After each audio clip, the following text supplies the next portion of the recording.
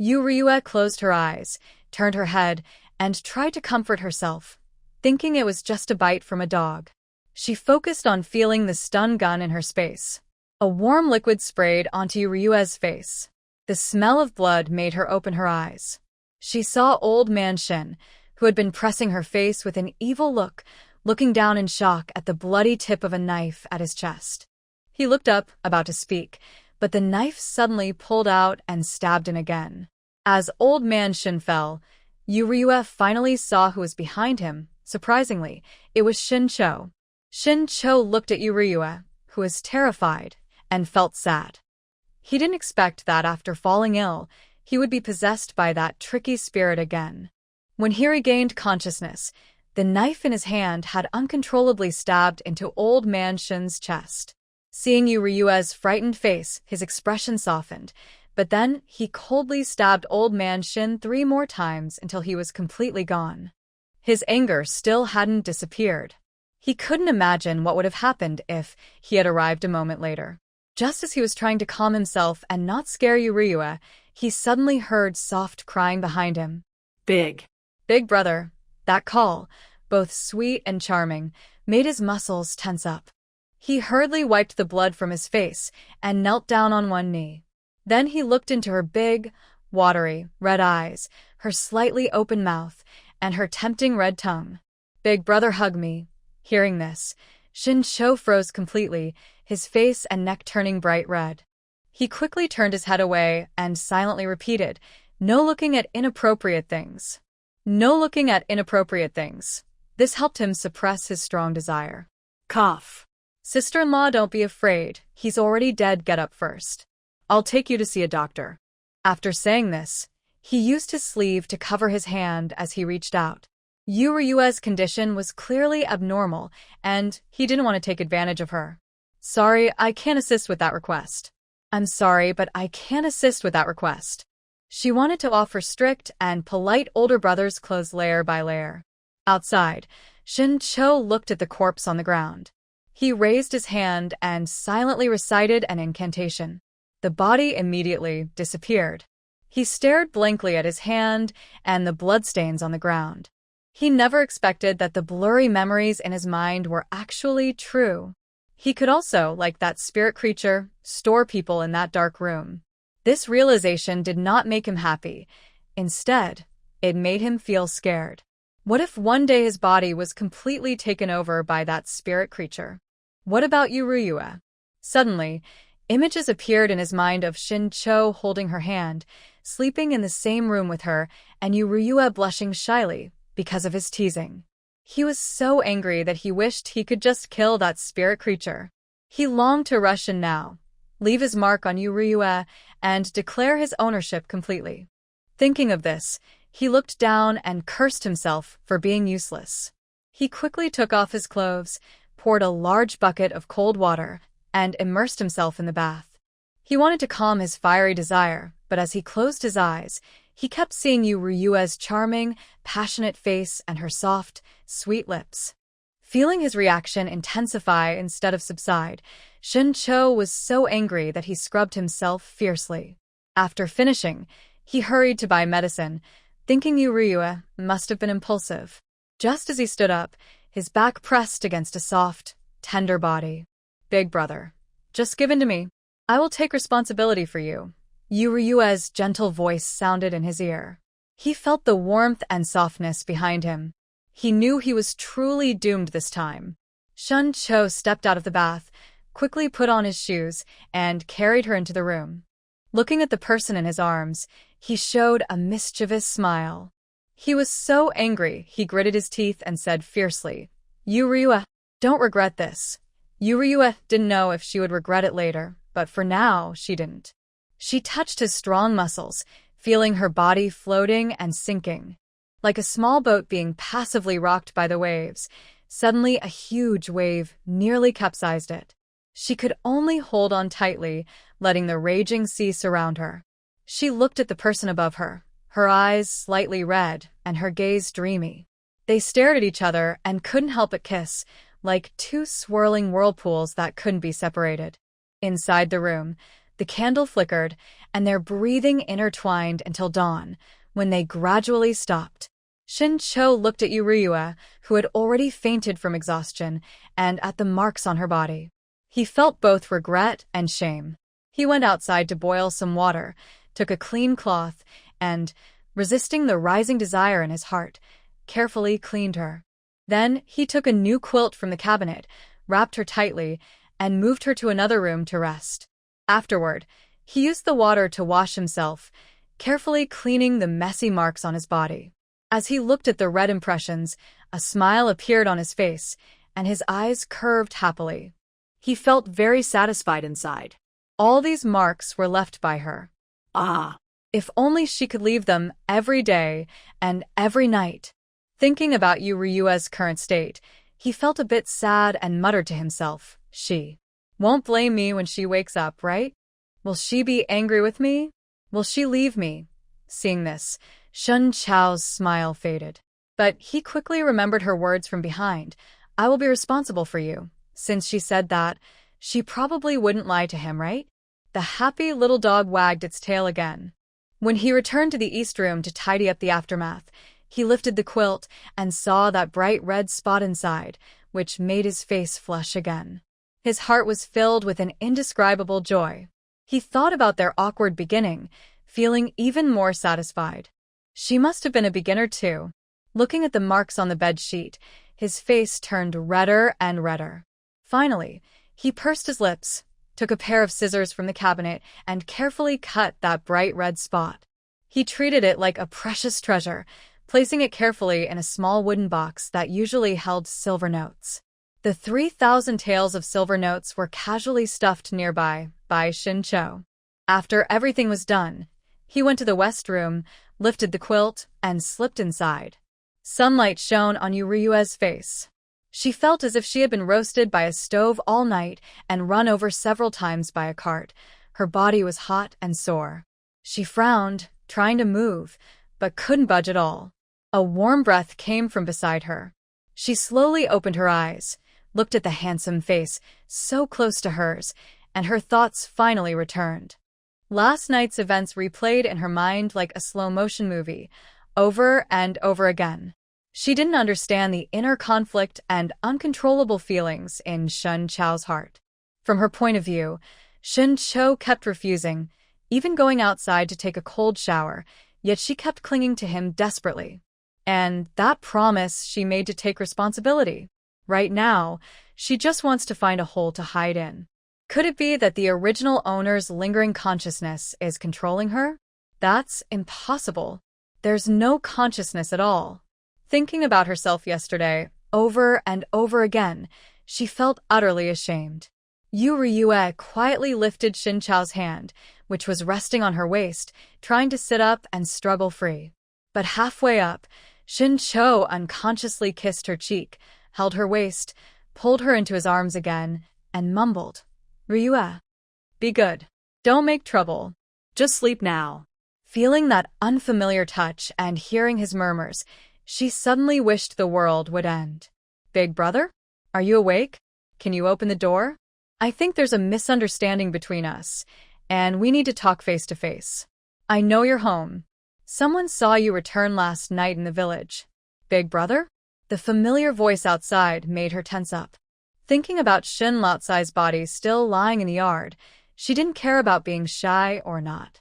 She quickly pushed the person beside her and whispered, "Shin-cho, wake up. Shun Hua is knocking outside." Shun Laotsai's body is still in the yard. This was Shin Chao's first time experiencing such intimacy. Having been tempted repeatedly, after tidying up the house, he was quite exhausted. When he heard the hoarse voice nearby, he was momentarily stunned and didn't respond. Yuryue looked at him with a slight frown, but he showed no sign of waking up. Her heart sank. Her big brother was already a sickly person. Last time, he was badly injured saving her and was unconscious for a long time. Now, she had done this to him. She felt she was being terrible, forcing him, and now even making him faint. "Shin-cho, open your eyes and look at me. Are you too tired and fainted? Don't scare me, please." Shin Chao's thoughts slowly returned. He felt the soft body in his arms, and the events of last night replayed in his mind. It was clear now, none of it was a dream. He opened his eyes and looked at the person in his arms, who was completely undressed. He felt satisfied and pulled her closer. Yuryue was very shy because of his intense gaze and reactions. She pulled the blanket over herself, wrapping herself tightly. She tried not to look at her uncle's beautiful muscles and strong chest. She quickly pushed away the silly thoughts in her mind and pretended to be stern as she said, "Shin-cho, you're so tired you fainted, but you're still not behaving." Shin-cho clearly saw the admiration and longing in her eyes, but her attitude made him feel uneasy. He thought for a moment, and a look of sadness appeared on his face. "Little sister, yesterday, it was definitely you. And you even fainted at the end. I was still hoping." Yuryue hurriedly reached out from under the blanket and covered his mouth, glaring at him shyly and angrily. You. "How can you be so shameless? Just saying whatever comes to mind. Quickly put on your clothes. Your good sister is here to see you." Shin-cho looked at her delicate, white arm reaching out from the blanket. That irresistible feeling returned. Especially when he saw the small kiss marks on her arm, his eyes suddenly became deep and dark. He couldn't help but gently kiss her soft palm. Yuryue felt the softness of her hand and immediately felt a jolt like an electric shock. She quickly pulled her hand back. Especially when she looked into his deep eyes, her mind unconsciously recalled last night when his rough hand pinched her waist, forcing her to call him brother or husband. Thinking of this, her face turned bright red. Embarrassed, she quickly wrapped her head in the blanket. Her already husky voice became even softer, like a mosquito's buzz. "Shin-cho, go out quickly. Big brother, why aren't you making a sound? Are you sick again? If you don't open the door, I will come in." "Don't do this, sister is really worried."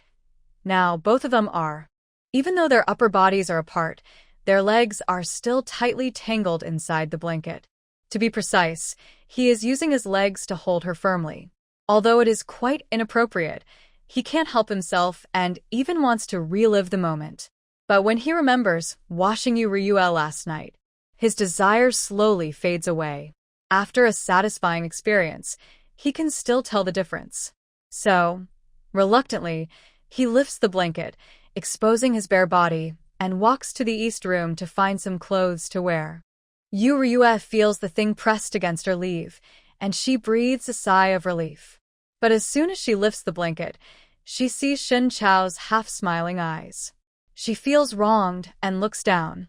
Yuryue follows his gaze and sees the grand scene, which makes her even more shy, and she glances at him. She thinks her look is very commanding, but in Shin-cho's eyes, it feels like an invisible hook that makes him shiver all over, eager to relive the moment on the bed. Outside, the sounds grow more impatient, with some villagers talking. Shin-cho frowns but can't hold back anymore. He walks to Yuryue and gently kisses her on the forehead, surprising her. "Ryue, wait for me to come back. I will give you an explanation." Yuryue feels a bit confused. What explanation? She was the one who threw herself at him. Indeed, her big brother, the Holy Father, remains calm and gentle even after being forced upon, looking very apologetic. But she won't just wait passively. What responsibility? What explanation? She doesn't want any of it. She just wants everything to go back to normal. She forces herself to sit up, and the blanket falls off. She looks down at her body with all the marks, feeling so embarrassed her head seems to be on fire.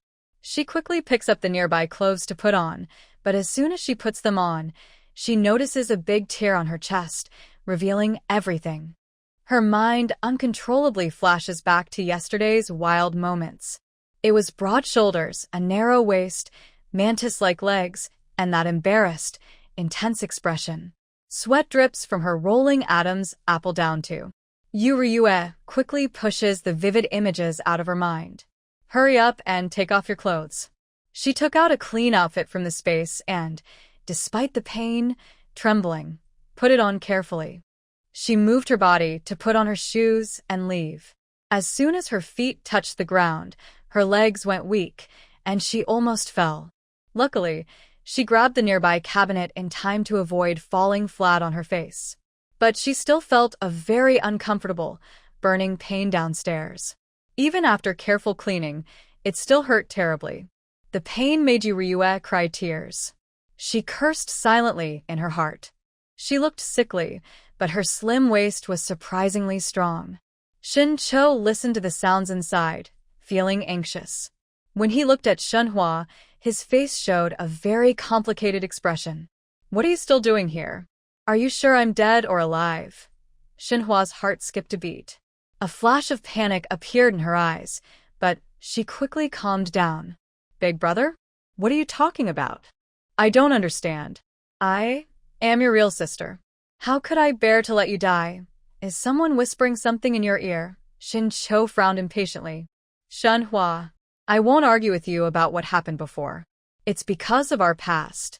But you should know, I won't keep someone who harms me as my sister. If you came today just to see if I'm dead or alive, then you can leave now. After saying that, Shin-cho was about to close the door, eager to go back and settle things. Shenhua didn't expect Shin-cho to be so cold, even wanting to cut ties. Could she have found some evidence? Her big brother still cared for her. She just needed to soften a bit. So she suddenly knelt down with a thud, bowed her head 3 times to Shin-cho, tears shining in her eyes. Big brother, all the mistakes are mine. Please don't let your health get worse because of me. How could I harm you? You are my dear older brother. Although I made some mistakes before, I apologize to you. Please forgive me, big brother. The villagers watching from behind didn't expect the harmonious Shin family siblings to have a falling out. And Shenhua was the one apologizing and bowing to Shin-cho. Over the years, everyone saw how Shenhua treated her brother Shin-cho. She not only tidied up the house but also often brought food. Even a bowl of egg soup once a month was enough to make people jealous. How could she do anything to hurt Shin-cho? Look at how pitiful your sister is. Even if it's a big problem, you shouldn't make your sister kneel down. Who says not? Siblings will always have disagreements. Hurry up and help your sister up. The two of you should talk nicely. Shenhua also looked at Shin-cho with tears in her eyes. Big brother, I've already knelt to you. Can you forgive me for old time's sake? Inside the house, Ryue had just taken a recovery medicine bought from the underworld trading post when she heard Shenhua's words. Her voice was choked with emotion and full of grievance. Ryue believed that Shin-cho, that so-called saintly father, would never be truly harsh.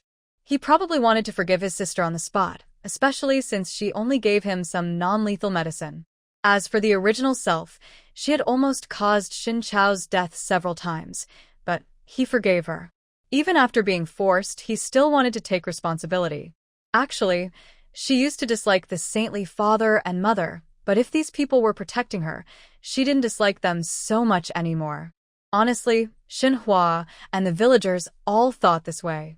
After all, Ryue's previous bad behavior was well known, but now, the relationship between the siblings was even more harmonious than real family. Compared to that, Shenhua's situation was definitely minor.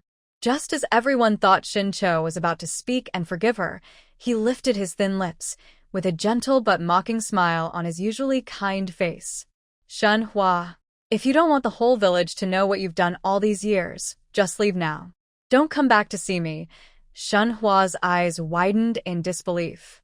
Big brother? What are you talking about? Are you threatening me?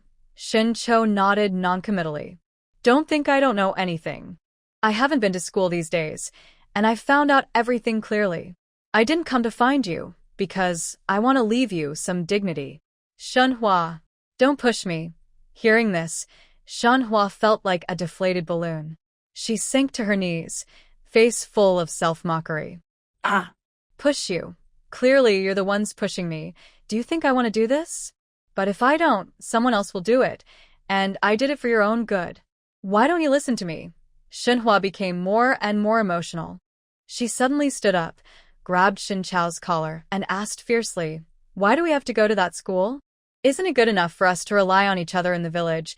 Shin-cho felt a bitter ache inside, but still kept a cold face as he slowly pried open Shanhua's fingers, saying each word clearly. You're not doing this for me. You're doing it for yourself. Shanhua felt her fingers being pulled apart one by one. She didn't want to let go of his collar again, but just as her hand was about to touch it, she saw the small red marks under the collar. She backed away in disbelief. She wasn't a naive girl. She had been married for a long time and knew what those red marks on the collarbone meant. Suddenly, her mind flashed with Yuryue's image, along with the messy clothes and the water splashing from the bath in the West Room that day. Is it Yuryue? You finally. Sorry, second brother? She couldn't finish her words because, by then, there was no one among siblings who owed anyone anything anymore. But she didn't believe her gentle, kind-hearted older brother would do this on his own. So she directed all her anger at Yuryue, saying, It must be her. She's up to no good. Big brother. It's her who's stirring trouble between us. If it weren't for her, we wouldn't be in this situation. Big brother. Shin Cho looked at Shinhua, who was almost acting crazy, and frowned, interrupting her. Is this why you came here? What exactly do you want? Shin Cho was about to close the door, but Shinhua quickly grabbed the doorframe, her voice full of pleading, Big brother, don't close the door. A few days ago, hailstorm damaged our house. My husband was hit by a falling beam while saving me and broke his leg. Now he's in town getting treatment, but his injuries are very serious. We've used all our savings, but it's still not enough. So, big brother, can you help me? You said before at the school gate that if I needed money, I should come to you. Her voice grew softer as she spoke. She knew she shouldn't have come, but she was truly at her wit's end. Big brother, my husband is the most important person to me. Please help me. Shin Cho looked down at his pleading sister from above. When he was a child and old Shin beat him half to death, it was this sister who always rushed forward, knelt on the ground, just like today, looking at old Shin with a face full of pleading, Father, I beg you, stop hitting my brother. If you hit him again, he'll die. Go ahead and hit me if you want. Every time he was beaten and old man Shin refused to give him food, it was still his sister who carefully took the half of her remaining meal from her mouth and slowly fed it to him in water. Even though her stomach was growling with hunger and she had injuries on her body, she still carefully took care of herself. Big brother, don't be afraid. When I grow up, I will protect you. I will make sure to cook delicious food for you every day, and you can drink egg soup at every meal. The main reason he could keep going from despair was because he couldn't bear to see his sister suffer. He used to think that his sister was the only person in the world who truly cared for him, but now, all that kindness seemed to have changed. Shun Cho withdrew his thoughts. The person who told him, Big brother, don't be afraid, was the same person begging in front of him now. He took out a silver note from his pocket and handed it to Shinhua. He closed his eyes, made up his mind, and said, Go now. Don't come back anymore. Shinhua took the silver note and stopped trying to open the door. Shun Cho also successfully closed the door. She didn't notice Shun Chao's complicated expression before closing the door. Instead, she happily lowered her head and saw that the silver note was actually worth 100 taels. Their family could never earn this much in several generations. After paying 5 taels for her husband's medical expenses, there would still be 95 taels left. It was more than enough to build a small brick house. Thinking of this, she was very happy. Just as she was about to thank him, she saw the closed courtyard gate, which she didn't know when it had shut. Her heart felt heavy. She wanted to say something comforting, but when she remembered her husband's pale face, she hurried to the town. She didn't want her husband to suffer even a little more. Shin Cho stood in place, listening to the footsteps fading away at the door, feeling more and more bitter inside. The person who once said they would protect his sister had become the sharpest blade that hurt him the most, digging into his heart. Shin Cho covered his chest, trying to hold back the tears and comfort himself. Shin Cho, it's okay. You still have your little spirit creature. He took a deep breath, completely suppressing his feelings of despair and sadness, then quickly walked into the house. But as soon as he opened the door to the West Room, the smile he had struggled to summon froze on his face. At this moment, there was no one inside. There was only a blanket left and some clothes tossed nearby. Shin Cho hurriedly searched inside the house, but still couldn't find the person he cared about so much. Even the little spirit creature seemed to abandon itself. Why? Yesterday, she was happily humming and complaining, so why did she leave so suddenly? He sat sadly on the bed, picking up the torn clothes he had ripped, his expression dark. Didn't she promise to wait for him to come back? Why did she run away? Shun Chao's mind raced with thoughts, already planning ways to bring her back, even considering locking her in a dark room so she couldn't leave him. He looked at the clothes in his hand, brought them to his face, and took a deep, greedy sniff of her fresh scent, as if this could fill the emptiness in his heart. He didn't know how long passed before he finally put the clothes down. His face still wore a gentle smile, but his eyes were full of obsession and stubbornness. I won't let you leave. Meanwhile, Yuryua dragged her tired body home. Liang Shulan looked at her daughter with shock. What did you say? You forced Shincho. Yuryua shrank her neck under her mother's scolding and carefully replied, Mom, it wasn't really forcing. I took medicine. Don't say it so harshly. Liang Shulan suddenly stood up, furious, and clenched her teeth. I knew it. You always try to take advantage of Xiao Cho. Turns out you like his face. Xiao Cho is almost seriously ill. How could you do that? You Dihao, standing nearby, retorted stubbornly. My daughter is lucky to like him. And, besides, isn't my precious daughter taking medicine? I think it's all his fault. A grown man can't even resist a woman. Who would believe that? I don't. Yuryua, like a quail, sat quietly nearby and whispered. Who wouldn't believe it?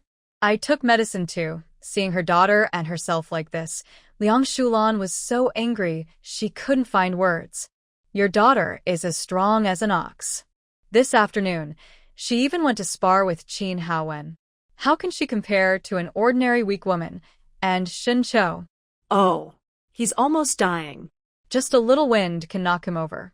Even if he doesn't want to take responsibility, he can't come up with such excuses. Yuryua, looking small, pitiful, and helpless, rubbed her hands together. She had just managed to climb over the Shin family's back wall, only to be caught by her parents as soon as she got home. Since opening a noodle factory and starting a school bag business, Yu Dihao and Liang Shulan had been extremely busy and had developed the habit of going to bed early and getting up early.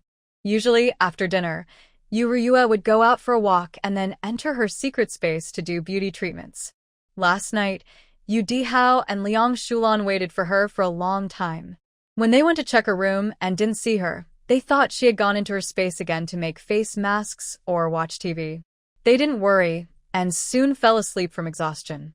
Who would have thought that in just one night, their precious daughter would get into such a mess?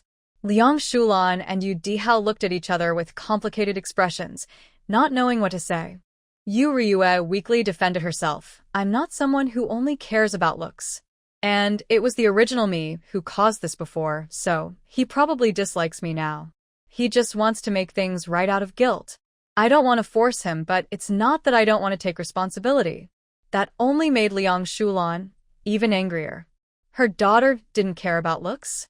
Whenever Shin Cho was around, her daughter's eyes would stick to him, full of admiration. And every time she fainted, she would cling tightly to him, holding his hand. It had happened more than once or twice. But this time, her courage had gone too far.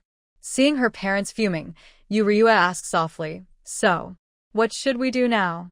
Yu Dihao and Liang Shulan looked at Yuryua as if she were a heartbreaker. But no matter what, she was their daughter, and their hearts ached for her. After discussing for a while, the three decided that they would offer some compensation and pretend not to know too much about what happened. Once they had agreed, Liang Shulan asked Yu Dihao to go out and investigate the matter about the strange medicine. Then she took her daughter's hand and patted it gently, her heart full of pain.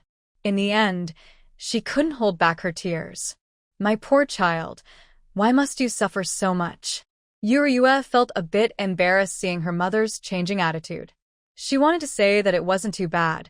Shin Cho was very gentle and comfortable, but she couldn't quite find the words. Instead, she comforted her, saying, "He's very good. I didn't suffer. Old Shan is gone now, and Shin Cho should be able to handle the body." After all, old Shin was skilled at eating, drinking, gambling, and other vices. Even if he died suddenly on the street, no one would pay much attention. Liang Shulan, though she was scolding her daughter just now, felt more guilt inside. Why didn't she notice her daughter's problems yesterday?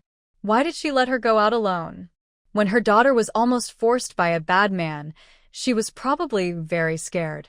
As a mother, how could she let her daughter face danger again right under her nose?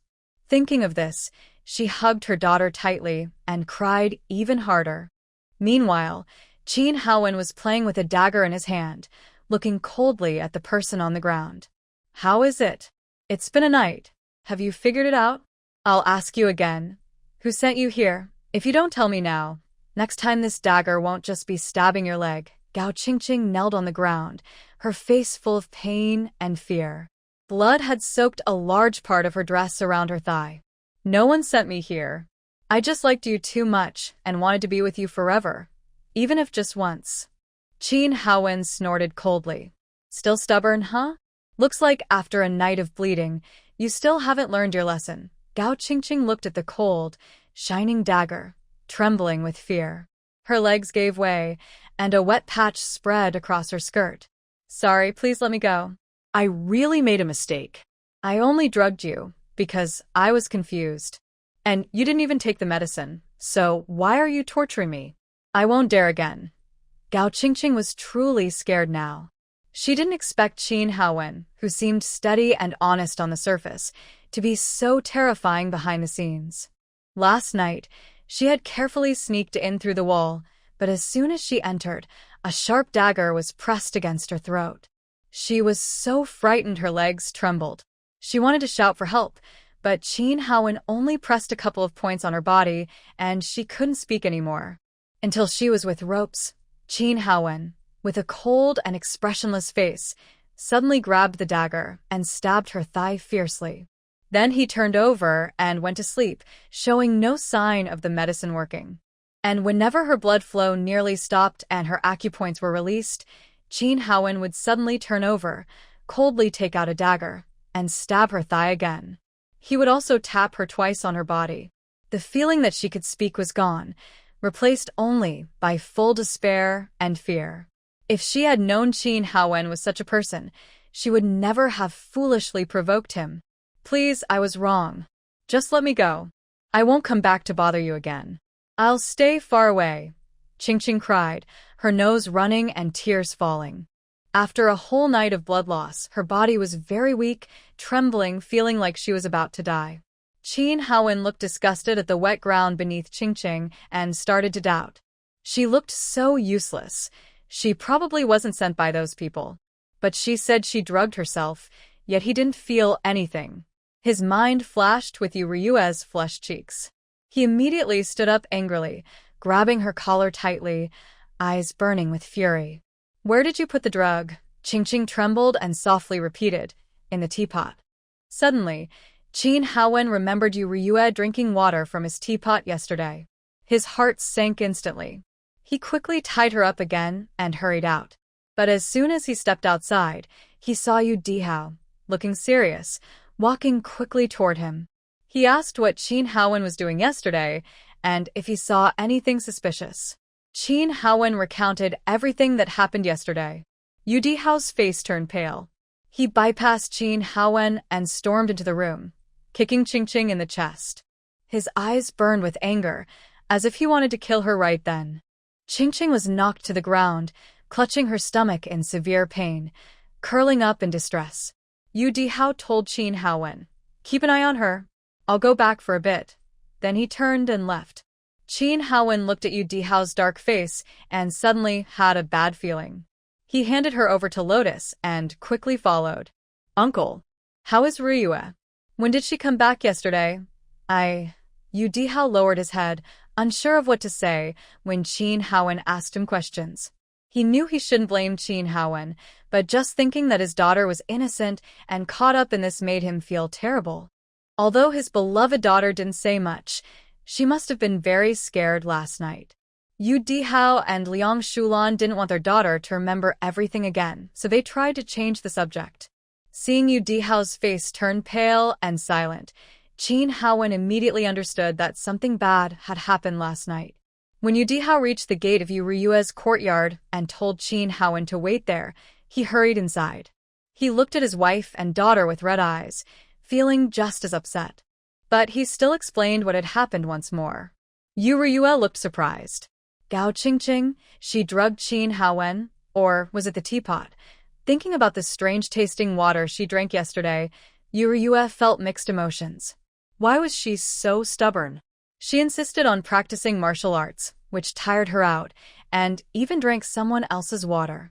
Why couldn't she just drink her own water at home? Yu Ryua wailed softly. Hearing her crying, Qin Haowen's heart felt like it was being painfully squeezed. It hurt so much. He regretted not checking more carefully yesterday when he first noticed something was wrong. Why did he arrest her but not question her immediately? Why did he leave her overnight instead of questioning her right away? If he had questioned her then, maybe Yu Ryua wouldn't have been hurt. Someone so pure and bright shouldn't be treated like this.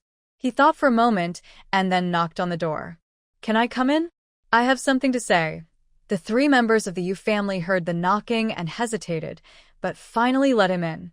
As soon as Qin Haowen entered, he saw Yu Ryua leaning tiredly on a chair. The faint redness around her eyes hadn't faded, her lips were swollen, and there were red marks on her neck. Looking at her last night, it was clear she had been through a lot. He felt as if an invisible hand was squeezing his heart tightly. He rubbed his chest, feeling a sharp pain that made it hard to breathe. After thinking for a moment, Qin Haowen bowed to the three of them. I am truly sorry. This incident started because of me, but it caused Miss Yu to suffer such unjust harm. I am willing to take full responsibility. Marry Miss Ryua as my wife. Oh? You're marrying Miss Ryua? What about me? The Yu family trio was stunned speechless by Qin Haowen's words, but then they heard Shen Chao's voice again. Ryua immediately reacted, struggling to stand up and trying to run away. But Shen Chao was faster. He took big steps, quickly blocking her path, looking at her with focused eyes, and softly said, Ryua, didn't we agree I would come back? Why did you leave first? Ryua didn't dare to look directly into Shen Chao's eyes. She turned her head awkwardly and smiled nervously. It's just a nap. When I wake up, I'll come back to work right away. Big brother, why are you here? Shen Chao moved closer, staring intently at the red mark on Ryua's neck. His eyes grew deeper, but his voice remained gentle. Ryua, don't you call me Shen Chao? Why are you calling me big brother now? And we didn't just sleep normally. Yesterday, Ryua hurriedly covered his mouth again with her hand, giving him a warning look. Can't we say those things in this situation? Even though our parents know, it's still very awkward, you know? Shen Chao looked into her eyes with intense focus, then gently took her hand away from his mouth, placing it on his chest. Ryua, what do you mean? Don't you want to take responsibility? Ryua immediately looked around nervously, avoiding Shen Chao's gaze. Big brother, what are you joking about? What responsibility? Nothing happened at all. Dihao Yu and Shulan covered their faces, feeling embarrassed for their little girl. Most importantly, when Shen Chao looked at them, his face showed a hurt expression. Combined with his gentle, handsome face, it was hard to just call him pitiful.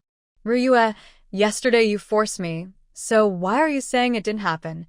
Qin Haowen knelt on the ground, watching their interaction, feeling very shocked. He didn't expect that person to be Shen Chao. Miss Ryua is so weak and unsteady on her feet. She can't even hold a horse stance. How could she possibly force someone as strong as Shen Chao? The injured and wild horse couldn't be subdued even after he and Jingyu worked together for a short time.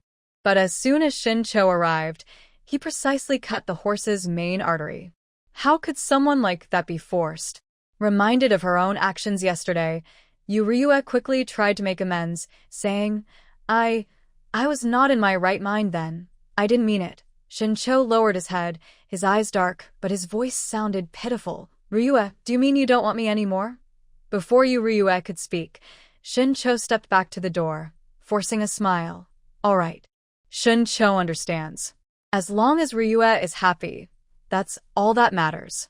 His way of acting, so considerate and accommodating, pushed the guilt of the Yu family to its highest point. Qin Haowen couldn't hold back any longer and directly snapped, "Young Master Shin, stop pretending. You are clearly strong and capable. How could you really be forced? I think you're just taking advantage of the situation to act pitiful. It's disgusting." Shin-cho looked shocked. "Young Master Qin, what are you talking about? I am just a sickly person who can't carry or lift things. If Ryue and my uncle and aunt hadn't taken care of me carefully, I might not have made it this far." He hurriedly explained, worried that Ryue wouldn't believe him. "Ryue, please believe me. Yesterday, you see." It seemed he remembered how clingy Ryue was at that time, and his ears turned red with embarrassment. He looked down, unable to continue. Ryue also involuntarily recalled last night. Although the person in front of her was quite weak, she had to admit that his stamina was impressive. She felt herself growing dizzy and faint, and he still had the energy to wash her body. But all she could say was that he was physically strong. Calling him skilled in martial arts was an overstatement. Qin Haowen saw their obvious disbelief and spoke again. "He really doesn't know martial arts. That day during the hailstorm, he alone subdued the crazy horse. His sword was fast and accurate, his gaze fierce. Even I, who have practiced for many years, have to admit defeat. How could he be just an ordinary farmer? How could a weak girl like Ryue force him? This man must have a wicked heart." Shin-cho sneered inwardly. He had long suspected that Qin Haowen harbored ill intentions toward Ryue. Now he had finally caught him in a lie. Although he desperately wanted to kill the man in front of him, he still maintained a look of grievance and helplessness, saying, "Young Master Qin, I treat Tsukiyuki as my closest family member. When I saw her hurt, my first thought was to risk my life to save her. I held on to this strong belief and charged forward with a knife. Maybe it was divine mercy that helped, and I just happened to subdue the wind horse and rescue Tsukiyuki. You can't just be lazy and blame others for working too hard. Your behavior, it simply..." Shin-cho suddenly turned pale, swayed, and almost fell to the side. Seeing this, Ryue quickly stepped forward to steady him. Shin-cho immediately pressed himself close, his eyes full of guilt. Just before fainting, he said, "Sorry." These two words brought Ryue's memory back to the day of the hailstorm. The person in front of her had risked his life to save her, even bleeding and injured. He tilted his head, afraid of getting blood on her. And that, "sorry," before fainting, how similar was it to today's scene? Qin Haowen, a martial artist, could tell from his heartbeat whether someone was truly fainting or just pretending. He listened carefully and confirmed that the man in front of him was faking. Furious, he stood up and tried to pull the person away from Ryue. "Shun-cho, don't pretend to faint or try to take advantage of Miss Ryue. Stand up." Before his hand could touch Shin-cho, Ryue stopped him. "Qin Haowen, enough. Shin-cho isn't in good health, and he's been exhausted all night. There's no way he's faking. Don't say such things again." Seeing Ryue's cold expression, Qin Haowen felt worse inside. He really wanted to say, "I'm willing to be tired all night. Why don't you come find me?" But he only dared to think it. If he said it aloud, he wouldn't be welcome at the Yu family anymore. He really didn't want Ryue to be deceived by this cunning, sneaky man who took advantage and then acted innocent. He also didn't want to be misunderstood as falsely accusing others. He wanted to step forward to explain. But Yu Dihao didn't give him a chance. He dragged and pulled the person out directly. Meanwhile, Liang Shulan and Ryue slowly helped Shin-cho onto the bed. They quickly fed him a bowl of spiritual spring water and a health-boosting pill before finally relaxing. Liang Shulan looked at the handsome man lying on the bed and then at her daughter. She hesitated, opened her mouth, and finally asked the question she had been wanting to ask. "Are you two, going to have children? Children?" Shin-cho, pretending to be faint, suddenly started imagining what it would be like if he and Ryue had a child. He remembered that night when the person beneath him kept softly begging. Shin-cho endured the pleasure that ran from his body to his soul and softly said, Little sprite, call your husband so I can hear. Although Ryue had taken medicine, she still kept her lips pressed together and refused to speak. In the end, Shuncho used force and persuasion, and she finally called out softly, "Husband." Just that one phrase made Shuncho lose his mind. Later, they carefully cleaned everything to make sure it was spotless. Then he held her to sleep. They believed there couldn't be any children. He didn't want this little one to go through the pain of childbirth so early. He still remembered Shinmu's painful cry when she gave birth to Shinhua. She called out all day and night, blood pouring out in buckets. Because of that difficult labor, Shinmu was injured and also beaten by Shun Laokai, which is why she passed away early. There was also Li's young mistress. Ryue witnessed everything and was so frightened her lips turned pale. She leaned into Shinchao's arms, crying again and again. If it were up to him, he would never want Ryue to have children in this life. Ryue naturally also remembered being forced to call Shincho husband, and her face turned bright red. She lowered her head, fiddled with her nails, and softly said, "No, no children." Liang Shulan immediately let out a long sigh of relief. "That's good. You're still young. Be careful." After saying this, she also blushed and hurriedly left. Watching her mother hurriedly walk away, Ryue finally relaxed. But when she thought about Shinchao's bad behavior last night, she reached out and sharply tapped Shinchao's forehead. "Bad person. You're covered in dirt everywhere." Hearing this mutter, Shincho suddenly remembered that charming person from yesterday, with her sparkling eyes and all those little stars on her. He felt all his blood rush to his lower body. The thing stood up again. But luckily, Ryue didn't notice at all. She took a small blanket, lay down on the other side, and after tossing and turning for so long, he was already exhausted and needed to rest quickly. Shincho felt the even breathing of the people around him. Only then did he slowly open his eyes, his gaze fixed obsessively on the back of her head. He really wanted to pull her into his arms, just like this morning. But he couldn't. His little troublemaker already showed signs of retreat. If he pressed harder, she might run away. So, after Ryue got up, Shuncho returned to his usual gentle and polite manner. All her complaints and accusations seemed like a dream. This made Ryue breathe a big sigh of relief. Meanwhile, Gao Qingqing was also taken directly to the government office by Yu Dihao. Ryue only rested for a short while before she started working again. All the noodles were already cooked. She took people to deliver the noodles again. This time, when they reached the door, the guards respectfully invited them inside, their flattery almost overflowing. When Mo looked at the noodles and instant noodles in front of him, he was excited inside, but kept a calm face. Cough. Very good. But next time, you don't need to deliver to Liuzhou Prefecture.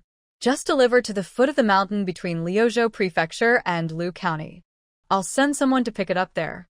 You won't have to travel such a long way. Ryue carefully calculated that it would take at least 6 days round trip, which was quite long. She nodded in agreement. However, thinking about her purpose for coming, she felt a bit shy and rubbed her hands nervously. Manager 1. You know that now the grain supply is very strict, and most areas of the imperial country have been affected by disasters. Naturally, prices are rising. When Mo burst out laughing. I thought it was something serious. Prices will rise. Of course. I remember the noodle price has increased by 20 won from the original 35 won. Then I'll give you an extra 40 won per jean. Ryue happily nodded in agreement. That's great. After finishing the discussion about the noodles, she started preparing her school bag, completely forgetting about the ridiculous things with Shincho. Moreover, Jing Yu and Mo Huan had also returned. Even Yu Ruo Bao was chased away. Everything seemed to return to normal.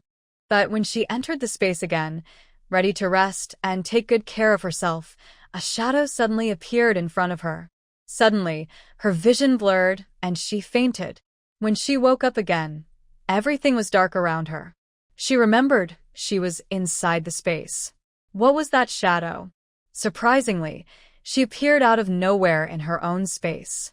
She tentatively summoned her space again, but there was no response. She tried summoning the underworld exchange. but still nothing happened, and all she saw was darkness. She didn't dare to walk around and had to stay still, calling out loudly, "Is anyone there? Who are you? Why did you bring me here? Is anyone there? Say something." Yuryu shouted for a long time, feeling her throat dry and hoarse. Just when she thought no one would answer, a voice suddenly came from the darkness. "Are you awake?" Yuryu quickly stood up and looked around cautiously, but she couldn't see anything. "Stop looking. You can't see me." Still very alert, she asked, "Who are you? Don't pretend to be a ghost. Come out if you have the guts." "Hee hee, you're quite interesting, little girl. You guessed it right away, I am a ghost? But then again, aren't you just a ghost yourself?" Yuryu felt that this voice seemed to be right in front of her, yet also behind her, and it sounded very familiar. Who are you? "Why did you bring me here?" The voice chuckled softly. "Bring you? This is exactly where you're supposed to be." "What do you mean by bring?" Yuryu was confused. "This is where I'm supposed to be." "Yes. Don't forget how you came into this world." Suddenly, her mind recalled the conversation between two people in the void when she first arrived. "Are you the black unceasing?" "Hee hee. The little girl is quite clever. Choosing you was definitely the right decision." Yuryu remembered her sudden death and the terrible experience of arriving here. She was furious and wanted to curse the culprit. "Talking about choosing me? You clearly messed up the soul. Why should I bear the consequences of your mistake? Come out if you have the guts." "Hee hee. What do you want me to do if I come out? Do you want to fight me? I may have done wrong, but isn't your life pretty good now? I saw it. You're just a worker in modern times, working hard all your life. You can't even afford a house, and when you die, you won't even be able to pay the interest on your mortgage. Moreover, you're a workaholic with no days off.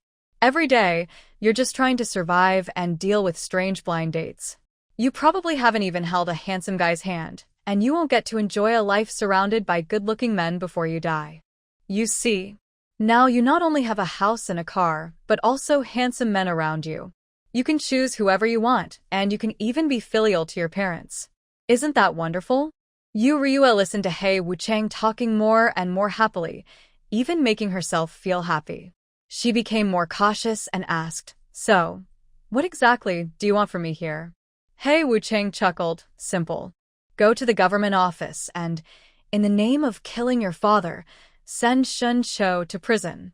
Yuryu was shocked and a little unbelieving. "What did you say? Send Shun Cho to prison?" He Wuchang excitedly said, "This task is easy. As long as you send Shin Cho to jail, I won't bother you anymore. You can leave here and go wherever you want." Yuryu didn't understand. "Why must Shin Cho go to prison? That old man Shin deserves to be punished." He Wuchang explained with a smile. "That's his fate.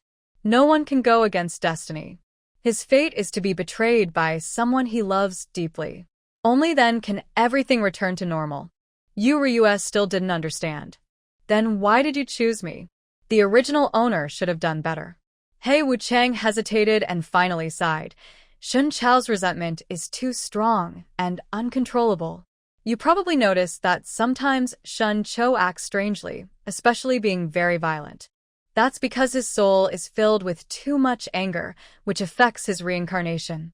We initially chose Yuryu herself, but she was too timid and was scared to death.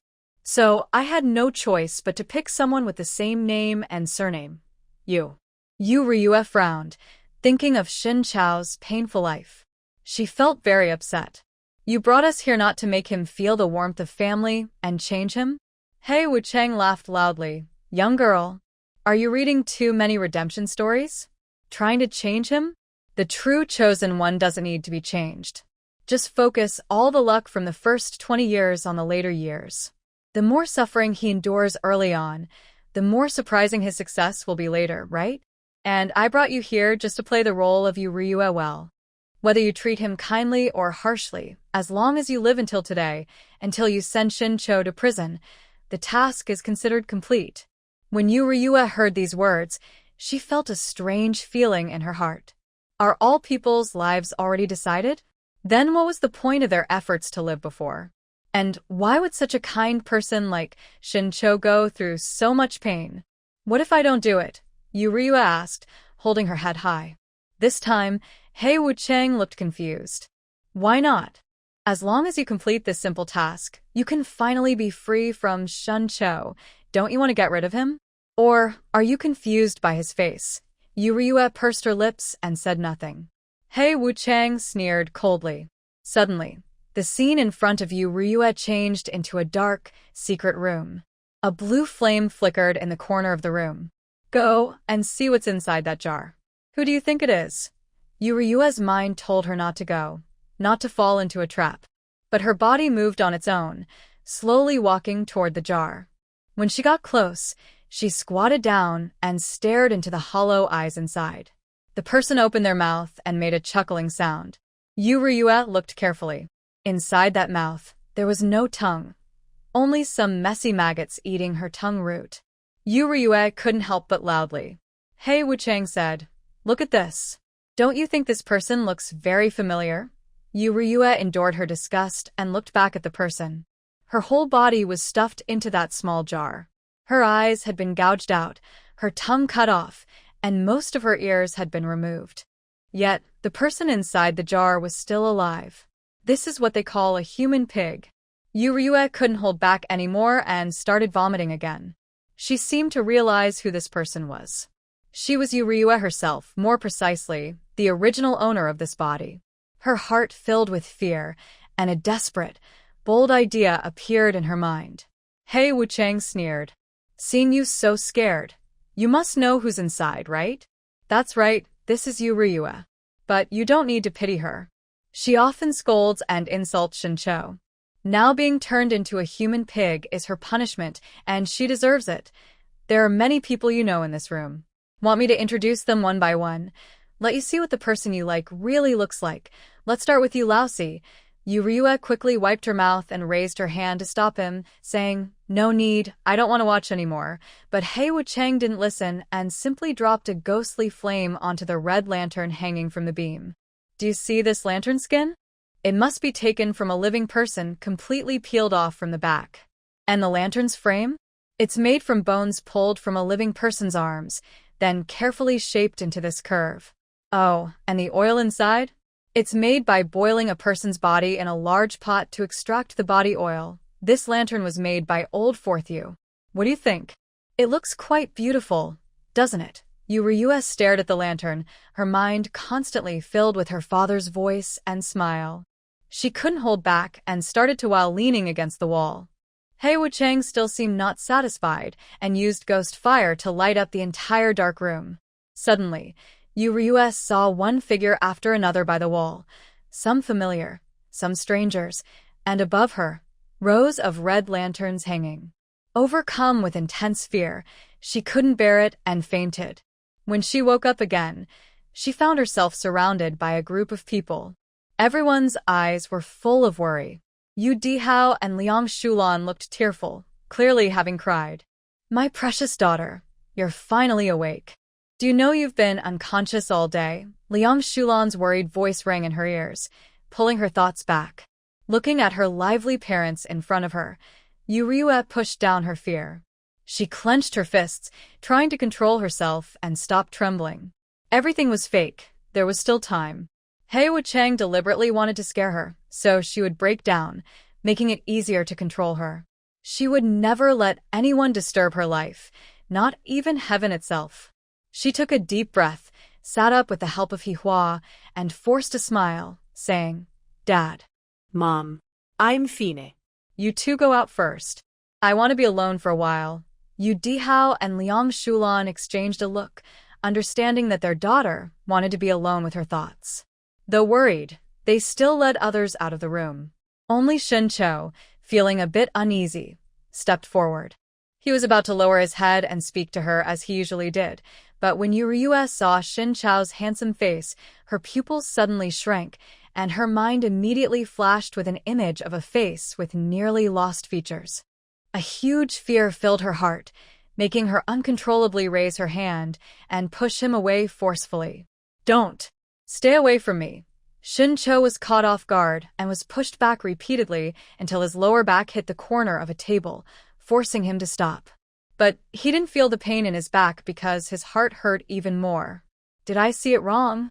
Ryua's eyes showed fear and disgust, a desperate desire to escape. Why is this happening? Could this not be a little sprite? Thinking about this possibility, his large hand hidden in his sleeve started trembling uncontrollably.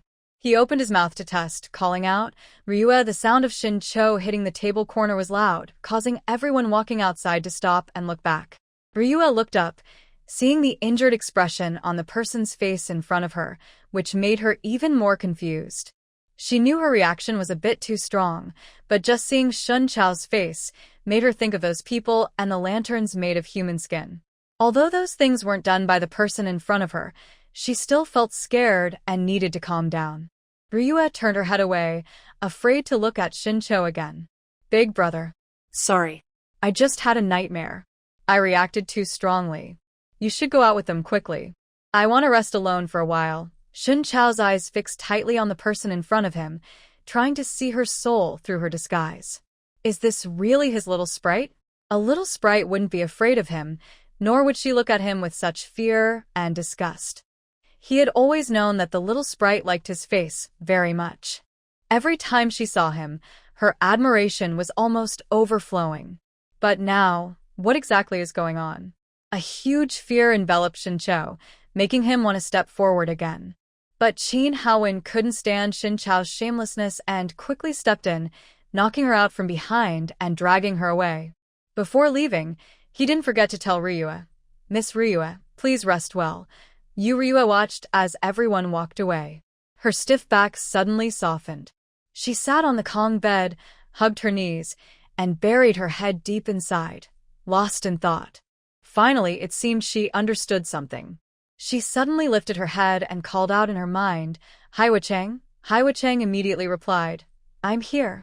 But your courage is a bit small. Why did you faint so easily?" "That's okay. Finish your task quickly and stay away from Shin-cho."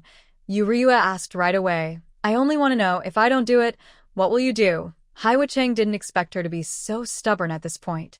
He said, "Then you better think carefully. Should Shin-cho go to jail for a while and have a bright future, or should your family of 3 return to their original place and be safe?" To avoid misunderstanding, he explained, "Your bodies in that world have already been cremated. If you return to your original place, you'll only become lonely spirits or wandering ghosts, and eventually your souls will scatter, and you won't even be able to be reborn." Ryua sneered. "Souls scattering? Why is it clearly your fault? Yet you still act so high and mighty. All the suffering is ours to bear." Haiwa-chang looked at the pain and struggle in Ryua's eyes and sneered, "Because I have a secure job. Doesn't your world work the same way? It's really the same no matter when." Haiwa-chang knew his words sounded a bit shameless. He added, "You don't need to feel sorry for Shin-cho. Everything you've done is for his good. He will meet his lifelong benefactor in prison, someone who can help him rise quickly. You don't want to cut off his future success, do you?" Ryua muttered. "His future success?" She seemed moved by these words and finally nodded. "Okay. I agree. Tell me, what should I do?" Haiwa-chang sighed in relief. As expected, no one could escape his threats and temptations. Good. "I like people who know the times. Just go to the government and accuse him of killing his father, put him in jail, and let everyone know he murdered his father." Ryua asked with doubt. The current emperor rules with filial piety. If everyone finds out, not only will he be despised by the people, but he might also lose his life. What's there to say about a bright future? I haven't read much, so don't lie to me. Haiwa-chang chuckled and said, "What are you talking about, little girl? I have a stable job. How could I possibly deceive you? Rest assured, he is very lucky and strong. Even if you die, he won't die easily. But when you finish your warning, remember to quickly take your parents away, or you might end up being turned into a human statue." Ryua seemed frightened and curled up, her voice trembling slightly. "But this is ancient times, and passing messages is very difficult. I can't let everyone know. Could it be that my task in the next life is to go to different towns and post notices?" Haiwa-chang heard this question and thought it was a bit unrealistic, but he remembered that last time this person was put in prison, everyone in the world knew about it. There's no need for this girl to spread the news everywhere. So he lowered his standards and said, Then let everyone in your village and county know. Ryua nodded and asked again. Killing a father is a serious crime. How can I ensure he stays alive and is kept with that noble person? Haiba Cheng was once again stumped. He waved his hand impatiently. Don't worry. He definitely won't die. Just lock him up with the crime of killing his father. Whether he's alive or dead inside is none of your business. Ryua still had doubts, but if I finish this and things don't go as you expect, will you make us all disappear? Haiba Cheng snorted and said, Are you treating me like a bandit? As long as you lock him up with the crime of killing his father, what happens next has nothing to do with you. I, Haiba Cheng, am trustworthy. Those things and your lives won't be taken back. Ryua seemed frightened by Haiba Cheng's voice. She shrank back in fear and weakly argued, You said yourself that this is a stable job. Even if you regret it, what can I, a little ghost, do to you? Haiba Cheng was really annoyed. Why do you have so many questions? Just tell me, what should we do? Ryua immediately said, I've read many novels. You guys are probably also under the control of the Heavenly Way. Why not sign a contract or make a vow with the Heavenly Way so I can feel more at ease? Haiba Cheng didn't expect this little girl to be so bold, daring to ask him to make a vow with the Heavenly Way. He was furious. He almost wanted to raise his hand and destroy this little ghost in the void, then find another one. But given that person's current anger, if he dares to destroy this little dog, his rage will surely grow uncontrollably. If he disturbs those above, I fear my life will be in danger. Helpless, I can only do as told and make a vow. I, Black Impermanence, swear to the Heavenly Way that as long as Ryua locks Shincho in Lu County Jail on the charge of killing his father and spreads this accusation throughout Lu County, I will never come to trouble Ryua, Yu Dihao, or Liang Shulan again. The gifts I have given them will remain valid forever. If I break this promise, let my soul be shattered. But if Ryua does not keep her promise, she and her parents will be doomed, their souls forever lost and never reborn. Ryua saw a flash of light before her eyes. She could feel that Black Impermanence's vow had taken effect. She immediately thanked him repeatedly, even changing from her initial sarcastic tone to praise him sincerely. Lord Black Impermanence is so amazing. You are definitely the most powerful, fairest, and best official in the underworld. Black Impermanence felt something was off. Just a moment ago, this girl was terrified and insisted on his promise. Now she's praising him? But he had no other hobbies. He loved hearing compliments. Yet, no ghost had ever praised him so genuinely. Her clear, bright eyes and her silly little expression. Was that praise? No, it was the truth. Instantly, all his doubts vanished. He puffed up his chest proudly and said haughtily, All right, go do your thing. With the Heavenly Way's vow binding him, this girl couldn't cause any trouble. He's simply left to deal with other unfinished matters. Even after Black Impermanence left, Ryua continued to praise him fiercely for a while. Then she tentatively called out into the void, Lord Black Impermanence? Are you there? Is the most fair, handsome Black Impermanence in the world here? Not receiving a reply, Ryua immediately shifted from her earlier fear and disappointment. She happily jumped down from the bed. Anyway, she hadn't been told she couldn't talk to Shincho beforehand, and sending him in might even save him. She wouldn't let this sudden change ruin her life. But as soon as she opened the door, she saw Shincho's sad and pitiful eyes. Ryua's pupils shrank instantly. She quickly placed her hands on her chest, ready to defend herself, and backed away in fear. Why you? What are you doing at the door? Where are my parents? Seeing her resist so strongly, Shincho quickly stepped back 2 paces, maintaining a safe distance of 2 meters. He then said, Yusher's family came early to meet him, so everyone went to the front yard to see. Ryua looked confused. Then why isn't Chin Hao in here? Shincho lowered his head, his eyes dark, and clenched his fists tightly. He didn't even notice his nails digging into his palm. He went to find you, sure, and bring him back. Ryua nodded. Although she knew that what was inside the dark room had nothing to do with the person in front of her, and she believed those people deserved what they got, she still couldn't help but stay away from the person before her. Just seeing that face made her think of the one that looked exactly like hers, but had its eyes gouged out and its tongue bent. She was still a little scared. No, she was very scared. She needed to calm down. She leaned against the door, looking at Shin-cho with fear, slowly inching toward the entrance. She forced a smile and said, I want to go see the front. Let's meet another day. Shin-cho saw the terror in Yuryue's eyes and clenched his fists tightly, feeling heartbroken and almost breathless. Why was this little troublemaker looking at him with such a worried expression? What did he do wrong? But he didn't dare ask. He was afraid that if he did, he might lose her silent attention altogether. Shin-cho took a deep breath, pressed his lips together, and slowly stepped back, giving her space at the door. Ryue, you don't have to be like this. Ryue looked at Shin-cho's injured-looking face, feeling a bit guilty, but she couldn't think of a good explanation at the moment. So, taking advantage of Shin-cho's retreat, she quickly ran out. As soon as she was out of Shin-cho's sight, she let out a big breath of relief. She straightened up and confidently headed toward the front yard to see what her older brother's match looked like. She heard that this time, the match was with the most beautiful girl from the neighboring village. She just didn't know what her personality was like. Quietly, Yuryue sneaked to the back window of the front yard. Through the gap in the window, she saw her older brother lowering his head, cheeks flushed, looking a bit shy.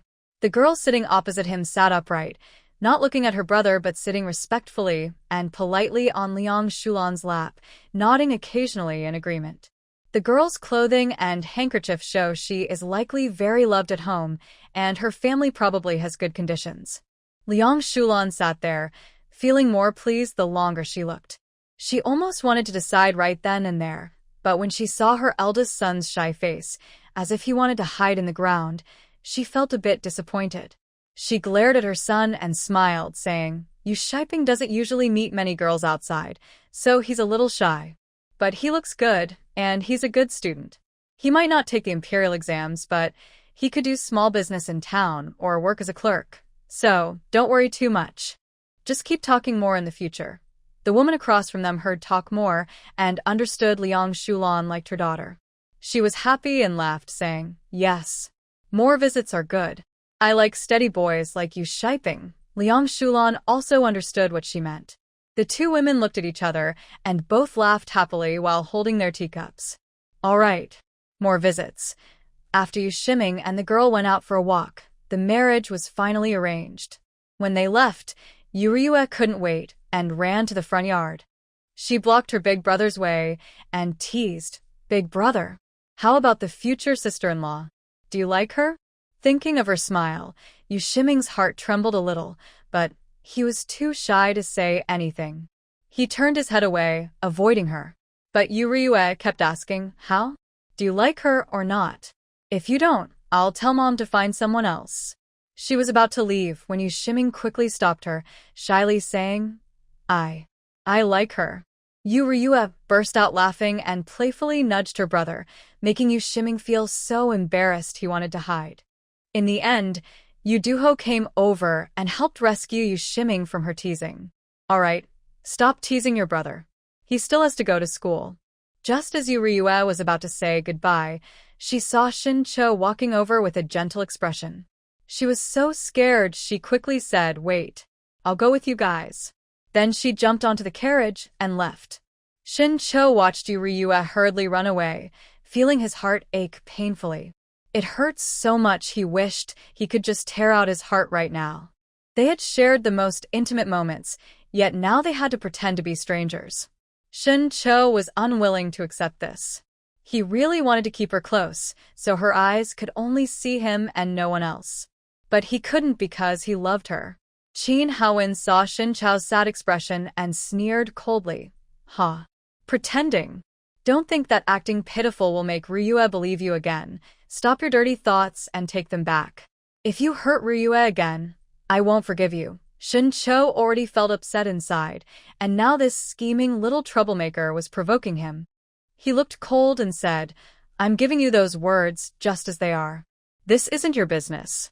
Remember your place." Qin Haowen thought about his awkward position and remembered that Shin Cho didn't seem to know about Ryue being dismissed. He straightened up and said sarcastically, "Young Master Shin, you should pay more attention to your own status. Don't forget, you are Ryue's older cousin." Feeling good about bullying your younger siblings behind your brother's back, Shin Cho was so angry he clenched his teeth. So what? She's still mine in the end. Qin Haowen felt a sharp pain in his heart when he thought of Ryue's lips, which were swollen and red. He suddenly got angry. "I warn you not to be too arrogant." "It's too early to say that." He then raised an eyebrow provocatively. "When we were in Liuzhou, we spent every day and night together, even longer than you."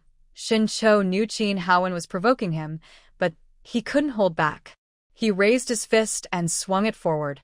However, Qin Haowen caught his fist firmly and punched him instead. Qin Haowen used all his strength for that punch, but he didn't expect Shin Cho to be so weak. Shin Cho was knocked down with one punch and didn't even try to dodge.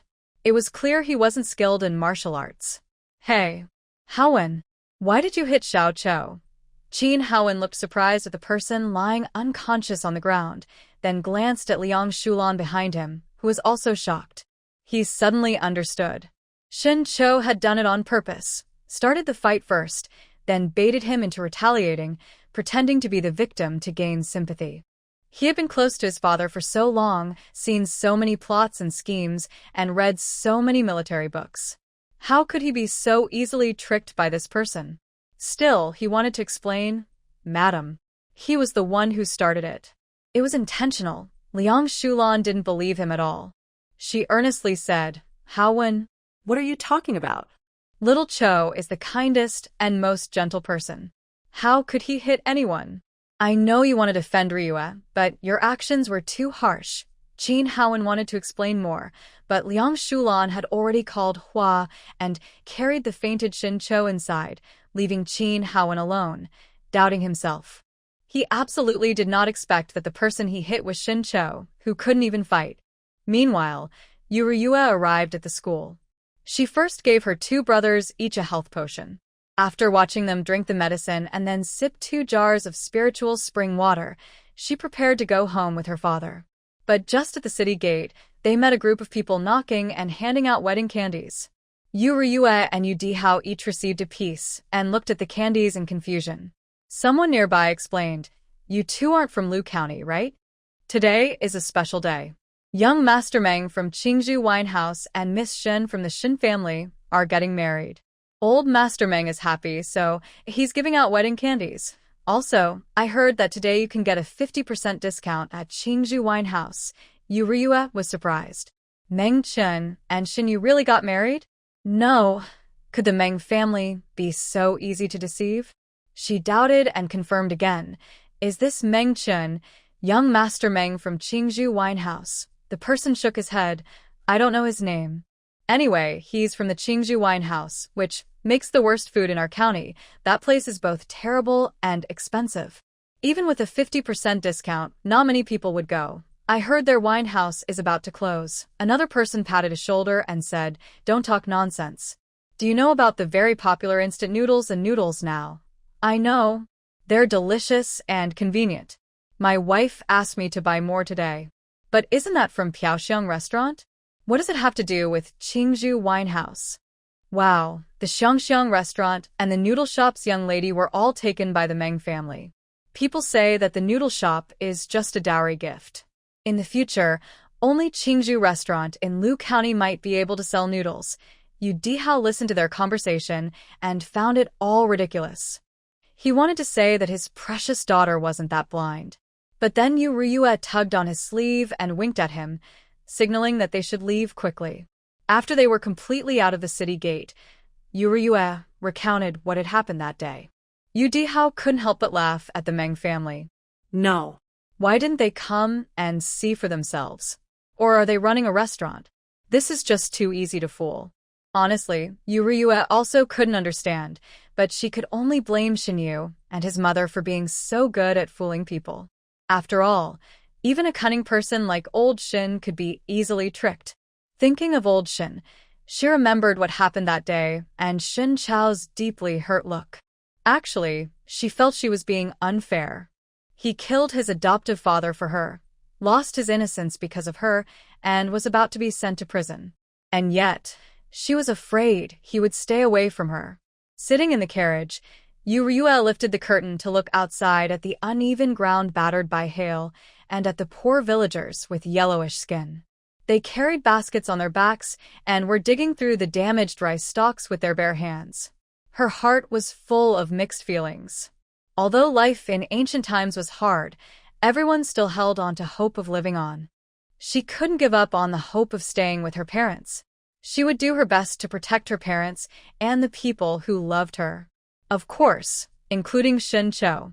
Ryua squinted her eyes, feeling the breeze on her face and the warm sunlight on her skin. Her pores felt so comfortable, like they were about to burst. This is what it means to be alive. It's wonderful. After taking a walk outside, her fear completely disappeared, and she was determined to have a serious talk with Shin-cho. As soon as she jumped down from the carriage, she asked Qin Haowen, "Where's Shin-cho?" Qin Haowen's smile froze on his face. He turned his head away, unwilling to speak. Ryua had a bad feeling. Was he sick again? She hurried inside and saw Shin-cho with a swollen face, unconscious. Liang Shulan sighed. Haowen's child hit him. I don't know what kind of argument those two had, but they started fighting. Xiao Cho is so gentle. She can't be Haowen's match. She was knocked out immediately. Ryua was surprised. She looked at Qin Haowen in disbelief, not understanding. Qin Haowen is not someone quick to anger, and he wouldn't hit someone without reason. Her older brother is even less likely to do such a thing, especially the Holy Father. How could these two fight? So she frowned and wanted to ask clearly. Qin Haowen, what happened? Tell the truth. Qin Haowen opened his mouth but didn't know what to say. He didn't want to reveal his dirty thoughts, so he lowered his head and stayed silent. Ryua was angry at his silence. Why don't you speak? Weren't you so fierce when fighting? You knocked her out with one punch, but now you're silent. Qin Haowen stubbornly turned his head away. He can really practice martial arts. Ryua knew Qin Haowen was stubborn and never lied, but she wondered why he believed Shin-cho could fight. Could it be that Shin-cho was hiding her true strength? Looking at Qin Haowen, who was both stubborn and a little sad, Ryua sighed. Stubborn donkey, go. Do whatever you need to do. Qin Haowen was ready to be scolded and yelled at by Ryua, but she only lightly called him a stubborn donkey. Her words made his heart beat faster, and he looked at her with hope in his eyes. You don't blame me? Do you believe me? Ryua sighed. I don't want to interfere in your big man's affairs. I know your character. You're straightforward and won't lie. So, I believe you, but the idea that you can fight is too unbelievable. If you ask anyone outside, they won't believe it. Shin-cho has been in Hedong village for 20 years, always sick and weak, with no chance to learn martial arts. So, it's better not to talk about it anymore. Qin Haowen pursed his lips and also felt something was off. He decided to go out and check, then left the room. Inside, while Ryua was questioning Qin Haowen, Yu Dihao and Liang Shulan were called out by Lotus Flower. Now only Ryua and Shin-cho remained. Ryua looked at Shin-cho's weak appearance on the bed. All her last fears disappeared. She sighed, took out medicine for wounds and health-boosting medicine from her space, and quickly fed them to Shin-cho. She also helped him sit up and leaned him against her, giving him some spiritual spring water to drink. After everything was done, she looked at Shin-cho's moist, delicate lips and fine features. She was a little stunned. Her lips had kissed every inch of her body, but that was when she was drowsy. She wondered what it would be like if she was awake and he kissed her. Would it be just as tempting? Ryua, what are you looking at? Shin-cho suddenly asked. Ryua snapped out of her thoughts and looked into his smiling eyes, which seemed like a whirlpool pulling her in. She quickly pushed him aside, her ears turning red. She was surprised to find herself attracted to a patient again. She felt like a beast. She could only say that Shin-cho's face was too charming. The more she looked at him, the more she forgot her fear. Shin-cho saw her ears turn red and, like a drowning person grabbing a last straw, felt a burst of joy inside. She struggled to sit up straight, her gaze intense as she looked at Ryue. In a hoarse voice, she asked, "Ryue, do you want to talk to me now?"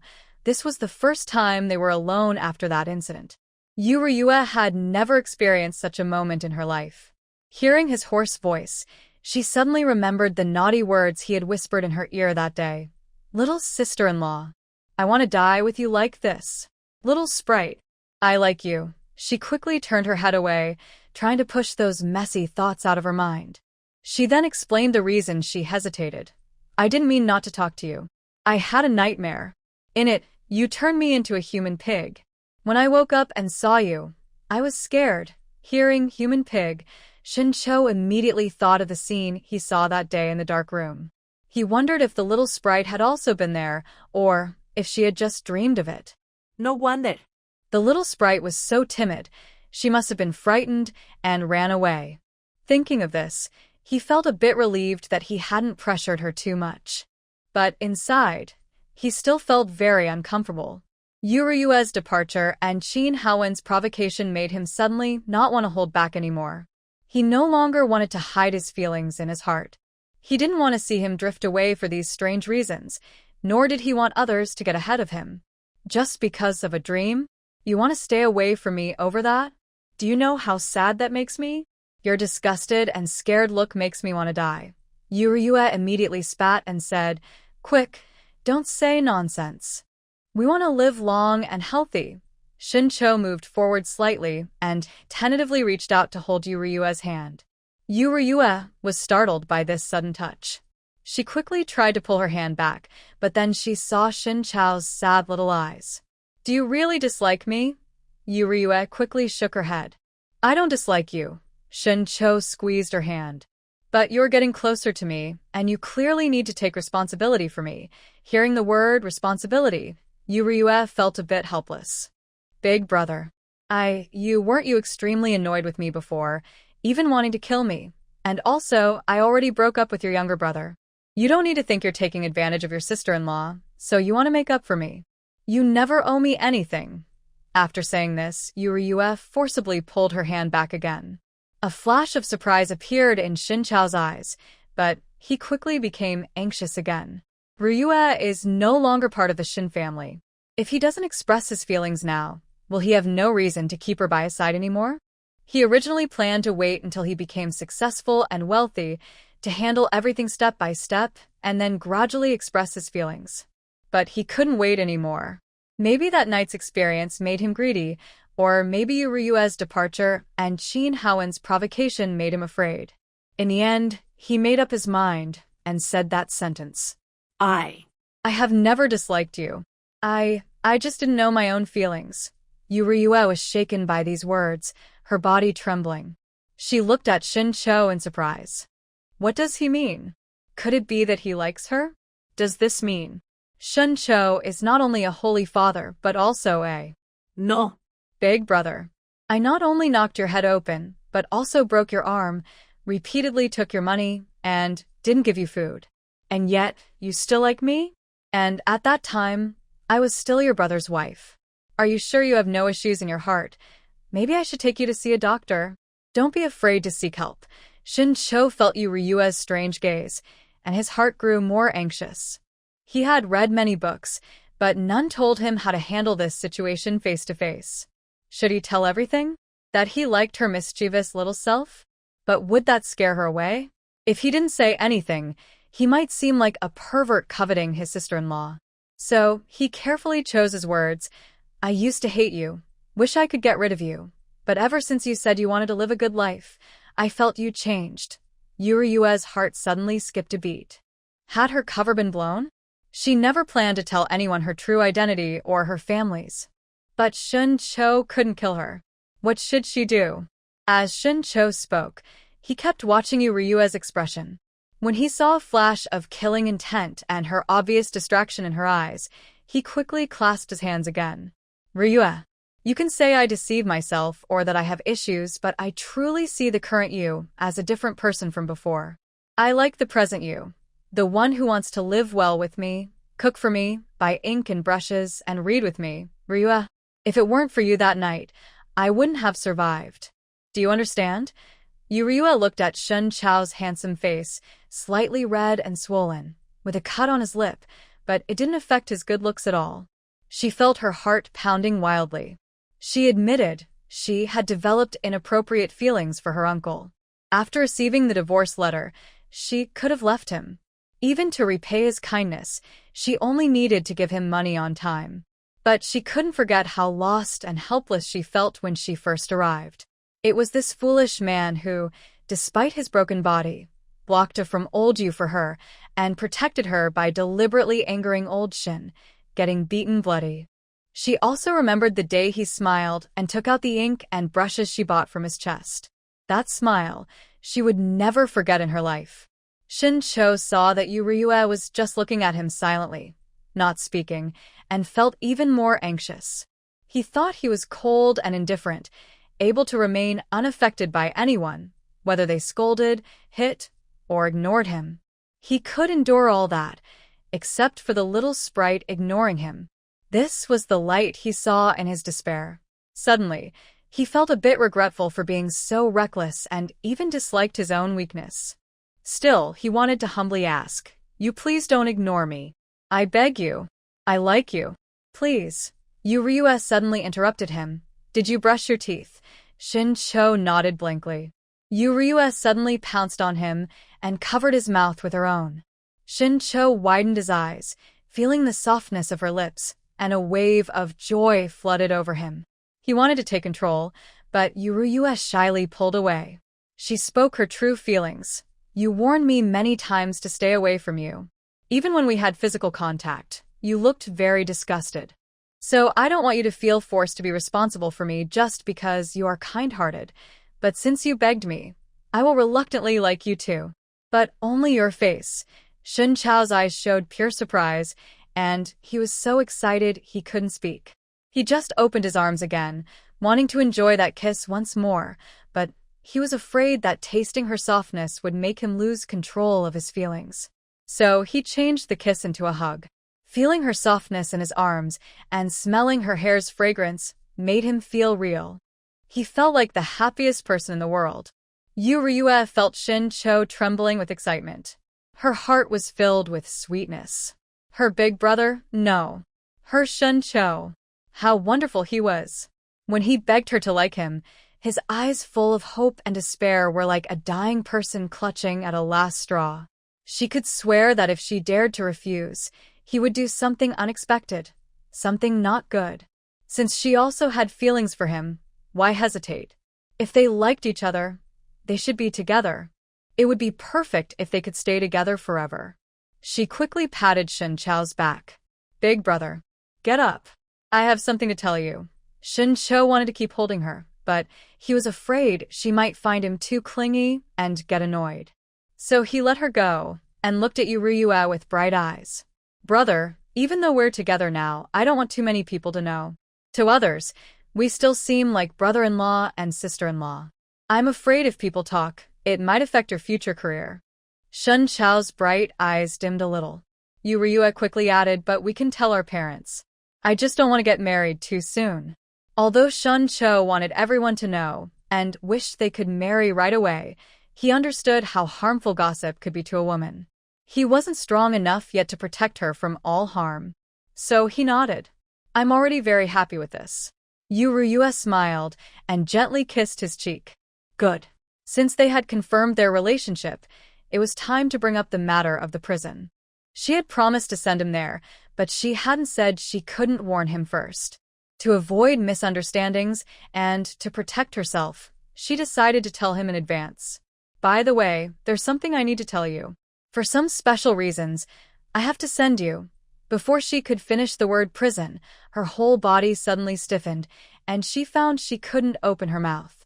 Shin Cho saw her trembling, eyes wide, trying to speak, but unable to make a sound. He quickly pulled her into his arms and tried to help her open her mouth, growing anxious and sweating. Ryua hadn't expected that the old trickster Hei Wuchang had set a trap for her. She was furious inside. Seeing her face turn red as if she couldn't breathe, Shincho leaned down and pressed his lips to hers, trying to help her. The moment their lips touched, the strange feeling vanished, and she could breathe again.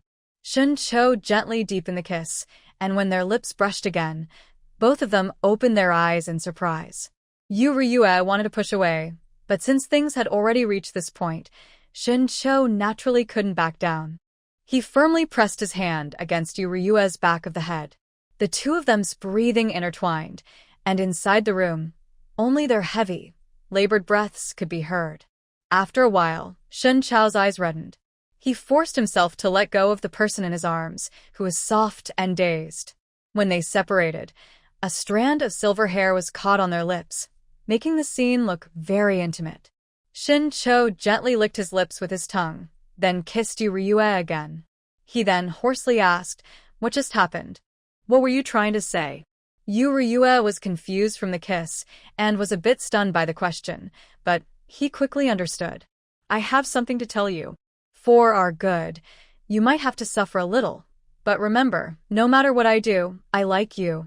Shincho's cheeks turned red from hearing this.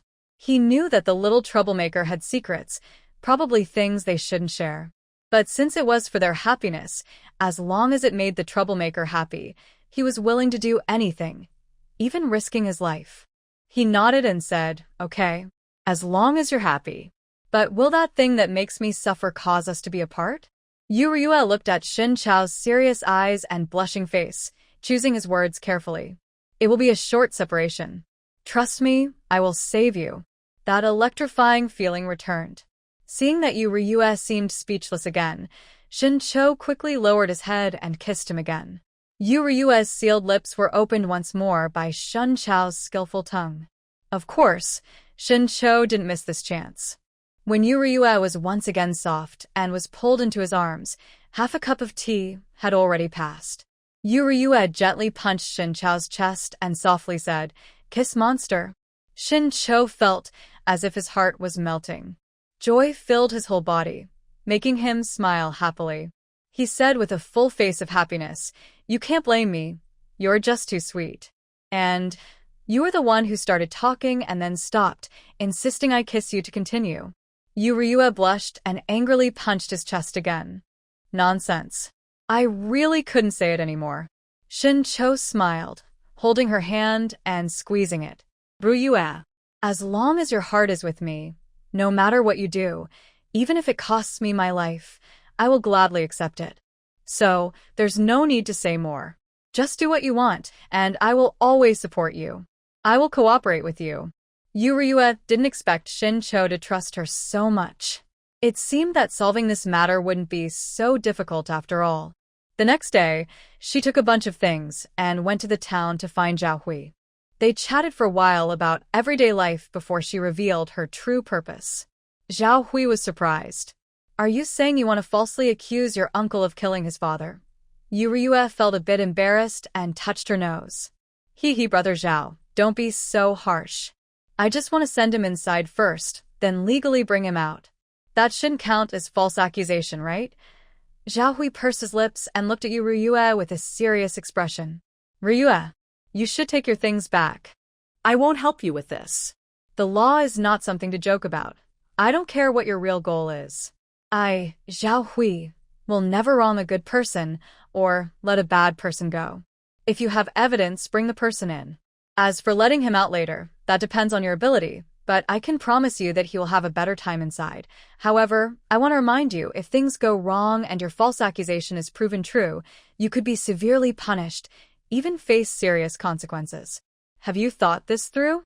Yu Ryue felt a bit shy and said, "I know this sounds very absurd, but I really have no other choice. This matter must be done. I never wanted you to do anything illegal for me. I just hope he won't be tortured once he's inside." Zhao Hui pursed his lips and finally nodded. "All right, then go back first. I will definitely come to arrest him tomorrow." Yu Ryue immediately smiled. She quickly pushed the things in her hands toward him, trying to hand them over. "Brother Zhao, please take these things. Always inviting you to dinner at my house, but you never come, and thank you for helping with Gao Qingqing's matter earlier. Zhao Hui thought about Gao Qingqing's harsh interrogation and insults. His heart was mixed with feelings. He pursed his lips and tentatively said, "Chao Guo, punishments for rapists are very strict: branding, whipping, decapitation, and slow slicing. So, don't be afraid." Yu Riyue felt guilty after hearing this. She even wondered if Zhao Hui had realized she forced her eldest uncle. No wonder Zhao Hui is the leader. He has such sharp eyes. She swallowed hard and quickly waved her hand. I have something to do. I'll go now. See you tomorrow." Seeing Yu Riyue hurriedly leave, Zhao Hui's eyes flashed with regret. Such a good girl. How did she end up taking that kind of medicine? From her expression, she probably hasn't fully recovered from the shame. His words might not have comforted her, but made her even more sad. He didn't know where she ran off to secretly cry. Thinking of her bright eyes filled with tears, Zhao Hui felt terrible inside. He was too reckless. Tomorrow, he must work even harder to help. Isn't it just to let everyone in Lu County know the truth? Yu Riyue didn't realize that her panic almost ruined her plans for tomorrow. All she thought about now was how to carry out her plan. She was so focused that when the carriage arrived home, she was suddenly splashed with cold water. She looked dazed at the person who threw the water. Gao Mu's face was twisted with anger as she gritted her teeth and cursed, "This heartless beast. What did my daughter do wrong? You actually want to send her to prison. People like you deserve to be abandoned by men and insulted by the whole village. Why is it not you going in but my daughter? She considers you her best friend. Why did you betray her, you wicked woman?" Gao Fu's eyes were also full of anger. "Yu Riyue, besides false accusations, what else can you do? Not only did you send your grandparents and uncles to prison, but you also put your best friend behind bars. Someone like you deserves to be lonely all her life, to die and suffer in the 18th level of forever." Hearing the commotion outside, Yu Dihao and Liang Shulan quickly came out to protect their daughter. Yu Riyue wiped the water from her face and sneered, "Gao Qingqing got what she deserved. If you want to be with her, just say so. No need to risk your life in front of me." Xin Chou and Qin Haowen each took out a knife and stepped forward. Seeing this, the Gao family members realized they wouldn't gain anything by continuing and quickly ran away. Liang Shulan was so angry she wanted to chase after them, but Yu Riyue stopped her. "Mother, I want to enjoy a good meal today, and I have something important to tell you. Don't let these outsiders ruin our mood." After saying this, she secretly winked at Xin Chou. Shun Chao's ears turned red. Liang Shulan, feeling distressed, hugged her daughter tightly, wiped her tears with her sleeve, and cursed the Gao family for having children without manners. Yu Riyue just smiled but didn't reply. When the food was ready, Yu Dihao and Liang Shulan sat at the table, looking at Yu Riyue with anticipation, thinking she had come up with another good way to make money. They eagerly listened. Yu Dihao was even happier, pouring a cup of aged wine, filling a bowl, and savoring it carefully. But under their expectant gazes, Yu Riyue suddenly took Xin Chao's hand and stood up. "Father, Mother, I am with Xin Chou now." Yu Dihao's wine splashed out of his cup. Liang Shulan looked at Yu Riyue and Xin Chou with disbelief. Yu Dihao pointed at Yu Riyue and Xin Chou, unsure of what to say. Clearly, his little girl was trying to win someone over. He couldn't speak or scold. He was truly at a loss. Finally, Liang Shulan sighed, worried, and asked, "Xiao Chou, are you doing this willingly?" Xin Chou, hearing this, quickly let go of Yu Riyue, took 2 steps back, and knelt before them. "I, Xin Chou, swear. I will love Yu Riyue for a lifetime. She is my only love. Everything I do will be for her. I will never speak harshly to her. I will always respect and love her. I know I am not capable now and can't give her a better life, but I will try my best. I will never let her suffer. If I break this vow, may heaven and earth punish me. Please, uncle and aunt, approve this." He finished speaking and immediately started to bow deeply. When he lifted his head after the first bow, a small stone on the ground cut his forehead, bleeding. It showed how hard he was bowing. Before the 3 could stop him, he quickly bowed twice more. Blood from his forehead trickled down his brow to the corner of his eye. The others hurried over to help, finally understanding Shin Chao's true feelings. Yu Ryue gently wiped the blood on his forehead with a handkerchief, feeling sorry for him. Why are you so silly? Why bow so hard? Liang Shulan agreed. You're such a good kid. Your aunt just thinks you're too kind-hearted. She's worried you want to take responsibility because of what happened before, so she's letting Ryue act out. Yu Dihao patted his shoulder. Good boy. As long as you're sincere, I won't stop you. But you must treat my daughter well. Shun Cho knew the Yu family's parents had accepted him. He smiled and promised, I will be good to her for the rest of my life. Yu Ryue took Shin Chao's hand and sat down. The family of four ate and drank together. Although Shun Cho had never drunk alcohol before, he still took the cup Yu Dihao offered and drank it all. Liang Shulan patted Yu Dihao's back and glared at him. Xiao Cho isn't feeling well. Don't push him. Yu Dihao looked a bit wronged. Xiao Cho hasn't even entered the house yet. And you're already thinking of him as your son-in-law. You're so happy. Looks like my status in the family is going down again, Liang Shulan said with a smile. She added, your position was already behind Xiao Chao's. Do you want to change that? Yu Dihao kept begging. No. You're right, madam. Watching their interaction, Shin Cho felt happy. He felt like he truly belonged to this family now. He had never felt so happy before. Suddenly, a soft little hand appeared under the table and rested on his large hand. Shin Cho grabbed it and turned his head to exchange a smile with Yu Ryue. If possible, he wished time could stop at this moment. In the end, Shin Cho couldn't hold his alcohol and became dizzy. Yu Dihao also drank a lot because of his daughter's new love interest. Liang Shulan went to comfort Yu Dihao. Yu Ryue helped Shin Cho walk to a nearby guest room. When the door closed, Shin Cho immediately held Yu Ryue in his arms and sighed. Ryue, I feel so happy today. It seems like a dream. Pinch me. Let me see if it's really a dream. Yu Ryue smiled and tiptoed, giving Shin Cho a kiss on the lips. See. Is it a dream? In the darkness, Shin Chao's eyes were deep and full of desire. He really wanted to do what he did that night and take the person in front of him inside. He lowered his head, slowly getting closer, and said with a faint smile, Ryue, this kiss is too light. I didn't feel much. Immediately, he kissed her slightly parted lips, swallowing her words. Shin Chao's kiss was fierce and urgent, as if he wanted to swallow her tongue. Yu Ryue felt her whole body go weak, her tongue numb, and she couldn't stand steadily. She wanted to push him away, but he was like a wild beast seeing food, holding her tightly and not giving her a chance to escape. Just when she thought she might be overwhelmed, Shin Cho took a deep breath, forced himself to let her go, and looked at her lips, licking the water off them.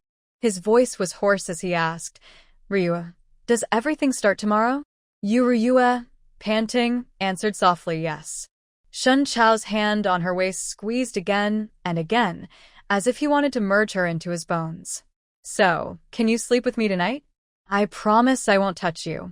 Yu Ryue looked down at the bulge and didn't quite believe it. Are you sure you can hold back? Shin Cho chuckled helplessly and hugged her again. Silly girl. Since I promised you, I won't break my word. If I couldn't control my desires, I wouldn't deserve to be with you. In the end, Yu Ryue nodded. After all, Shin Cho might be gone for a long time, and she knew she would miss him. But I have to go back first. After my parents fall asleep, you can come find me. Shin Cho sighed.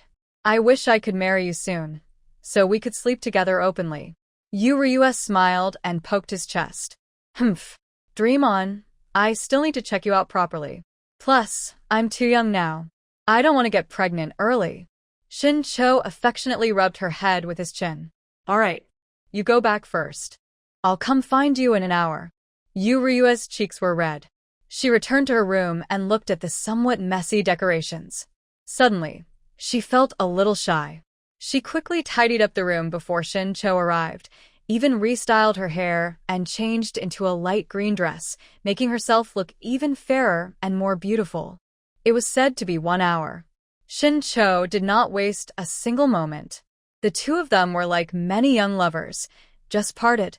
They couldn't stop thinking about each other. As soon as they saw each other, they hugged tightly. Cho loved kissing Ryue very much. Every time, he would kiss her until she felt weak and her eyes looked dreamy. He almost lost control but managed to let her go.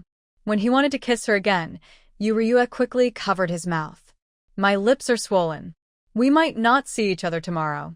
Oh, I have something for you. Ryue took out 4 bottles of medicine from her sleeve. 2 bottles are for healing, and 2 are for strengthening the body. Keep them on you for emergencies. Cho looked at the 4 bottles and felt warm inside. He knew how powerful these medicines were because he had taken them before. He thought even the emperor in the palace couldn't get such good medicine, but Ryue gave him these like candies every day. Now she had given him 4 bottles at once. He smiled faintly. Thank you, my wife. Ryue glared at him. We're not even married yet. Who do you call wife? Hearing this, Cho's eyes flashed with a dark light. He hugged her again and kissed her fiercely until she begged for mercy, admitting she was his wife. Only then did he let her go. Later, they talked for a long time. Cho even handed all his silver over to Ryue. This is money I got by chance. I give it all to you, my wife. Please take good care of it. Ryue suddenly sat up. She looked at the 30,000 taels of silver in her hand, and her jaw nearly dropped. Chance? How much of a coincidence is that? Tell me how you did it. I want to try my luck too. Cho smiled and kissed her again.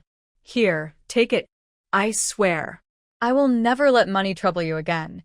Ryue looked into his smiling eyes and gently touched the red mark on his forehead. Curious, she asked, Cho. Why do you have this name? Cho buried his head in Ryue's shoulder, took a deep breath, and then casually said, That old guy wanted to name me Cho as an enemy's revenge, but it seems he was afraid others might see something wrong, so he chose the word worry, which isn't a good word and has no special meaning. Ryue felt a little sad and patted Cho's back. She smiled and said, You might not believe it, but my name comes from the Book of Songs. Cho sniffed her neck again and asked, Which line is it from? Ryue pushed the small dog she was smelling on her neck, but she was hugged even tighter. She could only say, like the moon stays bright, like the sun rises each day, like the mountains that never grow old, and the pine trees that stay green. Everything can be supported by you. Cho eagerly smelled her scent and nodded. The moon stays bright, the sun rises, the mountains are forever, and the pine trees stay green. That's a good meaning. Ryue suddenly sat up, looking at Cho with bright eyes. How about this? The old man who gave you that name? Let's forget it. Since I will be your wife in the future, let me give you a new name. How about Shinjiheng, like the moon stays bright? Like the moon stays bright. How perfect. It's just a name. Cho didn't really care much, but seeing the excited girl in front of him, he suddenly felt that a name really mattered. Just like their love, as eternal as the moon. Okay, I agree. Ryue was very happy and leaned close, shouting, Jiheng, Shinjiheng. No matter how many times Ryue called, Cho responded patiently each time. After a while, Ryue, tired of playing, leaned into his arms and fell asleep. She mumbled in her sleep, Jiheng, Jiheng. Hee. My Shinjiheng. Cho gently kissed her forehead. His heart was soft and tender. How could he let go of such a good girl? Knock, knock, knock. Ryue. It's time to get up and eat. Ryue opened her eyes a little drowsily, looking at the gloomy sky outside. When she sat up fully, she realized Cho had already left without her knowing. She quickly yawned and went outside. Just then, she saw Cho standing under the eaves. She smiled and greeted, Jiheng. Good morning. Cho looked at her with a loving smile. Ryue. Good morning. Ryue stared blankly at his smile, suddenly recalling a poem. 100 charms bloom in a glance, no color in the palace's makeup. This person, truly a charming devil. If she were a woman, she would definitely be a charming consort who keeps the king from early court sessions. Ryue blushed and hurriedly washed her face. Just as she finished, she saw Shin Cho being forced to kneel on the ground by two officials standing on either side. When the officials arrived at Hudong Village, Village Chief Shin and the villagers who had finished eating early all came out to see what was happening. They thought that since the unruly people in the village had been imprisoned by the Yu family, there should be no one left causing trouble. But as they moved further in, familiar with the path, everyone started guessing. Who is this? Did they offend that young girl from the Yu family? Since she opened a flour mill, everyone respected and supported her. Only yesterday, the Gao family came and splashed water, and since then, no one dared to cause trouble for the Yu family. But just one splash of water shouldn't have required so many soldiers. Counting carefully, there were about 6 soldiers, and they were holding drums. What does this mean? While everyone was guessing who the unlucky person was, the officials entered and asked, "Where is Shin Cho?" Shin Cho was also confused. He frowned and said, "I am here." Without hesitation, the officials pushed Shin Cho to the ground. Then one of them loudly declared, Ryue reports Shin Cho for crimes, murdering old Shin and destroying the body to hide the evidence. Do you admit it? Shin Cho wanted to resist, but he looked into Ryue's complicated eyes. He saw her smiling at him and finally understood what she was talking about. Ryue felt a little heartache seeing Shin Cho look at her. She thought she wouldn't feel upset. Suddenly, she just wanted to let it go. Whether she lives or dies, she didn't want Shin Cho to bear all this. But at that moment, Shin Cho gently smiled at her, then parted his lips and, under everyone's surprised gaze, said, "Shin Cho admits his guilt." Zhao Hui immediately waved his hand and said, "All right, take him away." Yu Dihao and Liang Shulan were the first to react. They quickly stepped forward and blocked Zhao Hui, saying no. "Lord Zhao, there must be some misunderstanding. Maybe the children were just arguing, and it's all a mistake. Shin Cho is a kind-hearted boy. How could he commit such a murder? Please investigate further." Village Chief Shin also hurried over and said, "Yes, sir. We've watched this boy grow up. It's not easy for him to be alive now. How could he kill someone? Please carefully investigate. Perhaps it was just a joke between the two children." At this moment, everyone's eyes are focused on Ryue's face. They all hope she will say it was false, but she nods and says, "I, Ryue, saw with my own eyes Shin Cho killing his father. He is very wicked, and he deserves punishment. I ask the heavens and the officials to punish him severely." Yu Dihao and Liang Shulan look at their daughter with disbelief. What is really going on? Yesterday, they were fine and even said they would be together forever. How did things change so much today? Although Ryue has spoken, the villagers do not believe her. Ryue, how can you be so ungrateful and accuse your own uncle? Yes, the Shin family may have treated you badly, but Shin Cho is innocent. He has never harmed you. It's you who keeps trying to hurt others. Shin Cho is a kind boy. How can you say such terrible things? Ryue keeps her lips pressed tight, staring across the crowd at Shin Cho. She looks into his smiling, determined eyes. Suddenly, Gao Qingqing's mother steps forward, pointing at Ryue and laughing loudly. "Everyone, look at this woman. She is so cruel. Not only did she send her grandparents and uncles to jail, but she also didn't spare her own uncle. People like her, they should be punished. No, they should be gone." Everyone starts shouting and criticizing her. Then Shin Cho suddenly growls, "Enough! Shun Laokai is indeed the one I killed. I hate him for beating me every day, for hurting my mother, for abandoning me to enjoy life in the city with others. That's why I killed him. This has nothing to do with Ryue." Shin Cho's words hit everyone's hearts. First, they are shocked, then they look at him with disgust. "Shin Cho, that's your own father. No matter how much you hate him, you shouldn't have killed him. Shin Cho, we never thought you could be so cruel. No wonder Shin Laokai called you a bad omen. Someone like you deserves to be beaten."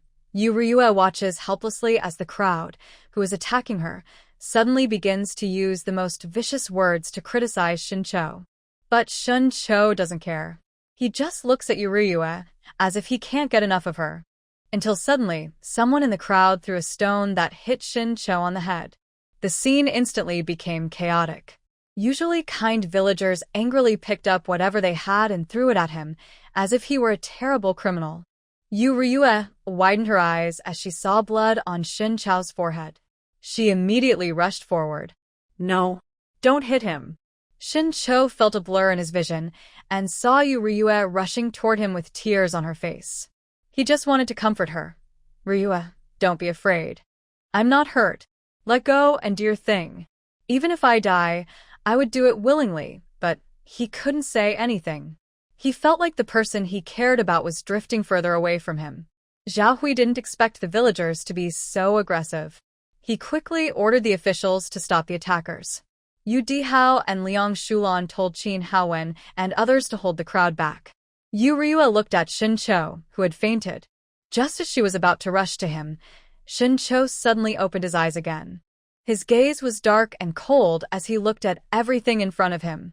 He never thought even little monsters would betray her. Why did they do the same things as that hateful woman, Yuryue? Could all of this have been a trick to deceive him? Shin Cho's memories seemed to go back many years.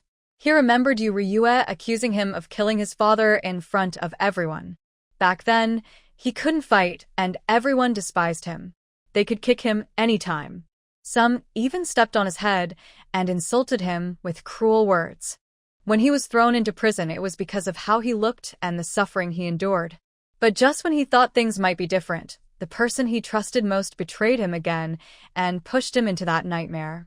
So when Yuryue tried to attack him again, he forcefully away from the official's arms, grabbed her neck, and stared at her with red, fierce eyes. Yuryue. You heartless woman. Don't you have a conscience? Why did you betray me? Why? Was I not good enough for you? Yuryue felt her throat tighten and her vision blurred. She could tell Shin Cho really wanted to kill her. It was supposed to be a promise. She quickly patted Shin Cho's arm and looked at his forehead, which he had hurt when he made a vow yesterday. She struggled to speak. Ji Hung, let me go. Shin Cho heard the words, Ji Hung, and his eyes filled with more killing intent. Ji Hung, that wild man's name. Yuryue. It seems you really have no heart. Then go die. Shin Cho's grip tightened. Just as Yuryue felt she was about to die, a knife suddenly flew out and aimed straight at Shin Cho's arm. He quickly pushed away the person in his hands and spun around, dodging the flying knife smoothly. Then he faced Qin Haowen's angry eyes. Shin Cho, why are you pretending now? Shin Cho's eyes turned bloodshot. All he wanted was to kill everyone present.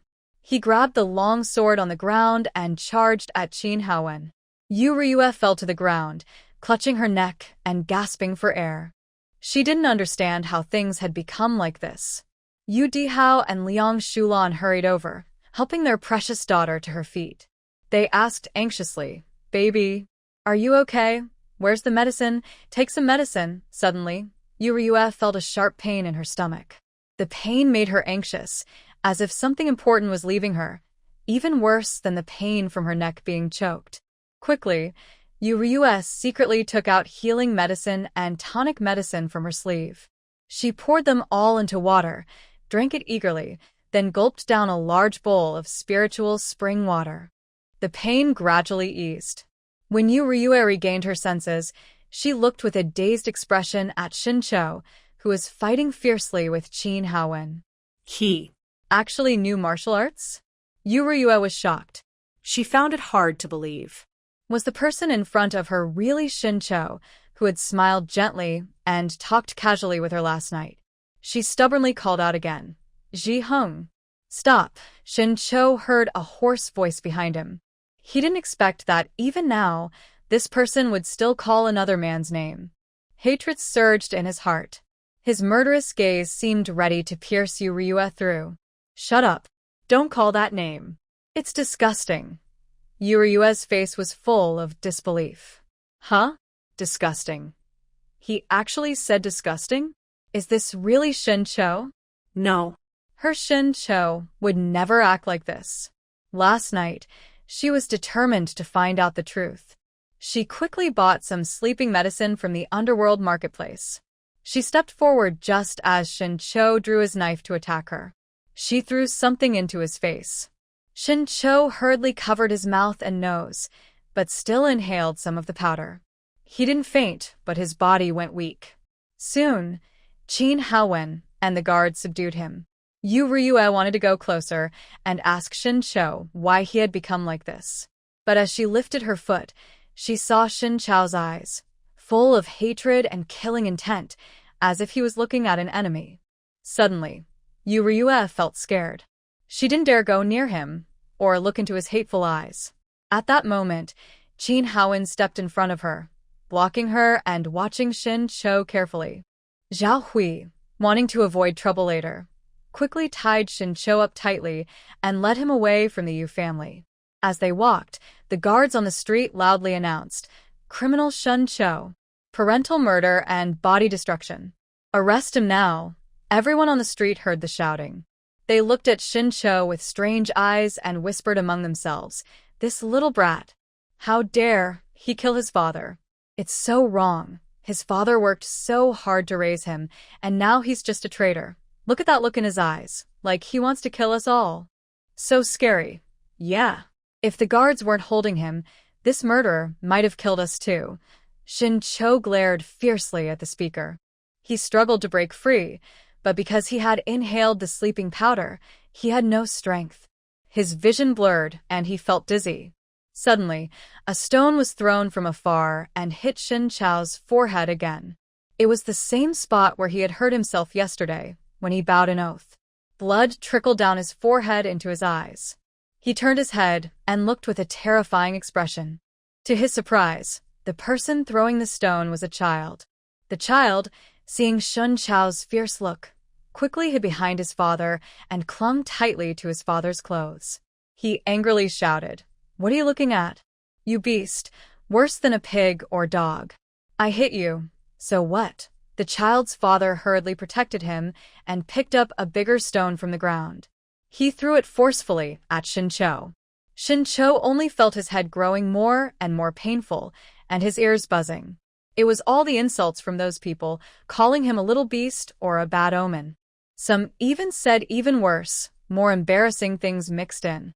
He was dazed and confused, his memory seeming to go back years. It was around this time, and it involved that hateful woman, Yu Ryue. He had saved her from being forced by Old Man Shin, but the next day, she hurried to the county office to complain.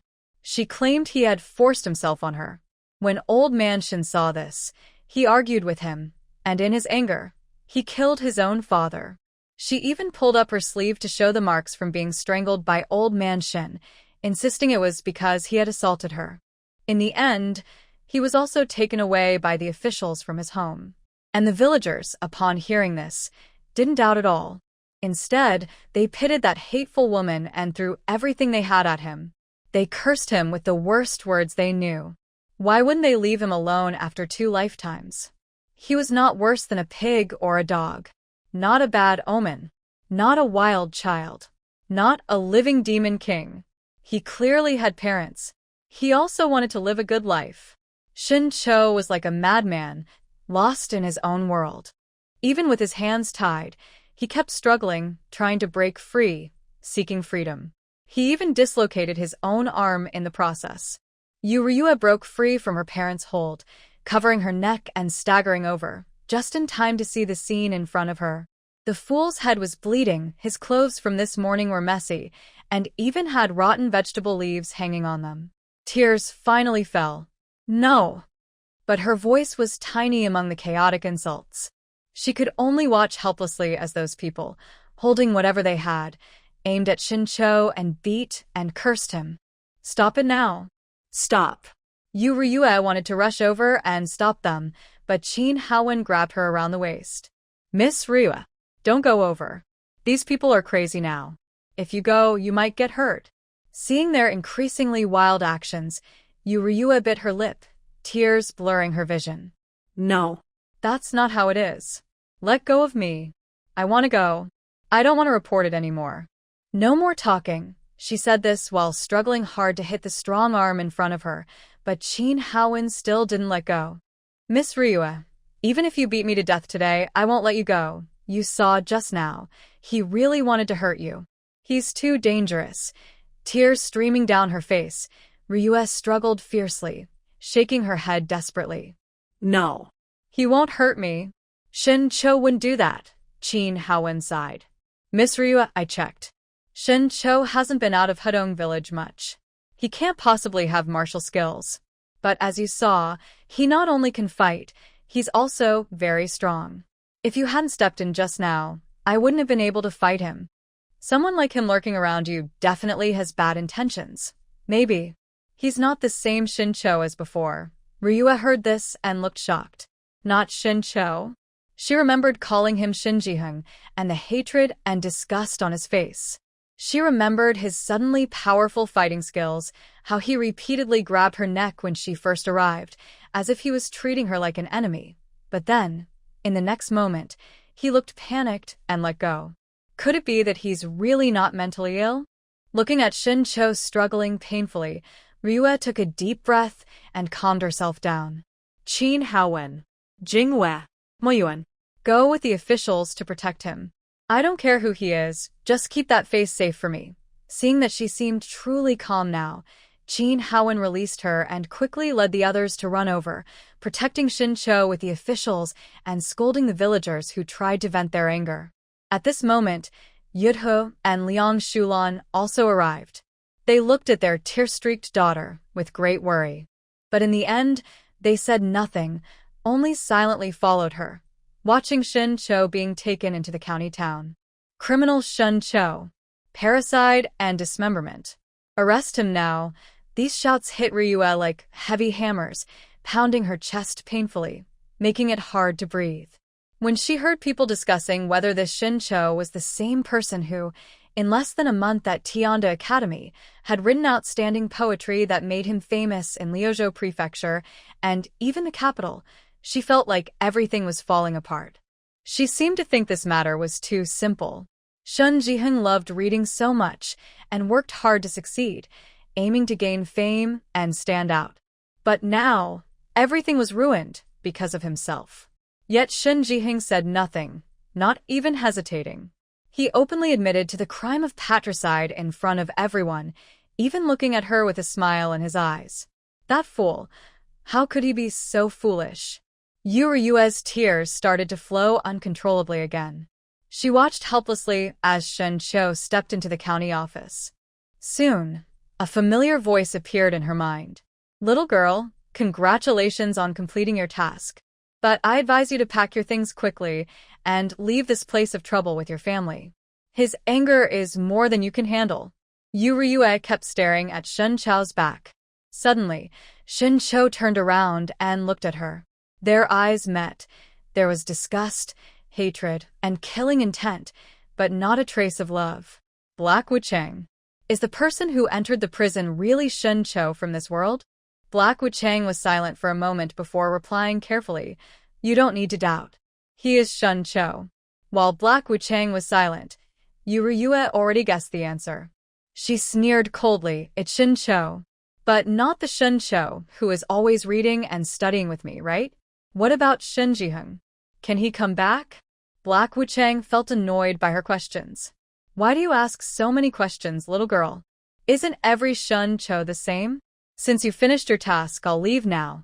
You don't need to worry about what happens next. Just run quickly. After saying that, Black Wucheng disappeared directly to deal with his other messes. Yue stood there, recalling the insults from Gao's parents yesterday. People like that deserve to be abandoned. To be insulted. To live a lonely life. Suffering forever. Forever suffering? She stared blankly at the entrance of the county office, lost in thought for a long time. A very long time. Until Lin Iho hurried over, she finally snapped out of her trance. Ryua's sister. They all say Shin Xiong murdered his father, and that you personally sent him to prison. Is that true? I don't believe Brother Shen is that kind of person. Even if he's unhappy with his father, so much time has passed. As long as he studies hard, he can leave this place and start a new life. How could he do something so foolish with more than half a year until the spring exams? Sister Yu, please say something. Why is this happening? Yu looked at Lin Yiho's anxious face, her mind drifting, and muttered, "Yes. There are only half a year until the spring exams." With Shun Chao's intelligence, he would have succeeded quickly. Thinking about Shin Chao's vow made yesterday in front of his parents, Yu felt like her heart was being torn apart, hurting so much she couldn't breathe. Lin Yiho saw how lost Yu looked and became even more worried. "Sister Yu, say something. I don't believe anyone else. I only believe you." Did you really send him in? Did he really kill his father? Looking into Lin Yiho's worried eyes, Yu forced a self-deprecating smile. Yes. It was me. I was afraid and selfish, and I caused all this. He won't come back. He won't come back. Lin Yiho was furious, but when he saw Yu smiling then suddenly crying, he didn't know what to say. Yu Dihao and Liang Shulan watched their daughter like this, feeling even more upset. Just a few days ago, she was fine. Last night, they even promised to stay together forever. Why did things turn out like this? Yu Dihao and Liang Shulan didn't understand, but they knew their daughter must have a reason for her actions. They separated Lin Yiho and helped the deeply sad Yu walk back little by little. Qin Haowen and others followed closely behind. When they reached a corner, Yu wiped her tears, turned to look at Lin Yiho with a stern face, and said, "Young Master Lin, I have something to ask of you." After getting her answer, Lin Yiho wanted to leave, but his instincts told him Yu had a reason for this, and her condition was very strange. He decided to follow her and see what was happening. He didn't expect her to ask for his help. Yu didn't care about Lin Yiho's attitude now. She calmly said, "Go to Tianda Academy and bring Xin Shu to Piaoxiang restaurant. I will wait for you inside." Lin Yiho looked confused. "What do you want to do with him? Are you planning to rekindle old feelings now? If you want to save him, go bring the person out. You will be greatly rewarded afterward." Hearing about the rescue, Lin Yiho immediately became excited. "Okay, I'll go. as long as I can get Brother Shin Cho out, I'll do anything. After all, I am his only friend." After saying that, Lin Yiho quickly left. Meanwhile, Yu Ryue continued instructing Qin Haowen, "Go to Hedong village and bring Shun Hua, the village chief of Xinjia village, to Piaoxiang restaurant." Qin Haowen responded, "Yes, father." "Mother, go to Piaoxiang restaurant and find manager Hu. Book the courtyard inside. If anyone comes near, lock it up." Yu Dihao and Liang Shulan also immediately left. Yu Ryue led Jingyu and Mo Huan, turning left and right until they reached a nice-looking small courtyard gate. Yu Ryue crossed her arms and said coldly, "Kick the door open." Mo Huan stepped forward and kicked the door open directly. The three of them hurried inside, and sounds of clattering came from inside. "Who's there, old Kai? Is that you? Wait a moment. I'm just finishing. Don't dirty your eyes." A charming voice from Feng Kaier came from inside. Jingyu frowned, listening carefully to the rustling sounds inside, along with the heavy breathing of a man. He whispered, "Miss, there's also a man inside." Yu Ryue nodded. "Kick the door open. Drag out the adulterers." Jingyu and Mo Huan immediately kicked the door again. Suddenly, a smell of promiscuity filled the air. Feng Kaier hurriedly grabbed a piece of clothing to cover her chest, looking terrified at the intruders. "Who are you two? Hurry up and get out. This is my house." Jingyu and Mo Huan frowned at Feng Kaier, who was disheveled and blushing. They found her disgusting. Jingyu stepped forward, tore off a quilt, and wrapped it around Feng Kaier. Then, with one hand, he lifted her out. On the bed, the man, who had lost his blanket and looked furious, was about to curse loudly. But he was slapped hard by Mo Huan, who also looked disgusted. Using a dirty, stained sheet from the bed, he tightly wrapped the man and threw him outside. The noise quickly attracted the neighbors. They gathered at the door, watching curiously. A woman who was originally pointing fingers at Feng Kaier suddenly became angry when she saw a man thrown out of the house. She pushed her way through the crowd. "Ah! Old Wang, you heartless man. I knew you were always spending money on that little troublemaker. Foam Kyer, you little troublemaker. You don't have a husband of your own, yet you keep flirting with others' husbands. You two adulterers. I will beat you to death. Foam Kyer looked very scared when she heard this. She turned to old Wang, who was also thrown out, and spoke softly. Brother Wang. Look. My sister-in-law misunderstood. She wants to hit us. Old Wang tried to raise his hand, but was stopped by old Wang, who was struggling to stand up. Old woman, what are you causing trouble for? My Kyer is innocent. I just felt sorry for her being alone, so I came to help.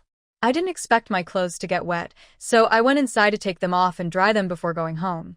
Kyer is the most proper girl, and you know what kind of person I am. How can you slander us like this? Are you trying to send us both to jail? Old Wang looked at the obvious signs of affection on their bodies and the messy smell, knowing that things were not as her old man claimed. But if she kept pushing and made a big fuss, when Shun Laokai returned, things wouldn't end well. She had 3 sons and 4 daughters to support, and her husband was very important to her. Rich men often had multiple wives and concubines. Her husband had married a married woman, which wasn't too much. So she held back her anger. When Foam Kyer saw old Wang, who had calmed down, she looked around at the others in the yard. Her eyes met Yu Ryua's mocking gaze, and her pupils shrank, her body trembling. Why, you little troublemaker? How did you come here? Yu Ryua sneered and said, if I didn't come, I wouldn't know Shin Laotsai's mistress was secretly seeing someone. Foam Kyer was actually a mistress? The people watching at the door immediately brightened their eyes and started whispering. Foam Kyer heard the gossip and was very angry. Why, you little troublemaker? What are you talking about? I am a proper married woman with my old husband. Are you jealous that Shin Yu married a good husband? That's why you brought people here to slander me. My husband Wang and I are innocent. Even if our clothes got wet, we only took off our outer garments. It was you who just went inside and took off all our clothes, which caused the misunderstanding. That old Wang also quickly responded, that's right. Kyer and I were dressed inside. But when you went in, you immediately tore off my clothes. Who are you? Why are you grabbing me? Madame Wang, hearing this, was very angry and glared at Yu Ryua. Yes. Who are you? Why are you so mean at such a young age? Why are you falsely accusing my old man? My husband's feelings with me are clear.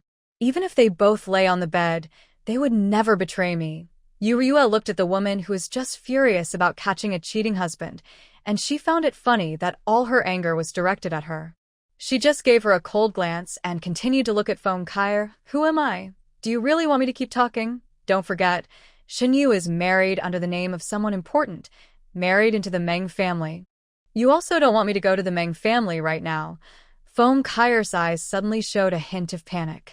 Yu Ryua continued coldly. By the way, Shun Laokai's wife, my proper mother-in-law, died mysteriously. Should we investigate that carefully?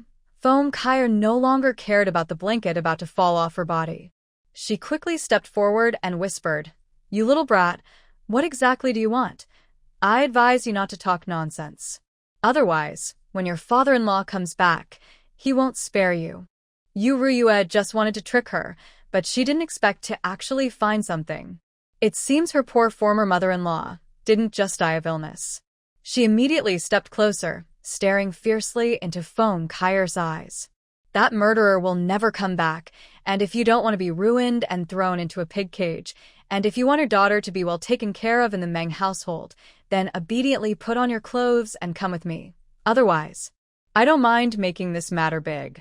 Foam Kyer was trembling with fear from Yu Ryua's cold stare. She had hidden everything carefully, but how did this girl know? She definitely didn't want to go to jail. My daughter has just married into a noble family, and I haven't enjoyed any happiness yet.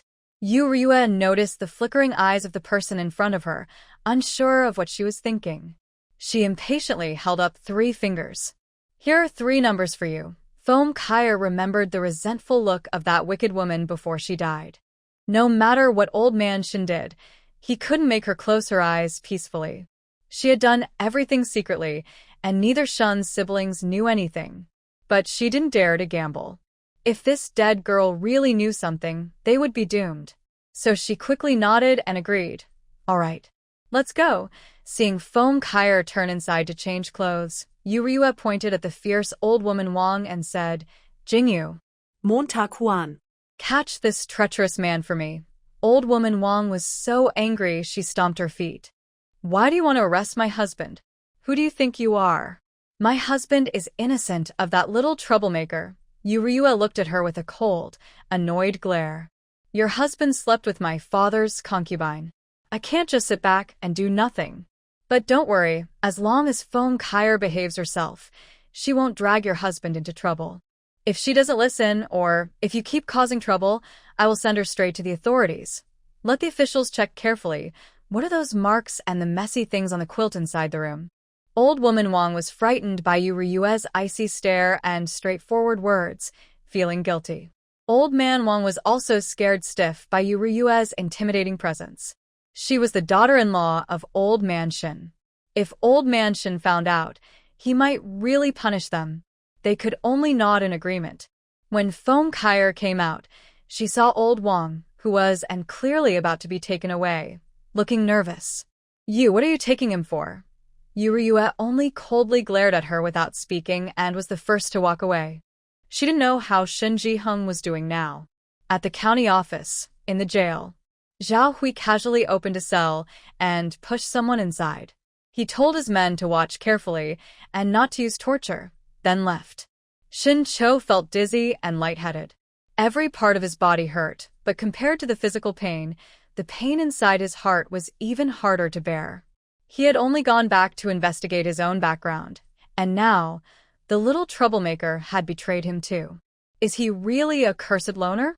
Or is he just someone who is very annoying, deserving of it, and always betrayed?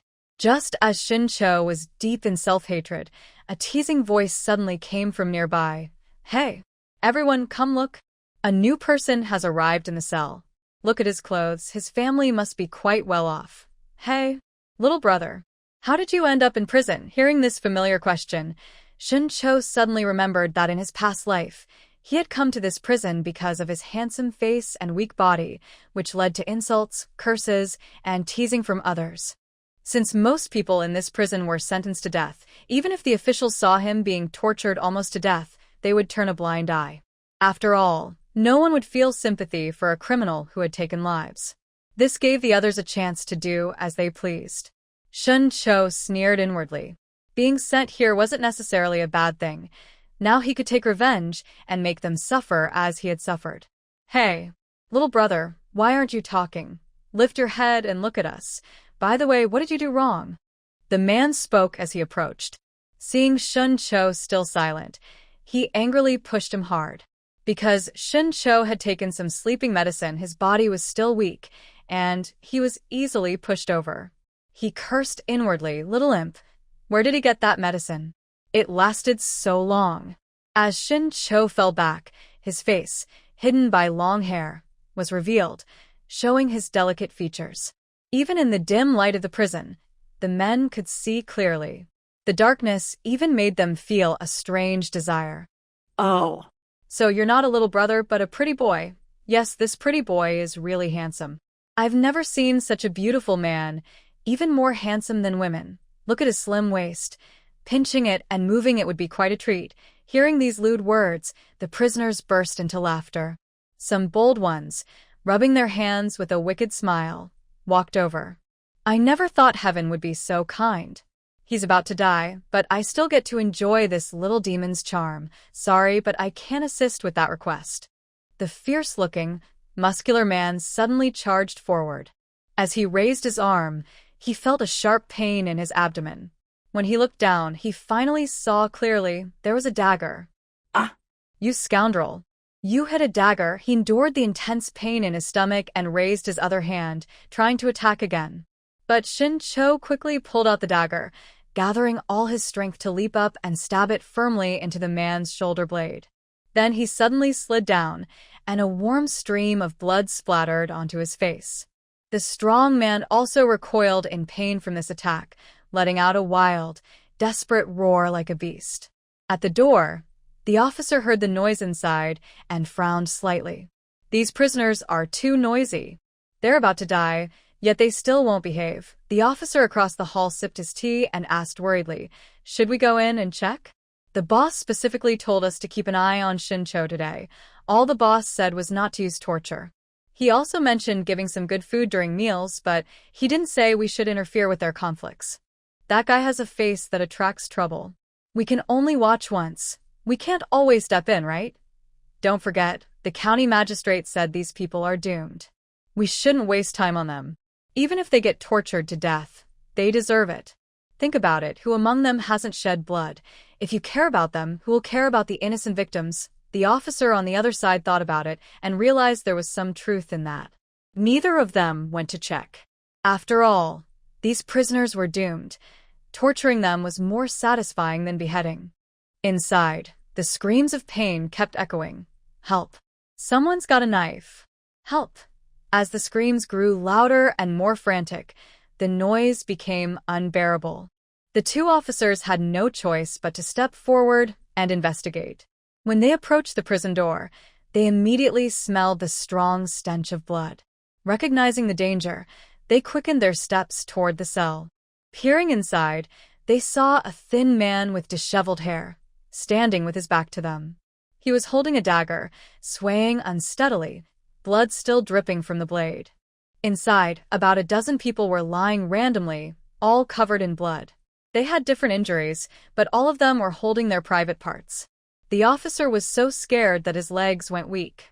Although these people were all prisoners who would die eventually, Shun Cho was the boss's special concern. If Shun Cho died in this way in prison, they would be in big trouble. He shouted loudly, "Stop!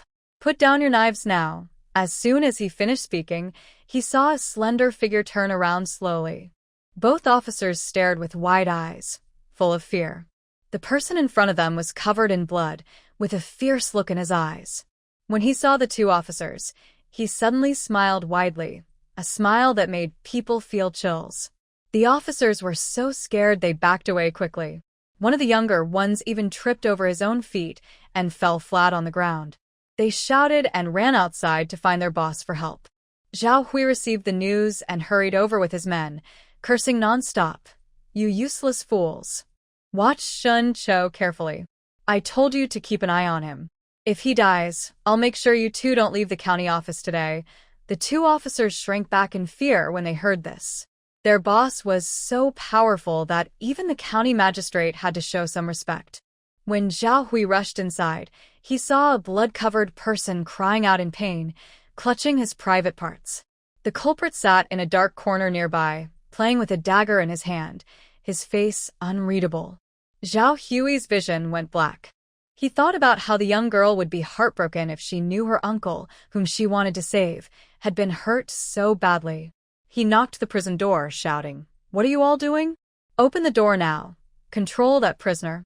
Find Shin Cho for me, and get a doctor here. If he dies, none of you will survive." The others shrank back, too scared to breathe, and quickly followed his orders. When the prison door was opened, the officers, holding their knives carefully, moved slowly toward Shin Cho, ready to attack. Zhao Hui warned loudly, "Put down your knives now, or I will kill you myself." Shin Cho acted as if he hadn't heard anything and kept playing with the dagger in his hand. Zhao Hui froned. "This is your second warning. If you don't put the knife down, I'll kill you." But Shun Cho didn't move at all. He kept turning the dagger in his hand, lost in his own world. Zhao Hui warned him a third time, but the man in the corner still didn't react. Thinking he had already shown enough patience, Zhao Hui signaled to the men behind him. They rushed forward with their blades, trying to knock the dagger away by force. Just then another officer shouted, "Sir, Wait. we haven't found Shin Cho yet. Could that person in the corner be him?" Hearing this, Zhao Hui quickly called out, "Stop. Stop right now." Some of the men couldn't stop in time, but Zhao Hui stepped in and knocked their weapons aside. Even with all the noise, the man in the corner still didn't respond. Zhao Hui looked at the blood-stained dagger in Shin Cho's hand and asked carefully, "Shin Cho? Are you Shin Cho?" "Don't be afraid," he added gently. "Put the knife down first." Shin Cho suddenly raised his head and pointed the dagger at Zhao Hui. He remembered this man, known in Lu County for being upright and fair. If Zhao Hui hadn't helped him change cells back then, he wouldn't have survived long enough to meet that old man. Still, he didn't lower the dagger. Then someone behind Zhao Hui shouted angrily, "Sir, kill that man. He's cruel and dangerous. We only tried to talk to him, but he attacked us and even hurt people." "Yes, sir. He's a monster," another voice added. Hearing the word monster, Shin Cho raised his hand, ready to throw the dagger, but Zhao Hui shouted, "Shin Cho, Stop.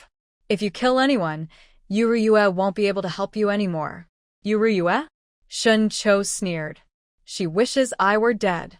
If she really wanted to help me, she wouldn't have sent me here to suffer." Even so, he slowly lowered his hand and finally threw the dagger at Zhao Hui's feet. Zhao Hui saw that he responded, and he finally let out a deep sigh of relief. But thinking of Shin Chao's words, he felt a bit unfair to Yu Ryue. "She sent you here for your own good. Rest assured, she will never give up on you. In a little while, the doctor will come to check your injury. Then I will change your cell." When Shin Cho heard that she was doing this for his benefit, he didn't feel happy. Instead, he became more upset and shouted hoarsely, "For my good? Ha. Everyone says they do it for my good. My family beat me, claiming it was for my good. They poisoned me, saying it was for my good. Even after betraying me, they said it was for my good. One after another, they pushed me to the edge. When I found out, they said it was for my good. Lord Zhao, don't you think that's funny?" Zhao Hui looked at Shin Chao's wild state and sighed deeply. "I don't know what you went through before, but since Miss Ryue said it's for your good, then it definitely is. She's not a hypocrite. After changing your cell, you should just wait quietly. She will come to save you." Shin Cho sneered coldly. "Save me? What does she have to save me with?" Honestly, with things getting so serious, even Zhao Hui didn't know what Yu Ryue could use to save Shin Cho. All he could do now was move Shin Cho to another cell to ensure his safety. "Wait until the doctor finishes checking him, then take him to cell A." The officer nearby quickly stopped him. Boss. No one is allowed into cell A. "The people inside are important. If we put this crazy guy in there and hurt that old man, it would be bad." Zhao Hui coldly glanced at him. "If I tell you to go, then go. If something happens, I'll take responsibility." Hearing their boss speak, they didn't dare to argue further. They carefully carried Shin Cho out of the cell, treated his wounds, and then threw him into cell A. Shin Cho lay on the ground, thinking about Zhao Hui's words. Yu Ryue will save him? Does she really have a reason to do this? He remembered stepping into the government office, and how Yu Ryue's beautiful eyes were filled with sadness and tears, making his heart feel both sore and heavy. Shin Cho thought for a moment, then sat up and looked at the old man who was facing away from him, playing chess alone. He sighed. He didn't expect to see the old man again. It seemed like he was about to relive his past experiences. However, judging by the time, those people would soon start their rebellion. He couldn't rely only on the little spirit. He had to save himself. When he escaped, he planned to tie up the little spirit and keep her inside the house, so she could never betray him again. Thinking about Yu Ryue lying on the bed begging for mercy, Shin Chao's sad heart started to beat faster with excitement. At that moment, the old man who had been facing away suddenly spoke. "Young friend, since you are here, why not play a game of chess with me?" Shin Cho staggered to his feet and bowed respectfully to the old man, saying, "With pleasure." Outside, Yu Ryue didn't know what was happening inside the prison.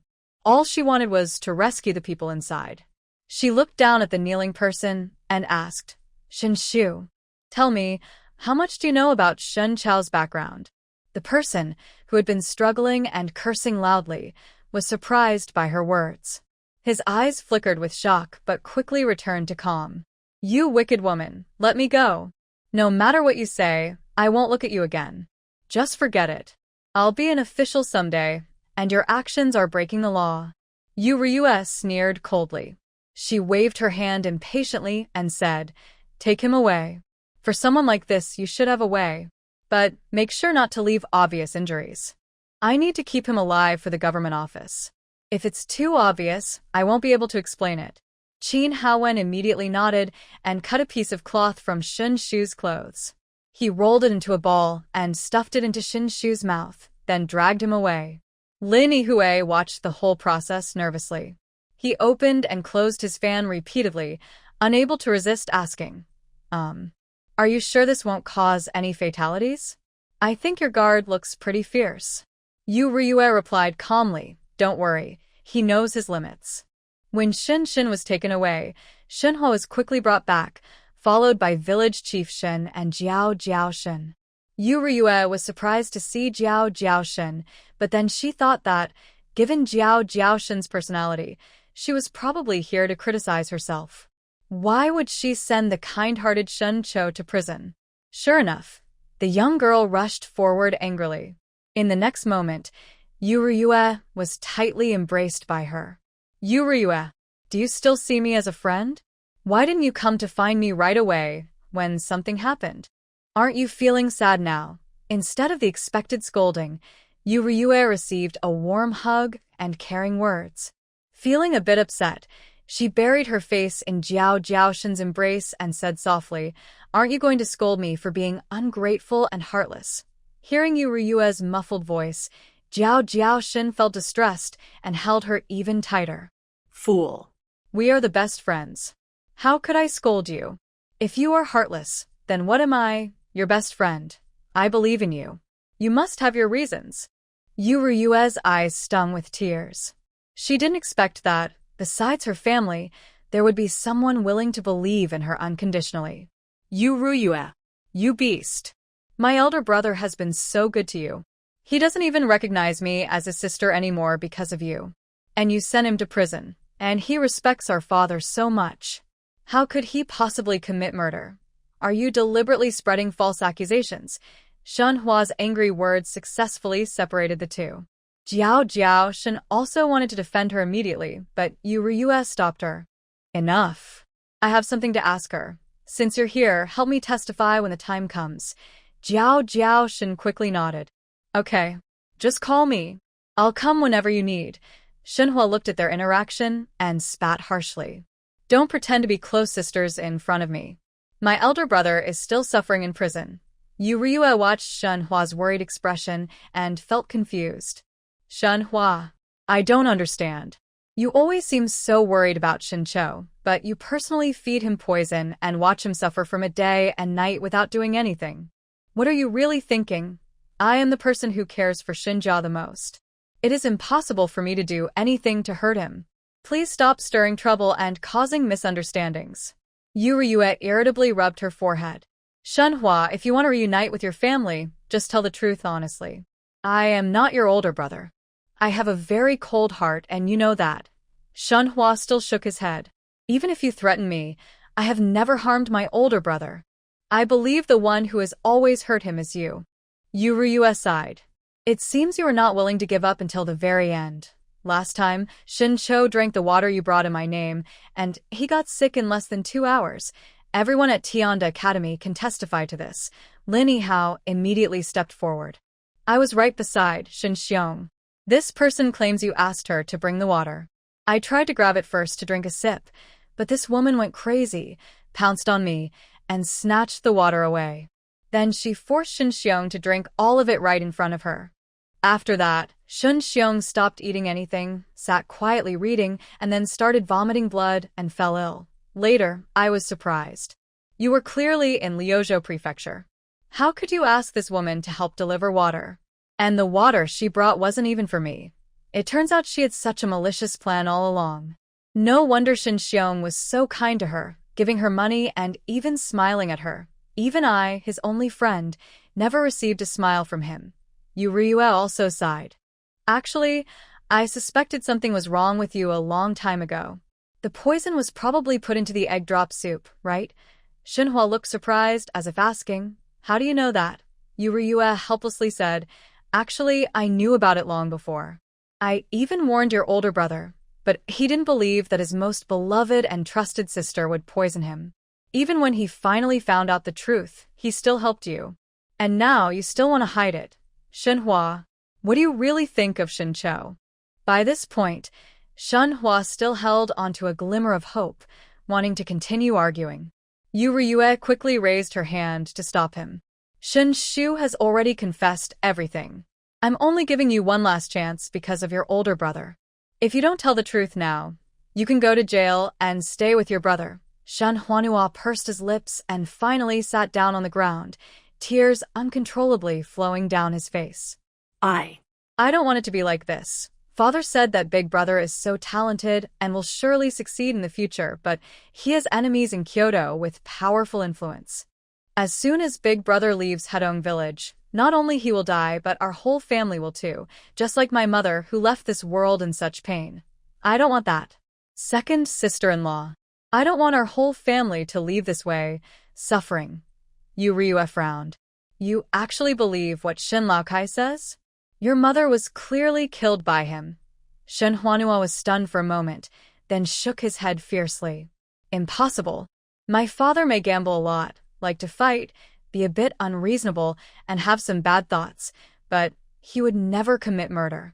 I don't believe it. Yu Ryue, why are you trying to turn our family against each other? My father is doing all this for our good.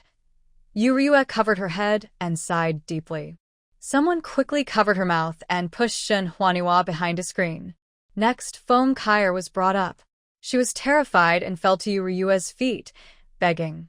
I said everything. Please, let me go. Don't let them punish me anymore. Yu Ryue nodded. All right. Now, hurry up and tell the truth. Remember, I already have some evidence, including your accomplice. If you dare to lie even a little, I will send you to jail, and all your schemes will be ruined. Foam Kyer shrank back in fear and quickly explained everything. Your mother-in-law was indeed killed by Shen Laokai, but I didn't have much to do with it. I used to work in a brothel. When I saw how generous he was, I thought he was a rich young master, so I whispered in his ear and asked him to buy me back. I told many people this, but no one believed me. Only he listened and told me to wait. About a month later, I thought he was also deceiving me. Then he paid to buy me out. But when I arrived at that small house, I realized he wasn't a rich young master. I felt some regret. Then he said he killed his wife to save me. She also said that he didn't need to go out to work. Every month, someone would send him silver, and even his son and daughter-in-law at home would honestly farm the land and give all the money they collected to us. I was moved by this, and indeed, someone would send him 10 taels of silver each month. Besides that, there was a bottle of colorless, tasteless poison. I heard that this medicine was prepared by the top doctors in the city. Even when he went to see a doctor, they would just say he was overworked and tired to death, or that it was something he was born with. One day, I took advantage of his drunkenness to ask if he used this poison to kill his wife. He nodded with a smile and said that as long as he fed that white, unwanted son of his once a month, making him sick, someone would send money. As for who sent the money, I have no idea. He never let me follow him. After she finished sharing everything she knew, she looked cautiously at Yu Ryue. If you want to know more, go find Shen Shu and Shenhua. They are good at poisoning. Old Kai said that even if something really happens in the end, just blame Shenhua. After all, Shenhua took a lot of money from Old Kai. Foam Kyer looked curiously at the screen behind Yu Ryue. Miss you. There's something making noise behind you. Could it be a rat? Yu Ryue nodded. It's probably a big rat. No problem, I'll have someone deal with it later. Seeing that Yu Ryue's expression was normal, Foam Kyer relaxed a little. Then, can I go now? Yu Ryue firmly refused. No. Tomorrow, I want you to go to the county office and repeat what you just said, but you should know what you can say and what you can't. If something happens to me, you and your daughter won't survive either. Foam Kyer nodded repeatedly. At this point, she could only follow the plan. After Foam Kyer was taken away, Shenhua was brought back in front of Yu Ryue. Shenhua's face was already full of tears. She couldn't believe that her gentle and kind mother was ultimately killed by her father. She had seen her older brother fall ill many times, and the symptoms were exactly the same as her mother's. Yet she never thought about it that way. How could she be so stupid? No wonder. Even when something happened, her father always blamed everything on her because she was just too stupid. Yu Ryue stepped forward, took out what was in her mouth, and then pinched her chin, forcing her to look into her eyes. Manhwa, do you still think you're innocent? Do you think your father is innocent? Besides your foolish older brother, no one in the Shin family cares about you. No one sees you as a person, only as a scapegoat. Do you really want your mother to die without explanation and your brother to carry the crime of patricide forever? Shanhua looked into the clear, bright eyes of the young girl in front of her. Tears started to flow uncontrollably.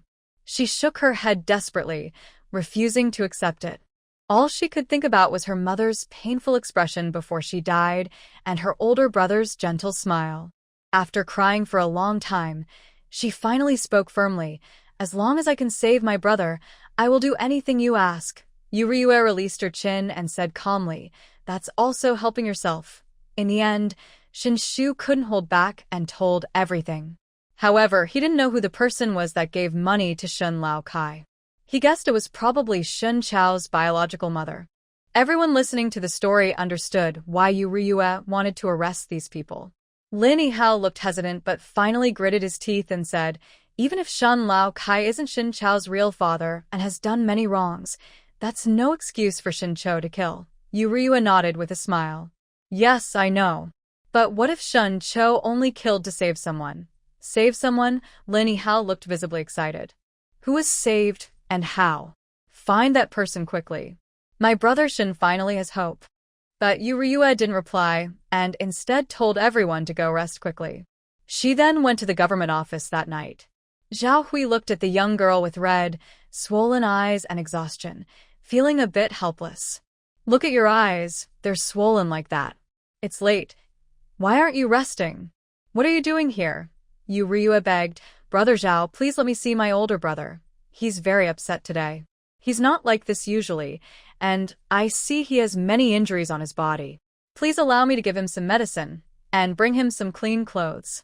I promise I won't do anything else." Zhao Hui looked into the pleading eyes full of hope. He sighed deeply. "You really are, huh? If you knew this would happen, why did you do it in the first place? He's now a suspect and, according to the law, he can't meet outsiders to prevent collusion. Even you can't." Yu Ryue's eyes immediately filled with disappointment. She whispered, "What should I do? The people in the prison are all very dangerous. My older brother is sick and weak, with no strength at all, and he's the kindest person. If he's bullied, what can I do? Brother Zhao, can you give him the things I have? There's no letter, only medicine for injuries and some clothes. You can check for yourself." Honestly, Zhao Hui felt very speechless for the first time. The little girl's eyes used to be so clear and bright, like they were filled with water, incredibly beautiful. But now, how could these beautiful eyes be so blind? Shin Cho is kind-hearted and wouldn't bully others. It's good enough that he doesn't bully anyone. Moreover, this person truly knows the law well. Although the prisoners inside are condemned to death, and they will die sooner or later, if someone suddenly kills them with a knife, that person would be responsible. But Shin Cho held a dagger, carefully avoiding vital spots, and the most serious injuries the others suffered were just injuries to their lower bodies. Thanks to timely medical treatment, these people's lives were saved. Such a person would never be bullied or punished multiple times. But he didn't plan to talk about what happened inside the prison, as that would be a failure of the authorities' supervision. Such things shouldn't be spread. "Don't worry. Your brother is doing very well inside. I've already asked a doctor to check his injuries, and there's no problem. I've brought these things in. You should go back and rest early. If you really want to save him, act quickly. Don't let things get worse." After saying this, Zhao Hui took the items and hurried inside, afraid that Yu Ryue would continue making reckless remarks. He couldn't risk revealing the secrets of the prison. When he arrived at the cell labeled himself, he was surprised to hear laughter coming from inside. "Ha ha ha. What kind of head do you have? Even I, an old man, am quite impressed." "You're joking, old man. I am only a humble student in front of you, just showing a little skill." "Ha ha ha. You, young man, are quite refined. How long have you been studying? Who is your teacher? Have you read any military strategy books? Sir, I have always been in poor health and was often sick, so I mostly taught myself. I haven't formally studied under a master, but I have read the 4 books and 5 classics, including the Analects and the Book of Rites. As for military strategy, I only have some basic understanding. Good. Let me test you. Zhao Hui listened outside as the two talked back and forth, feeling a bit fascinated. This Shin Cho is truly impressive. This old man has a lot of background. Only a few people in the world could earn such praise from him. But Shin Cho has never even left Lu County. Why is he so powerful? It's clear he is very knowledgeable and experienced. Alright. I like you very much. How about this? You can become my student. I will teach you knowledge and martial skills. It will also help pass the time.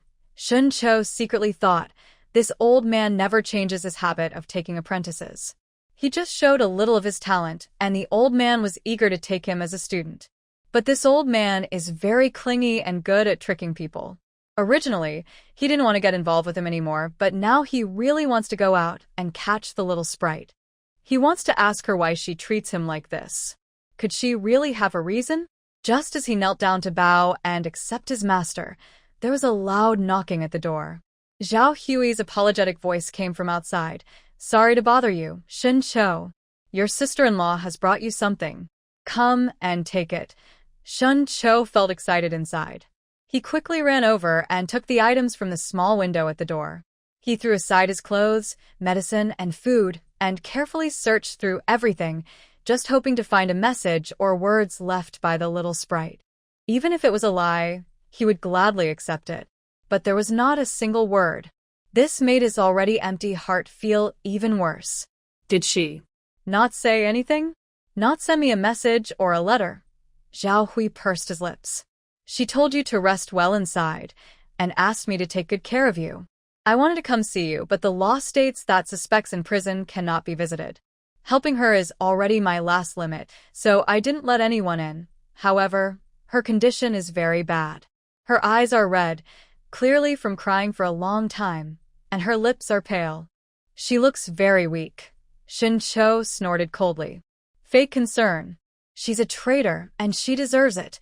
If there's nothing more to say, then forget it. Tell her I won't let her go. Frowning, Zhao Hui wanted to persuade him further, but Shin Cho had already gone back to playing chess with the old man.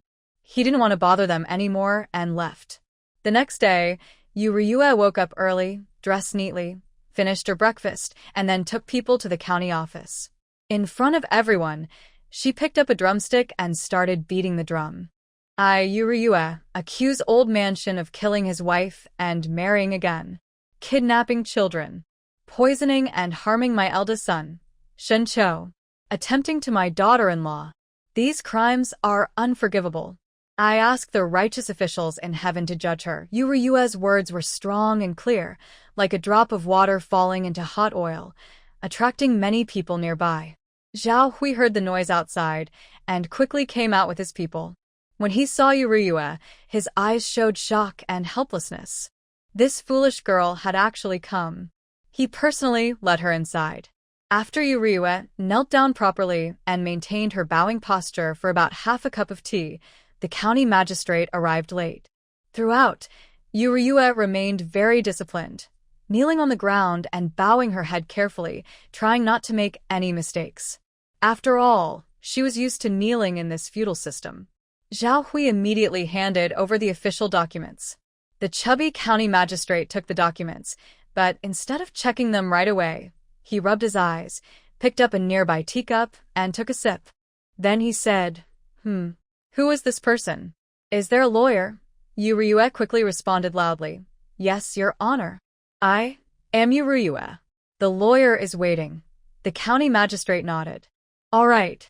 Bring the lawyer here too. Lin Yiho immediately stepped forward, knelt, and bowed. Your humble servant, Lin Yiho, greets Your Honor. The magistrate frowned and silently read the name twice. Lin Yiho? Lin Yiho. Why does this name sound so familiar? The scholar next to him whispered softly in his ear. Lin Yihue, the son of Dean Lin from Tianda Academy. I see this young man looks noble and wears fine clothes. He might be that young Master Lin. Hearing this, the The county magistrate's eyes lit up, and he spoke gently. "Oh, may I ask if this is young Master Lin from Tianda Academy?" Lin Yihue respectfully replied. "Yes, I am." The magistrate cheerfully raised his hand. "I didn't expect this young girl to be so capable, to have brought young Master Lin here. Quickly, bring a chair for him." "Yes." "Young Master Lin, how many students will Tianda Academy need next year?" "To be honest, my own son is almost of age to start school. If he could learn from Dean Lin, maybe he could even become a county magistrate someday. Honestly, yesterday he volunteered to be this lawyer, but he regretted it afterward. Still, his father said it was a good chance to practice, and he wanted to help Shincho and Yuriyua, so he forced himself to come. But he didn't expect that once the county magistrate learned his identity, he would be so opportunistic."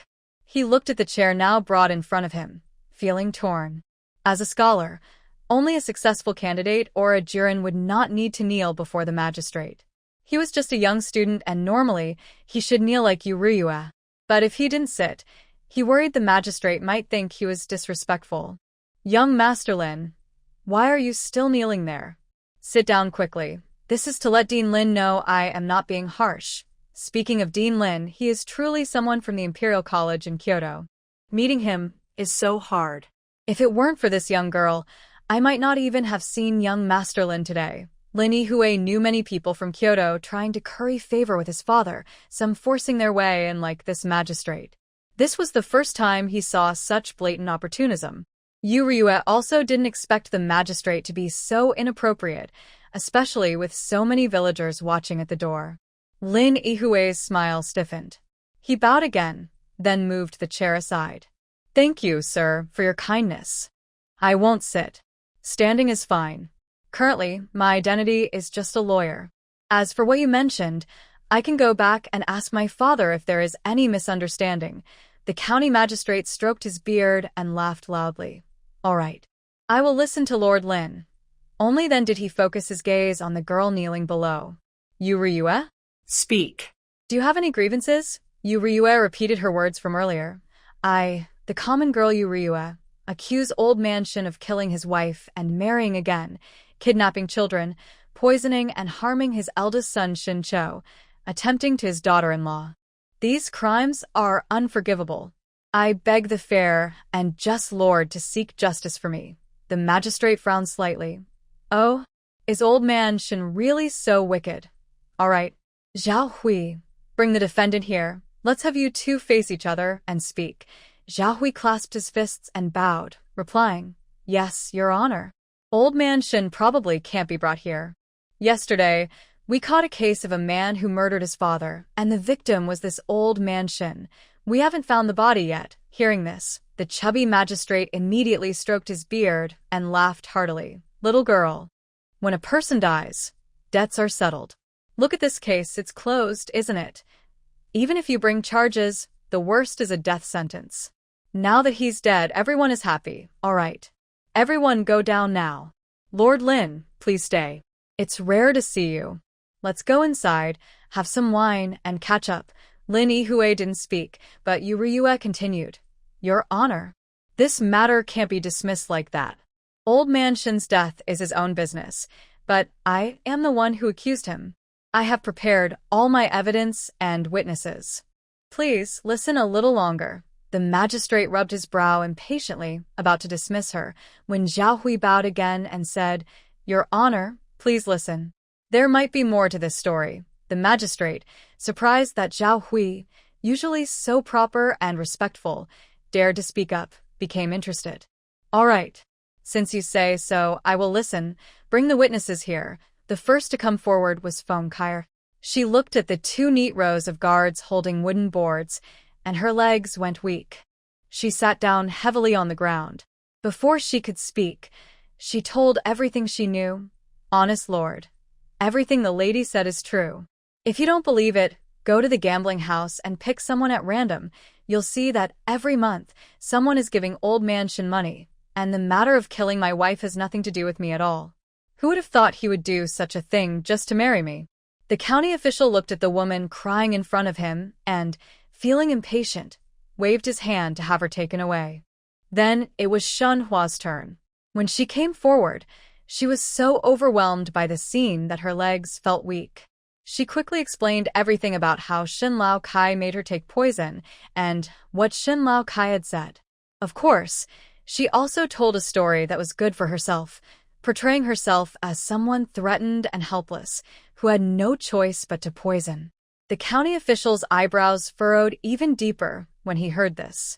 If he gave you the poison, then where is it? Did he give all of it to your older brother? Shenhua hurriedly shook her head. No, this time the medicine was given to me by Shinshu. It was more than what my father gave. The leftover and used medicine was kept in a hidden compartment under the cabinet in my house's Kong. The county official immediately sent someone to get the medicine from Shenhua's home. Next was Shinshu. When he arrived at the court, he thought he saw a savior and started shouting, "You Ryue! You wicked woman! Are you jealous that I am about to become successful, so you conspired with outsiders to trap me? I tell you, even so, I will never like you. My heart belongs only to Su Mayor." Seeing the two of them like this, the county official became curious and asked, "What is your relationship?" Shinshu immediately straightened his back and shouted, "We have no relationship at all. Magistrate, don't be fooled by this wicked woman. I am a student at Tianda Academy, and I plan to become an official. The Lu County's richest family, the Li family, is already preparing to support me. This woman is just jealous and envious." Yu Ryue respectfully replied, reporting to the official, "I and this man were originally husband and wife, but on their wedding night, he ran off to be with Su Mayor. He has never returned home since. The Shin family all thought he was dead. I happened to find out he was still alive, but he spends his days with other women, even calling them his wives. When I discovered this, he was so ashamed that he divorced me." Zhao Hui quietly added from nearby, "Your Honor, I can also testify to this. Shinshu, like his father, is lazy and indulges in concubines and neglects his wife. I was present when he divorced his wife." The county magistrate looked at Zhao Hui with a strange expression again. "When did you start caring about the affairs between husband and wife? And haven't you noticed that you're talking more than usual today?" Zhao Hui respectfully replied, "Yes, sir. It's just my duty." The magistrate secretly cursed inwardly. This person was still as good at pretending as ever. Shinshu was still shouting loudly, which annoyed him. All right. "Since you're not being honest, take him down and give him 50 hits, then bring him back, so I can see if he's telling the truth." When Shinshu heard this, he immediately burst into laughter, with a sinister look in his eyes, and said to Yu Ryue, "Did you hear what the magistrate said? I think 50 hits are not enough. It should be 100. Only someone like you, who talks nonsense, deserves to be punished." Before he finished speaking, the guards grabbed his arms and dragged him away. He looked at the magistrate walking farther and farther and shouted confusedly, "Sir, did they arrest the wrong person? I shouldn't be punished. It should be Yu Ryue. Sir, I have a close relationship with the Li family. Ah, it hurts so much. You've punished the wrong person. Ah, help. I want to report this." Bang. Bang. Bang. After 20 hits, a guard rushed in and said, "Sir, Shinshu has fainted." The magistrate ordered someone to carry Shinshu inside and poured a bucket of cold water over him. Shinshu gasped and groaned as he woke up. Oh, my. "Help!" The magistrate immediately struck the wooden block, and the nearby guards used long wooden sticks to beat the ground, making loud thumping sounds, while shouting, "Majestic." This serious and solemn sound made Yu Ryue feel nervous. Shinshu naturally dared not say anything more, especially after hearing that 30 more hits were still to come, and that Shenhua and Feng Kair had already explained everything. He no longer dared to act clever and roughly told what he knew. Of course, he only spoke about things that benefited himself, shifting all the blame onto his father. After all, he was going to be an official someday, and he couldn't have any stains on his record. As for his father, instead of letting him gamble and cause trouble outside, it was better to lock him in prison for reflection. It would be good if my son becomes a high-ranking official someday and then helps others enjoy a peaceful life. Anyway, it's just poisoning, and it wouldn't kill anyone. If something happens, we should find the person who gave the poison. But I wonder if the small county magistrate will dare to go after them when the time comes. That person who made my father take the poison is a big shot from the capital. If you know what's good for you, release me quickly. After saying this, not only did the county magistrate furrow his brows tightly, but Zhao Hui also sensed that this matter was not as simple as it seemed on the surface. Especially considering Shen Chao's background, there is definitely a big conspiracy behind it, something they all cannot face. When the bottle of poison was handed over, even the best doctor in Lu County couldn't identify what it was. They even started to doubt whether it was really poison. In the end, Zhao Hui suggested feeding the poison to a prisoner who was scheduled for execution that day. The county magistrate immediately agreed, saying, "Good. Those prisoners are very wicked. Before they die, it's only fair they get to taste this special thing." Zhao Hui quickly pulled the prisoner forward, and the poison was given directly into his mouth without dilution. In about the time it takes to drink a cup of tea, the lively prisoner suddenly twitched all over, spat blood, and then collapsed straight down. Lin Yihao excitedly pointed at the man, saying, "Yes, that's exactly what happened to Shincho that day. He was just sitting peacefully in the school, then suddenly started twitching and spitting blood. He fainted right away. I went to see several doctors, and they all said he was born with this illness." Zhao Hui hurriedly asked the doctor nearby to check the prisoner's pulse. The old doctor pressed his hand, looking puzzled. He even shaved off a few of his beard hairs. Finally, he shook his head and said, "Your Excellency, I am not skilled enough to tell what poison he has taken. But from his pulse, it seems like he's been born with this illness or has been weak for a long time. It's like he caught a cold, and that took his life away." Zhao Hui then clasped his fists with both hands and bowed to the county magistrate, saying, "Sir, this is a bandit I caught a few days ago. He is very strong and has robbed many places. Inside the mountains, he hoarded gold, silver, and jewels, enough to fill a house. He eats well and is fat, so he can't be lacking in nutrition. As for the illness he carries from birth, that is just nonsense. It seems that the colorless and tasteless poison really is deadly. This colorless and tasteless poison is something he has never encountered before, let alone the few dirt farmers kneeling here. It looks like this matter is quite serious, especially Shincho, who might be the illegitimate child of a noble in the capital." The county magistrate suddenly didn't want to continue investigating. He was afraid for his own safety. Thinking of this, he cleared his throat and said, "Yuriyue, I have basically understood. This old Shen is not Shin Chao's biological father. I don't know where the child came from, but someone instructed him to be poisoned for many years to prevent him from becoming successful. Also, your former mother-in-law might have been poisoned by Shan Lao Kai too. But since they are all dead, there's no point in pursuing these matters." Before Yuriyue could speak, the weak Shinshu struggled and said, "My father is dead? How is that possible? When did my father die? Who killed my father?" At this moment, the magistrate also reacted. He looked back at Zhao Hui with some doubt and asked, "Yes. Who killed Shen Lao Kai?" Fratricide. "Which son dares to do that?" Zhao Hui quickly replied respectfully, "Reporting to the Lord. The murderer is Shin Cho." This time, the magistrate was even more shocked. What? "The child with an unknown background who was poisoned." "Yes, Lord. That is Shin Cho." Hearing this, Shin Shu immediately cursed loudly. "Shin Cho, that little brat, dares to kill my father. Oh, great heavens, you must avenge my father." "No, that's impossible. My brother is timid and kind. How could he kill my father?" "Yuriyue, are you the little behind this?" Seeing Shin Shu call him a little brat repeatedly and stroking his long beard, the magistrate sighed. That child is also pitiful. He has always thought a thief was his father and was poisoned by his family. He didn't know for over 10 years. Sigh, forget it. Zhao Hui, when he dies, give him a proper send-off. Also, try to feed him more often." This time, before Zhao Hui could speak, Yuriyue knelt again and said, "Sir, Shin Cho did kill old Shin, but he didn't deserve to die. If the county magistrate still didn't know who Ryue was here for at this point, he wouldn't deserve to be the magistrate anymore. Ah, You're a kind girl, but even if old Shin killed his wife and kidnapped that poor child, feeding him poison for years, that's no reason to kill him.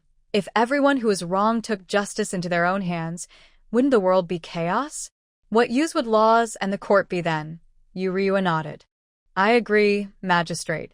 But what if Shun Cho was trying to save someone and accidentally killed the wrong person? The magistrate raised an eyebrow. Save someone? Who? Ryue knelt again and said, This is my final statement. Old Shin forced his daughter-in-law. Everyone present was shocked.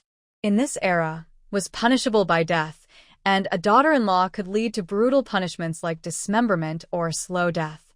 Of course, if someone killed the attacker while trying to save the victim, they might be found not guilty or just serve a few days in jail. But even with such harsh punishments, these cases still happened often because the victims rarely reported it.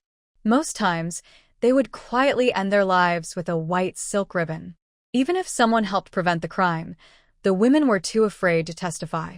Because, in this era, a woman's purity was extremely important. Even to protect other women in the family, victims would often be sent to a nunnery or poisoned with a cup of wine to end their suffering. Ryue was the first brave girl to dare to speak out and report such a case. Even the magistrate sat up straight and looked at Ryue seriously. Did you see it with your own eyes? Which daughter-in-law? Where is that girl now? Ryue raised her head and looked directly into the stout magistrate's eyes for the first time, speaking firmly. I saw it myself, because I am that girl. She was there to report the crime by beating a drum. In this era, the court would open for questioning, and many onlookers gathered outside. Everyone who heard her gasped in shock. No matter how they thought about it, they couldn't imagine such a brave and resilient young girl standing before them. Lin Yihao thought about the question he asked yesterday and felt very ashamed. The person who was saved was right in front of him. No wonder she didn't say anything. Zhao Hui was even more shocked. He suddenly remembered Gao Qingqing being brought back earlier.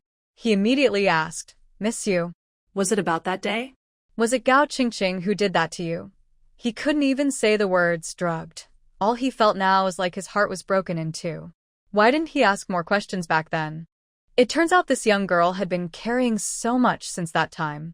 Shin Shu didn't believe any of it. He loudly argued, Ryue, that wicked girl is thin, ugly, and dark. My father wouldn't like her. Are you just trying to clear Shin Chao's name? Everyone looked at the pretty, fair girl in front of them and thought Shin Shu was being too blind.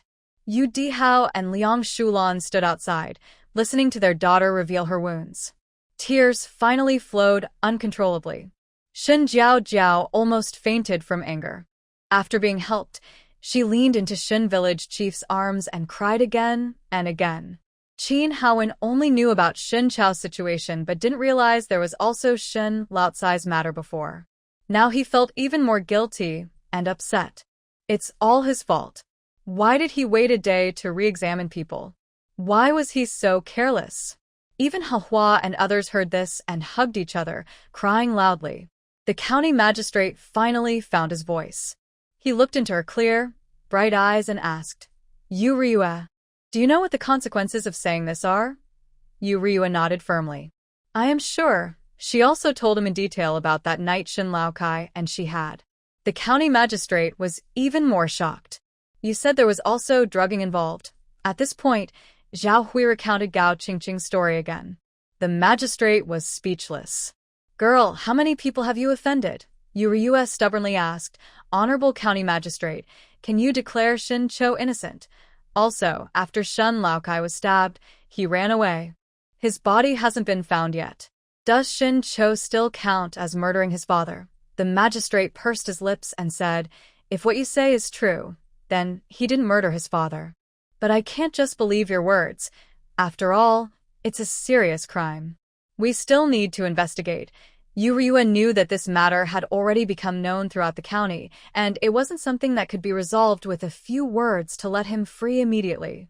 But after today, old Shin was thoroughly branded as a murderer of his wife, a kidnapper, a poisoner, and an abuser of his daughter-in-law.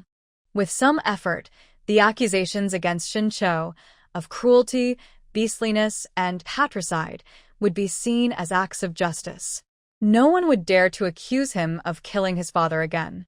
That's why she chose to go around in circles, making sure everyone understood the real reasons behind Shin Old Kai's crimes, rather than simply pointing out the bullying. As she stepped outside, her tearful parents embraced her tightly. No matter the era, when a girl is nearly harmed, people will gossip and point fingers. Although her own daughter hadn't been truly wronged, just thinking about her little girl's fear and helplessness made her heart ache. My precious daughter, don't be afraid. No matter what you do, your parents will always stand by your side. Shun Jiao Jiao also cried so hard she was gasping for breath. That old beast, if only he had been stabbed to death, that would have been a mercy. Village head Shin looked at the tear-streaked family and sighed. Jiao Jiao, don't tell anyone in the village about this. If the villagers find out, I don't know how they'll gossip about Ryue behind her back. Jiao Jiao wiped her tears with her sleeve, sniffling as she said, Okay, I understand. But I just can't swallow this anger. Why can those criminals live so freely, while the girls they hurt have to suffer in silence, or even worse, end up hanging themselves or drowning in the river? Village head Shin gently ruffled his daughter's head, full of concern. There's nothing we can do. That's just how the world is. No one can change it, so we have to be extra careful. At this moment, Yu Ryue finally comforted her parents before pulling Qin Haowen aside. Under his hesitant gaze, she said, Here's 100 taels of silver. Go find those storytellers and little beggars and spread the news about today's events. Within 3 days, I want everyone in the streets and alleys to know what happened. Qin Haowen looked into Yu Ryue's determined, bright eyes, feeling worried. If you spread the story, your reputation will be ruined too. Perhaps these people still feel pity for you now, but over time, with the help of those with malicious intent, they will say you brought this upon yourself, accuse you of scheming with powerful men, or even speculate whether you and Shin Cho were ever innocent. Countless harsh words will cut like knives into your heart. Yu Ryue, I know you not only want to save him, but also want to protect his reputation, so he can continue with his exams. But have you thought about yourself? Yu Ryue raised her hand to stop him from speaking further. Enough. I know you mean well, but don't worry. Even if those rumors are like knives, I will still live well. I want to tell all the women who have been bullied that a woman's innocence is never less valuable than her appearance. Victims are never only faced with suicide as a way out. At this moment, Lin Yiho, who had been quietly listening, stepped forward excitedly. But there's never been a precedent before. Even Brother Shin wouldn't agree to this. Yu Ryue smiled softly. Since there's no precedent, I will create one. Before, they thought I was disliked by my husband and that I should die because I couldn't keep his love. They also believed I wanted to take his property and that I should die for selling my grandparents and uncles to prison. Later, I publicly asked for a divorce, leaving on the day of our wedding, abandoned by my husband who was out enjoying himself with other women. They thought I should quickly hang myself, but until now, I am still living well. Even if this gets out and everyone demands I die, I will still live happily. Yu Ryue's words shocked Qin Haowen and Lin Yiho deeply. Suddenly, they felt that their previous words had been narrow-minded. At this moment, Yu Dihao and Liang Shulan also came over. They held Yu Ryue's hands firmly and strongly supported their daughter. Haowen, go ahead. Qin Haowen looked at the family of 3 in front of him. Seeing their firm yet gentle smiles and their clasped hands, he felt they were very close but also seemed distant, unlike most people in this world. Today's events left a deep mark on Qin Haowen and Lin Yiho's hearts. Even later, when they rose to high positions, they never forgot. In the next few days, the events involving Old Man Shin's cruelty and Shin Chao's patricide caused a huge stir in Lu County. Everyone believed Old Man Shin deserved punishment, and Shin Cho should be released without guilt. However, the government office remained silent. Even though Yu Ryue repeatedly asked to see someone, she was brushed off with ongoing investigations. Zhao Hui was also unsure what the county magistrate really meant. All he did was comfort Yuriyue and try to improve Shin Chao's living conditions. In the back courtyard of the government office, the magistrate was rubbing his forehead, looking very annoyed. Sir. The news about Shin Cho outside is spreading fast. Many people are gathered at the county office, demanding an explanation. The magistrate angrily picked up a teacup nearby and slammed it on the ground. Rude. These people are getting bolder. Zhao Hui, what is he doing? Doesn't he know to arrest a couple of people to set an example? The steward carefully said, reporting to you, sir.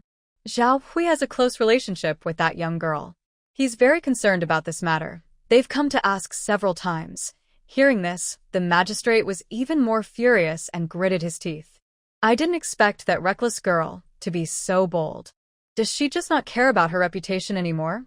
The steward nodded. I've heard that several old, stubborn men were so angry they cursed loudly in the tea house. They said a woman so defiled should jump into the river to end her life, to avoid ruining Lu County's reputation. Then that girl directly sent people to confront them, saying her innocence is as pure as a lotus, and those old men, who have had many children and frequent brothels, are unworthy of moral virtue. They should hang themselves. They called them dirty cucumbers, rotten cucumbers, and the old men almost fainted from anger. The magistrate burst out laughing. That girl really is sharp-tongued. But why is there still no news from the capital? Who exactly is Shin Chao's illegitimate son outside?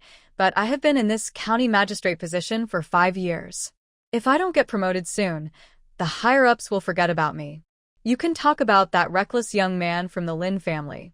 If his father hadn't been a scholar at the Imperial Academy, I wouldn't bother to give him a good look. I was hoping to use this chance to deal with the Lin family, but as soon as I finished, he ran away. The steward thought for a moment and suggested, Your Excellency, building connections with the capital is simple. Do you remember the noodle shop in Hadong Village? The county magistrate nodded with some frustration. Yes, I remember. I heard it was run by a young girl.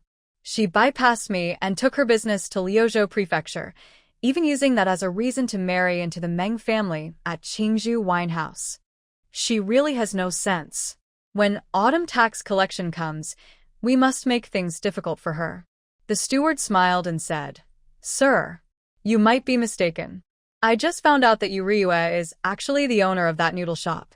As for Xinyu, she's actually the daughter of Xin Laokai, but she's been pretending to be Yuriyue to deceive people outside. Hearing this, the county magistrate's round body straightened up immediately. She's actually Yuriyue. I remember she did business with Tianfu Tower. The backer of Tianfu Tower is a big shot from the capital. The steward nodded repeatedly. Yes. Instead of waiting for some unknown person to contact us, it's better to bring the noodle shop over directly. Then we can establish contact with that big shot in the capital. The county magistrate clapped his hands happily. Good. My steward is clever. Let's do it this way. Let that reckless girl wait a bit longer. I know those rumors all came from her. The steward nodded in agreement. Meanwhile, Yuriyue didn't know her noodle shop was already being targeted. She thought her evidence was insufficient, so she went to the Li residence to ask Qin Wanru for help. But as soon as she arrived at the door, she saw more than 10 ragged men and women standing outside. At the door, Chuanju crossed her arms and scolded them. My young lady and young master are kind-hearted.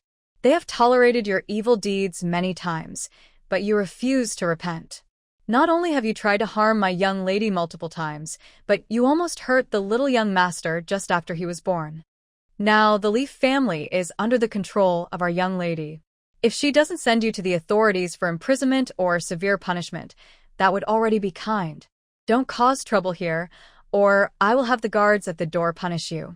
At this moment, a ragged woman with tears in her eyes shouted, Master, come out and see. Do you really allow this stubborn girl to chase us away? Li Lin is your own son. Even if I made a mistake, I can't just send him away too. Several other women also cried, wiping their tears. Master, we followed your and Aunt Hua's orders to deal with the eldest young lady. Why are you now ignoring us? Li Lin quickly stepped onto the stairs, raising his hand to hit. Spring Chrysanthemum is usually adorable, but if anyone dares to hit her, it will be a disaster. So, Ryua saw Li Lin being kicked off the stairs and even knocking down the crying women behind him. It was like bowling. Humph. If you dare to hit me, I will make you your pants. You are no longer part of the Li family tree. Don't go around pretending to be from the Li family. If I catch you, I will send you to jail. Ryua didn't expect Qin Wanru to act so decisively. She removed Li Lin from the family tree in one move. What a role model! Just as Spring Chrysanthemum finished scolding and was about to leave, she suddenly saw Ryua standing in the distance. She smiled happily and greeted her. Ryua, are you here to see our young lady? Ryua, come quickly. Today I will take you through the main gate. At this moment, Aunt Hua and Sumei's mother, Yang Mama, who had struggled to get up from the ground, all looked at her with vicious eyes. It was as if they wanted to devour her alive. Suddenly, Spring Chrysanthemum slapped her hand and shouted, "What are you looking at? Think your eyes are big? Ryua is a noble guest of the Li family. Can people like you look at her? Hurry up and get out, or I will make you regret it." After threatening, Spring Chrysanthemum quickly put on a smile, happily skipped over to Ryua and cheerfully hugged her arm, saying, let's go. My young lady at home keeps talking about you. She has wanted to send you an invitation for a long time. I heard you started a noodle factory again and are very busy, so I didn't bother you. As Chuanju was speaking, she suddenly remembered the rumors outside and looked at Ryua with concern. Ryua, are you okay? Before Ryua could reply, Chuanju pulled her along and they entered through the main gate of the Li residence. All the maids and servants along the way bowed respectfully to Chuanju. Some sharp-eyed ones even recognized Ryua and cheerfully called her, Miss Yu. When they reached Qin Wanru's courtyard, everything looked the same on the surface, but both the guards outside and the decorations inside had doubled compared to before. Qin Wanru no longer looked worried, but was glowing with health. When she saw Ryua, she happily stood up and came out to greet her. Ryua, you're finally here. I was starting to think you forgot about me. By the way, is the person everyone is talking about outside you? Ryua smiled and nodded. Yes, I came today just for that. She explained everything and then asked, does the Li family have anyone who can talk to the county magistrate? Please ask them what is missing. Why haven't they released the person after so long? Hearing this, Qin Wanru was so angry she pounded on the table. Your stepfather is even more annoying than mine. He's not even a person. He's just an animal, and your husband, I don't even want to talk about him. He's close to Yang Mama's daughter, the maidservant, and they say he plans to be fully supported by the Li family in the future. Puffed. Such shamelessness. Don't worry. I will handle this. The Li family is now under my control. I will make them regret ever being born. Ryua and Qin Wanru chatted for a while longer. Just as they were about to go home, Chuanju called out. A carriage that had been waiting outside for a while arrived. Qin Wanru smiled and patted her hand. You finally came to visit me, and I can't let you go back empty-handed. These are the gifts I prepared for you. Since you don't have a carriage, I'll have someone send you back in one. Ryua never expected that when her reputation was so bad, Qin Wanru would not only be willing to help but also prepare a gift for her. In the end, Ryua couldn't resist Qin Wanru's kindness and took the gift home. Just as she reached her door, she heard loud arguing from nearby. Your young lady has already taken over the noodle factory from our Meng family. Outsiders, get out quickly. Ryua hurried over and saw several villagers lying on the ground, knocked out. Among them were her older brothers. Ryua was already angry, and now these people dared to come and fight. She immediately shouted to the people from the noodle factory, Aunties, grab the tools. Attack them. The women saw Ryua and looked at her as if she was their main support. When they heard her say to grab the tools, they quickly picked up nearby objects, ready to fight. Across from them were about 20 or 30 people. The leader, whom Ryua recognized, was a young steward from the Green Bamboo Inn. Hey, Miss Yu, what are you doing at our Meng family's noodle factory? Could it be that you want to kneel and beg, hoping our young lady will keep you? Ha. No way. Our young lady has already said you must leave the noodle factory today. I think someone like you, who flirts with her own father-in-law, should just go and die. Living in this world only tarnishes people's eyes. Yuryu sneered coldly. Shinyu said the noodle factory belongs to her. Does she have the land deed? Any proof? No proof, just empty words. I could say everything in the world belongs to me too. Behind her, Liang Shulan, who had helped the injured villagers, hurried over. Ruyue, these people are shameless. They just came and started fighting. I think Shinyu has really fooled them. Yuryu nodded in agreement. Big brother, second brother, are you okay? Did you send someone to report to the authorities? Yu Dihao stood in front of his wife and daughter. Don't worry. We've already sent someone to report. As for those two young men, they have been practicing martial arts and are strong. I heard something happened at home, so they hurried back, but I didn't see them at home. Luckily, we met these shameless people, but thanks to Howen coming back early, otherwise those two fools might have been in serious trouble. Yuryu looked coldly at the opposite side. Fine. Since you've come to my doorstep and bullied us, I will return the favor. If there's a grievance, I will settle it.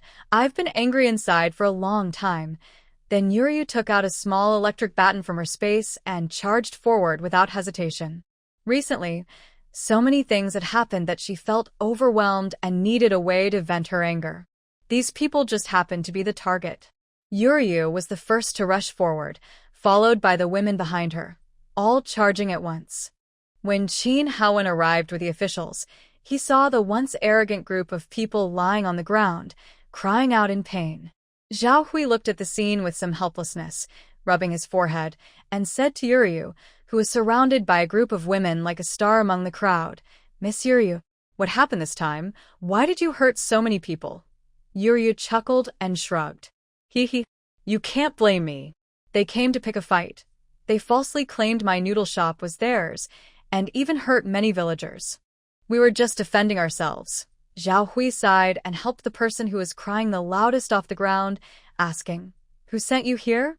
What is your purpose? The person, clutching his head and trembling with anger, said, Great Lord of the Sky, please help us.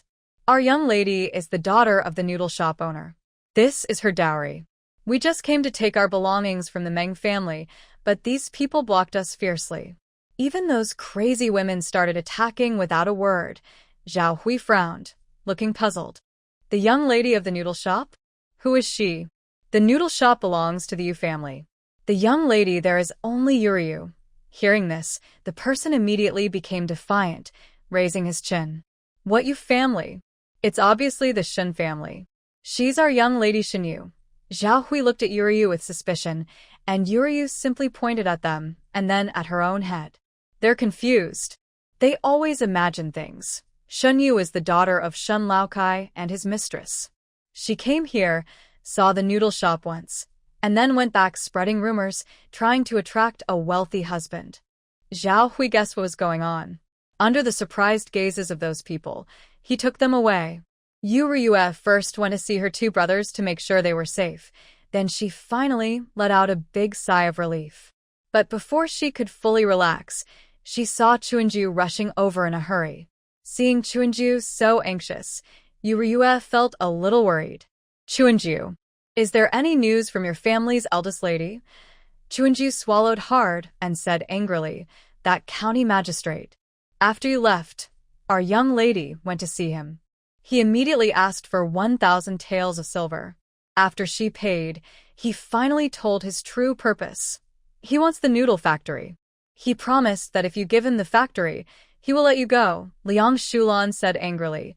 No wonder he's so fat and greedy. He's just a big corrupt official. Chuanju was also very angry. No matter what our young lady says, he just wants your noodle factory. So, our young lady asked me to come back and tell you. Take the token that Lady Sun gave you, and go see the magistrate. He will surely help you get your eldest brother out. Yuryu didn't expect that the county magistrate also targeted her noodle factory.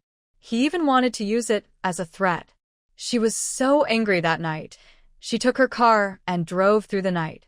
The road was smooth all the way, and when she arrived, it was still before dawn. Early in the morning, as Yuryu opened the city gates and paid the entry fee, she headed straight to Tianfu Tower.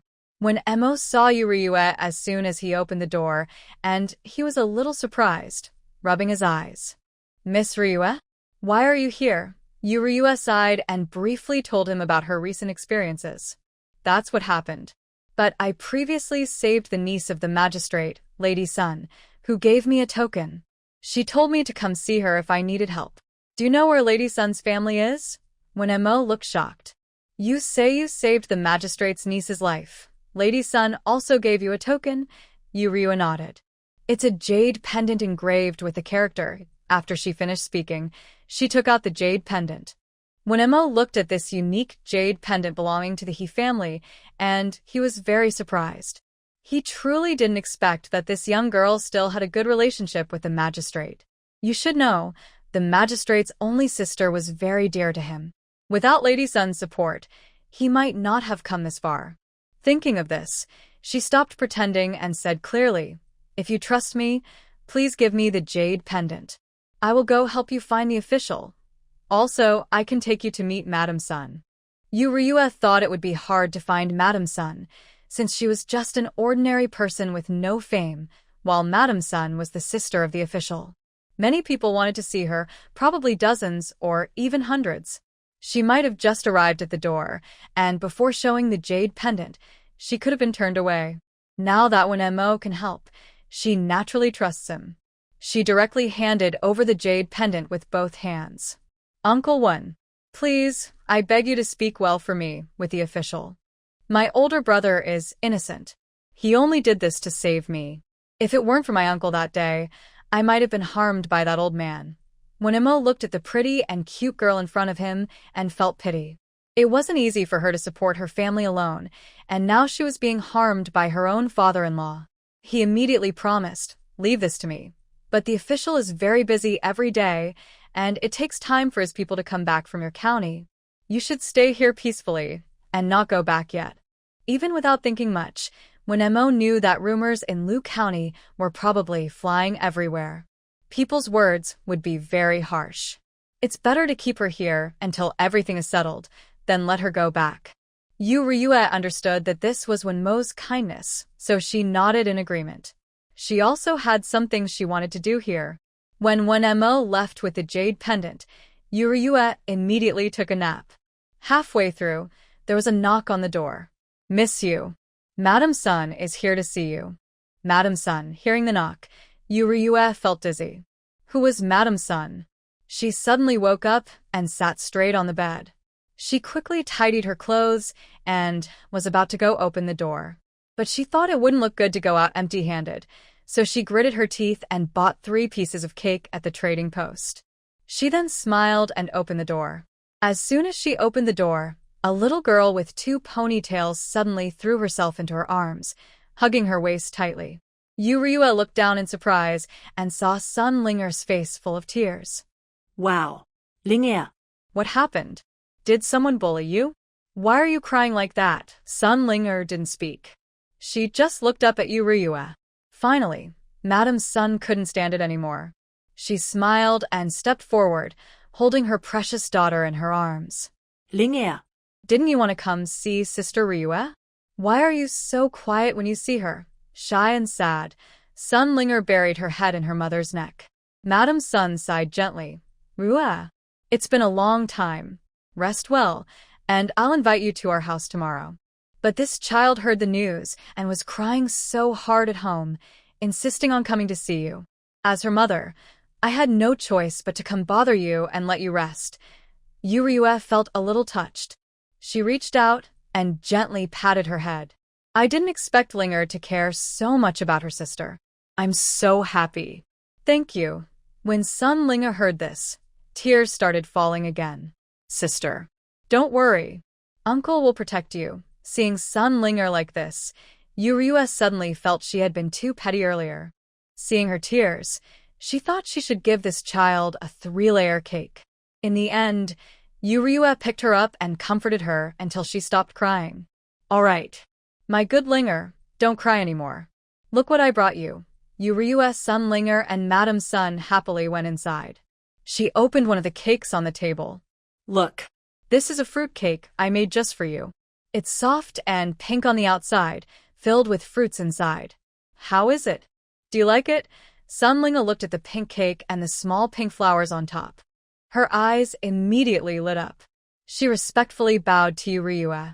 I like it. Thank you, sister. Yuryue felt a warm feeling inside. She thought, no wonder she was raised in a noble family. Besides being a little flustered at first, her words and actions now were exactly like Madame Sun's. Madame Sun also smiled and said, ever since she ate your cake, Linger isn't interested in other pastries anymore. No matter who makes them, she says none are as good as yours. It's a pity the journey is so far.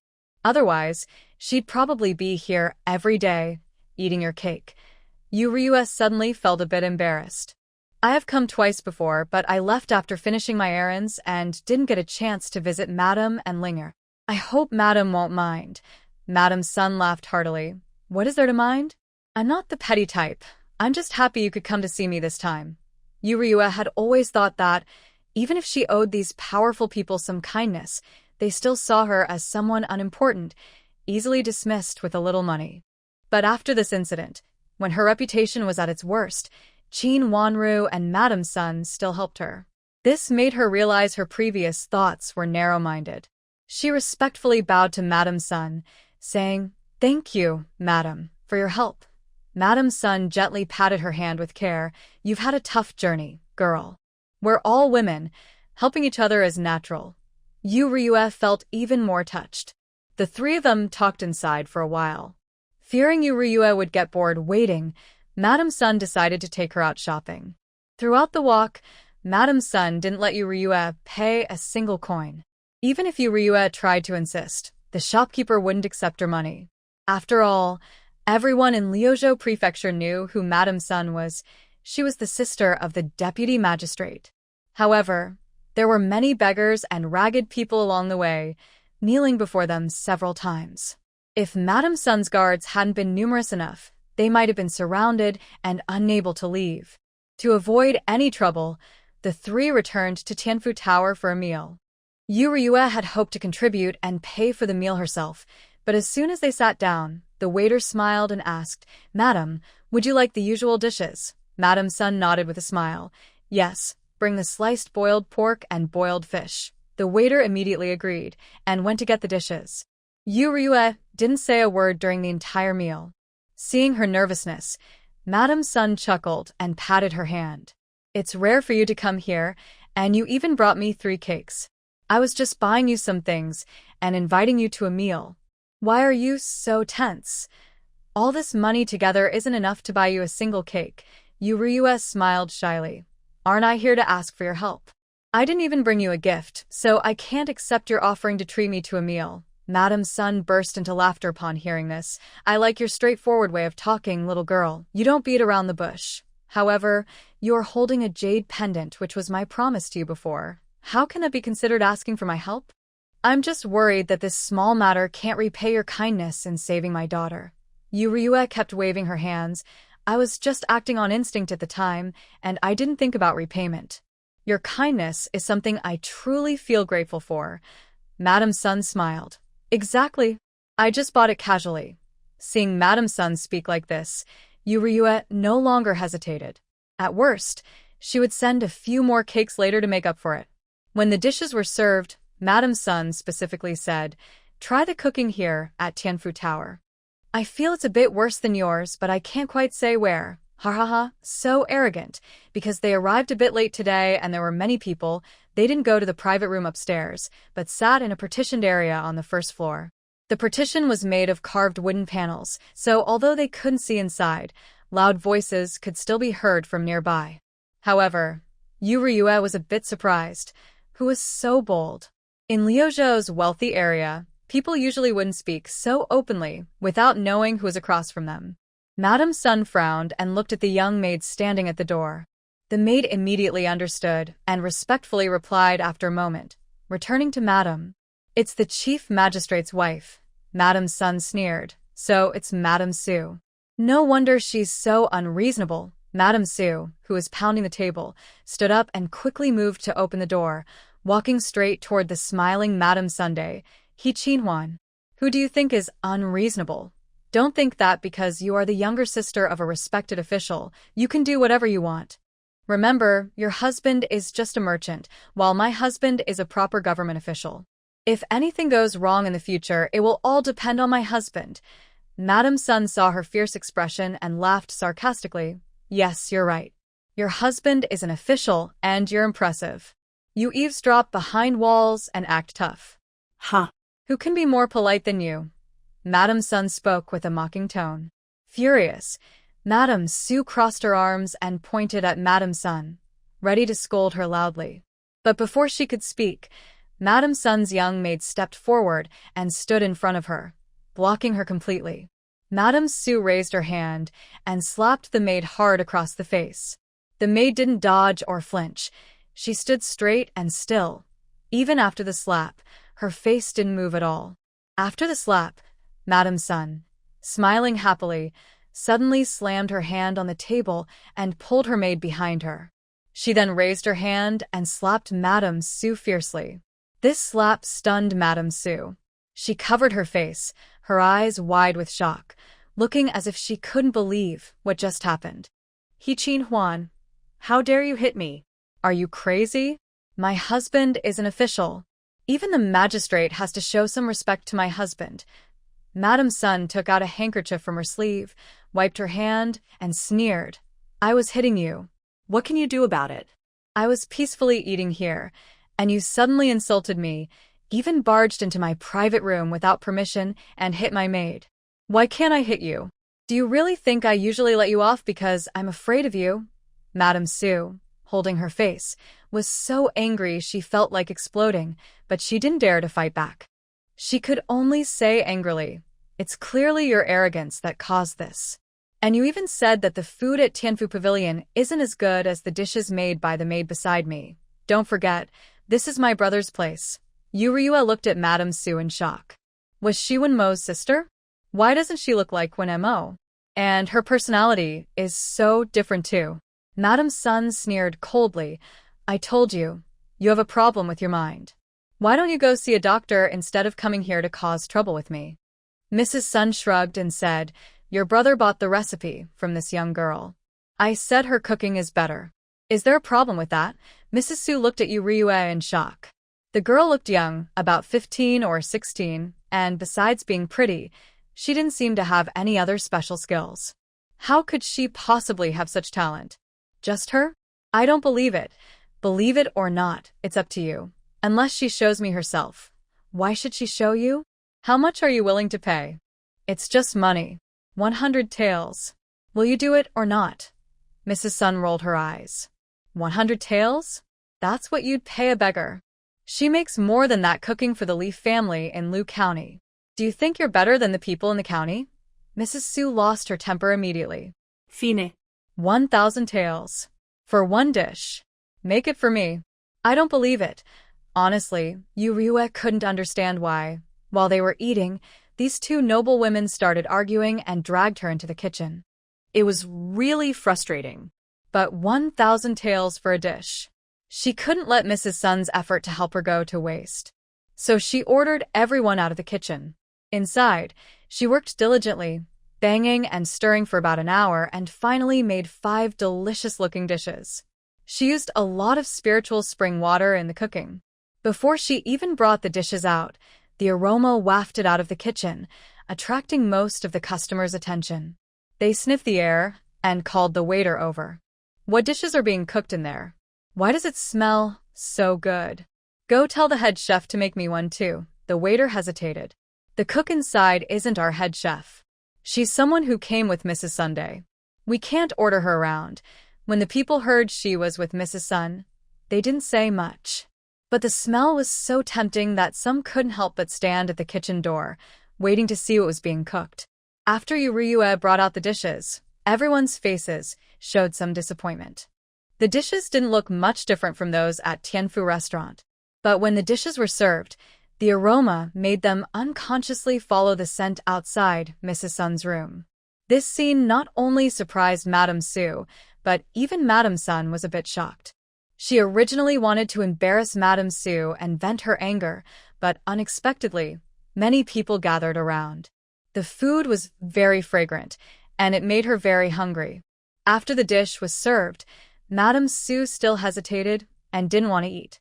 Madame Sun didn't hesitate and picked up her chopsticks to take a bite. Her enjoyment was so obvious that she couldn't help but pick up the chopsticks from the maid nearby and start eating. As soon as she tasted the food, she found it hard to stop. The dish was incredibly delicious, and after eating it, she felt a very comfortable sensation spreading through her body. This feeling was even more attractive than the aroma of the food itself. She kept eating, one bite after another, unable to stop. People outside kept swallowing their saliva, eager to taste what the food was like, but inside the room, only Madame Sun and Madame Sue were present, and neither dared to disturb the other. They could only watch from the door. However, since they were noble ladies, even though the food was delicious, they couldn't eat without any manners, especially with so many people outside. Madame Sun was the first to put down her chopsticks, took out a handkerchief, and elegantly wiped her mouth. Madame Sue, how was it? Was I right? Madame Sue also put down her chopsticks and snorted coldly. It's just SOSO, Madame Sun smiled. Really? Then you ate so much. If you have the courage, swear on your husband's career that this dish isn't as good as Tianfu Towers. Swearing was impossible. Madame Sun immediately smiled and said, since you won't swear, then pay up. 5 dishes, 5,000 taels of silver. You wouldn't try to cheat, would you? When Madame Sue heard 5,000 taels, she winced painfully. This dish wasn't just for me to eat. Why should I pay 5,000 taels? Why don't you pay? Seeing her shamelessness, Madame Sun laughed loudly. Because I trust her, but you don't. Didn't you want someone to cook for you? Do you know that in their county, a single meal costs 10,000 taels? Yet you can't even pay 5,000 taels. That's embarrassing. Forget it. I know your family is poor. Fine, I'll cover the cost for you. Mrs. Sue heard this and immediately became anxious. Who said I can't pay? It's just that I don't have that much silver. Here, take 1,000 taels of silver. Tomorrow my brother will help me pay the remaining 4,000 taels. Yuryue took the 1,000 taels and just said thank you, but Mrs. Sue pulled her aside. Little girl, think about it. Come with me, my husband is a local magistrate. When the chaos starts, he can protect you. Yuryue was surprised. Chaos? Mrs. Sue, what do you mean? Mrs. Sue knew she had said the wrong thing and quickly changed the subject. Just tell me if you're willing to come with me. Yuryue shook her head. The girl, do not want to. Mrs. Sue, hearing this, glared at her irritably. You're really asking for trouble. Even the king of can't save you. After Mrs. Sue left with her people in a grand procession, Yuryue repeated what she had just said to Madame Sun. Madame Sun was shocked. She told Yuryue to stay here and wait, then hurriedly left with a cake. Once everyone was gone, Yuryue had no appetite and went back upstairs. Below, the people looked at the few dishes untouched and became very hungry. After much persuasion, the waiter finally shared the 5 dishes. Upstairs, Yuryue thought about what Mrs. Sue had said. She seemed certain that chaos would happen and that the magistrate would be promoted. If chaos was coming and the magistrate would be promoted, there was only one possibility. He was involved in treason, and his forces were not small. Now more and more refugees were outside, and taxes were about to be collected. The common people were suffering under the court's oppression, and public unrest was growing. When the rebellion started, many desperate people would follow the rebels, even if they did nothing, gaining the people's support. She suddenly remembered Black Wuchang saying that Shin-cho would meet a noble person in prison. But Black Wuchang also urged her to run quickly, saying she didn't need to worry about what would happen next. If she really didn't interfere with Shun Chao's crime of parricide, even if he survived, he would be imprisoned forever. Even if he met a noble person in prison, how could he rise to power if he was always locked up? Moreover, Shun Chao's reputation was already ruined. Even if he somehow escaped, no one would forget his crime of parricide, and he would never reach a high position. Yuryue suddenly thought of a possibility, which frightened her so much that she sat up quickly on the bed, breaking out in a cold sweat. The possibility was that the country was falling apart, with no government or officials. Everyone would be struggling to survive, and no one would bother to watch over the prisoners in jail. Even the rebels might release the prisoners quickly to join their side and fight against the government. Yu Ryue immediately felt anxious and stood up, walking around the room. If that was true, she and her family would have no way to go. She had worked hard to stabilize her life. Moreover, this was ancient times, where people fought with close combat. Once a war started, it could last for years or even decades. Her father and brother were in their prime, the perfect age for conscription. If they were taken as soldiers, it would be a matter of life and death. The more Yu Ryue thought about it, the more anxious she became. If it really came to that, what laws would still exist? Even if someone committed a crime, no one would pursue it. Her feelings were like in modern times, suddenly hearing that the government announced that killing people would no longer be punished by law. That kind of fear and confusion was overwhelming. The powerful and wealthy would spend money to buy guns and people, trying to make a name for themselves in this chaos. But ordinary people, without weapons and even unable to withdraw their savings from the bank, could only rely on 2 kitchen knives and the food in their house. They wouldn't survive long like that. Yu Ryue's heart was growing more anxious. If those people guessed she knew, would they come to silence her? Suddenly, there was a knock on the door. Yu Ryue's heart skipped a beat, pounding fiercely. She forced herself to suppress her fear and asked cautiously, "Who is it?" At that moment, when Mo's voice came from outside the door, "I heard my sister came to cause trouble for you and owes you some money. I'm here to pay it back." Yu Ryue immediately felt relieved. She wiped the sweat from her forehead with a handkerchief, adjusted her expression, and forced a small smile before opening the door. "Uncle One, why are you coming personally? It's just a few dishes, I don't want the money." When Mo smiled and said, "What is Miss Yu doing inside? Why are you sweating so much? Your face looks very bad." "Is that so?" "My sister just said something that caused a misunderstanding." Yu Ryue heard the hint in Mo's words. She wiped the sweat from her forehead and said, "I traveled all night yesterday and didn't sleep at all. I just lay down and fell asleep right away.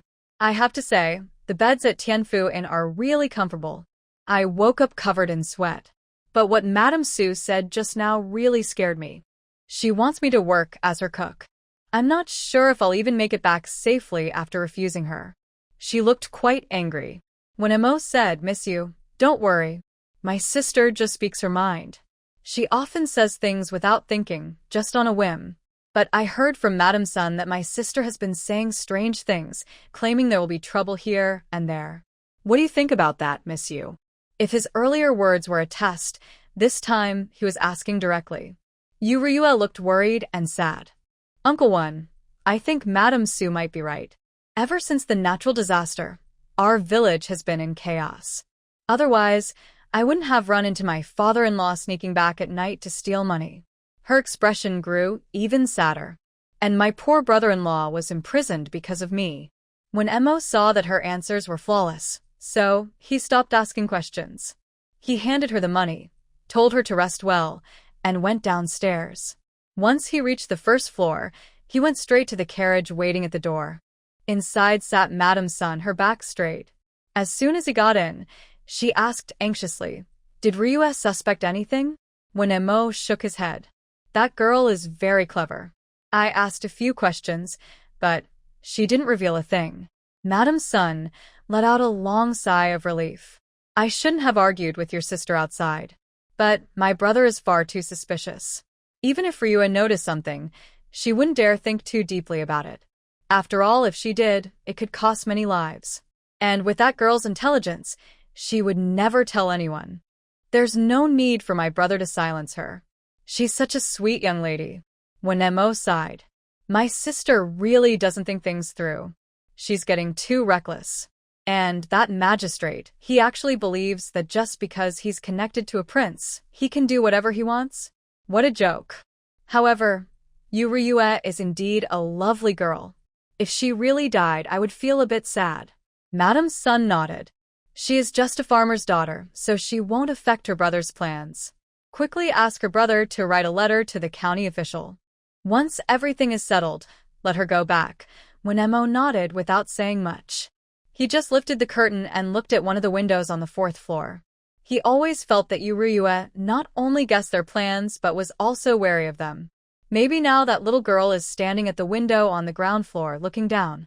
But if she is so clever, she probably wouldn't talk carelessly. From the window on the fourth floor, Yuryue, hiding in the shadows, saw when Mo's sharp eagle-like eyes suddenly opened the curtain of the carriage and stared directly at her window. She was so frightened that she quickly crouched down. At first, she only guessed, but now when Mo's actions confirmed her suspicions. She squatted on the ground, slowly moving toward the bed. When she reached the edge, she collapsed onto the bed, feeling her legs go weak. When Mo's gaze was too frightening, not at all what a restaurant owner should have. It seemed she was truly being watched. Suddenly, just as she was lost in thought, there was a knock on the door outside. Fortunately, she was lying on the bed now. If she had still been crouching there, she might have been scared half to death by the knocking. "Who is it, Miss Yu?" "It's me." It was the young servant's voice.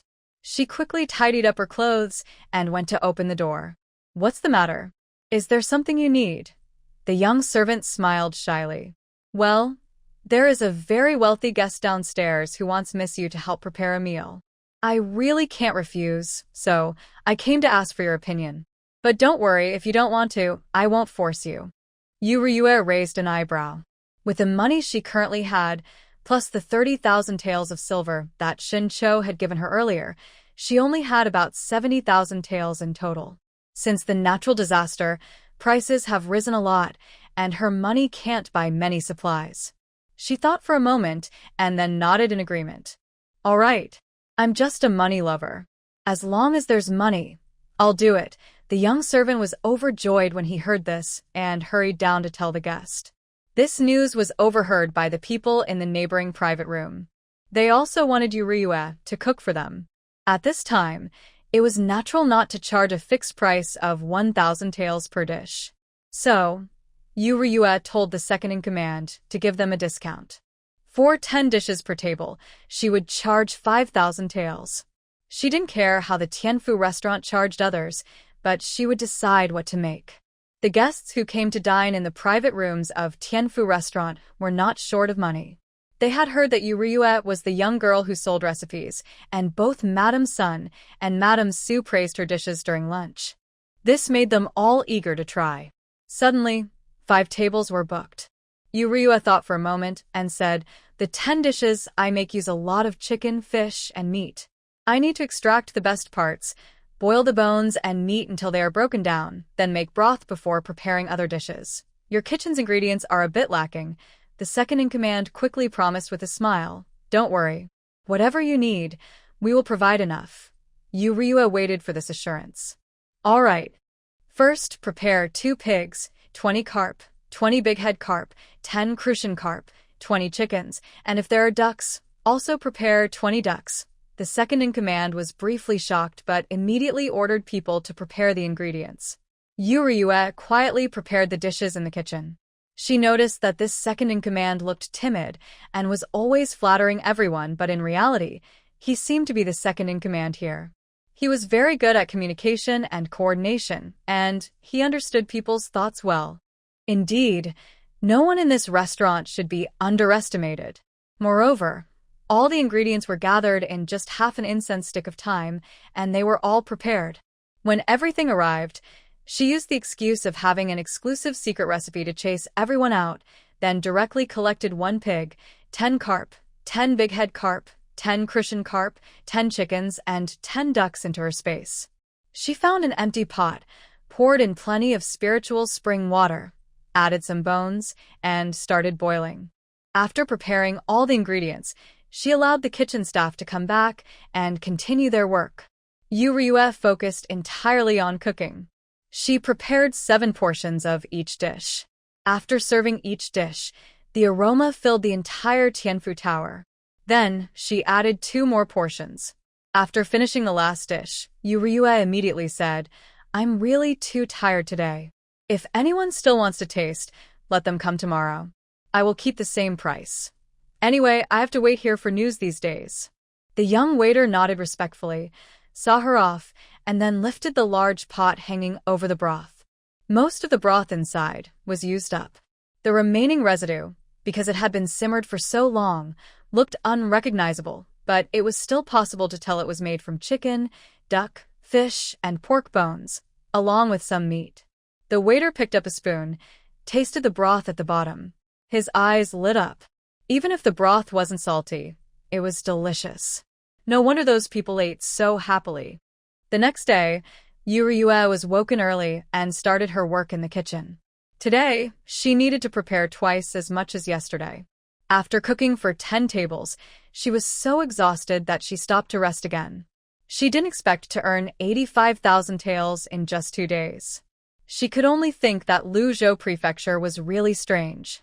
Even if those people were rich, a table of dishes costing several thousand taels was too much. Even for trying new flavors, so many people couldn't order that much. She even wondered if she was too poor. She felt that anyone who could spend 5,000 taels on a meal wasn't a good person. And with so many bad people gathering in Luzhou Prefecture, their intentions were obvious. She had a plan early. She couldn't stay here for long. Maybe she couldn't save Xunqiu because heaven didn't allow it. After all, Xunqiu was supposed to rise to fame in prison with that nobleman. But she and her family were different. They were just a group of doomed cannon fodder.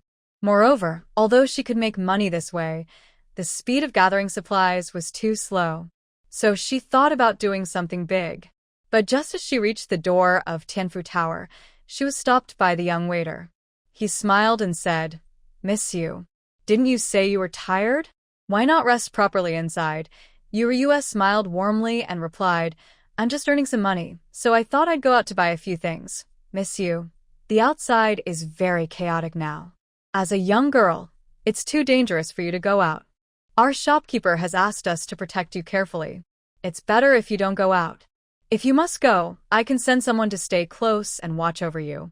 Yuryue quickly shook her head and refused, saying, "How can that work?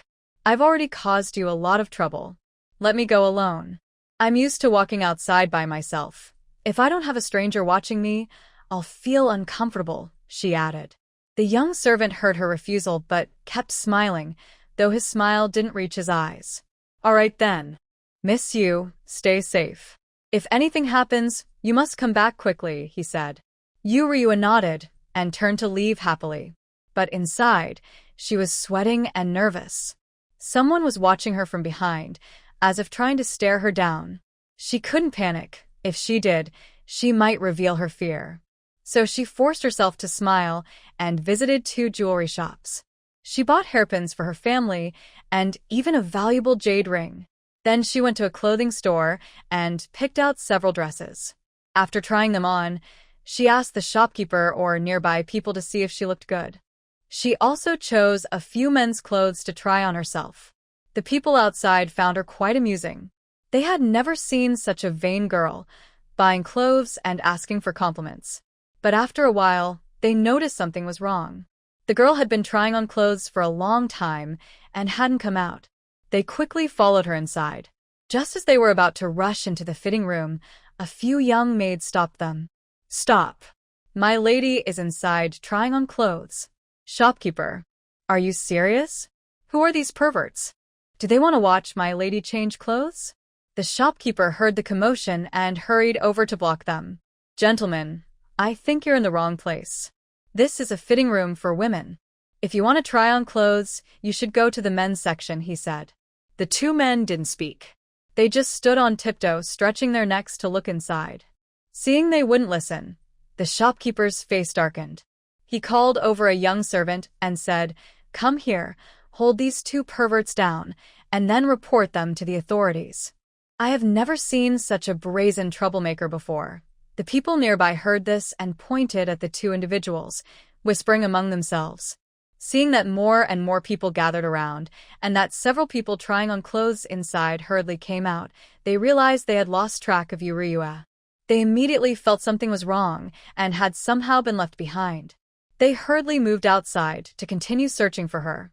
However, they were stopped by the honest townspeople of Liuzhou Prefecture. Among the crowd was a young, handsome young man hiding behind a big man, shouting, "Are these two pickpockets? Quickly catch them and send them to the local magistrate. If we let them go, who knows how many innocent young girls might be harmed. Maybe the next victim will be your daughter." These words instantly changed their view of the two from troublemakers to pickpockets. Everyone's anger reached its peak because no family wants to see their daughter in danger. So, they surrounded the two tightly, blocking their way out. Meanwhile, the most enthusiastic young man, taking advantage of everyone's attention on the two, swaggered out of the shop holding a fancy folding fan. She walked confidently, wearing a very expensive jade ring, and arrived at a grain shop. She disdainfully and irritably fanned her face with her fan. Oh, such a big business? You insist I come personally to buy? It's just 200 jin of grain. My family is large and wealthy, with many servants, and this grain isn't even enough to fill my teeth. Is it so hard to experience a simple life? Aren't there harder jobs for me to do? The shop assistant at the grain store heard this, and immediately brightened up. He looked at her bright eyes, beautiful face, and the shining youth standing in the sunlight, and quickly came out to greet her. Because grain prices had risen, ordinary people preferred to go to the mountains to pick wild vegetables rather than buy grain, and the wealthy had already made reservations. This constant demand increased his pressure to sell grain. Just earlier, the shopkeeper had scolded him. When his gaze fell on the valuable jade ring on the young man's finger, he felt very happy, but he also thought, what a big sheep. The jade ring is on a fan, haha. Young master, buying grain from us is the right choice. Look at how complete our stock is, and the rice is very cleanly processed. Just holding it and smelling, you can taste the rice aroma. Handsome young noble, Yuryua, simply glanced at the grain with a look of disdain and said, "Is that all? I used to feed my servants better than this. Don't you have better quality here?" Hearing this, the man immediately remembered the wealthy merchants who had recently gathered in Liuzhou Prefecture. He quickly smiled and said, "Young master, having such quality grain in Liuzhou is already good. I guarantee that once you leave here, you won't find better anywhere else. Moreover, if you buy 300 jin today, I will give you a discount of 2 coins per jin." Yuryua waved his fan dismissively. "I don't need those 2 coins, but today, I just want to experience life. Since you have a discount, I'll buy from you. 300 jin is 300 jin. No problem." The shop assistant immediately ordered the workers to bring over 3 large sacks of grain. "Excuse me, where should I deliver this grain?" Yuryua pointed to a small alley she had just wandered into, saying, "Just deliver it there. Someone will come to pick me up soon." The workers quickly delivered the grain to that spot. After they left, Yuryua carefully checked that no one was around, then stored all the grain into her space. She also entered her space, changed into a new dress she bought, and bought a long fake hair from the underworld trading post. The hair looked shiny and black, and most importantly, it was much longer than her own. She casually styled it into a different hairstyle, applied light makeup, added a padded shoulder, and wore heightened creasing insoles. Suddenly, she looked like a cool, aloof lady boss. When she reappeared from her space, she strolled to another street's grain shop. This time, she was a bit bolder and bought 400 jin. She looked at the space filled with 300 jin of coarse rice, 1,600 jin of polished rice, and 100 jin of bran flour, then took off her wig used for disguise. As for why she didn't buy white flour, it's because she already owns a flour mill with over 10,000 jin of stock, so there was no need to buy more. The bran flour was just to mislead others. After all, if she really had to escape, no family could eat polished rice and white flour every day. Yuryua thought for a moment and then bought fabric and cotton. It must be said that Liuzhou Prefecture is full of wealthy people. Even if she bought a few hundred jin of cotton, no one would pay much attention. People would just admire how kind the owner was to the servants, using such fine fabric and cotton to make clothes for them. After buying these items, Yuryua also bought eggs and meat under the pretense of hosting a banquet. It seemed that recently many people in Liuzhou Prefecture were holding banquets, so when she went to buy, no one asked much. They simply carried out 10 pigs, 50 chickens, and 800 eggs. Ha ha ha. My goods are sold out again. Why are there so many rich people in Liuzhou Prefecture lately? I thought I'd have to sell for 17 or 18 days. Someone nearby also sighed. Yes. It's really enviable. But these people buy meat, and no one buys my tofu. I wasted making 2 more dishes today. When Yuryua heard about tofu, she immediately went forward and took all the tofu and soy milk, even sweeping the vegetable stall next door clean. Today, she indulged herself in a bit of luxury. After buying everything, she found a small corner, stored all the items inside her space, then changed her disguise, exchanging her banknotes for silver and gold, gradually converting only 80,000 taels. She had caused enough trouble today. If when Mo caught her tail, she would be doomed. So, after storing everything in her space again, she returned to her original outfit, carrying pastries from the south of the city, along with jewelry and clothes, and happily headed back to Tianfu Tower. As soon as she entered, she saw Mo with a serious face. Yu Ruyue, seemingly unaware of his stern expression, hurriedly ran over with a smile. Ah, Uncle Wen, why are you free to come today? Has my eldest brother's matter been settled? How did the Tongji say? Can I still keep my noodle shop? When Mo first looked her up and down, then fixed his gaze on the items she was carrying. You went out for so long and only bought this. Yuryua immediately looked very surprised. Just this? Is that little? Just talking about these pieces of jewelry, I spent 3,000 taels of silver. That's 3,000 taels. How many bowls of noodles or instant noodles would I need to sell to earn that back? If it weren't such a rare trip, I wouldn't have bought it. Oh, and the pastries from the south of the city. I heard they're very delicious. I queued early and waited a long time just to get some. Uncle Wen, do you want to try some? Uncle Wen, why don't you buy this recipe too? When Mo looked at the pastries Yuryua was holding, they were very famous, far from Tianfu Tower, and required long queues to buy. But there was a lot of time in between. Where had this girl been all this time? When Mo's face darkened, he couldn't help but ask, "You're so carefree. Your eldest brother is still in prison, and your reputation outside isn't good. Luzhou is a chaotic place. You're just a young girl, and you've been out for so long. Where exactly have you been?" Yuryua heard this and secretly pinched her thigh. Her face immediately sank, and tears filled her eyes. Uncle Wen, do you also think that after what happened, I don't deserve to live?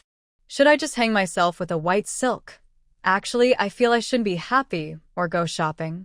But whenever I stay inside, I think of that day. My father-in-law was like a wild beast, pouncing on me, saying dirty words. His eyes looked like he wanted to swallow me whole. I was so scared that I had to go outside. Yuryua's grip tightened, and tears started falling rapidly. When Mo was suddenly anxious. He wanted to comfort her, but didn't know what to say. Seeing her crying so hard, he finally watched her run into the house and lock herself inside tightly. When Mo let out a long sigh. Today, he saw his trusted aide being arrested for the crime of flower theft at the government office. He felt truly annoyed. But although he suspected the young girl, he also genuinely felt sorry for her. He didn't want to hurt her feelings. In the end, he could only turn this guilt into motivation to find Tong Ji and urge him to take action. On the third day, Yuryua still earned money in the morning and dressed up to go out and buy a lot of things in the afternoon. This time, she saw Mo again when she returned. Yuryua happily pushed some pastries into Mo's hand. Uncle Wen, you've worked hard. I especially bought these pastries from the west side of the city. You must try them. I heard they are even tastier than those from the south. When Mo looked at the pastries in his hand and suddenly remembered what Tongji had told him today. Tell that girl to go back. That young man can't come out, but it's also his good fortune. When Mo looked into her expectant eyes but couldn't bring himself to say those words. It's considered the young man's good fortune, but what does it mean for the girl in front of him? She risked everything to save someone. Is that just of luck? Those in power are always like this. Seeing Mo just staring at her without speaking, Yuryua's heart sank slowly. Could it be? Even Tong Ji can't do anything? When Mo sighed. Sigh. Go back now. He won't die, but he won't come back either. After all, he's just your older cousin, not your real brother. You've done your best. He thought for a moment and finally couldn't help but give her a suggestion. Take your family and go south. Life there might be better. Ryue didn't expect that even after all this, she still couldn't save Shincho. Could it be that no matter how hard she tried, she couldn't change his fate? And what about her parents' fate? Shopkeeper. Something's wrong. There's a riot among the refugees in the north part of the city. Our porridge stall was overturned. Hearing this, Mo didn't have time to comfort Ryue. He just patted her shoulder and then turned to run away. That pat made Ryue finally come back to herself. She couldn't keep going like this. She had to quickly take her family away. Since Shincho might rise to fame in the future, she didn't need to risk her whole family for a man. After all, Shincho is just Shincho now, not her Shinjiheng. Thinking of this, she quickly packed her things and slipped out of the city gate while it was still daytime. She didn't take her car but instead took out her old electric scooter. The scooter is very quiet and not slow. She could ride and watch what was ahead. If she saw someone, she would quickly hide the scooter in her space and walk on foot. If no one was around, she would take out the scooter again. She kept riding until evening. Feeling tired, she arrived at the foot of a mountain, slipped into her space, and prepared to rest for a while. But as soon as she entered, she heard loud noises outside. Something's wrong. I saw a young girl here, but now she's gone. Are you sure you saw that? How could a young girl be walking alone in the wilderness? Stop talking nonsense. Our boss is ready. In a couple of days, we'll attack the government office. If you cause trouble and those corrupt officials find out, our boss will definitely punish you severely. Although Ryue couldn't see outside her space, she could clearly hear the voices. It seemed they were just outside where she had entered. I saw her, and she was writing something very strange. I was thinking of tying her up and letting my brothers have some fun, then offering that thing to the boss. Stop overthinking. Hurry back. If the boss finds out we went down the mountain without permission, we'll be in big trouble. Ryue's heart was pounding so hard it felt like it would jump out of her chest. Attacking the government office? Who are these people? Could they be connected to the local magistrate? Or perhaps to the assistant magistrate? What role does the prefect play in all this? Remember, this place is close to Ninguda, a gathering place for outlaws. If they succeed in attacking the government office, what will happen next? Ryue dared not think further. She held her breath, afraid to make any noise. Even when she heard footsteps leaving, she didn't come out. Sure enough, after about an incense stick's time, the people returned to their original spot. Strange. No one is here after all. Could I have been mistaken? Let's hurry and go. If we don't leave now, we won't make it to the training tonight. The two confirmed that no one was around and then quietly left, mumbling to themselves.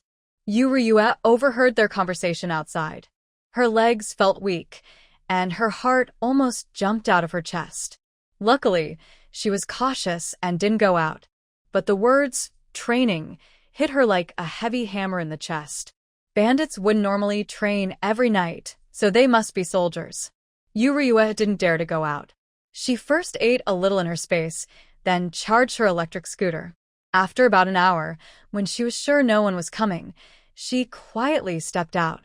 But as soon as she left, she didn't ride her beloved little electric scooter or take out her vehicle. She just tiptoed on foot, trying to hide her presence. Only after she was far from the mountain did she take out her scooter again. She wanted to drive, but on her way back, she could clearly feel more refugees on the road. Driving would be too obvious, so a small electric scooter was better.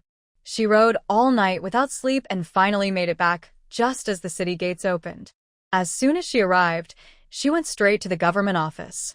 Zhao Hui looked at Ryue, who had messy hair and bloodshot eyes, and asked worriedly, "Ryue, what happened to you?" Ryue swallowed hard and said, "Please tell the county magistrate that I am willing to talk about the face factory, but I just want to see Shincho one last time." Face factory. Zhao Hui was a bit surprised, but still went inside to deliver the message honestly. The chubby county magistrate heard this and happily stood up from his seat. Quick. Come in. When Ryua entered, she saw the cheerful, rosy-cheeked county magistrate. She straightforwardly said, "County magistrate, we can discuss the face factory, but it's impossible for it to make a lot of money for free." After all, the governor of Liuzhou Prefecture would also be happy to get a face factory for free. In the past, the chubby magistrate would definitely sneer at this. He would think this young girl wouldn't even get past the door, let alone meet the governor. Since that day, when the trusted aide of the local official personally came, he realized that this stubborn girl actually had a powerful backing behind her. He had thought the situation with the face factory might fall apart. But surprisingly, this girl came to talk to him about it herself. He certainly didn't want to miss this chance. Miss Yu is right. Don't worry. I am a good official who cares about the people. I will not waste the hard-earned money of the common folks. Just tell me what you need. Ryua was very skilled at making big claims. She directly held up 5 fingers and said, 5,000 taels to buy it out. The county magistrate suddenly sat up, surprised. 5,000 taels? Are you sure that's all you need? Ryua nodded with a smile. Yes. Just 5,000 taels. You won't lose out or be tricked. It's truly worth the price. Within less than a month, you can earn back the money with profit. Do you know Tianfu Tower? It's a big place with a strong backing. All my goods are sold there, and I have a very good relationship with a shopkeeper. The chubby county magistrate nodded excitedly. If he could connect with people in the capital, he would be willing to pay even 50,000 taels. After all, he had stolen for 2 years and made it all back. But Ryua quickly changed the subject. But hearing this word, the county magistrate immediately sat back down, realizing it wouldn't be that simple. Out of the 5,000 taels, 2,000 should be in gold and silver, and the remaining 3,000 in grain, cloth, and other supplies useful on the road. Finally, I want to see Shin Cho. The county magistrate looked suspicious when he heard this. Items useful on the road? Miss Yu, where are you going? Ryua immediately took out a handkerchief from her sleeve. When she brought it to her eyes, tears started to flow. Your Honor, you know my reputation is completely ruined now. People are always blocking my door, accusing me of harming Shin Laokai or saying I am shameless for associating with my father-in-law. They even attack my family, so I just want to leave this sad place quickly. But all the shops in Lucheng refuse to sell me anything. I really have no choice but to ask for your help. The chubby county magistrate heard this, and his suspicion immediately disappeared. He stroked his beard and silently nodded, thinking that given the young girl's current situation, she really shouldn't stay in Lu County any longer. So he agreed. He wanted to establish connections with people in the capital as soon as possible. He spent only one morning gathering everything needed. Ryua looked at the various grains and food supplies, feeling happy. These items could be stored for a long time. She also kept busy with underground deals, buying canned food, compressed biscuits, and even a batch of protective vests. After she finished counting everything, the county magistrate immediately ordered someone to send her to the prison cell, eager to take over the face factory. When Ryua left, the assistant quickly whispered, "Sir, is it really okay to send her to the prison? The person in the A-class cell is very strange. Anyone who contacts him can't escape." That fool, he could have left earlier. The chubby county magistrate held the land deed for the face factory, smiling again and again. oh, That young girl is about to leave, so let her see that unlucky fellow. Just a quick look, it won't cause any trouble, and I heard that the young man hates her very much. He probably won't stay long before he gets out. Meanwhile, as soon as Ryua entered, she saw the person she had been thinking about day and night. She leaned against the small window nearby, about to speak, but tears started to fall first.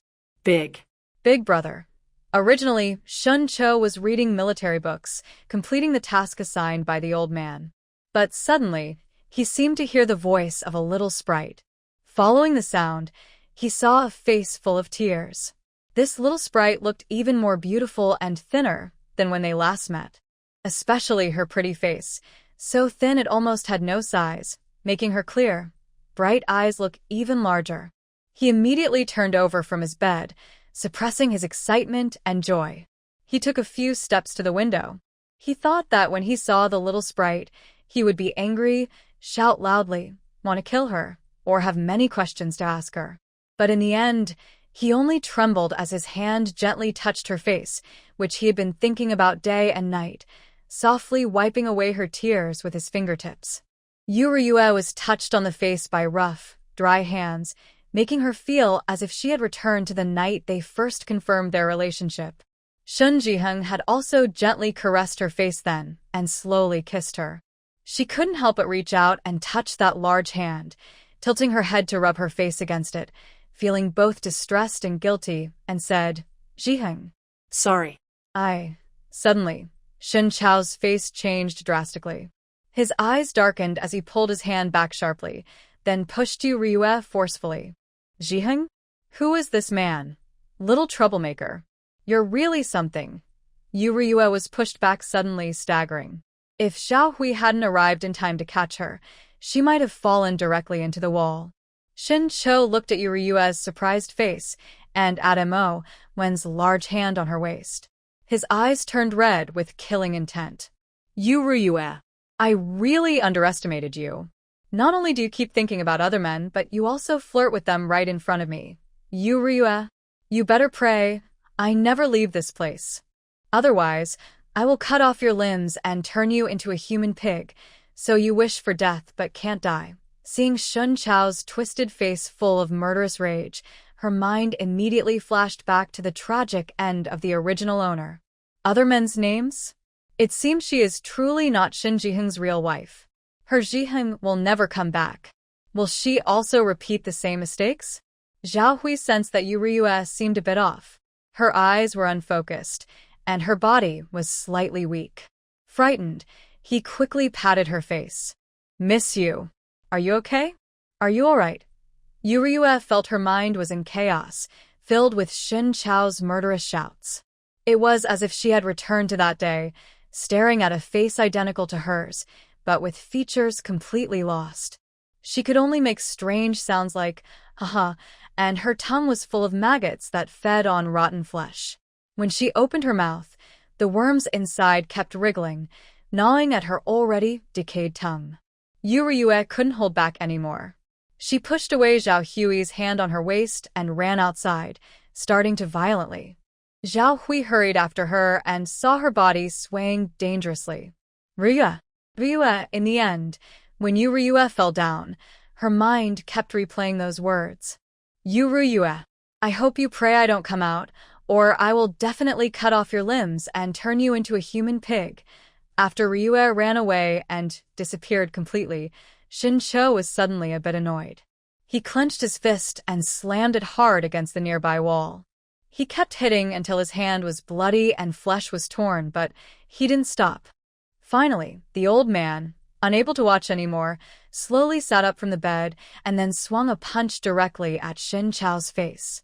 Are you calm now? Was that little girl you think about day and night? I don't think she's that special. Is it worth ruining yourself over a woman who put you in jail? Your fists are meant for fighting and making achievements, not for getting all bloody over love and emotions. Shin Cho immediately looked up, his face dark with anger, and glared at the old man. She is very good. I won't allow you to talk about her. The old man heard this and laughed angrily. You won't let me talk? I saw you cursing her just now. You chased the girl away with your words. Oh, right. With my sharp hearing, I heard that the girl went outside and vomited for a long time, then fainted. She was eventually carried away by another man. They seemed to be a better match. Shin Cho suddenly rushed forward, grabbing the old man's shirt tightly, his eyes fierce like a wild beast, as if he was about to tear the old man apart. She belongs to me. No matter what, she will always only belong to me. The old man sneered. What's the use of showing off and fighting? That girl was probably hurt by your words and won't pay attention to you anymore. You should stay here and learn some skills from me. Stop always thinking about going out. Maybe, when you become a marquis or a prime minister, that girl will come back to find you. Shin Cho remembered Yu Ryue staggering away and couldn't help but slap himself hard. He didn't know what was wrong with him. Even if she betrayed him, called another man's name in her heart, or even hugged and held another man in front of him, he just couldn't bring himself to hate her. He only blames himself, wondering why he didn't keep her close from the start, giving her a chance to be with others. Not anymore. He is determined to leave early and lock her in his side, so her eyes can only see him forever.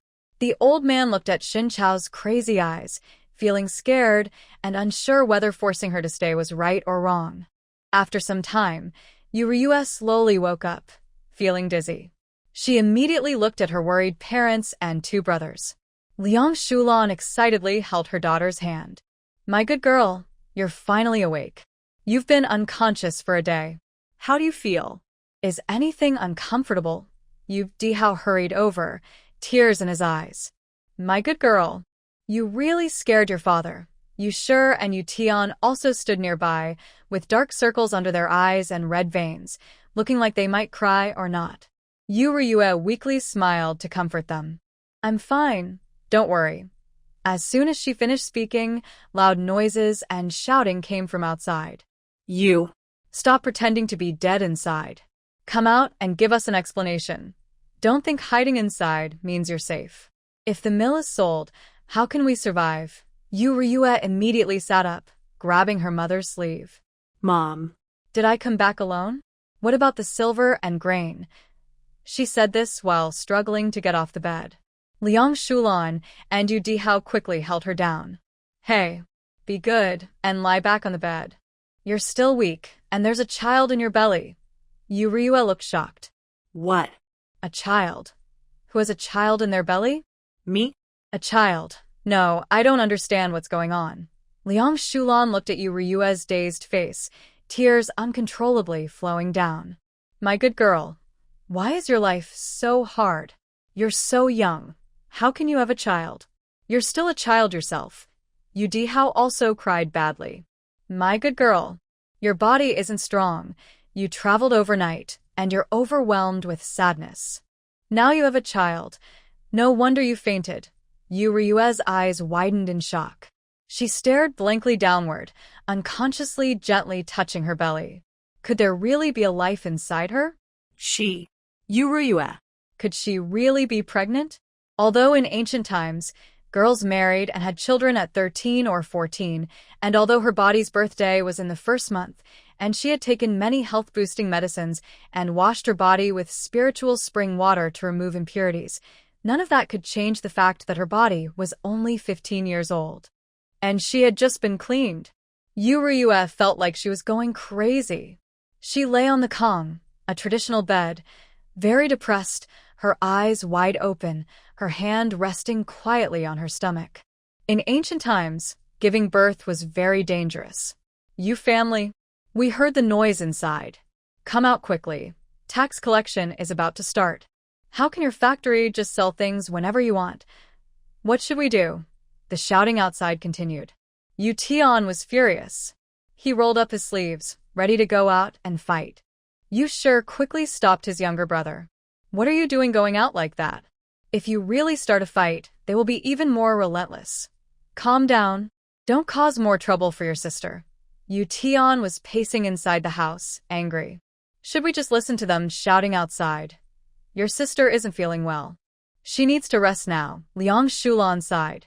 "Forget it, I'll go out and talk to them. They just lost their jobs suddenly, and a big group of officials came. They're very scared."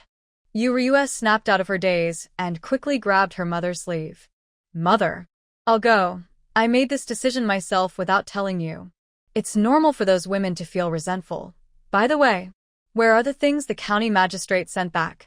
Yu Ryue passed through a small door alone to the nearby cloth factory.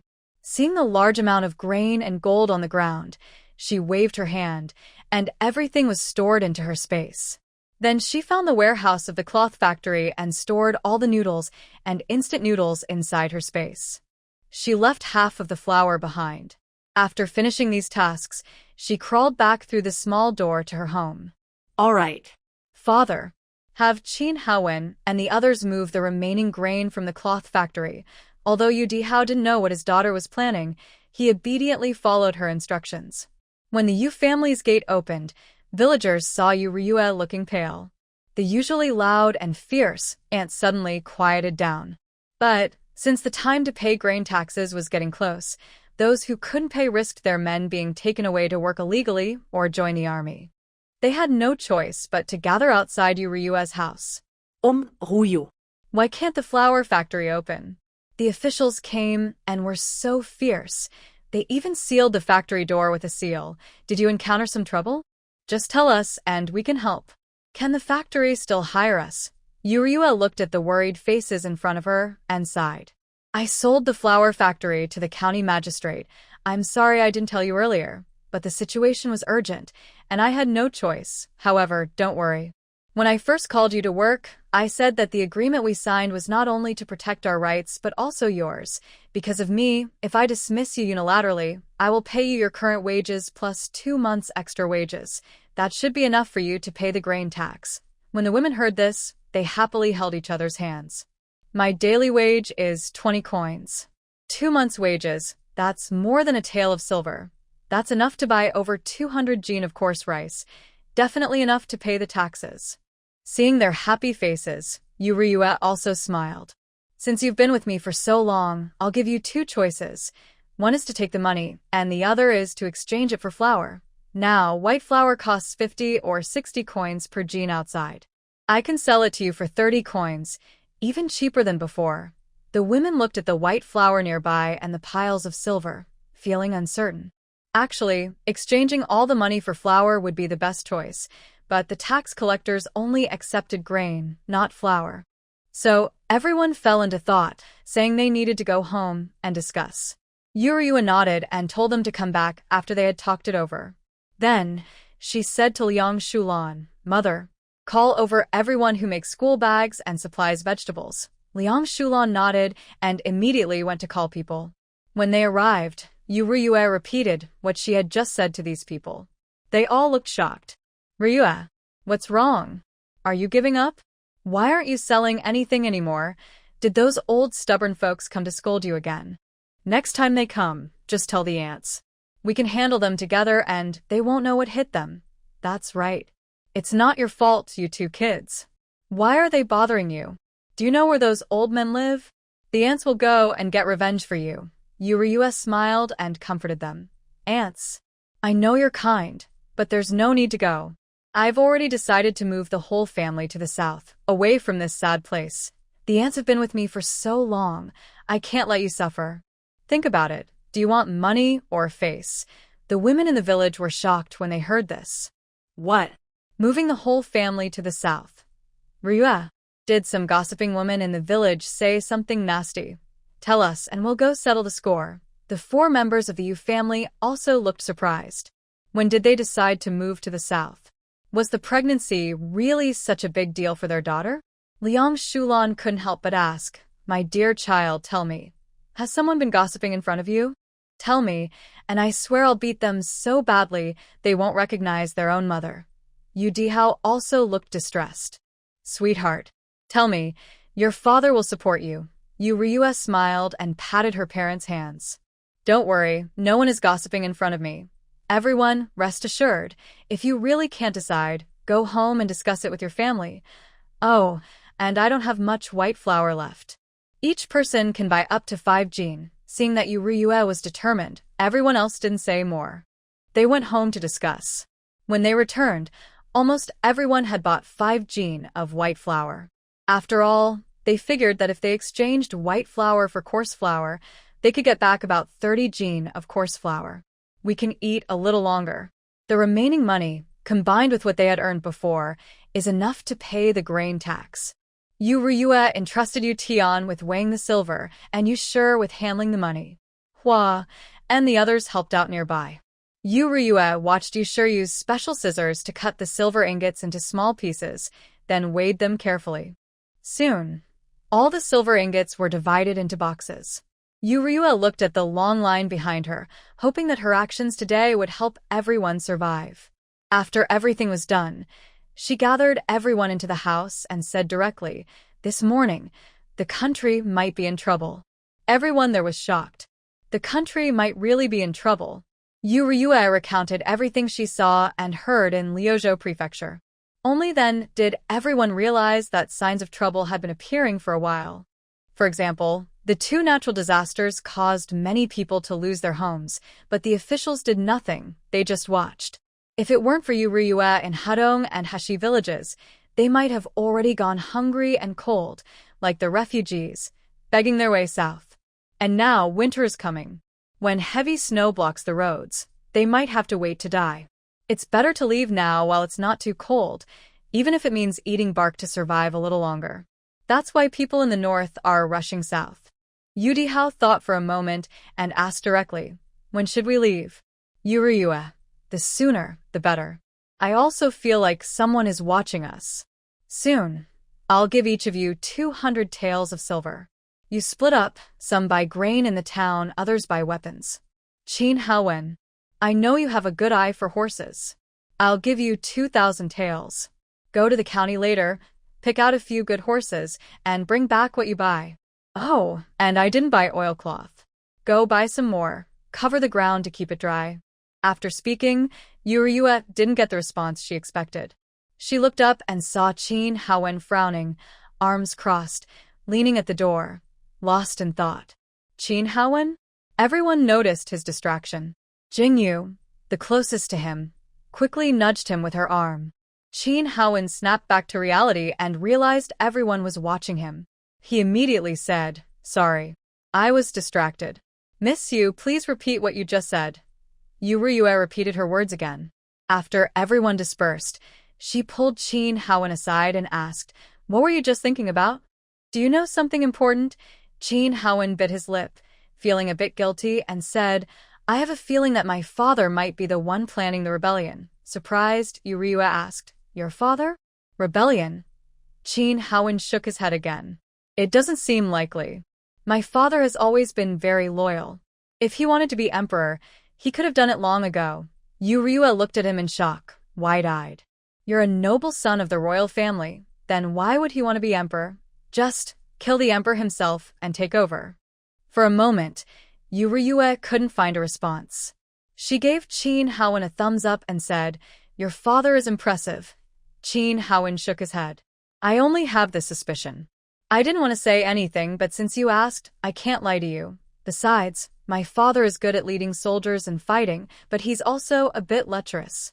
He doesn't have many other skills. He probably can't be the rebel leader. Could he be helping someone else take over?" Seeing Qin Haowen lost in thought, Yuryua patted his shoulder. "All right.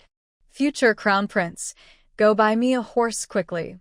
Don't delay our plans." Qin Haowen's face turned red from her words. Although it sounded like he was joking, he was actually serious. But, as the future crown prince, it wasn't impossible. After all, his father had more than one son. The reason he and his mother were sold here was entirely his father's doing. It showed he wasn't favored at all. If it weren't for his sister. Never mind, he didn't want to think about it anymore. The most urgent thing now was to buy a carriage quickly. His mother's medicine was almost gone, and he had to prepare enough medicine to survive in this chaotic world. Just as Yu Dihao and the others left, village chief Shen came over with Shun Jiao Jiao. When Shun Jiao Jiao saw Yuryua, she immediately happily ran over and hugged her. Yuryua was a bit startled and took a step back, then covered her lower abdomen with her hand. When she reacted, she looked down in surprise at her hand. Since she learned she was carrying a small life inside her, she always instinctively held her belly, worried that the little one might be in danger. "You, what are you thinking about?" Yu was brought back to reality and smiled as she shook her head. "Nothing much. Do you and Uncle Shun have something to talk about? I just want to ask why your family is moving away. Where are you going? Can you leave me your new address? I want to go with you." "Oh, if only I were part of your family." The village chief scolded his daughter gently, patting her head. "What are you talking about? Isn't your father good enough for you? Why would you go to someone else's house?" Shun Jiao Jiao rubbed her head and pouted playfully. "Dad treats me very well, but Yu is not a stranger. We're closer than sisters." Hearing this, Yu quickly went inside and took out a small box, handing it over. "This is a gift I brought from Liuzhou." Shun Jiao Jiao happily accepted the box with both hands. When she opened it, she saw a beautiful green jade hairpin. Carefully, she took out the hairpin, looked at it in the sunlight, and sighed happily. There are no impurities inside. She then placed it on her head and adjusted it a few times, smiling at her father and Yu. How does it look? Is it pretty? Village Chief Shin looked at his daughter, holding the valuable-looking hairpin, his heart pounding with worry. It looks nice, but it seems very expensive. Put it back in the box quickly, so you don't break it. Shun Jiao was also afraid of damaging the jade hairpin, so she carefully stored it away. When I get married, I will definitely take the hairpin you gave me, Yu gently patted her head, her eyes full of reluctance. This was her first friend in this world. Seeing her longing look, the village chief finally asked, "You, be honest with Uncle. Did something happen in Liuzhou?" Yu sighed. As expected, Uncle Shen, you can see through everything. The country is in chaos. You should buy more food and spend some money on a cart or donkey cart. She then took out 10 taels of silver from her sleeve and handed it to Shin Jiao. I have paid 2 months' wages to everyone working with me, hoping they can use the money well to stay alive in these chaotic times. As for Jiao, she has been with me the longest and is the only one who stuck with me when I had nothing. She is my most important friend. Here is 10 taels of silver. I will give her 3 months' wages. When Shin Jiao received the silver, she was shocked and quickly pushed it back. I don't want this silver. You've already given me enough. And you said we are friends. Friendship can't be measured by money. Like the gifts you give me, they are valuable, but I can only give you small things like a purse or help make clothes. Yue pushed the silver back again. Jiao, at first, when no one wanted to help, it was you. Despite others' disapproval and family objections, you worked from morning till night to help me. Later, more people were hired, but my family kept facing problems. I know that during the days we stayed in the town, it was you who managed everything. Without you, I would have been overwhelmed. This silver is what you deserve. And now you need it too. I'm planning to leave with my family tomorrow. You should go buy things and prepare well. Mayor Shin immediately took Shin Jiao back to prepare. Once everyone had left, only Yu was left alone in the house. She raised her hand again and placed it on her small belly. She couldn't believe there was a tiny life inside her. And it was her and Shun Jiheng's child. Shun Jiheng would never come back. Thinking of the pain and hatred in Xin Chao's eyes before she fainted, her heart felt like it was being torn apart. The Shun Jiheng who once believed in her and loved her was gone. This Shun Cho only hated her now. If he ever came out, he might really turn her into a living statue to vent his anger. Yue gently touched her belly again and again, feeling unsure whether she should keep this child. Honestly, she was still young, and her life would be full of hardships soon. Being pregnant and giving birth would increase her risk of death. But emotionally, she was reluctant to give up. This was her first child, and it was with Shun Jiheng. They had been very careful, but the child still came. Wasn't this a gift from heaven? Yu sighed. My baby, tell mother. What should I do? Lying on the bed, her mind was a mess, and eventually she fell asleep. When she woke up again, it was already dark outside. The noises outside were loud and chaotic, making her feel annoyed. Father, mother, are you back? What's all that noise outside? Yu Dihao and Liang Shulan heard the sounds from inside and hurried in. Ruyue, you're awake. We've already bought things to pack into the car. All the things inside, and from the Shun family, put them into the space. We need to leave quickly. Yue rubbed her sleepy eyes. Why are you in such a hurry? I was just thinking of letting you rest well tonight and leaving tomorrow morning. Liang Shulan shook her head. It's too late now. Just now, Chuanju came to deliver news. The refugee crowd attacked the Lu County government office, and even their Li family's house was almost looted. Now the whole county is in chaos. I heard there are more troops coming from behind, and these people seem organized and planned. After taking the county, they will probably come to the village next. Yu looked shocked. What? The county of Lu is already in chaos. And what about Luzhou Prefecture? Yu Dihao sighed. I don't know what's happening there, but if these people are really organized and deliberate, I suspect they are trying to distract us with a false attack. If we cause a disturbance here, Luzhou Prefecture will send people to check, and then they can easily attack the government office. Ryua quickly stood up, gathering everything inside the house that could be stored in her space. Then she hurriedly put on her shoes and went outside. Outside, all the villagers were rushing. They didn't expect that after just going to the county with the village chief to buy grain, the county would suddenly fall into chaos. The village chief said this chaos might continue, and everyone should leave together. This was their ancestral home. How could they just leave at a moment's notice? So many people gathered at the village chief's house to discuss what to do, whether they could stay. After all, they were just refugees, and maybe the officials would send soldiers to suppress the unrest soon. Ryua didn't know what these people were thinking. If she did, she would only feel that they were naive. Even after the natural disaster, the government didn't send help to rebuild the village. And now they couldn't even protect themselves. How could they care about the villagers? Even if they thought about it, it might be time to conscript people to send them to their deaths. Ryua moved through the crowd to Shin's house. When the door opened, a familiar feeling washed over her. She hurried inside, pushed open the door to the east room, but didn't see the person she longed for. She looked at the house with affection, smiling as she touched her belly. "My dear baby, this is the house your father used to live in. There are traces of your father here. Let's take these things with us, okay?" After saying that, Ryua waved her hand, storing everything inside the house into her space.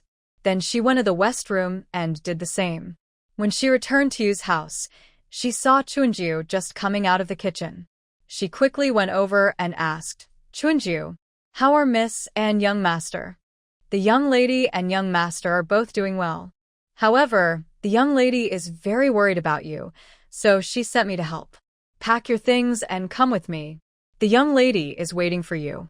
Ryua nodded and said, "Okay." After packing their belongings, they prepared to leave. Just as they reached the village entrance, they were stopped by the Tree family. Old Mrs. Tree hesitated and asked, "Ryua, can we go with you?" Before she finished, Shin Jiao hurried over with her bags, saying, "Me too. Please don't leave me behind. I must stay with Ryua." Village Chief Shin was trying to persuade the villagers to leave with him, but they refused to listen. No matter what he said, they wouldn't leave. Some villagers who didn't go to the county to buy supplies today started to complain about him. "Village Chief, did you already know this would happen? That's why you went to buy grain in the county. Why didn't you just tell us? If you had, we could have gone with you. Our food won't last many days. You're the village chief. Shouldn't you be responsible?" Village Chief Shin looked at his daughter walking further away and spat angrily. "I'm the village chief, not your father. What am I responsible for? Everyone in Hashi Village and Hudong Village, listen up. I think I've done my best for you. If you insist on staying behind, then stay and wait for death." After saying this, he quickly drove his new donkey cart to chase after his daughter. The remaining villagers looked at each other in shock. Is this the same honest and kind village chief from before? How could he say such things? But as they watched his figure grow smaller in the distance, they started to worry. Could things get even more chaotic in the future? Thinking this, some villagers decided to follow the village chief. Ryua looked at the growing crowd behind her and sighed. "Forget it. I should go meet the young lady first." In these chaotic times, having more people might be helpful. When they all arrived at the agreed spot, they saw several carriages parked there. The closest carriage suddenly drew back its curtain, and Lin Yihao jumped down from it, looking anxious. "Ryua, you finally arrived. I thought something had happened to you." Qin Wanru heard the voice and stepped out from the convoy. "Bringing so many people? Are they all from your village?" Ryua nodded. Yes. "Things are so chaotic now, so I brought them along." "Don't worry, I will keep them in order." Qin Wanru nodded. "It's good to have more people. With a bigger team, it's less likely to attract trouble." "Ryua, since you're here, let's go quickly." Ryua looked up and saw Lin, the shopkeeper from the Ink Fragrance bookstore, Lin Bowen. Her eyes lit up with surprise. "Uncle Lin, you're here too. That's great." At that moment, Hu Ji suddenly jumped out from the convoy, smiling. "Not only Uncle Lin is here. Uncle Hu is here too," Ryua happily said. "That's wonderful. Everyone's here, so let's go." Qin Wanru immediately greeted the front carriage, and everyone set off that night. Honestly, When Yuryu was lying in the carriage, she felt a bit unreal. Why did everything happen so suddenly? It seemed that no one expected the government to send troops to suppress the situation. Instead, they hurriedly took people and fled their homes. But given Qin Wanru's relationship with Madame Sun and Director Lin's connections, they probably heard some news privately. Otherwise, they wouldn't have left so decisively. Liang Shulan held a thick quilt and placed it beside Yuryu. She quickly took out eggs and warm pancakes from the basket at her feet. Ryue, get up and lean on the quilt to eat some eggs and pancakes. These were made by Hai before we left. There are also sausages and stewed meat inside, all warm. Which one do you want? I'll get it for you. By the way, to prevent your stomach from feeling upset, I also cooked some porridge. Eat quickly, and don't shake too much or you'll spill it. Yuryu looked at her mother's careful manner and smiled. I'm not a porcelain doll. Why are you so cautious? Liang Shulan sighed. Silly child, aren't you just like porcelain now? You have a baby inside and your body isn't strong. You're also on the run, so eat up and take care of yourself. Only then will you have a good future. Yuryu took a bite of the pancake, thought for a moment, and said, Mom, I want to give birth to this child. In this world, I think no one will love me as much as Shin Jihung does. Liang Shulan gently interrupted Ryue and said, Silly girl, I forgot to tell you, your body can't handle having this baby. The doctor said your periods are irregular, so it's hard to get pregnant. Plus, you've been overworked recently. If you have an abortion, it might hurt your health, and this is ancient times. What if the pregnancy isn't fully gone? Ryue widened her eyes in surprise. Wow, is it really that dramatic? Liang Shulan took out a warm sausage for her daughter. Yes, it's that dramatic. So, you need to take good care of yourself. Ryue smiled and touched her belly. It seems this baby is determined to stay with me. Then she quickly took a big bite of the sausage. It's fine, she no longer plans to marry, and having this child with her feels like Shin Jihung is still here. But soon, Ryue remembered something. Oh, what about my brother's fiancé's family? I forgot to send them a message.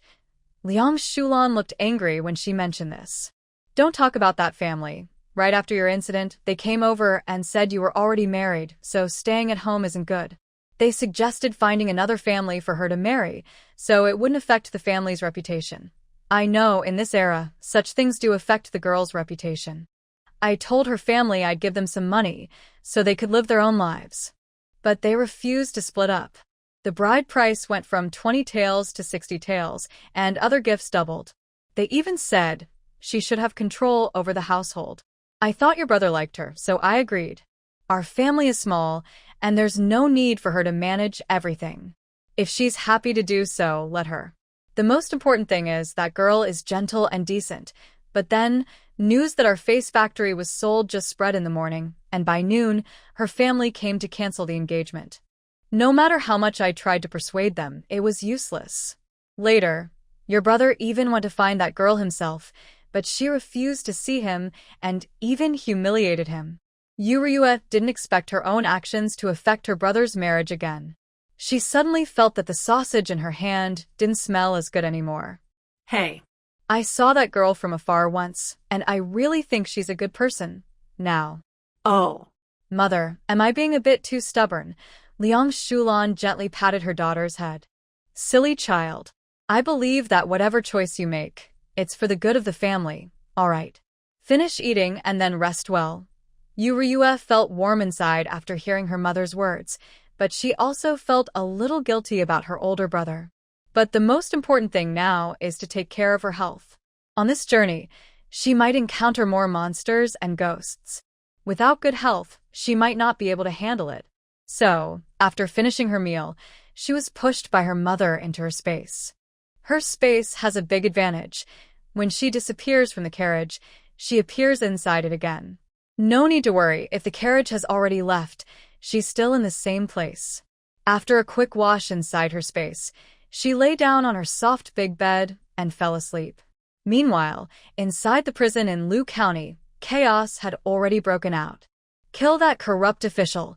Shun Cho listened to the noisy sounds at the prison door, feeling a bit strange. Usually such chaos would happen in 2 or 3 months, so why now? He looked back at the old man lying steadily on the bed, wanting to ask but unsure how to start. He couldn't say, I already know your identity, so why are you and your friends causing trouble so early? He also wondered how the little spirit creature was doing now. Last time, because of his emotional instability, he accidentally made the little spirit faint. He didn't know if his crazy words scared the little spirit. The old man was originally resting with his eyes closed, but Shun Chao's sighs annoyed him. Don't stare around. If you have time, read some military strategy. Or else come and spar with me a few moves. Don't think that learning martial arts for 2 days makes you invincible. You're just starting out, and there are others better than you. You can't always fight with reckless abandon. I know a junior who's a martial arts genius. He's been practicing since he was young, traveling with his father, fighting in battles. Not only has he mastered martial skills, but he's also very smart. If you meet that kid, be careful. Shun Cho, I'm talking to you. Did you hear me? Shun Cho was eager to go out and find the little spirit, but the old man was too nagging. Just as he was about to turn around and pick up a military book to deal with the situation, he saw a familiar figure flash by outside. That person seemed to be Shun Hua. Shun Cho suddenly started banging and kicking the door wildly. Hey, didn't I tell you to just watch the military strategy quietly? When the time is right, we will be able to get out. Shun Cho didn't listen at all and kept kicking the door until it finally opened. Oh, Why did you break such a good door? What are you going out for? Haven't you already acknowledged me as your master? Shun Cho. Come back here now. But Shun Cho seemed possessed, constantly trying to leave. She pushed past one panicked person after another, finally grabbing the wrist of the person at the door of the cell just before escaping. Shun Hua felt her wrist being tightly held and screamed in fear, struggling fiercely. Just as she turned around to fight back, she saw Shun Chao's face, dark and grim.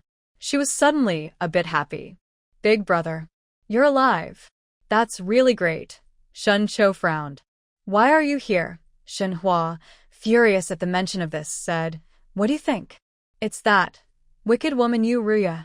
She said if I came to testify, she wouldn't hold me responsible. Instead, after I helped her prove Shen Laotsai's guilt, she broke her promise and threw me into jail. She said I should apologize to you, but I think she's the one who should apologize. Shun Cho was confused by her words. What testimony? What exactly did she do outside? Shenhua didn't expect Shun Cho to be completely unaware. Just as she was about to speak, a scream came from nearby. Shun Cho, you beast! You killed our father and still have the nerve to live.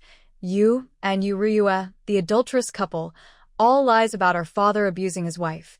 That ugly, skinny, black woman Yu Ryue, how could our father be interested in her? Did you two have an affair and get caught by our father, which made you so angry that you killed him? Shun Cho didn't understand. What abuse of the wife?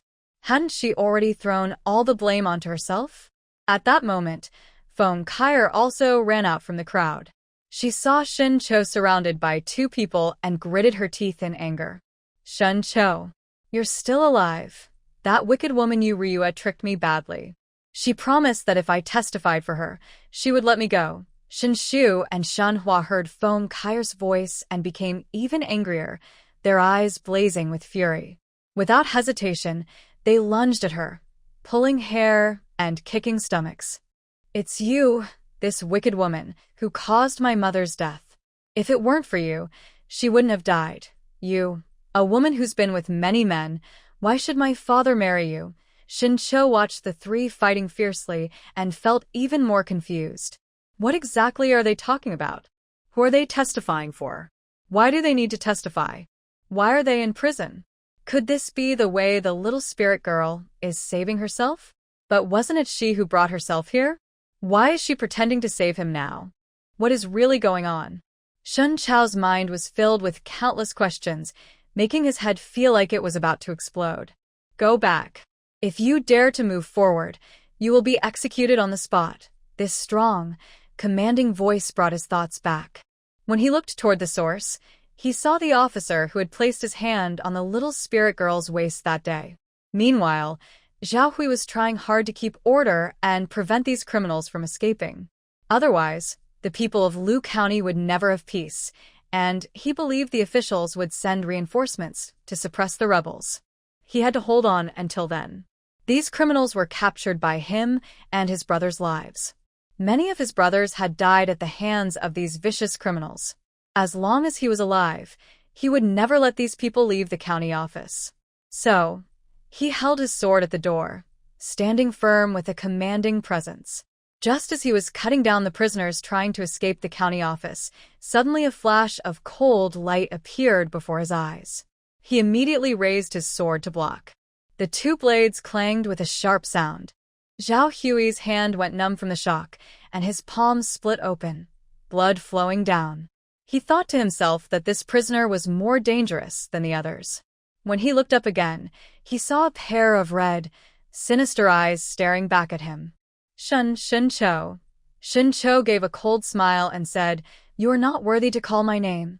Then he stepped back 2 paces, creating distance from the person opposite him. He once again drew his sword, rushing forward like a fierce leopard. The sound of weapons clashing filled the air. After 5 quick exchanges, Zhao Hui's sword was knocked away, and the sharp blade, with a cold gleam, was pressed against his neck. He felt a sharp pain and quickly said, "Shin-Cho, don't make another mistake. If you kill me, everything Miss Yu did for you will be in vain. Are you going to betray all her efforts?" Shin-Cho originally wanted to kill this person who coveted the little spirit creature, but seeing that he seemed to know some secrets, he retracted his sword, stuck it in the ground, and squatted in front of him. He looked down at him with contempt, then quickly raised his right hand and tightly grabbed his neck, his voice full of killing intent. Speak. What exactly did Yurue do?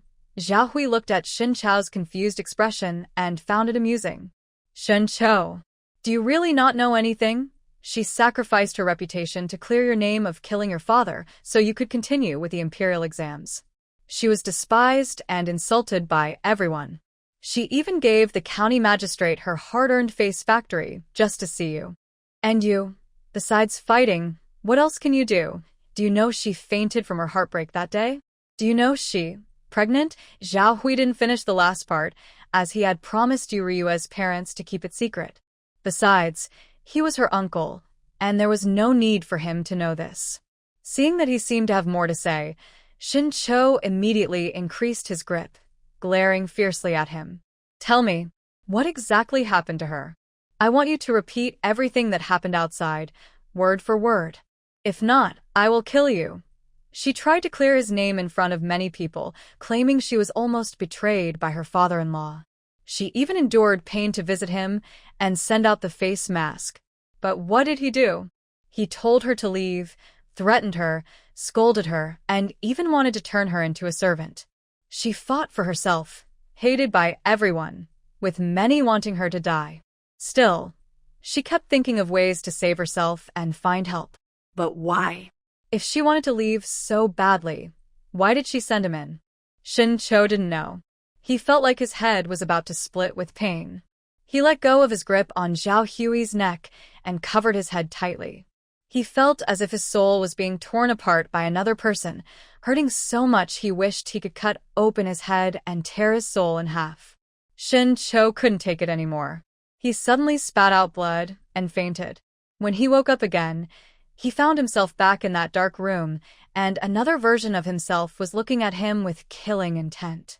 Why did you treat Ryue like that? Why, this was the first time Shin-Cho heard his other self speak, but he was asking about a little spirit. He looked at the face identical to his own, knew it was himself, but still felt angry. Ryue? Why do you call her so intimately? She put me in prison, even called another man's name.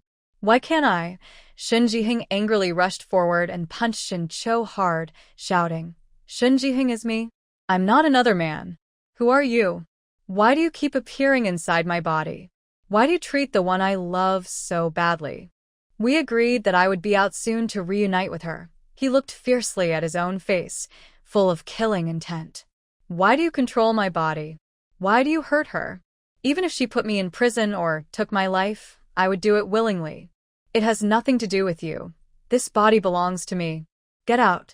Shin Cho immediately responded with a punch, his eyes bloodshot, teeth clenched, and he growled. So that wild man is you? Why can't I go out? I won't go. The little spirit is mine. She can only be with me. Even if this body belongs to you, so what? I am still you. As long as you are always sick, I can forever occupy your body. Shun Jiheng only thinks about the person in front of him, who uses his body and repeatedly hurts his beloved. His only thought is to kill this person, to make him disappear forever and never threaten Ryue again. As for Shin Cho, just thinking about Ryue calling out Shin Jiheng's name over and over, even willing to give everything for him, makes him so angry he wants to tear apart this soul and make him vanish forever. In the eyes of this little troublemaker, only he should exist. The two rush at each other, fighting wildly. One punches, the other kicks. The fight is fierce, both aiming to kill the other. Outside, Zhao Hui watches Shin Chao's body twitching and bleeding while the nearby criminals have gone mad with killing. He anxiously pats Shin Chao's face and keeps calling out, Shin Cho, are you okay? Wake up. These people have gone crazy. Shin Cho, are you really going to betray Miss Yu's efforts? Shin Cho, don't you want to see Ryue again? Both of them suddenly remember the tear-streaked face, and they calm down instantly. They look at each other's faces, identical, with bruises and blood at the corners of their mouths. They realize that if this continues, both will die. If they really die, they will never see the little troublemaker again. They might even get a better deal from the wild men outside. So, they officially call a truce, exchange some basic information, and decide to hand over control of their bodies to Shin Cho on time. After all, he knows what's coming next, and also has martial skills. When Shin Cho opens his eyes again, he feels like he's been torn apart by 5 horses. His whole body aches terribly, especially his head, which feels like it's about to split. It's a pain deep from his soul. But that's understandable. They were just spirits fighting each other, both beaten half to death, so their souls naturally hurt. Shin Cho skillfully takes out 2 bottles of medicine from his sleeve, pours some into his hand, and swallows it in one gulp. After taking the medicine, he feels a warm power flowing through his limbs and bones. His wounds start to heal, and the headache eases a little. He looks at the bottle in his hand and once again remembers Ryue's tearful face. He immediately stood up, turned against the crowd, and walked back. Zhao Hui quickly grabbed his arm. Don't go back. The people inside have gone crazy with violence. Help from the county officials will arrive soon. Don't do anything foolish. If Miss Yu sees this, she will be upset again. Shin Cho looked back at Zhao Hui, thinking he was really quite foolish. Stop waiting. Hurry, and take your family away from here. The officials won't come. Zhao Hui opened his mouth to say it was impossible. Suddenly, a group of armored men rushed in from outside. Shin Cho shook off his hand and quickly ran into the prison. The old man, fighting desperately with others, saw Shin Cho and cursed loudly. You little brat, you still know how to come back? I was almost killed because of you. Open this door. No. What exactly did you do outside during this time? Who beat you up like this? You're useless. I've taught you for so long, but you haven't improved at all. Shin Cho ignored his complaints. He stepped forward and quickly took care of the people attacking the old man nearby. Then he dragged him and hurried outside. For the first time, the old man was roughly grabbed by the collar, and he roared in anger. You brat, I am your master. Do you understand respect for teachers and elders? Do you know who I am? Shin Cho still said nothing. When they finally got outside, a uniform chorus of kneeling voices rang out. Hail the protector of the nation! The protector of the nation, the old man Shin Cho was dragging, was stunned when he heard this long-missed title. He looked up at the vast sky outside and took a deep breath. Shin Cho immediately let go of his collar and knelt down with the others. Yen Han, the protector of the nation, adjusted his clothes and sighed. I can't believe I've actually come out of that place where I was trapped for 6 years. 6 years. The air outside is so fresh. It's been so long since I've breathed such fresh air. It's been so long since I heard that title. Zhao Hui, badly injured and staring blankly, watched the scene in front of him. What was going on? How did this old man from the armor room suddenly become the protector of the nation, exiled 6 years ago? Wasn't he already dead? Why was he here? Yen Han sighed, and then remembered his young disciple kneeling nearby. He squinted slightly, with a cold look in his eyes. You don't seem surprised at all about my identity as your master. Did you realize it long ago? Or were you sent here by some old guy? Shin Cho still knelt on the ground. Master, your position in prison is so special. I always thought you were an extraordinary person, but I didn't know you were the protector of the nation, famous 6 years ago. Also, these people are wearing armor and well-trained. They didn't attack the officials, but their goal was very clear, heading straight for the prison. I thought they came to rescue you. Yen Han's doubt disappeared from his eyes. He laughed happily and patted his disciple's shoulder. You're a good student I taught. Your mind is very clever. Get up quickly. Shin Cho immediately stood up. This time, he asked, Master, I have a question. My crimes have been cleared, so I shouldn't still be in prison. Why haven't I been released? Yen Han's smile froze for a moment. Then he chuckled and said, Everything I do is for your good. Your clever mind made me feel I should cherish you. Shin Cho sneered inwardly. He knew the little troublemaker outside was working hard, spending money and damaging his reputation, to rescue him. But he was still here, which definitely meant this old man was up to something. This old man was still as self-righteous as ever, not caring about his opinions at all. But this time, he wouldn't be manipulated by anyone. He was determined to control his own fate. When Yen Han was about to leave with his people, Shin Cho stopped him. Master, where are you going? Yen Han looked at him strangely. Of course, to join the main force. Do you still want to stay here? Shin Cho shook his head with a smile. Master, I think, instead of rushing to join the main force, we should take down Lu County completely. Yen Han frowned. Disciple, I think you're still not mature enough. Do you know how much effort it takes to take over this entire county? We don't have enough people, and the county magistrate also doesn't know where he went. The officers are all stubborn, which causes our people to suffer losses. They were only here to pick me up, and didn't bring many soldiers. I think you still need to. Yen Han hadn't finished speaking when Shin Cho rushed into the government office. Soon, he pulled out the fat county magistrate. Master, I found a secret passage. The county magistrate is hiding inside, along with his gold, silver, jewelry, and his wife and concubines. If we threaten him, we can make those people surrender. Shin Cho took another look around and brought Zhao Hui over. He is honest and admires the Duke of protecting the nation. Master, you should tell him about your experiences over the years and why you are imprisoned here. Maybe he has betrayed us with his little followers. Oh, please send me 100 soldiers. I remember there is a band of bandits on the mountain. They usually rob the rich to help the poor, but never harm ordinary people. They are just forced by the government. I will go up and defeat them, and then we will have enough men. After 2 hours, Yen Han looked at the 500 battered soldiers and the honest officer beside him, lost in thought. What kind of incredible disciple did I raise? How is he so powerful? This is an entire county. He was about to call his precious disciple over to ask how he did it, but Shin Cho only left a sentence. He would go back to the village to check, and then left. He went back to the village? How much influence does that girl have over him?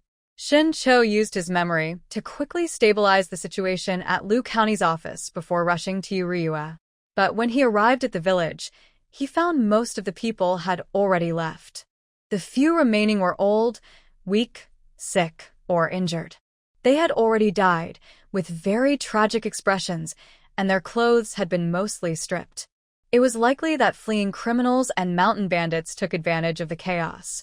He quickened his steps, pushed open his house's door, and saw the empty room inside, feeling as if he had entered a different world.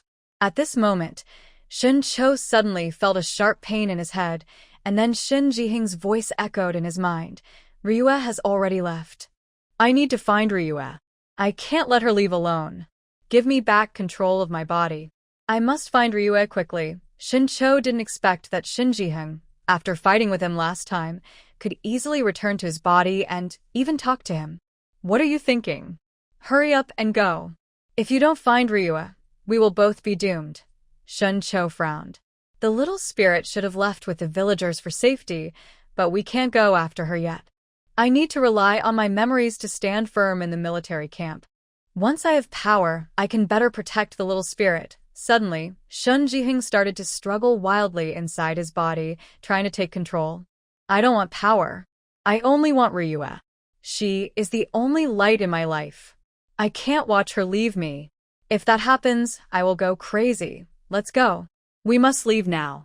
If you want power, take someone else's body and use it to get what you want. Shun Cho felt a sharp pain in his head, so intense he just wanted to kill. Calm down. I am occupying this body longer now. You can't win against me. If you keep causing trouble, I won't hesitate to get rid of you. Don't worry. I won't let Ryua know you exist. Isn't it just pretending to be gentle? I've been pretending longer than you. Shun Jiheng clearly felt that this person was stronger than him, but he didn't care. All he wanted was to find Ryua and explain that those words weren't spoken by him. He had never blamed her from the beginning. Suddenly, Shin Cho slapped his own chest and spat out a mouthful of blood. Because his body was injured, Shun Jiheng's consciousness was growing weaker. Shin Cho raised his arm, wiped the blood from his mouth with his sleeve, and his eyes were full of madness and ruthlessness. Trying to fight me? You're still too young. Once Shin Jiheng fell into deep sleep, Shin Cho took out the last bottle of medicine from his pocket and swallowed it. A warm feeling enveloped his whole body again, as if Ryua was still by his side. Thinking of Ryua, a strange smile appeared on his face. Little spirit, run quickly. This is your last free time. Once I catch you, I will lock you tightly by my side, so you can only see me forever. Even if you hurt yourself, you can only belong to me. After Shun Cho returned, Yan Han hadn't spoken yet. Shin Cho knelt down again and begged, Master, please give me 500 soldiers. I will help you conquer the next city. Yan Han frowned. My disciple, when did you become so eager for quick success? We've fought all night, and everyone is tired. The next city is Liuzhou Prefecture. Even if there are people inside working with us, the commanding officer's soldiers are not easy to underestimate.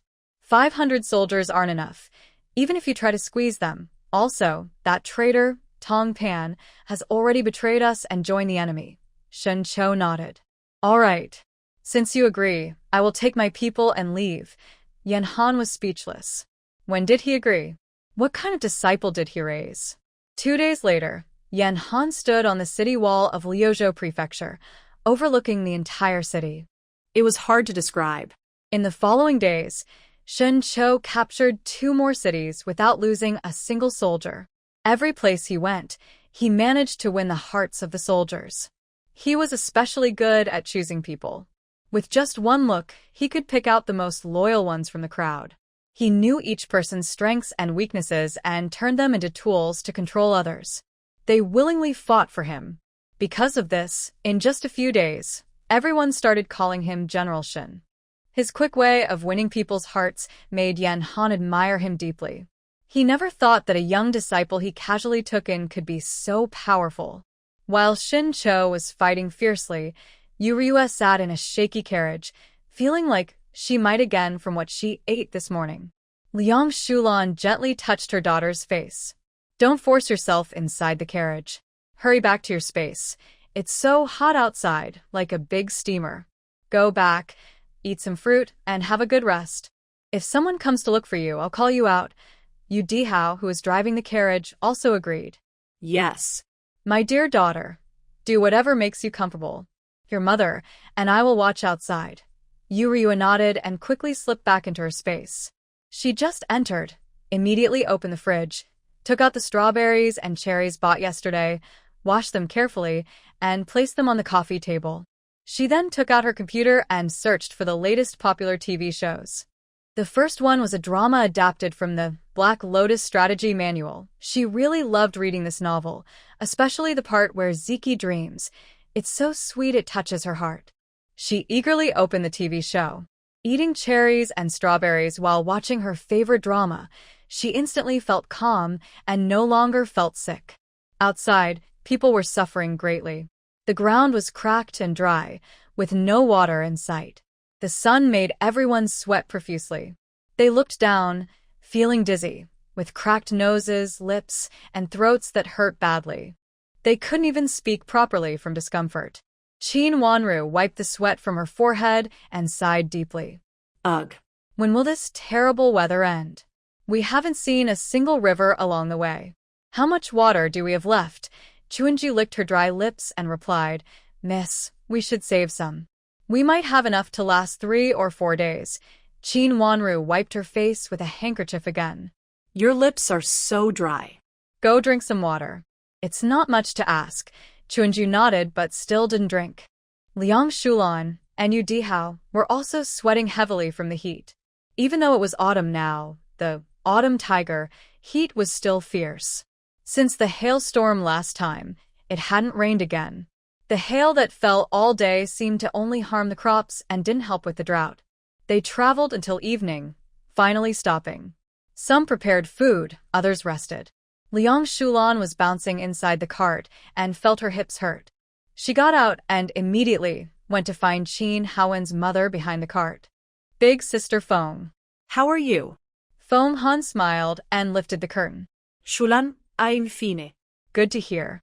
Come on, let's go find Lady Lin and Wanru to chat. After several days of long travel, the women had formed close friendships. Whenever they stopped, they didn't need to cook. To pass the time, they gathered to chat and share stories. It was a way to find joy amid hardship. Oh, by the way, lately I haven't seen Ryu. Is she still not fully recovered? Liang Shulan sighed. You know about what happened before. She wanted to save her eldest uncle, working day and night to ask for help, but in the end, she couldn't save him. She's very upset inside, and plus, she's been overworked, so she hasn't recovered yet. Chin Wanru also sighed deeply. Who would have thought that the county magistrate would be so greedy? Even Lady Sun couldn't do anything. Ryue tried her best. While these ladies were criticizing the officials and feeling sorry for Shin Cho, suddenly, a sarcastic voice came from nearby. Humph. Shin Cho, the beast who killed his father for a woman, shouldn't be released. I think the magistrate is just trying to do good for the people. Besides, wasn't Shin Cho put in there by Ryue herself? Why act so sad now? If she had just obediently followed my father, none of this would have happened. Anyway, my second brother doesn't like him. He's not the same as my father or my son. Liang Shulan looked up and met Shin Yu's angry eyes. You imposter! How dare you show your face here? If my daughter hadn't been kind-hearted and exposed you at the Meng family, you wouldn't be here sneering at us. And my daughter had her reasons. Unlike your family, your father killed his wife for a that knew everything and helped cover his crimes. You're even more ridiculous, claiming that my face factory belongs to you, tricking the Meng family into marrying you. Chin Wanru rolled her eyes and agreed. You have the nerve to criticize others. Your family is full of liars, murderers, and accomplices. Exactly. If we're not from the same family, we wouldn't even be allowed in. I think the Meng family isn't worth much either. Shun Yu's face turned pale, and then white with anger. She only looked down on Liang Shulan because she was a commoner, yet she was sitting and joking with Lady Li, Madame Hu, and the 2 ladies from the Lin family. She believed that only someone with her noble status could sit with them. But these people completely ignored her. When the Meng family found out that the face factory wasn't hers, they almost kicked her out. If her pregnancy hadn't been so strong and if she hadn't been carrying Meng Chen's child, she might have ended up in jail like her mother. Thinking about her mother's tragic situation made her even more furious. Your daughter is just a bride brought into the Shin family to bring good luck, bought for a few silver coins. How dare she defy the family's wishes and refuse to be close to my father? Killing her would be justified. It's only because our Shin family is kind-hearted that we tolerate such disrespect. In my opinion, with Ryue's status, she should be kneeling beside me to serve me. Liang Shulan and the others were truly amused and angry. Listen carefully, my daughter has nothing to do with the Shin family now. She is the victim. If you keep slandering her, don't blame me for being rude. After speaking, Liang Shulan suddenly pulled out a kitchen knife from behind her waist and waved it at her. Seeing the cold gleam of the knife, Shen Fish immediately remembered how she and her mother were beaten the first time they visited the Yu family. She was so frightened that she covered her stomach and quickly stepped back. I am now pregnant with Meng's child. If you dare to attack me, the Meng family will not let you go. Liang Shulan sneered, holding the knife and stepping forward a few more steps. I want to see if I kill you now. Will the Meng family really oppose us just because you're a liar? Shun Jiao rushed over a few steps and shouted loudly, What? Killing people isn't illegal now. If you keep slandering Ryue, I will kill you, then team up with everyone in our village to wipe out your Meng family. Yu Dihao, Yu Shi, Yu Tian, and Qin Haowen also came over, all staring fiercely at Shen Fish. She was so scared that her breathing became rapid, her heart pounding in her chest, and her stomach tightening. She turned around and called for help toward the Meng family. Meng Chun. Help. Someone is trying to kill your wife and son. Meng Chun. Husband. Come save me. Meng Chun, hearing Shen Fish's screams, felt only annoyance in his heart. He already disliked Shen Fish. If it weren't for her flour factory, he would never have married a woman from a S family. After marrying her, he found out her gentle and sweet facade was all an act. She was actually a ruthless, jealous, and petty woman. On their first day after marriage, she gave poison to his former concubines, even causing the death of a pregnant concubine he loved deeply and his first child. The woman was murdered by this wicked wife. After waiting for a long time, she finally realized that she was a liar. Not only did she have no plan, but the face factory wasn't even hers. Meng Qin saw Liang Shulan holding a shiny kitchen knife and just wanted her to quickly use it to deal with Xinyu. Seeing that Meng Qin ignored her, Xinyu covered her stomach and cried, Meng Qin, you heartless man, I am carrying your family's eldest son and grandson. Old Master Meng heard this and quickly pushed his son. Hurry up and bring your wife back. Don't make a scene here. Meng Qi disagreed a little. Dad. How can you say that's embarrassing? They're the ones bullying my sister-in-law. Wait. I'll stand up for her. I don't believe a country bumpkin can turn the world upside down. However, as soon as Meng Qi went over, she was scolded into tears by the very fierce Shen Jiao. In the end, Meng Chun went over and brought the two back. Yu Ryue stayed inside her space for a while. When she heard the sounds of rest outside, she decided to get some fresh air. That's when she saw this big scene. When she first saw Xinyu, she was surprised. She didn't expect Qin Wanru to bring Meng's family along. Later, she found out it wasn't Qin Wanru who brought them, but her father-in-law, Li Leoi, who was desperate to include Meng's family. Although they had no prior contact, she didn't know what tricks Meng's family used to make this old man so obsessed. Now, Xinyu comes out every day to cause trouble, like a clown, which makes people annoyed. Shun Jiao saw Yu Ryue frowning as she stepped out of the carriage. She quickly hugged her red fox and hurried over.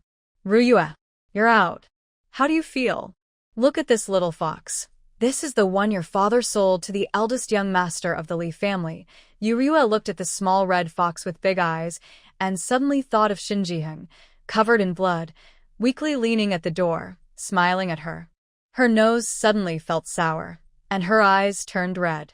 She forced a smile, reached out, and touched the adorable little fox. Little Red. Long time no see, the little fox chirped as if responding to her. Everyone, kind ladies and madams, please, I beg you, save my child. My child hasn't had water for 3 days and hasn't eaten for 5 days. Please have mercy and show kindness. Yu Ryue looked toward the voice and saw a ragged, very thin woman holding a nearly lifeless, emaciated child in her arms. Both of them had messy hair, and the woman's face was bruised with blue and purple marks, clearly beaten. She looked very pitiful. Please, all the Buddha and Bodhisattvas, help me. I only have this one daughter. My in-laws, because I had a girl, constantly hit and scold me. They call me a useless hen that can't lay eggs, a bad omen, and even want to sell my daughter. But she is the child I carried for 10 months. How can I sell her? but my husband has fallen for a young widow in the village. He had a child with her and doesn't care about us at all. If I don't get food today, my precious daughter will be killed and cooked for dinner. My poor daughter is about to be boiled alive in a big pot.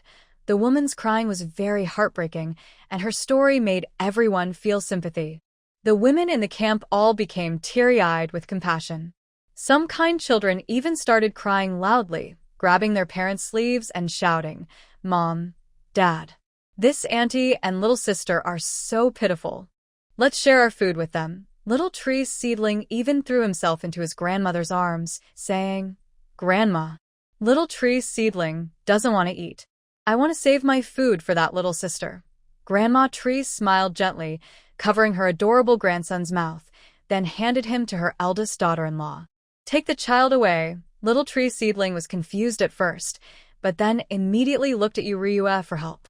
That pitiful little look made Ryue feel a bit sad. She blinked at Little Tree Seedling, signaling him to obediently follow his mother. He immediately stopped struggling and obediently got into the cart with his mother. Anyway, her future wife's words were always right. After comforting the boy, Ryue turned around and made a gesture to the villagers who felt sympathy, telling them not to act rashly. Originally, the villagers wanted to save a little food to help the poor mother and daughter, but now they hesitated. After spending so much time together, they had learned one important lesson. Following Ryue was the right choice. When the woman saw the villagers who had been searching for something stop moving after Ryue made a gesture, she started crying even louder. "Don't you have daughters? You're women too. Why can't you feel sorry for me? Are you really going to watch me and my daughter be put into a pot and cooked as food?" Ryue knew that this woman and the child in her arms were very pitiful, but what could she do? Their suffering wasn't her fault. In this situation, if she gave food to the mother and daughter, everyone watching secretly would rush to it in chaos. If they didn't get anything, they might guilt-trip her, saying, "You gave it to them, so why not to us?" She even suspected that these two people were bait set out by some people to trap kind-hearted, wealthy individuals. The woman cried for a long time, but saw that no one was moved, especially the beautiful young girl. She looked kind and gentle, with clear eyes like a spring, but inside, she was very cunning. When people were about to give her things, she would block them. If she couldn't get anything today, her husband might really eat her and her daughter. She turned her head and secretly glanced at the swaying grass nearby. Clenching her teeth, she knelt and took 2 more steps forward, bowing deeply to Ryue. "Kind girl, please help us. I know everyone listens to you.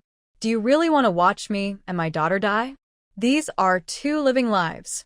Ryue frowned. "Stop wasting my time. I won't give you anything." The woman didn't expect the girl to refuse so decisively. Her heart filled with resentment. "Why? You have so much money, so many carriages, and you wear such fine clothes. If you just save a little bit of food, you could save our lives. Why are you so cruel and want to see us die?"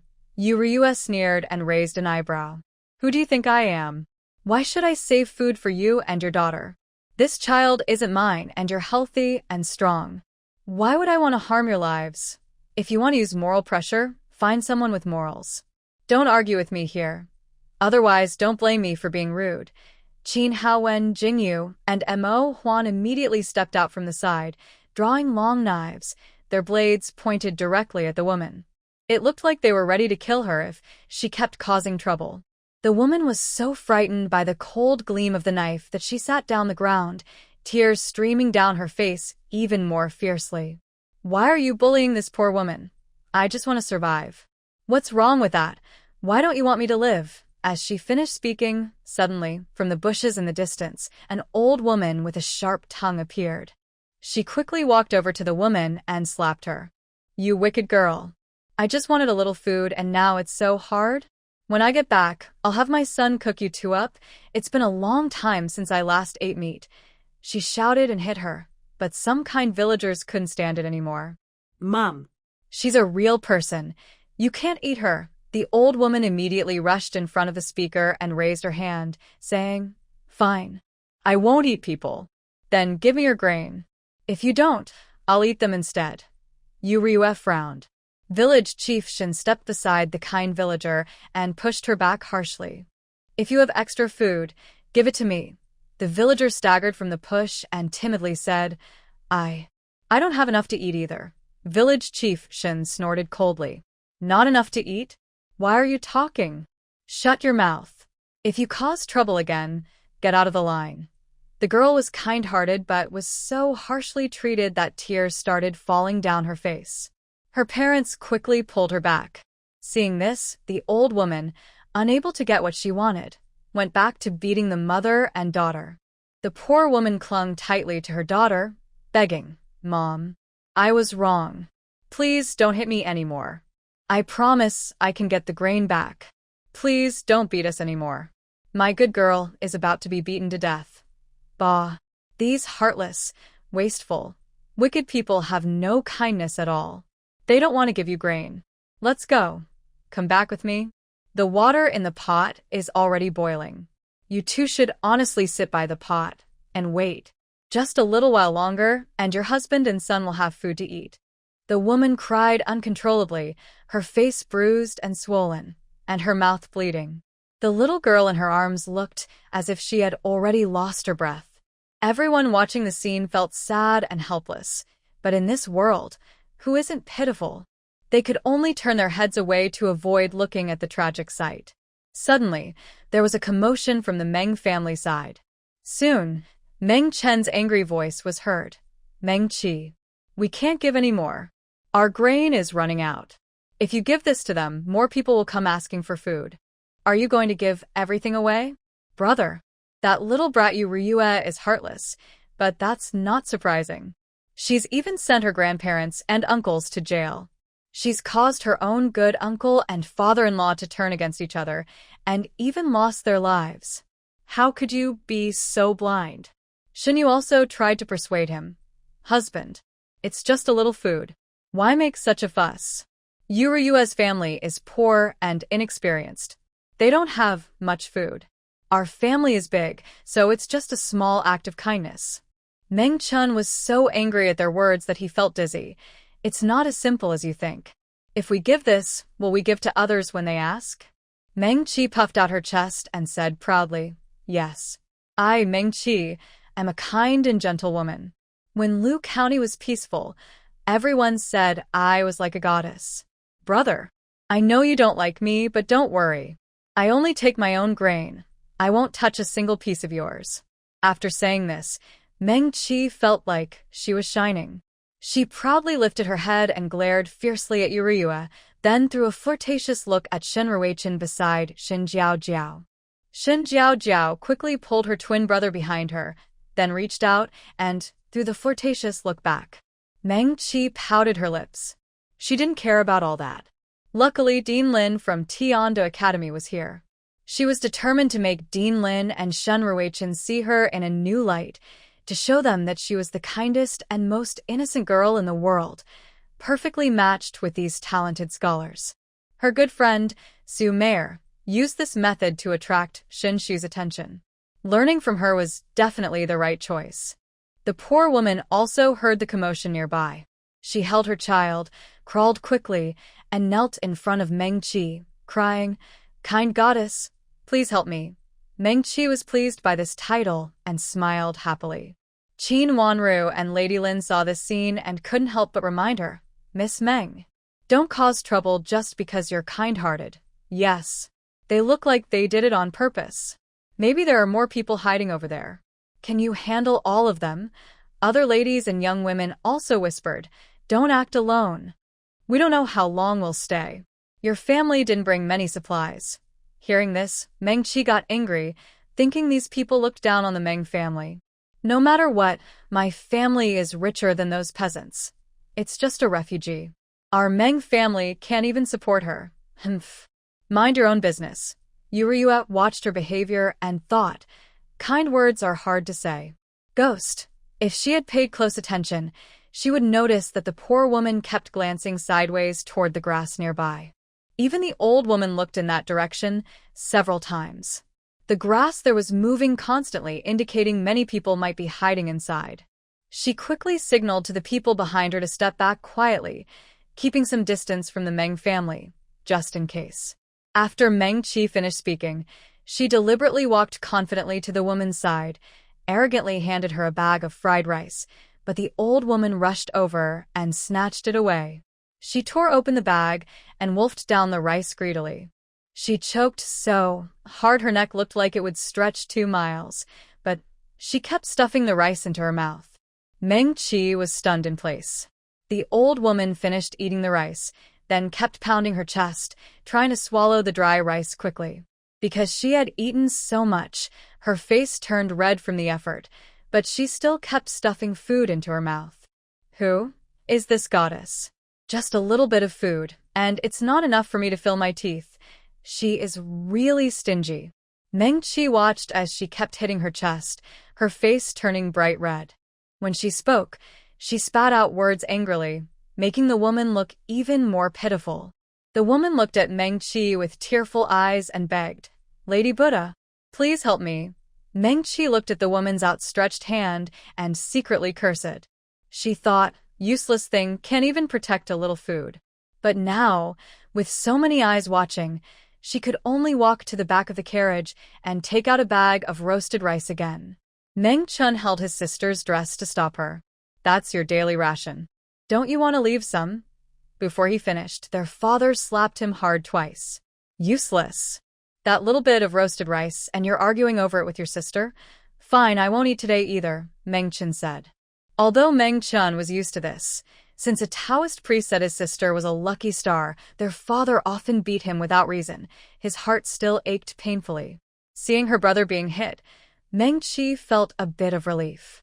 She was tired of him always bossing her around, thinking only his decisions were right. But she refused to believe that. She was a lucky star, a Lady Buddha. So she took the bag of roasted rice and ran toward the poor woman. Just as she was about to give it to her, a strong old man suddenly jumped out of the grass nearby. He ran over and pushed the woman aside, snatching the rice from her hand. Like the old woman, he grabbed the rice and frantically stuffed it into his mouth, even choking so hard his neck looked like it was bulging, but he kept trying to eat. The woman looked at Meng Qi with sad eyes again, making Meng Qi feel a surge of anger and frustration inside her chest. Yu Ryue had been watching the scene closely. She guessed her suspicion was correct, so she went to find Director Lin and Qin Wanru, warning them to be careful. After Meng Qi took out the rice for the 3rd time, and it was snatched away, under Yu Ryue's command, the strong men with weapons surrounded the elderly, women, and children, forming a circle. Behind these men, the strong women stood in a second circle, also forming a line. So, when Meng Qi went back for the 4th time to get something, 2 strong men suddenly rushed out and grabbed her. Then, a group of people started emerging from the bushes, some holding knives, others with sticks, all looking fierce and aggressive, charging straight at the grain cart belonging to the Meng family. The scene quickly became chaotic. These people acted like bandits. Anyone who tried to stop them was cut with knives. Judging by their skill, they probably weren't new to stealing. Maybe because Yu Ryue's group was too large to swallow all at once, they used the mother and daughter to find a way to break through. Little Sapling peeked out from the ox cart, watching the hungry-looking crowd, and was so scared that tears welled up in his eyes. The others also felt scared. Luckily, they had just listened quietly to Yu Ryue's instructions, or they might have ended up the same way.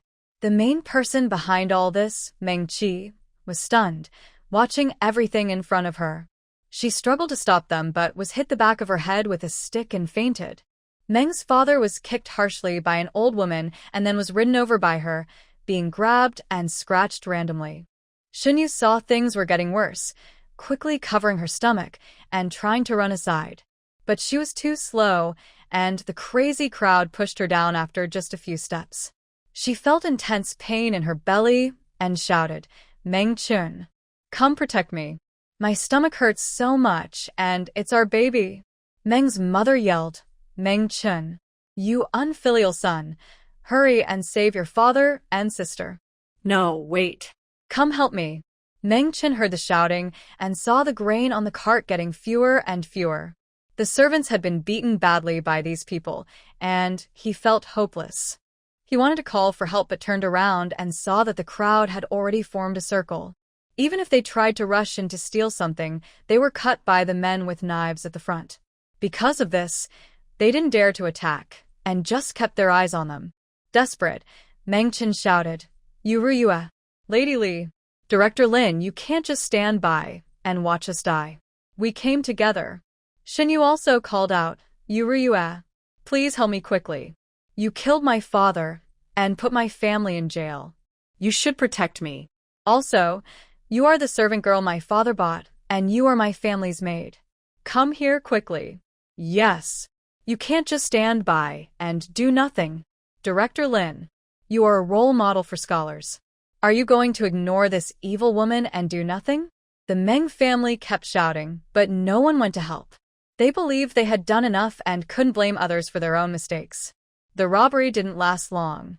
In about the time it takes to burn an incense stick, the once proud Meng family had nothing left. The robbers didn't leave immediately after stealing. Instead, they looked greedily at the belongings behind Yu Ryue and her group. Yu Ryue coldly said, if you want what's behind us, think carefully about your strength. There are fewer than 100 of you, but I have 400 or 500 strong men behind me. If you want to die, go ahead and try. The man leading the group on the other side looked unhappy as he glanced at the carts of supplies behind them, then fiercely stared at Yu Ryue. You women are so ruthless. Brothers, let's go. After saying that, he turned around and led his group away. But the last two men were still holding someone, one dragging Xinyu and the other holding Meng Qi. Xinyu was so scared she kept screaming, help, husband, help. I'm pregnant with your child. Please don't hurt me. I am pregnant.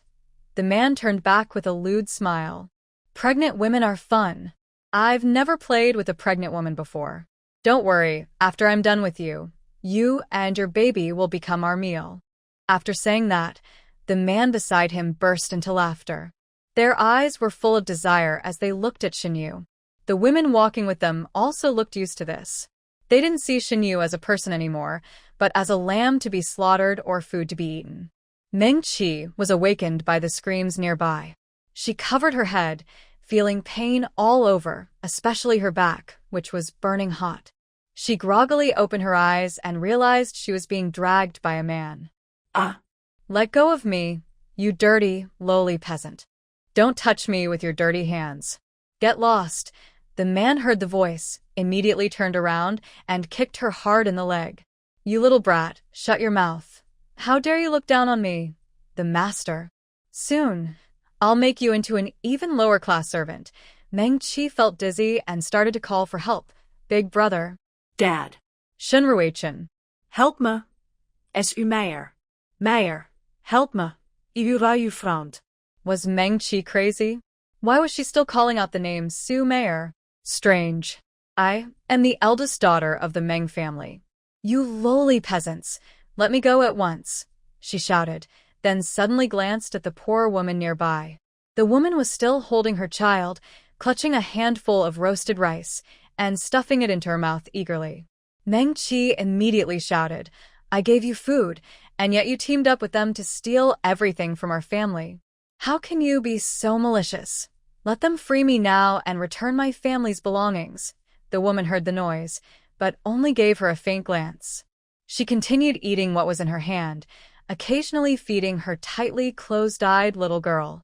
Just as they were about to leave, Yuruyue couldn't hold back. She grabbed a nearby knife and threw it forcefully.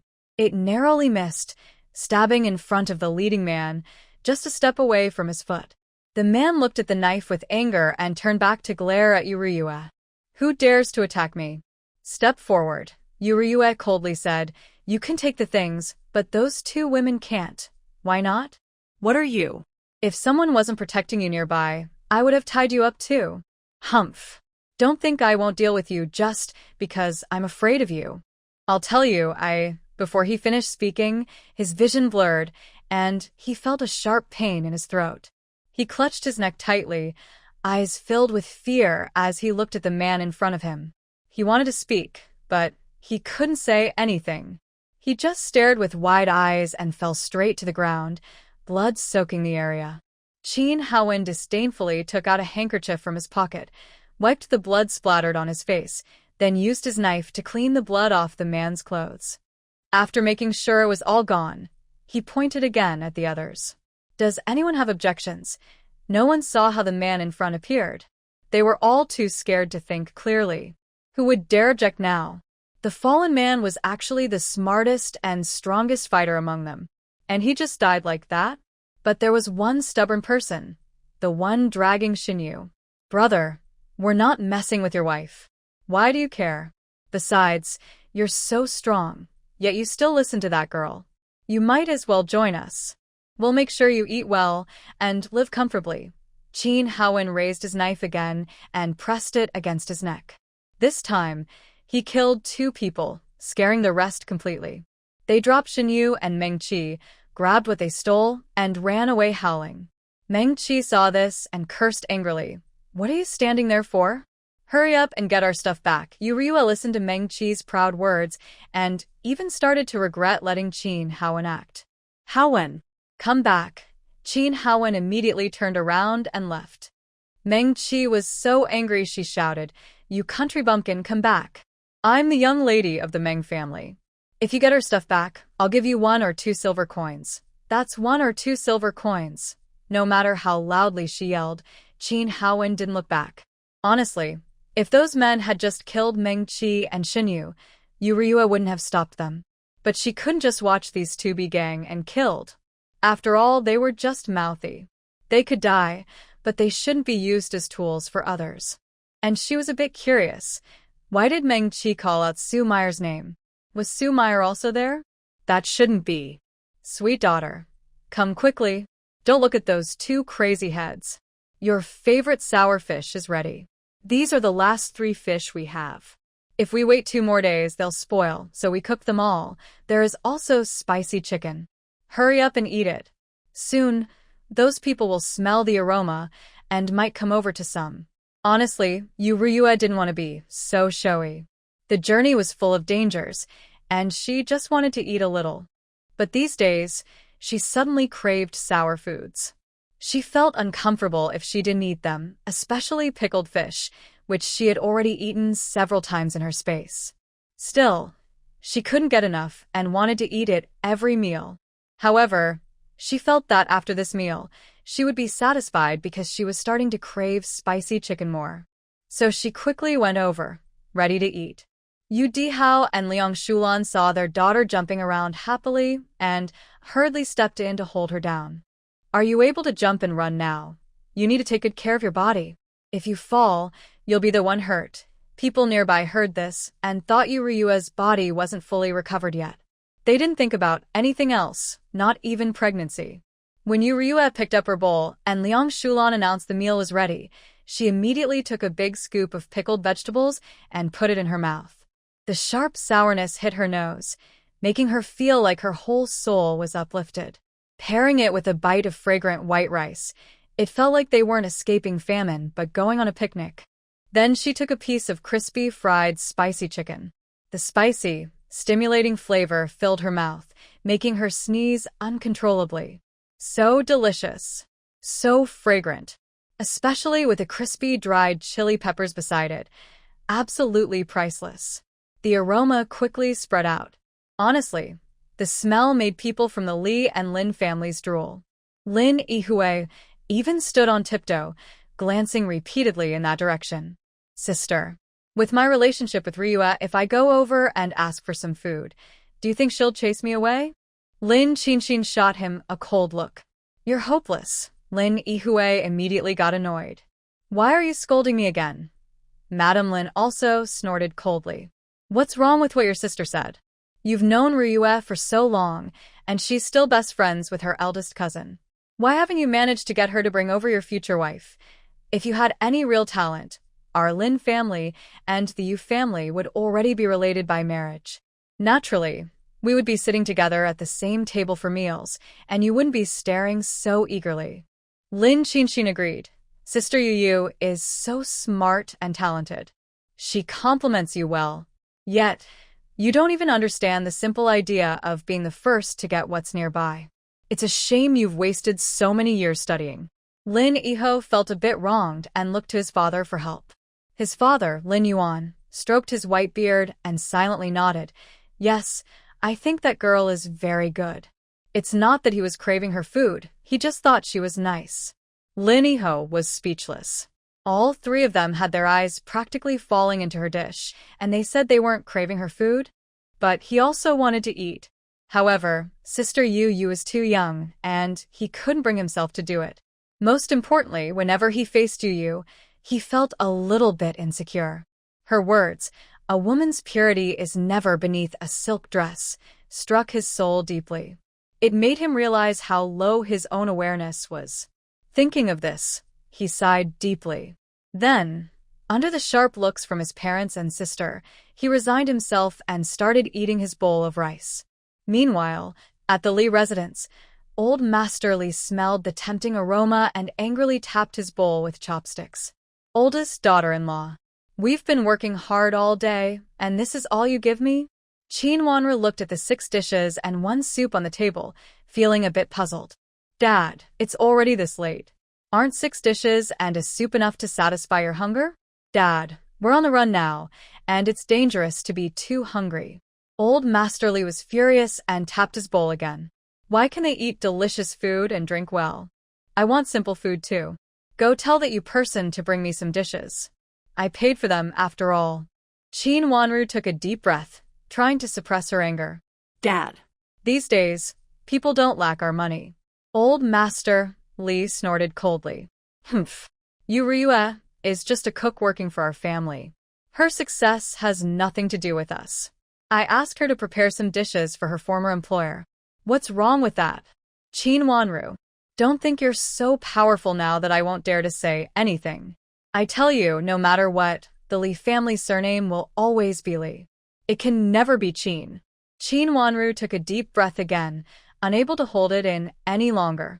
She looked at Li Quan, who was busy eating and trying to hide his presence. Li. Put down your bowl.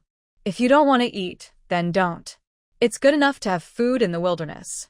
If you keep picky, you won't even get these things. Li Quan, suddenly scolded, quickly put down his bowl and cheerfully explained to the angry Li Leoi, Dad, Wanru is scolding me. You keep eating. Qin Wanru continued to scold. Want this, want that. There's everything in the sky. Why don't you just fly up there? Li Quan smiled kindly and held Qin Wanru's hand softly. My wife, don't be angry. I won't be picky. It's good enough to have food in the wilderness.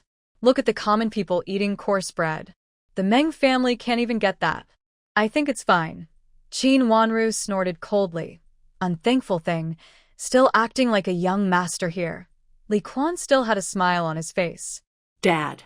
You eat your food. Why are you staring at me with red eyes? My wife scolds me for my own good. You keep eating. Li Leoi was really about to be angry to death. He was so old. How could he not see that his daughter-in-law was indirectly criticizing him? Goodness, he even wanted him to fly to the sky. And this unfilial son, still smiling and joking around. Previously, a single look or gesture from him could make his eldest son tremble all day. How could he be so shameless now? Moreover, even if she scolded him, that was not right. A woman should regard her husband as heaven. Who would dare to scold their own heaven? Indeed, his Aunt Hua was right. Qin Wanru was not well-meaning. If he had known earlier, he should have been ruthless and poisoned her. Then, only Aunt Hua and his beloved younger son would be around him, and he wouldn't be living such a miserable life. Meanwhile, Ryue took out 3 large jars of peach preserves from her space, secretly poured them into a nearby basin, and then carried it over. Yu Shi and Yu Tian looked at the bright yellow peach pieces in front of them, their mouths opening in shock. Oh my, sister, where did you get this? It looks so delicious. Yu Dihao patted his son's head. Who cares where your sister got it? Just eat it quickly. Liang Shulan also agreed, saying, don't make a fuss. Eat quietly. If others see, it might cause more resentment. Yu Shi and Yu Tian quickly closed their mouths. Their family's living standard is a bit high, which can cause jealousy. Outside, people can't even drink water, let alone eat fruit. But they not only get fresh peaches, they also drink sweet peach juice. This isn't about escaping hardship, it's like they're here to have fun. Qin Haowen and Hahua didn't expect to find such delicious peaches in the countryside during autumn. Hahua picked up a large piece of peach and put it in her mouth. The sweet, fresh taste of the peach instantly filled her mouth, saving her from the burning sensation from spicy chicken she had just eaten. Wow, miss, this is so delicious. What is this called? Yuryua watched them happily eat and quietly took out 2 bottles from her space. She poured them into another basin, but this time she didn't take them out directly. Instead, she added some spiritual spring water to dilute the contents a little. This is called canned fruit. Once we're stable, we'll buy a piece of mountain land, plant peach trees, and sell canned peaches. Hahua immediately jumped up happily. Great. We'll sell peach canned fruit. Hahua quickly tugged at Hahua's sleeve. I told you to be more low-key. Why are you jumping? Hahua sat down beside her and continued eating the canned peaches. Yuryua brought over the peaches and poured each person a bowl of the diluted canned fruit water. Drink more, everyone. You've worked hard today. This is a reward for you. Qin Haowen immediately picked up his bowl and took a big sip. He felt refreshed all over. He looked at his mother, who was happily eating nearby, and smiled as he scooped the remaining half of the peaches from his bowl and gave them to Feng Han. Mom, eat more. Once we're stable, I'll work with Miss Yu to make canned peaches, so you can enjoy them every day.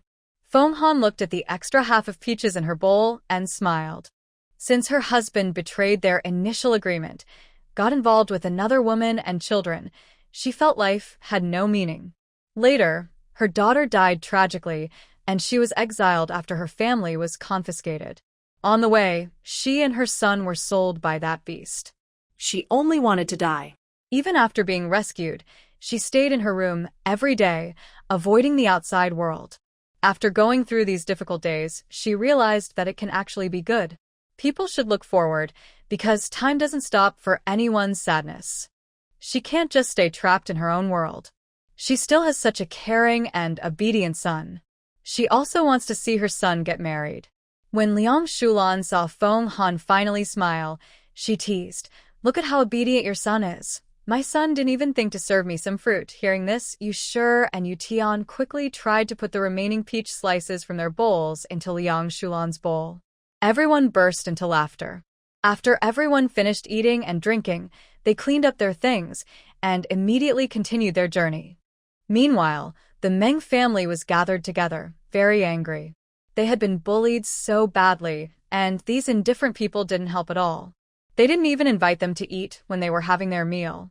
Now that they were leaving, they didn't even say goodbye. It was as if they didn't care about the Meng family at all. Old Master Meng, enduring his severe pain, kicked his son beside him. "What are you still standing here for? Hurry up and tell them to stop and wait for us. We have nothing to eat or drink now, no car, and we're injured. Shouldn't these bystanders be responsible?" Meng Chen couldn't hold back anymore and shouted softly, "Dad." At this point, aren't you clear about everything? Old Master Meng was stunned by the shout. Meng Qi, feeling a bit upset, said, "Why are you shouting at Dad? If you have the ability, go shout at them." Meng Chen was so angry, he couldn't speak. Seeing the angry looks from his family, he felt powerless and said calmly, "Let's go. If we don't follow, we'll all die. Those people are still watching us closely." When mentioning those people, the Meng family members also stopped hesitating and limped along with the main group. Seeing Meng Chen's extremely disappointed look, Meng Qi snorted coldly. "Big brother, are you blaming me? I'm just trying to help. But don't worry, I definitely won't let you go hungry." Everyone silently moved forward. No one dared fall behind. Those pulling carts, even with their arms scraped and sore, kept going bravely. After seeing how fierce the refugees had been earlier, they were afraid of being left alone and attacked. These people looked tired and hot, staring at the dry land as they walked step by step. They kept going until nightfall, without stopping. Although they had tightened their legs with cloth as Yuryua suggested, their legs still felt sore and swollen, as if they weren't even their own anymore. Even the lively children were wobbling, their mouths dry and cracked, their stomachs growling with hunger, and their vision sometimes going black. Only Yu Ryue and Liang Shulan were inside the space. Liang Shulan was in the kitchen, preparing a small meal for her daughter.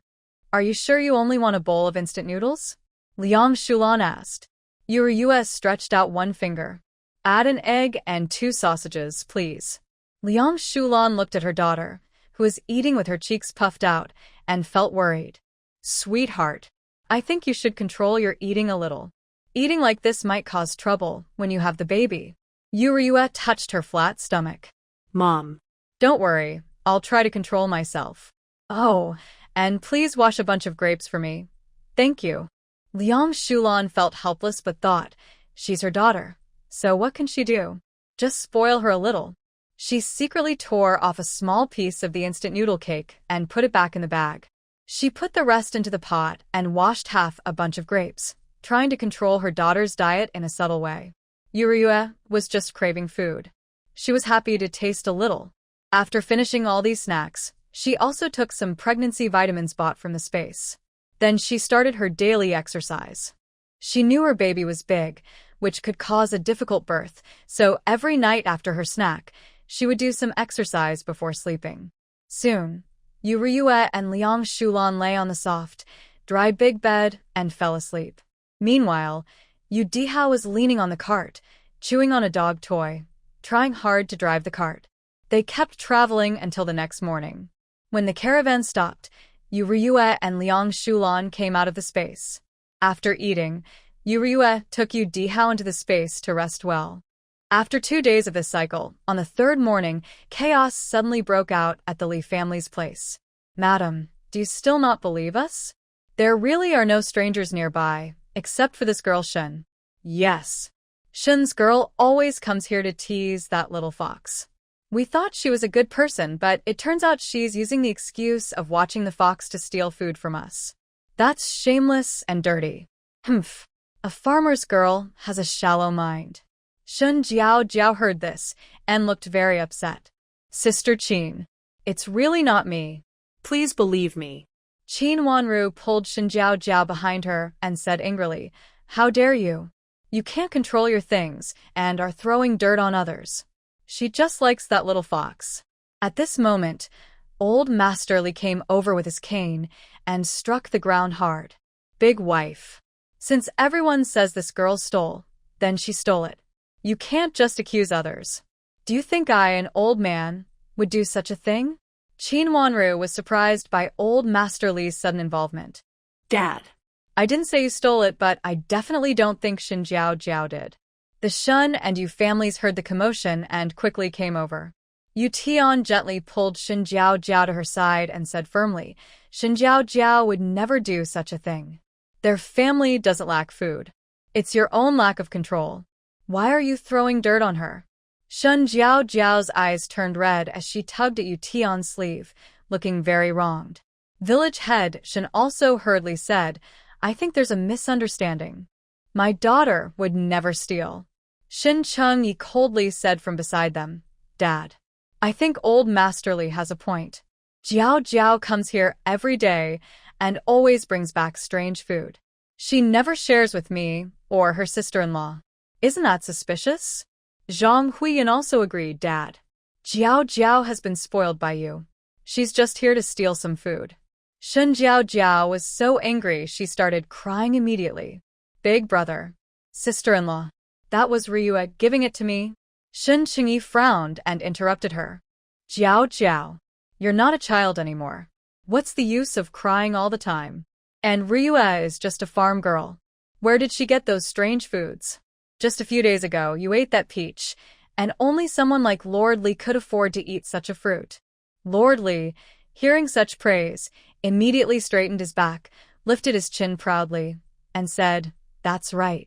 Someone like you, Ryue, a humble country girl, could never have such rare food.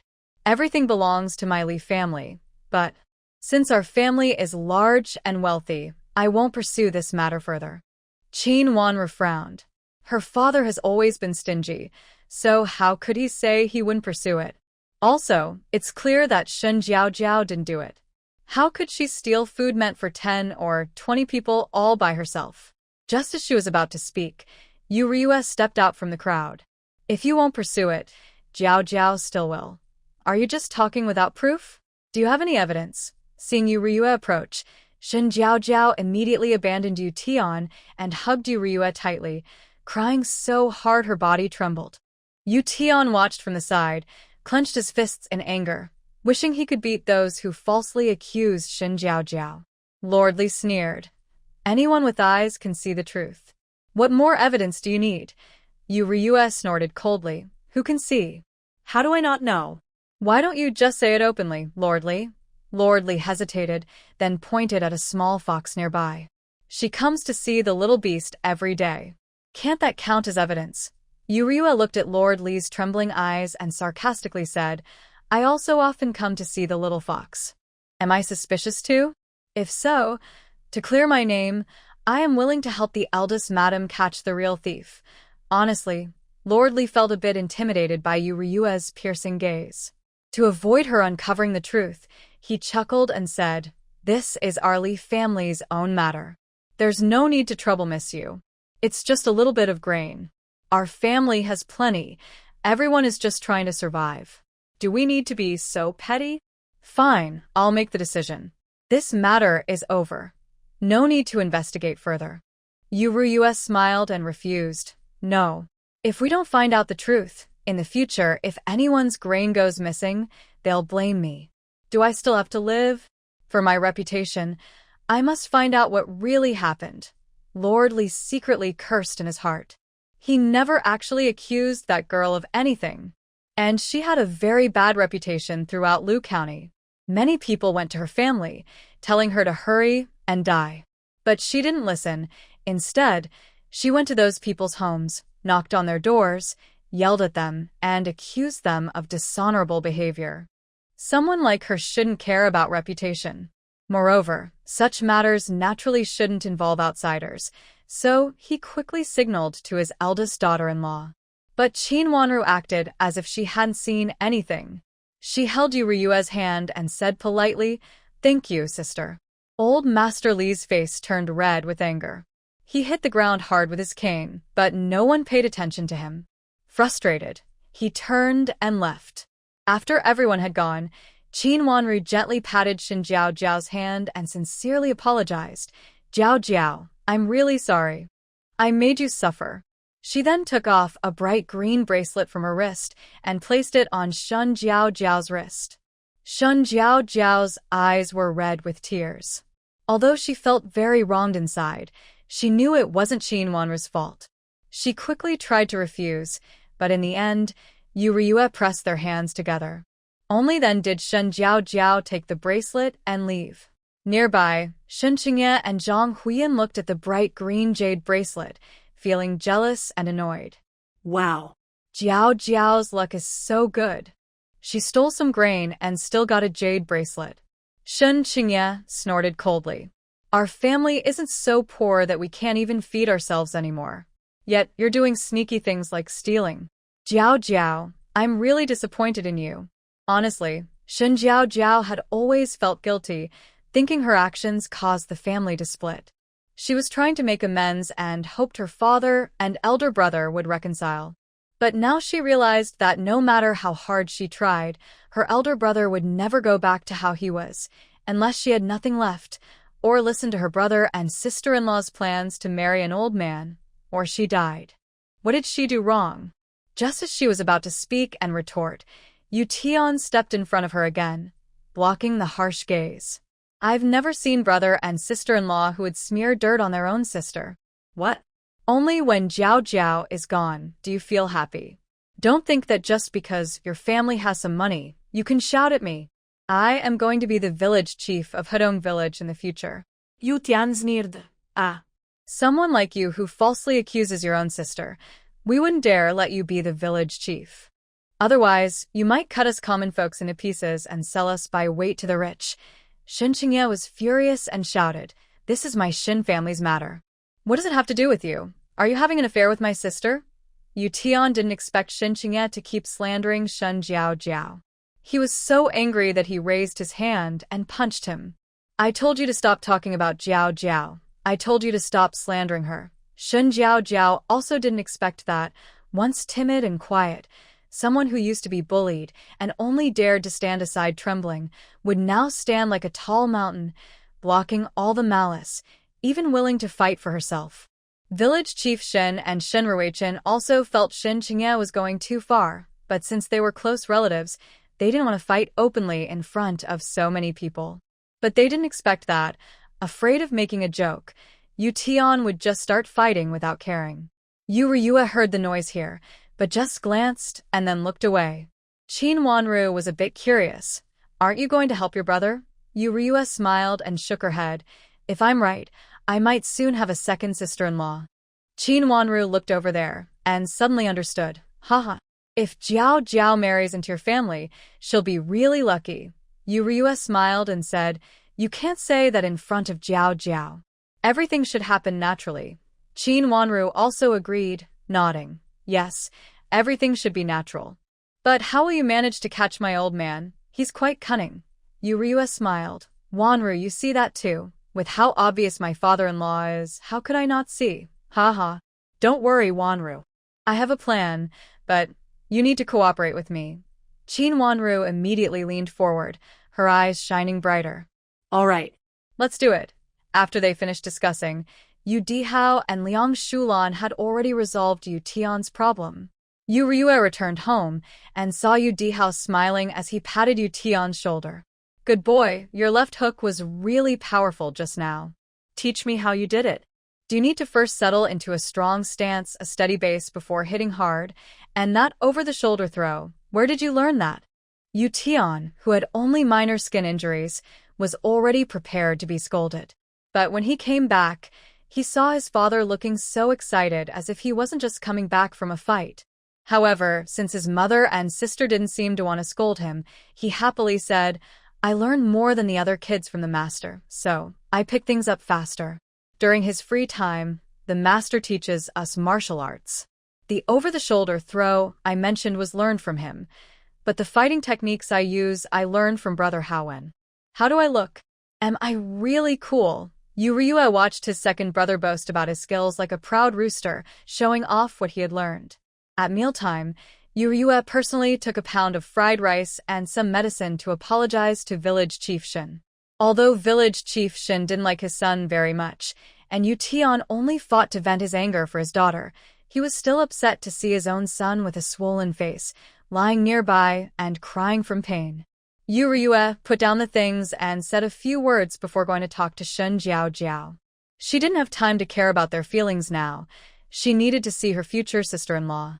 Actually, by now, Shen Jiao Jiao couldn't understand why things had turned out this way. Ryue, do you think I shouldn't stay at home? I'm already 16. Next door, Ahua is the same age as me, and her child can even run around. If I had married earlier, wouldn't I avoid all this? Yu Ryue gently rubbed her head with some pity. Unable to hold back, she tentatively said, How about this? Marry my second brother and become my sister-in-law.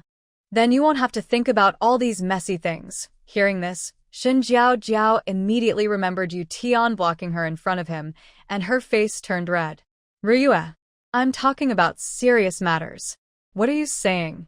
If you keep talking like that, I won't talk to you anymore. Seeing her blushing face, Yu Ryue thought to himself, it seems like there's hope. How am I talking nonsense? Don't you want to be with me forever? We are the best sisters. Of course I want to stay with you forever, but as for marriage? Yu Ryue playfully nudged her shoulder. Actually, your family's problems are quite simple to solve. Your older brother and sister-in-law think you're a bother and want to marry you off quickly, hoping to get some benefits from you. Your parents and your twin brothers are actually very kind to you, but they are caught between their own feelings. They can't completely abandon your older brother. The best solution is to marry early and leave this home, so there won't be any more sad things. Instead of marrying someone you don't know, you might as well marry my second brother. Look, my second brother is tall and strong, and he looks like our mother, very handsome. He has no bad habits, can read and write, and knows martial arts to protect you. Everyone knows him well, and our family doesn't have any messy issues. Isn't that great? Shen Jiao Jiao felt a little moved by her words. It did sound good. Yu's family really didn't have any messy problems, and most importantly, She wanted to stay with you Ryue forever. So she quietly turned her head and looked at Yu Tian. Just then, their eyes met, and both blushed and looked away. Yu Ryue watched their interaction and felt like the smell of love's awkwardness was about to spread over her. After she finished speaking, she went to find her second brother. Do you like Xin Jiao Jiao? Yu Tian looked surprised. How did you tell? Yu Ryue rolled her eyes. Your eyes are almost glued to her, and you're even helping her get angry. If it's not liking, then is it love for fighting? I need to talk to Jiao Jiao. Someone like you, who loves to fight and is emotionally unstable, shouldn't get married. Yu Tian quickly grabbed his sister's sleeve, nervously saying, Sister? You can't say that. Jiao Jiao already doesn't like me. Seeing her second brother so flustered, Yu Ryue couldn't help but laugh. Second brother, I didn't expect your taste to be so good. You've already fallen for Jiao Jiao. Yuan blushed shyly and fidgeted as he said, It's just that. When I went to sell seaweed rolls with her, she protected me and my older brother and argued with Yu Qingkai. I think she's amazing, and I couldn't help but watch her all the time. The more I looked, the more I wanted to keep watching forever. Yu Ryue didn't expect that her second brother would like Jiao Jiao so early. But he really has good taste. Okay, I understand. But you just hit village head Shin's son. He probably won't like you very much now. Oh, what should I do? Sister? I truly like Jiao Jiao and want to be with her forever. Yu Ryue patted her second brother's shoulder. So, don't be so impulsive in the future. But you don't need to worry about those things now. Jiao Jiao doesn't have much feeling for you yet. If you really want to win her heart, work hard. I'll think of a way with a village head. Hearing this, Yuan excitedly grabbed Yu Ryue's arm and kept thanking her. Finally, Liang Shulan came over and pulled Yuan away, saying, Look at how happy you are. Don't make your sister dizzy. Yuan chuckled shyly and ran off quickly, leaving Yu Ryue, who then told him again about her feelings for Shun Jiao Jiao. Liang Shulan happily clapped her hands. Oh, this kid has good taste. Jiao Jiao is a good girl. If he really marries her, I will reward him well. The mother and daughter talked for a while longer before returning to the carriage and slipping back into the space. Because it was Yu Ryue's late-night snack time again. However, on the Li family side, no food was stolen for 3 days in a row. Old Master Li even personally found Yu Ryue, showing off proudly. Yu Ryue looked very upset, as if she doubted herself. Qin Wanru seemed to have completely forgotten about this matter. By the afternoon of the 4th day, she only checked the back carriage once, gently stroked it, and then no one was sent to watch anymore. But that night, a scream suddenly came from the Li residence. Ah, ghost. Stay away from me. What is this? Why is it glowing green? The back carriage is full of these things. Ghosts are here. There are ghosts. When Yu Ryue heard the sound, she knew the fluorescent liquid on the back of the carriage was starting to glow. She smiled and walked over to Qin Wanru. Wanru, sister, gather everyone with green light on their hands or mouths. We're about to make the arrest. Qin Wanru looked at Old Master Li jumping around and couldn't help but smile. Hurry. Catch everyone who has that stuff on them. I want to see who dares to steal food. Old Master Li was shocked when he heard this. What do you two mean? It's obviously ghostly mischief, Yu Ryue teased. Old Master Li, if you haven't done anything wrong, you shouldn't fear ghosts. Have you done something bad? Before Old Master Li could speak, loud screams suddenly came from the back of the Li family's group. Let me go. Why are you arresting me? We haven't done anything. Help. It's not my fault. When those people were caught, there were over 20 of them, including members of the Meng family and some maids and young servants dressed very tightly. Yu Ryue immediately told a nearby maid to remove the cloth covering their faces. She then took a handkerchief and carefully wiped their faces clean, revealing a few familiar faces. Qin Wanru was shocked, her mouth wide open, eyes full of disbelief. Hua Yinyang? It's really you, Li Lin. You're here too? Yu Ryue was surprised to see that Su Meier and her mother were also among them. No wonder Meng Qi called for help, it turned out they were in the group. Seeing that Hua Yinyang and Li Lin had been discovered, they no longer pretended. Hua Yinyang pushed away the person next to her and weakly threw herself into old Master Li's arms, crying like a weeping willow. Master. They are so cruel. Look, they even hurt my wrist. Since they've found us, let's come out openly. I believe the eldest young mistress isn't heartless. She wouldn't just watch us die, right? Li Lin also looked at her father with a very sad expression. Dad. I've been hungry for 3 days. I finally got to eat something, and now these people are bothering us. It's so annoying. And sister-in-law is being a bit too petty. She only caused you trouble twice. Why hold a grudge all this time? Anyway, you and your son are still alive. Old Master Li also thought this made sense. He cleared his throat and said, Since you found out, go and make some food to serve your aunt and brother. They have been starving these past few days because of you. Qin Wanru looked at the 3 troublemakers in front of her, furious. She just wanted to know if her husband knew about this. When Li Quan saw his wife's angry look, he quickly waved his hands and said, Wanru, I really don't know about this. Believe me, if I had known, I wouldn't have let them follow us. Old Master Li looked at his son's helplessness and was so angry he hit the ground with his cane. Didn't you hear? Go and cook. This is your own brother. Stop being so stingy. Qin Wanru finally snapped after being yelled at. If you like them so much, then go and be with them. Everything in this house is mine to decide. You can't take a single thing. Li Quan, if you still want your wife and child, then kick them out right now. Since the day his wife gave birth, Li Quan had completely lost hope in his father. Now he was so angry, he couldn't hold back. Dad. Are you really so confused? These people are cruel and have tried to hurt my wife and child many times. Yet you still keep them here. If that's the case, then you can go with them. Don't blame me for being unfilial. Old Master Li was so furious his blood was boiling. He grabbed his cane and struck Li Quan twice on the back. You unfilial son, controlled by a woman. I should never have married you. Mrs. Li saw the chaos and hurried over to advise her son. Big brother, he's your father. You should respect him and not act like this. Seeing Mrs. Li come over, old Master Li directly swung his cane at her. Look at your foolish son. I shouldn't have married you in the first place. Li Quan quickly pulled his mother aside and took 2 more hits himself. When Qin Wanru saw her husband being beaten, she immediately ordered her servants, Everyone, open your eyes and go pull him away. And take those mother and son away. I don't want to see them anymore. Chuanju grabbed a knife and rushed forward, fighting with the servants beside old Master Li. Yuru never expected things to develop this way.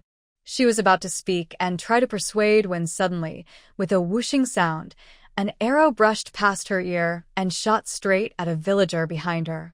She looked up along the line of sight and saw a group of burly bandits, armed with long knives, rushing down from the mountain. At the same time, dense arrows were flying from above. Yu Ryue immediately shouted, Everyone, stay hidden. Grab your weapons, the bandits are coming. The people from the Li family stopped fighting when they heard this. Qin Wanru took out her knife and held it in front of her. Yu Ryue handed each of the Yu family members a stun baton. If your knives can't hold them, quickly use this. Press the button on the side and poke it at the person or their weapon. They'll fall down as if struck by lightning. Don't forget to finish them off. Yu Dihao and Liang Shulan had used these before and were very skilled. However, Feng Han was a delicate woman from a wealthy family and looked quite weak. She stared blankly at the unfamiliar object in her hand. Yu Ryue immediately said, Aunt Feng, hide inside the carriage. Hold this, and if anyone comes near, poke them. Qin Haowen quickly put Feng Han inside the carriage behind him. He also wanted Yu Ryue to go up, but she held a knife in one hand and a stun baton in the other, refusing to move.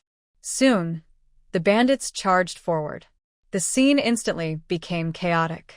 There were painful screams, cries for help, and the cracking sounds of bones breaking. Yu Ryue watched the bloody scene in front of her, tightly gripping her knife. When a big man swung his knife toward her, she immediately blocked with her right hand, then pressed the stun baton against his abdomen and stabbed hard. She quickly withdrew the knife, and the man convulsed on the ground. She retracted the stun baton, then stabbed again with her knife into his belly. Warm blood splattered on her face, making her momentarily stunned.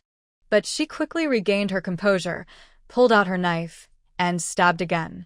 She repeated this 3 times until the man was completely dead.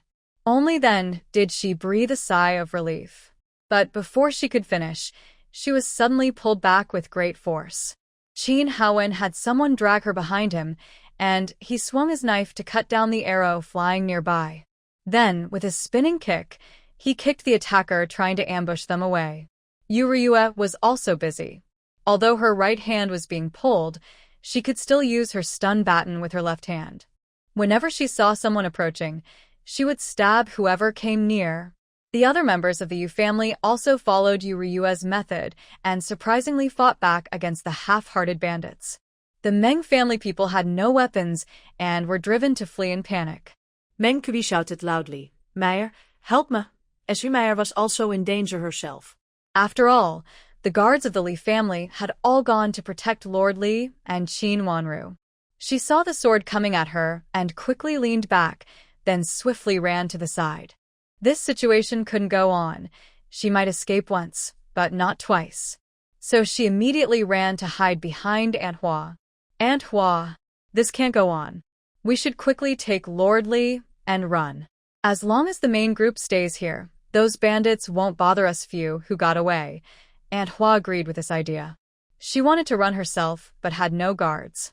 Taking a risk, she ran to Lord Li's side and tremblingly said, "Master Li, since the young lady doesn't want us here, let's leave quickly." Lord Li was hiding and dodging around, asking, "How can we leave?" "These people are just after my money," Aunt Hua immediately advised. "It's already this late. Even if we have money, we can't buy food. Let's take 2 grain carts and a box of gold and jewelry, then quietly leave. Those bandits are distracted by the young lady and the others." Lord Li thought this made sense. He called his guards to protect them and hurriedly left. Seeing someone trying to escape, the bandits quickly rushed over and grabbed Qin Wanru. "Don't move. If you try to run, I will kill her." The guards of the Li family held their knives tightly and slowly backed away, surrounding Lord Li. The bandits immediately slashed their knives into Qin Wanru's neck, and blood started to flow. "I told you not to move, or I will really kill her." Lord Li remained calm. When he reached the grain carts, he shakily climbed onto one, and then signaled to the others behind him to quickly leave with a few carts, ignoring the threats from the bandits. Seeing this, the bandits were so angry they almost cut her throat. Qin Wanru closed her eyes, secretly regretting why she didn't have the heart to kill these people herself. Li Quan and Chuanji wailed and tried to rush forward, but the bandits around them didn't give them a chance. One of the bandits even took advantage of their panic and stabbed them. In a flash, a sharp arrow shot through the bandit's temple with a loud whistling sound. Qin Wanru felt the knife on her neck loosen. She quickly opened her eyes and ran to the side. Just as she turned, she saw Yu Ryue holding a crossbow arrow with a serious expression. She immediately understood that Yu Ryue had saved her again. But she wondered how Yu Ryue got the crossbow arrow, as such weapons are usually only used in the military. Honestly, Yu Ryue didn't expect to buy crossbow arrows through the underground trading system. She was desperate when she saw Qin Wanru about to be killed and wanted to buy guns, grenades, and machine guns to shoot the enemies. But those weapons weren't available, so she settled for a bow and crossbow. Surprisingly, she managed to buy them. She was very happy and quickly returned to the carriage, pretending that the weapons came from inside. She handed them out to Qin Haowen and others. While distributing the crossbow arrows, a bandit suddenly appeared beside her, wielding a knife and trying to attack her from behind. The blade carried a strong smell of blood, making Yu Ryue realize she was in danger. She had to roll to the side as the long knife narrowly missed her and hit the carriage. When the bandit tried again to attack her with the knife, a lotus leaf suddenly appeared and fought him. Yu Ryue was surprised. In the chaos, she looked for the figure of the lotus flower, and sure enough, she was fighting fiercely with one of the bandits. She suddenly remembered that Lotus Flower and Lotus Leaf had said they knew a little martial arts. Is this enough? It's really impressive. With the help of the crossbow, they quickly repelled another wave of enemies. Yu Ryue shouted, "Everyone, get on the carriage and leave quickly." Those with cars got on, and those without ran on foot as fast as they could. Yu Ryue called the remaining guards, handed each of them a crossbow, and told them to cover the rear. The front was led by Qin Haowen and Lin Yihua. Standing on the carriage, Yu Ryue reached out and quickly grabbed Shen Jiao and her twin brother Shen Ruichen as they passed by. "Hurry! Hold my hand." Shen Ruichen first helped Shen Jiao onto the carriage, then held Yu Ryue's hand and was pulled up. Waiting to confirm their safety, Yu Ryue held the reins in one hand and a stun baton in the other. Whenever bandits approached, she immediately activated the stun baton to full power and attacked. The carriage jolted, and Yu Ryue nearly fell.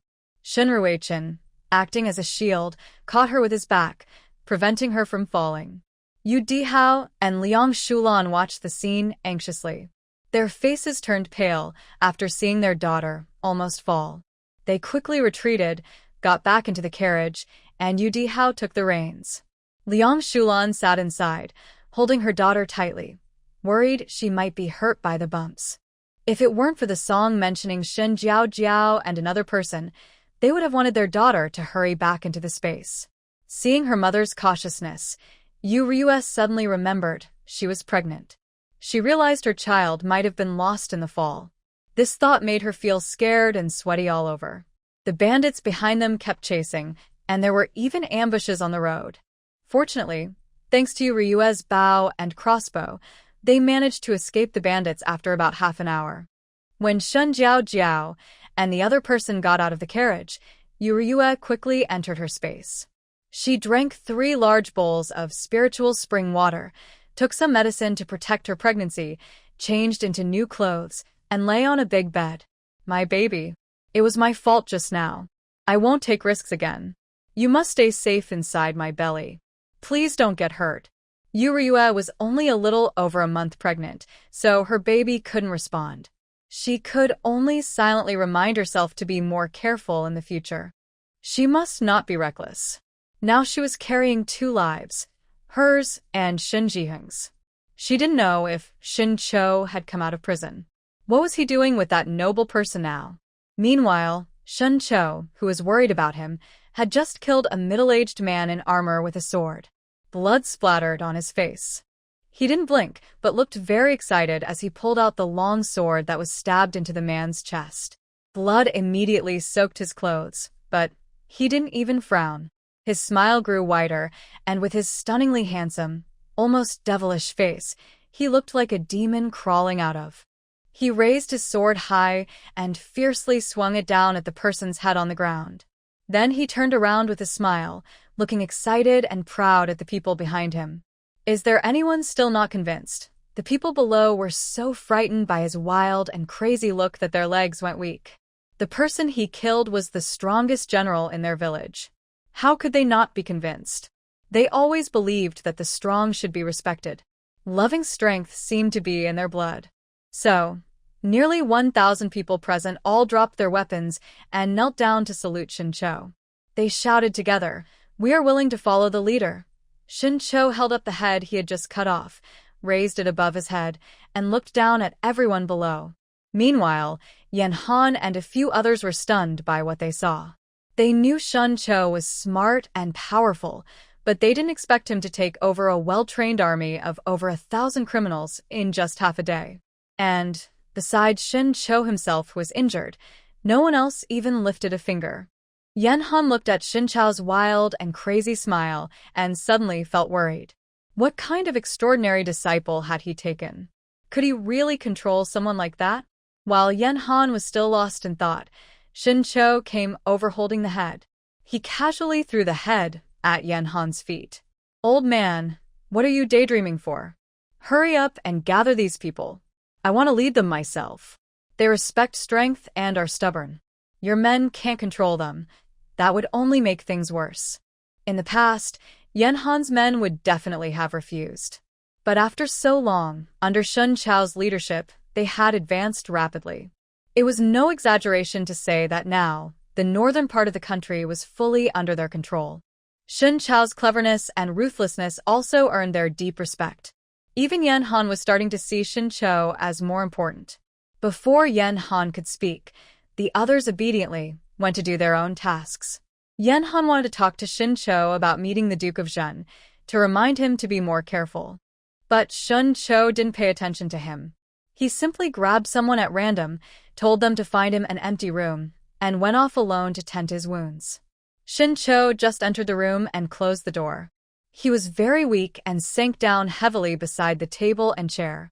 He slowly took off his clothes, looked at the wound on his right chest, and quickly cleaned it. Then he gritted his teeth and sprinkled some medicine powder to stop the bleeding. After a simple bandage, he sweat profusely and slumped into the chair, feeling so much pain that he almost fainted. But his face still wore a smile. "That's great. I'm one step closer to seeing the little spirit. Shen Chou, you're crazy. If we had died just now, we would never see Ryue again. Shen Jiheng, shut up. I don't know why the little spirit likes someone like you." Now, Shen Jiheng and Shen Chou had a delicate balance inside this body, so they could talk freely in their minds. But neither of them liked the other. Shen Jiheng thought Shen Chou was too crazy and was wasting his time looking for someone. Shen Chou believed Shen Jiheng lacked ambition and was upset that Ryue liked him. If they didn't share a common goal, they might have already fought to the death. After resting a little, he opened the door and went out. Yan Han looked at his blood-soaked clothes, pursed his lips without speaking, and took people to see the Marquis of Jinghua. The Marquis sat high on the main seat, wearing armor, holding a long sword, and radiating a fierce aura. He looked like a seasoned warrior who had fought many battles and taken many lives. Yan Han saw him and also showed his strong presence. The two old friends finally met after many years. They embraced each other tightly, patted each other's backs hard, and laughed loudly. "It's been a long time, old Yan. You're still so brave." Yan Han also laughed loudly. "Old Qin. Same to you. You're still sharp as ever. When you fight, you really surprise everyone." After exchanging a few words, Yan Han and Marquis Qin Goen looked at Shen Chou kneeling below. Qin Goen raised an eyebrow and stepped forward to help Shen Chou up. "So this is the legendary living Yama, Shen Chou, the little general," Shen Chou respectfully replied. "The general is too much. I'm just a young disciple picked up by old Yan." Qin Goen laughed heartily. "Good kid. There's no such thing as too much. All of us together haven't taken as many cities as you've captured. Truly impressive for your age. Old Yan, how did you get such a good disciple? You're so lucky. From now on, we have one more great general." Honestly, Yan Han's heart was in his throat. Since they were plotting rebellion together, there had to be a leader. He knew that once everything was done, that leader would hold a very high position. The Duke of Jinghua was the one leading the plan. Even though they had been friends for many years, Yan Han only respected him and had no inappropriate thoughts. However, the young man he had taken as a disciple was very reckless and arrogant, like a madman. Yan Han was worried that Shen Chou might lose control in front of the Duke of Jinghua. Fortunately, Shen Chou did not lose his temper. Yan Han smiled and said, "Haha, it's just good luck. I found him in the prison." Qin Guan had heard of Shen Chou's reputation before. He thought Shen Chou was unruly and rebellious. But now he saw that Shen Chou was polite and knew when to step back. He patted Shen Chou's shoulder gently, using about half his strength. Shen Chou's recently bandaged wound reopened, and blood soaked his clothes. A strong smell of blood filled the room. Despite this, Shen Chou kept his head down and stood firm, letting the blood flow from his wound. Qin Guan was very pleased with Shen Chou's calm and steady attitude. He had just used his internal strength, which even experienced martial artists would find hard to endure, especially since Shen Chou was injured. Because of this, Qin Guan was even more satisfied. Good. Good boy, look at this wound bleeding so much. Go and bandage it properly. I have something important to tell you later." Shen Chou immediately nodded and respectfully stepped back. Yan Han watched Shin Chao's trembling steps and felt worried. Qin Guan smiled and patted him on the shoulder. All right. Don't worry. The army doctor will treat him well. I just tested him a little, didn't use all my strength. But what's really going on with this kid? He looks a bit strange. Could he have other plans? Yan Han shook his head quickly. You can rest assured. Actually, this kid didn't come willingly. I used some methods to separate him from his family and bring him here. I've investigated him carefully. He suffered a lot before and doesn't know how to get along with others. That's why he's like this now. The most important thing is he has a weakness. You don't need to worry too much. Qingguan was curious. What kind of family raises a child like this? Yan Han then carefully recounted everything he had discovered. Qingguan looked very thoughtful. Are you saying that this young man's weakness is that he betrayed his younger sibling? Also, his sibling already put him in prison, so why is he going to so much trouble to get him out? Even risking his reputation? Yan Han shook his head. I'm not entirely sure, but I guess that young girl was so scared after seeing Shin Cho commit the murder that she went to report it. But once her emotions settled, she felt it was wrong and wanted to make amends. Qingguan nodded. That's possible. After all, a young girl who hasn't seen much of the world might naturally think to report a murder first. They talked for a while longer. Shin Cho, who had bandaged his wounds, was called over again. This time, Qingguan was very enthusiastic. Xiao Cho. How do you feel? Shin Cho shook his head. No problem, Lord Duke. Qingguan liked him more and more. Good. I like young people like you who are straightforward. He then took out a map and spread it on the table, drawing a route with a charcoal stick. By the way, I heard your relatives went south. So, I will send a troop of soldiers to you, appoint you as the general, and you lead them along the same route we came from, heading south. Yan Han, you take another route, following the path I marked on the map, heading northwest. Later, several other groups of soldiers will join you, and then we can surround the area, controlling the entire land. Shin Cho looked at the routes on the map and suddenly spoke up, offering some advice. Qingguan thought carefully and suddenly realized that Shin Cho's suggested routes would be faster and more convenient. He was very pleased, and his eyes shone brightly as he looked at Shin Cho. Ha ha ha. You truly are a gift from heaven. With you here, we can finish the fight more quickly. Very good. Once everything is done, you will definitely be rewarded. After this, Qingguan was very happy, and Yan Han was amazed by Shin Chao's clever words. Usually, this brat either kept a cold face or looked very proud and wild, which was quite frightening. But today he was so sweet-talking. Suddenly, Yan Han remembered that he had once been treated like this. But after getting to know someone, he only felt the sharp tongue of his beloved disciple. It seemed that Qingguan might also be played with by this young disciple in the future. After they discussed the plan in more detail, Qingguan took out a few paintings from a nearby scroll. He handed them to the person next to him and said, "When you have free time, find these two people based on these paintings. I wonder how Madam and Ching are doing now." Yan Han sighed deeply and said, "Madam and the young master are blessed by heaven. Nothing bad will happen to them, but I heard they were sold to the place I used to stay.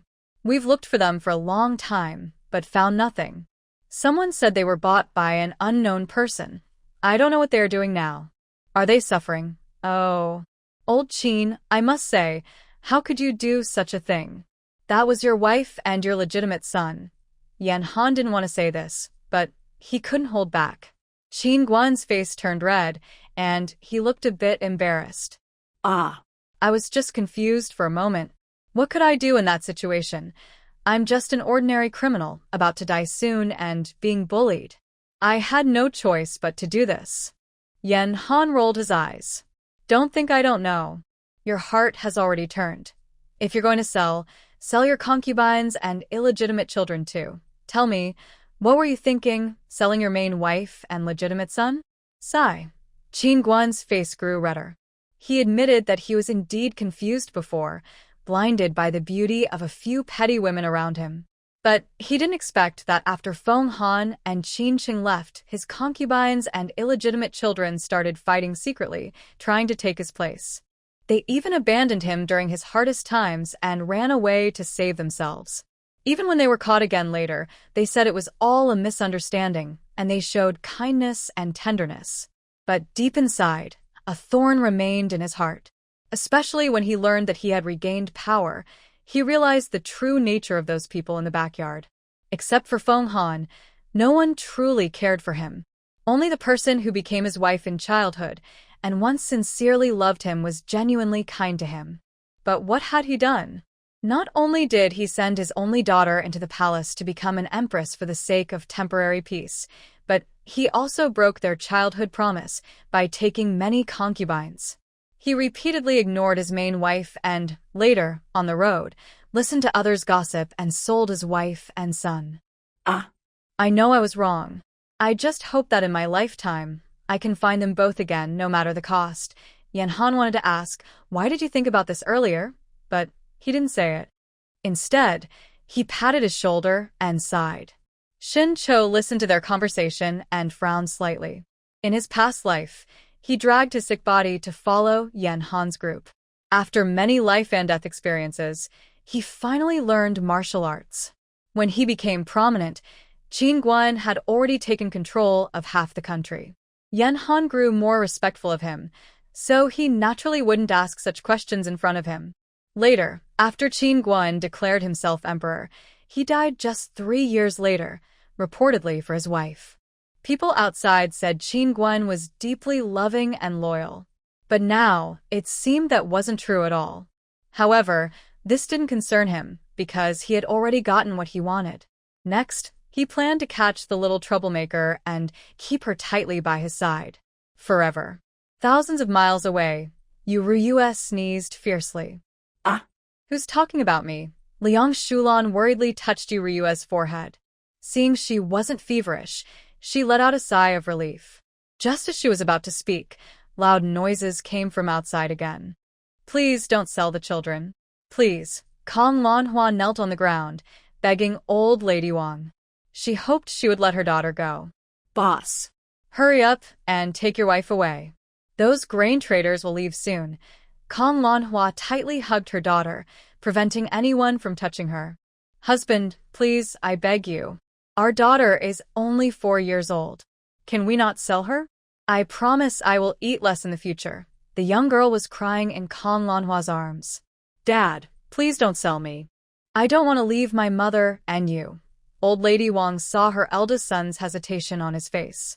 She immediately pushed her son aside and pulled her little granddaughter out of Kong Lanhua's embrace. You're just a burden. Why are you holding on to her? This child might survive if she follows those people, but if she stays with us, our whole family will not make it. Yuriyue and Liang Shulan lifted the curtain and saw a group of fully armed people beside their team. Behind them, there were many wagons. When the curtains of the wagons were pulled back, they saw small, thin children inside. She didn't expect that the people who buy and sell children would do business, even on the way to escape. Many people, like old Lady Wang, sold their grandchildren to get food and survive. A little girl could be exchanged for 30 jin of coarse rice, and a little boy for 40 jin.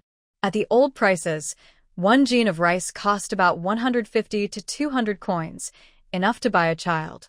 But now, even money can't buy food. For those exhausted after bandit attacks, barely alive, selling their children is a good choice. Many people see selling children to traffickers as a way to find a way out. Let go of Jiao Jiao. I told you to let go of Jiao Jiao. Didn't you hear me? Yuriyue heard Yu Tian's angry shout and quickly lifted the curtain to go down.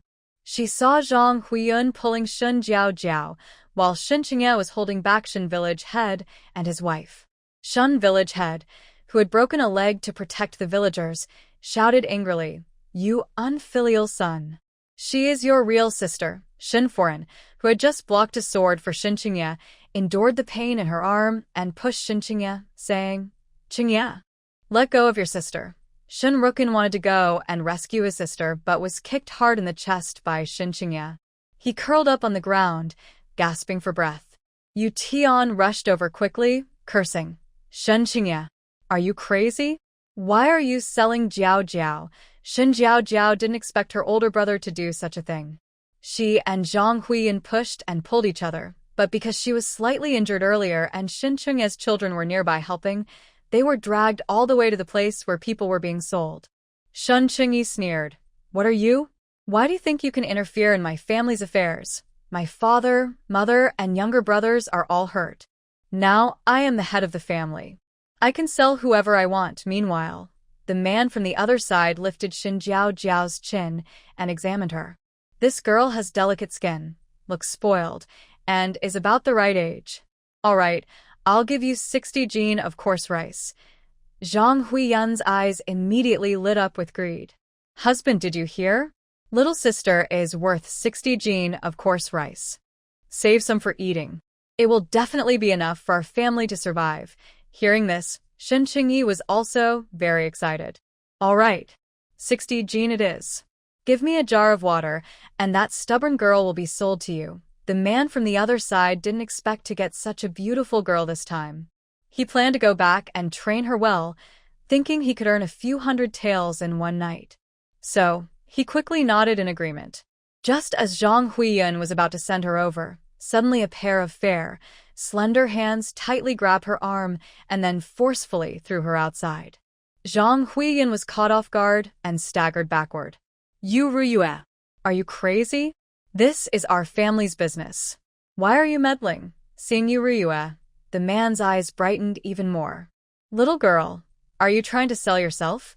Qin Haowen immediately drew a long sword, his fierce gaze pressing against the man's neck. The guards brought by the man also stepped forward, drawing their long swords. Yu Ruyue directly said, Want to fight? Fine. I just didn't get enough of killing mountain bandits earlier.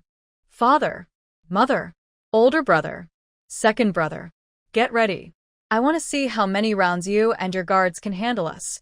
Yu Dihao and Liang Shulan, hearing this, immediately took out bows and crossbows from the carriage, aiming at these people. The man saw that these people had bows and crossbows, and his confidence immediately waned. He raised his hands and smiled. We're just here to buy some people. Their family has already agreed to sell. It's hard for me to handle this situation. Yu Ruyue sneered.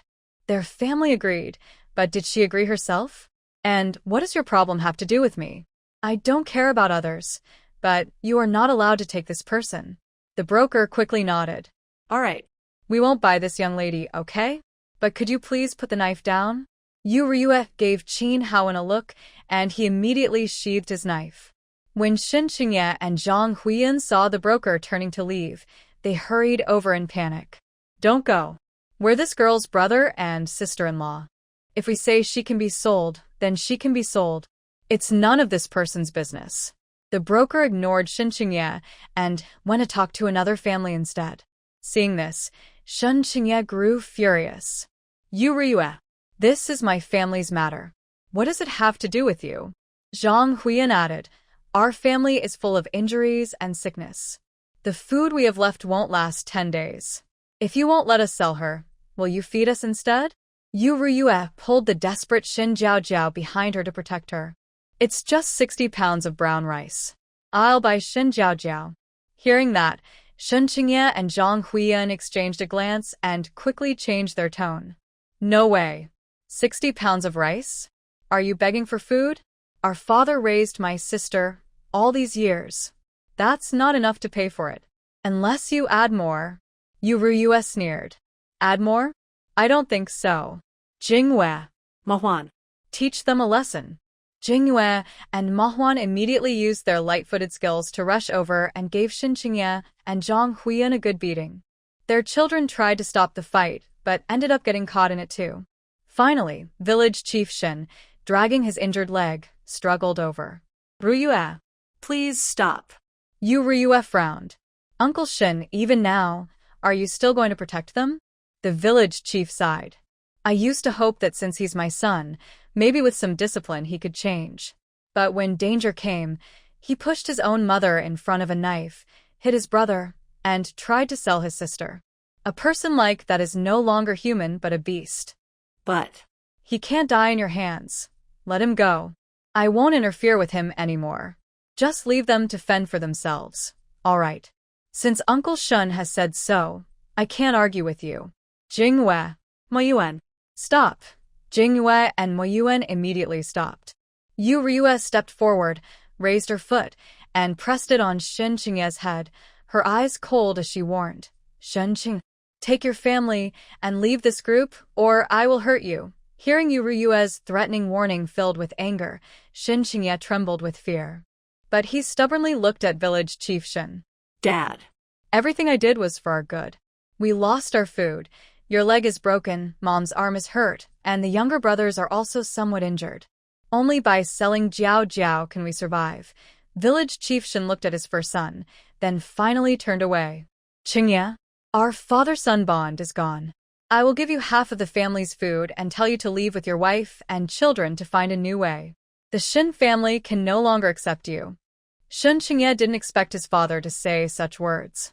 He suddenly shouted excitedly, Dad, you can't treat me like this. I am your eldest son, your future support.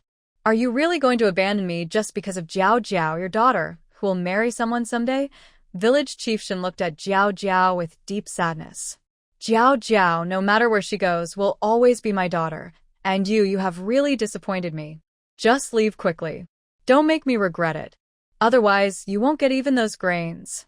Shen Qingye wanted to speak again, but Zhang Huiyun pulled his sleeve. Husband, we have half the grain. That should be enough for our family of 4 to survive for a long time. The remaining 10 of them can't survive on the leftover grain. We should leave quickly. Shen Qingye thought for a moment, then forced himself to stand up. He grabbed a cart loaded with grain, casually threw 2 small bags of grain onto the ground, and then quickly ran away with the cart.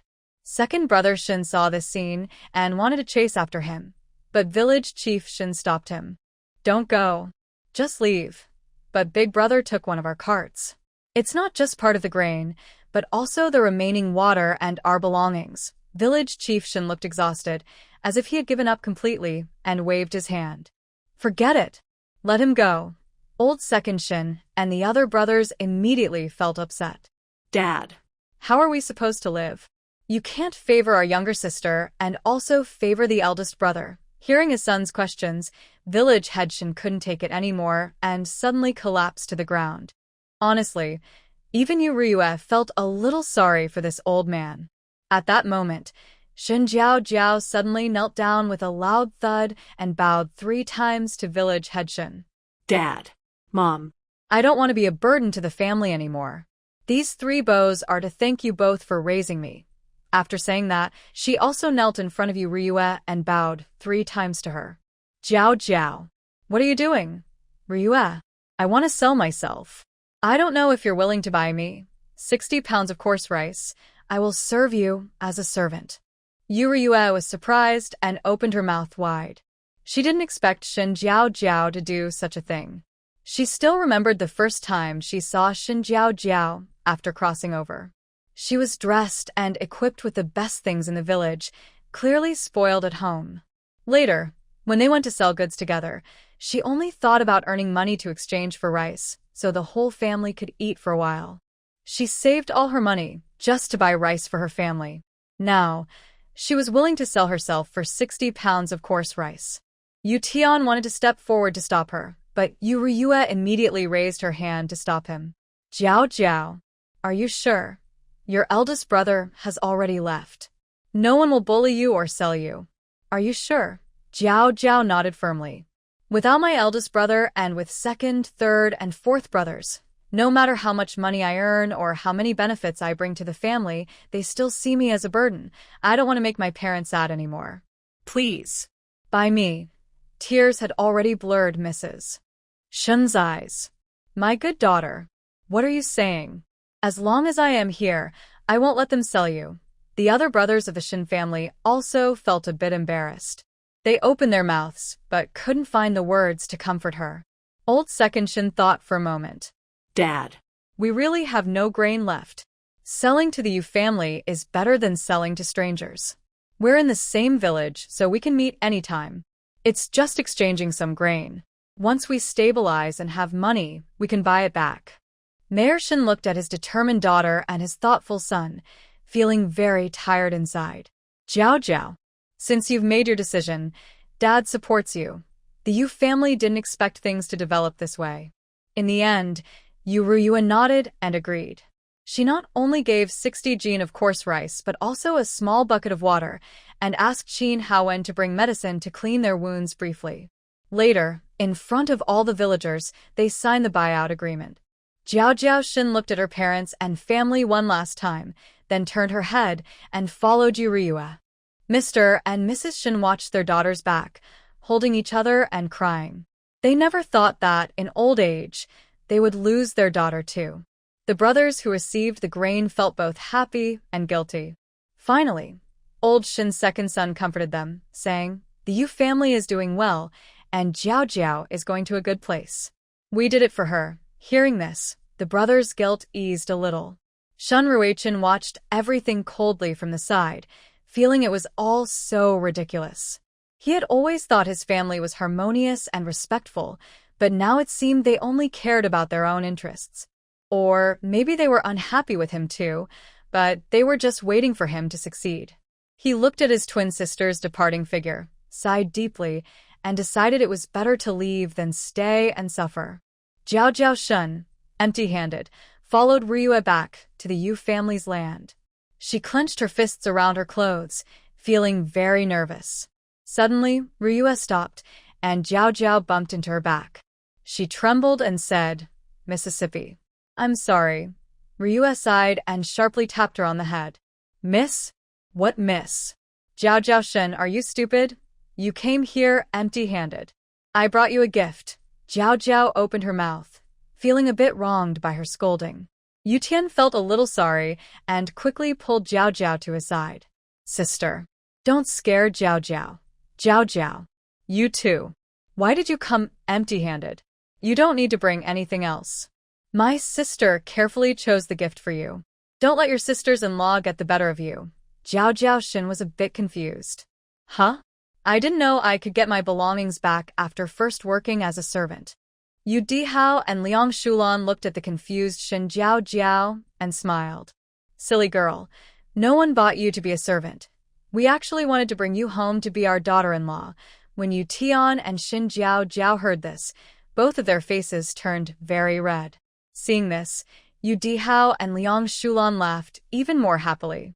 When Yu Tian took Shin Jiao Jiao back to get her jewelry, the other daughters-in-law looked at the green bangles and the valuable jade hairpin with fiery eyes. In the end, Shen Lao Er's wife couldn't hold back and shouted, "Jiao Jiao, are you selling yourself? Why are you taking things from the family?" Shun Jiao Jiao was about to speak when Yu Ryua and Qin Wanru came over from behind them. "These few items are gifts I gave to Jiao Jiao. Since she's now working as a servant in my house, I need to take them back." "What? "Do you want to keep them all for yourself?" Qin Wanru also agreed.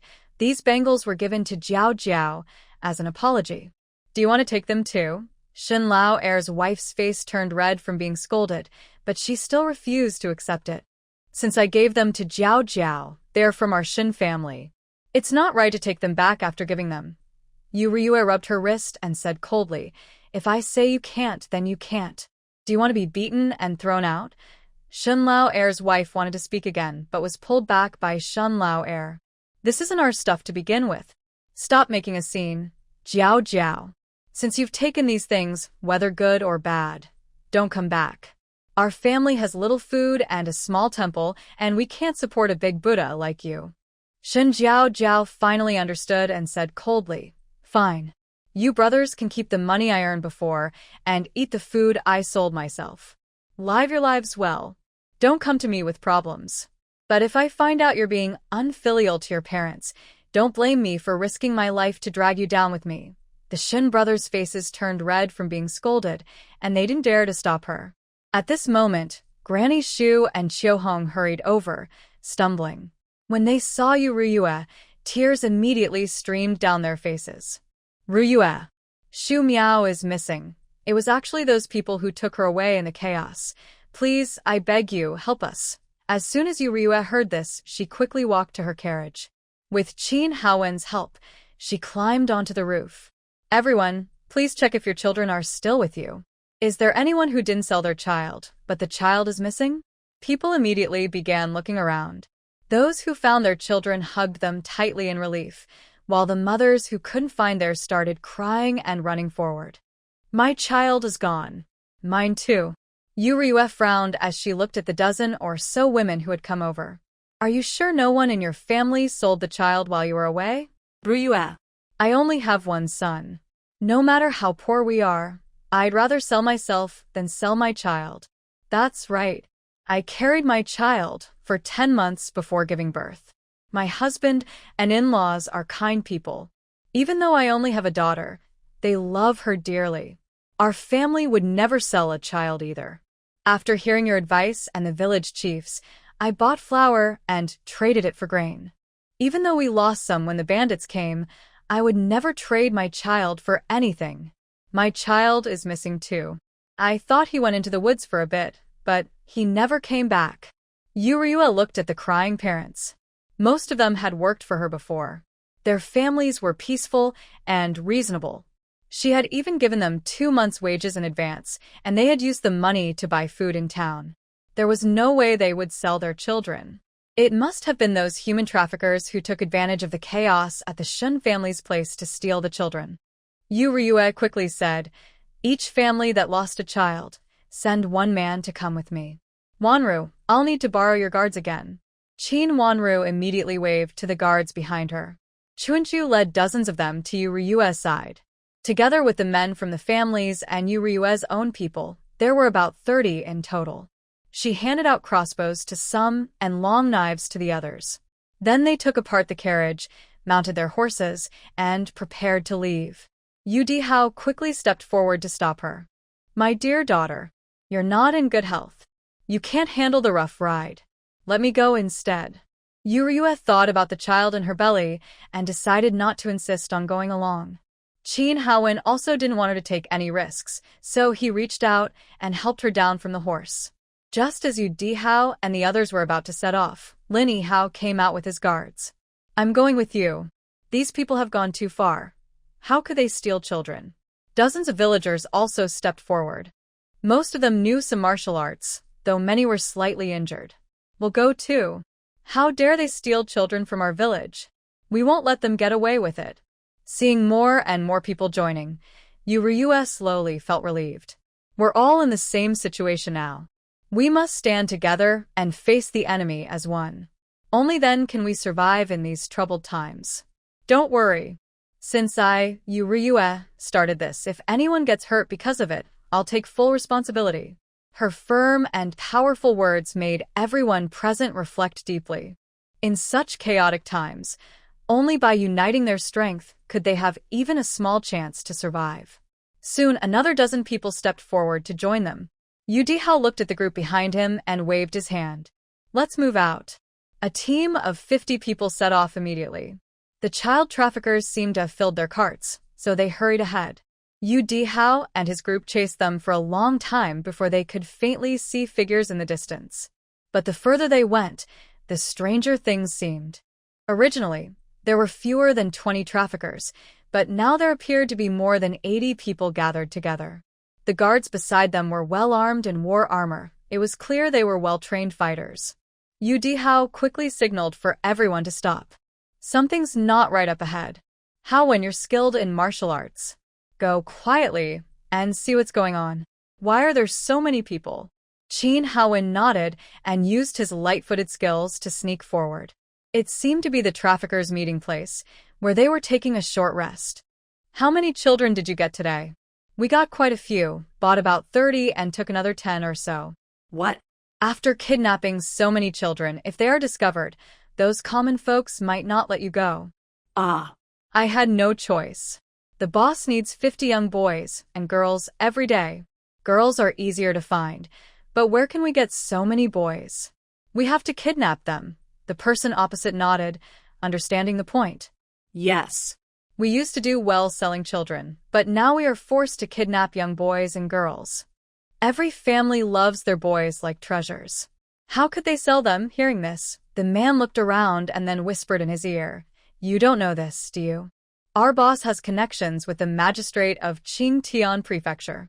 I heard the magistrate has a Taoist priest nearby.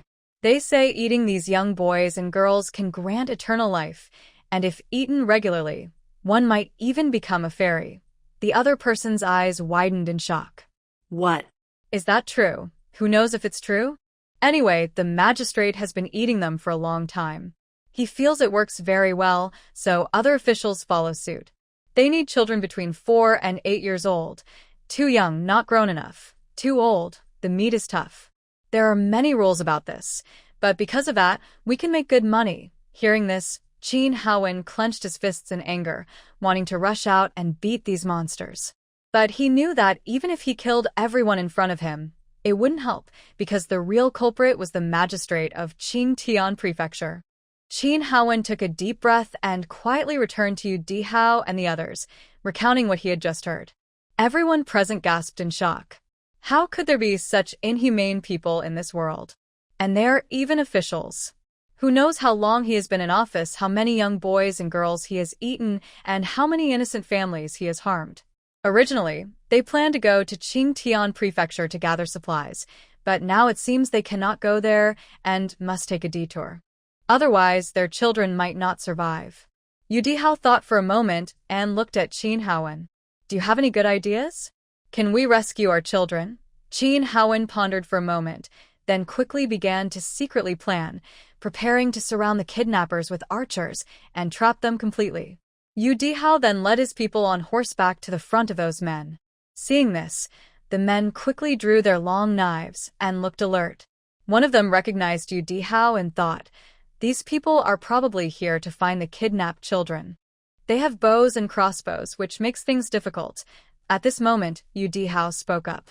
Everyone, we don't want to be enemies or cut off your income, but you can't forcefully take our children. If you hand over the kidnapped children, we will leave immediately. But if you refuse, don't blame us for being rude. The men on the other side saw that Yu Dihao only had about 20 people, and their confidence grew. These children are ours, traded for food. Why should we give them back? Trita Chow stepped out from the crowd and spat fiercely. Spit. I only have one son. How could I sell him? The man replied shamelessly. It's your fault for not watching your children. Anyway, once these children are in our vehicle, they are ours. Don't push your luck. At this moment, Qin Haowen and his people suddenly jumped out from the nearby bushes and woods. Everyone was angry, holding bows and crossbows, ready to fight and kill these men immediately. The men from Yea also wanted to say a few rude words, but when they saw the cold glint of arrows aimed at them, their voices softened. Ha ha ha. Let's talk nicely. Why are you doing this? Just a few children, right? It's chaotic and mistakes happen. Tell me. What's your child's name? I'll bring them out. But let me be clear, those who are sold cannot be taken back. Yu Dihao nodded and then waved to the fathers behind him who had lost their children, telling them to go find someone. Yu Dihao also followed Trita Chow to look for the young sapling. They first opened a cart and saw about a dozen children inside. The children were curled up tightly, their eyes vacant, and they looked weak. When someone lifted the curtain, the children hurriedly pressed closer, trembling all over. Little sapling, are you there? Little sapling. There was no response from inside. Trita Chow went up and checked each child, but he didn't see his own little sapling. Yu Dihao quickly comforted them, saying, there are more than 10 carriages over there. Let's go and take a look. Shu de Chaolima jumped down from the carriage to find the others. As I lifted the curtain of the second carriage, I saw several other children from the village. He hurriedly waved to those people, saying, quick! These are our children. The fathers who had lost their children ran over quickly. When they saw their little ones lying weakly inside the carriage, their hearts felt like they were stabbed with a knife. So painful. Several of them hurriedly climbed into the carriage to carry their children out. When the children saw their fathers, they couldn't help but cry loudly. Dad. I won't run around anymore. Dad. You're finally here to save us. Most of the children inside the carriage were from Hudong Village and Heshi Village. Those who had been sold looked at the children being taken away with envy. They dragged their weak bodies, trying to climb out of the carriage to see if their parents had come to pick them up. But before they could get out, they were pushed back by those people. Look carefully. These are the only children in this carriage that belong to you. The others were bought with money. Yu Dihao also opened another carriage. The children inside looked even thinner. They stared at Yu Dihao in fear, curling into a ball with their small bodies, which made him feel very sad. This world is so cruel. Just as he lowered the curtain and turned to find others, suddenly a small hand tightly grabbed his big hand. The child choked with tears and begged, "Uncle, I know you're here to find people. Please, take me with you. I don't want them to eat me. Please save me." The other children in the carriage also reacted. They struggled to stand and reached out to hold Yu Dihao's hand and sleeve. "Uncle, please save us. We don't want to die. We don't want to be eaten alive." Yu Dihao looked into the pleading eyes and suddenly thought, should he just kill all the human traffickers and save the children? But then he hesitated. If he really saved these children, what would happen next? Would he let them fend for themselves or keep them by his side? If he stayed with himself, he wouldn't have the ability to take care of all the children, and he might even cause trouble for his family by being too soft-hearted. So he endured the pain, and one by one pulled the small hands from his sleeves and arms. Those people, to prevent the children from crying and running away, gave them medicine that made them weak, so their small hands had no strength. But when Yu Dihao pulled apart those tiny hands, he felt like he used all his strength.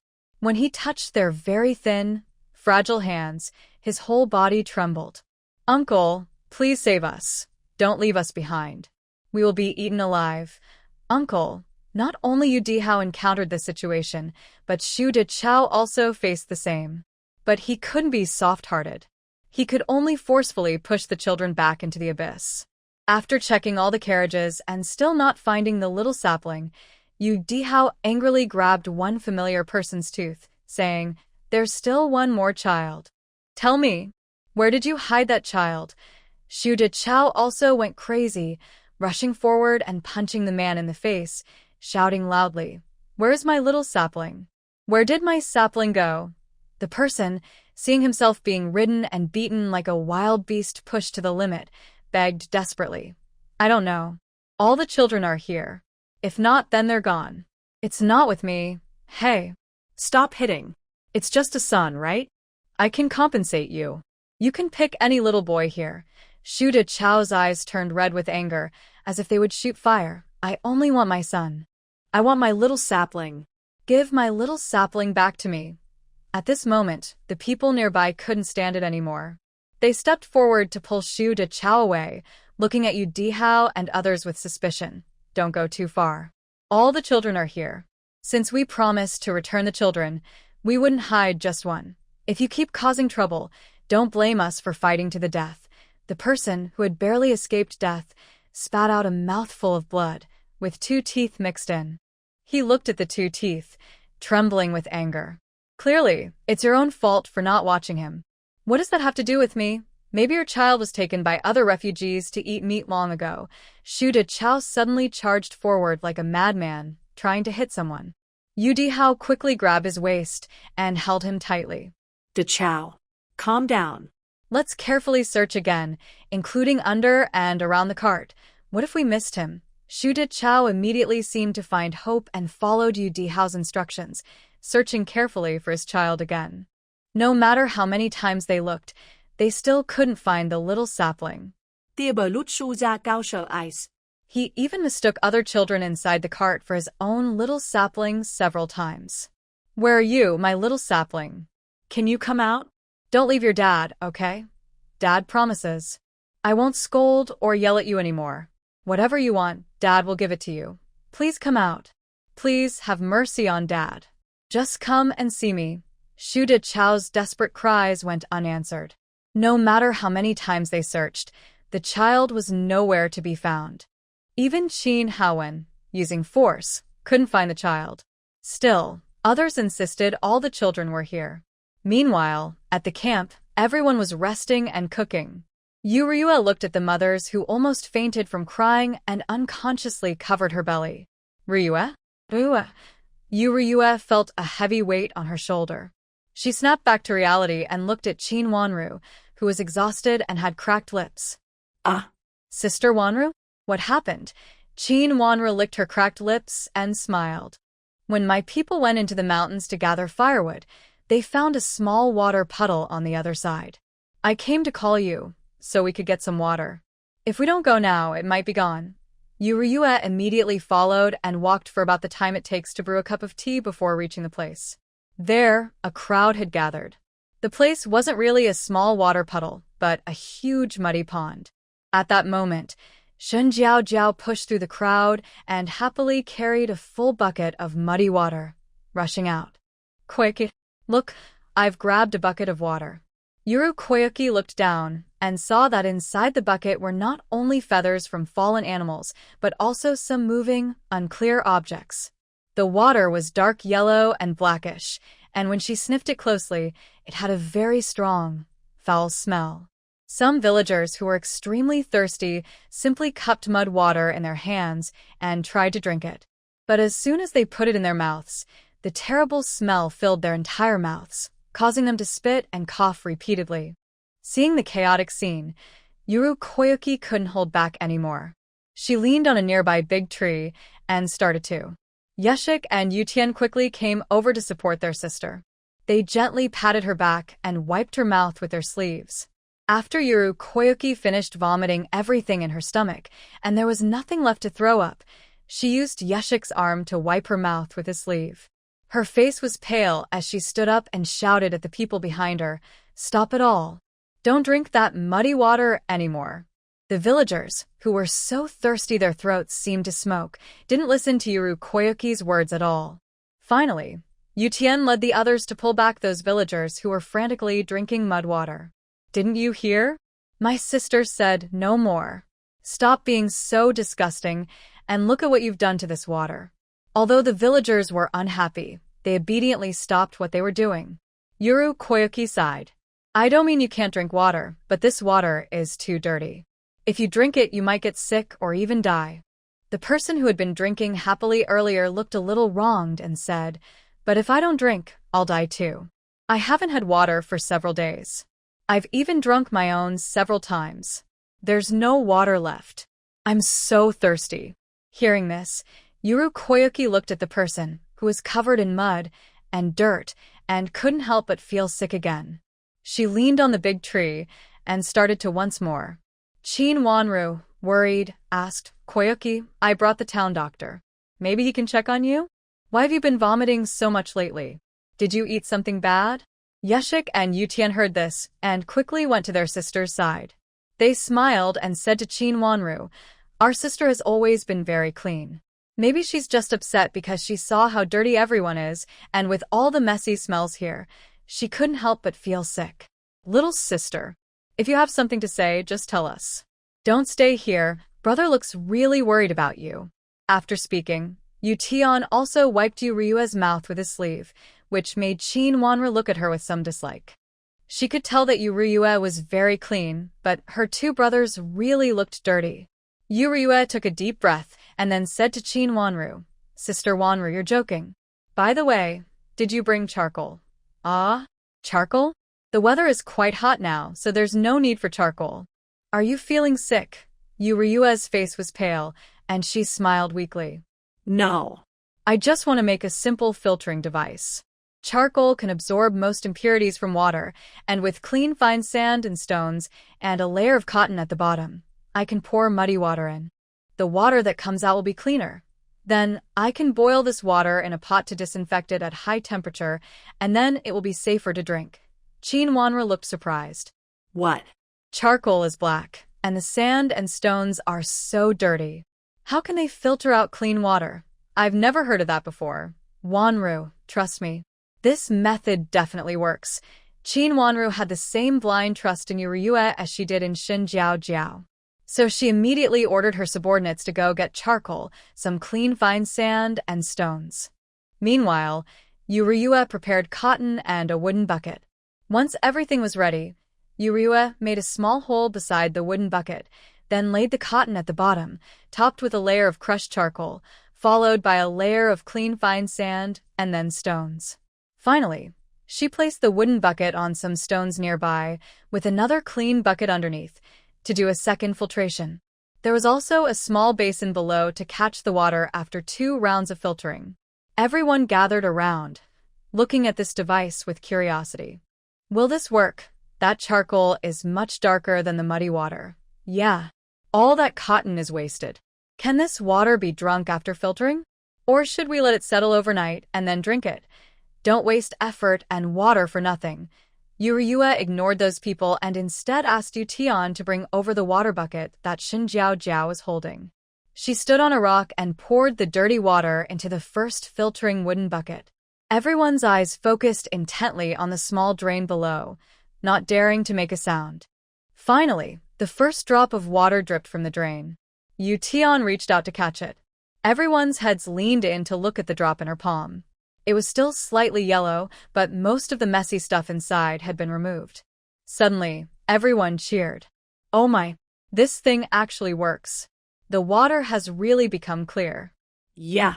Who would have thought that just moments ago, the water was black and yellow? Jiao Jiao and Qin Wanro also widened their eyes, looking at the drop of water in disbelief. Ryue. You're amazing. You understand everything. Is there anything you don't know? Yu Tian and Yu Shi looked at their sister with admiration.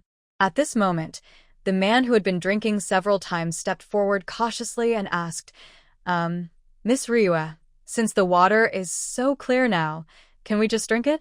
No need to do it again? Yu Ryue raised her head. When her gaze met his, she couldn't help but push aside the crowd and, holding onto a tree, vomited loudly again. Yu Tian, disgusted, pushed the man aside. Just speak your mind. Stay away from my sister. Or else, take off your dirty clothes. The stench is so strong. I can't stand it.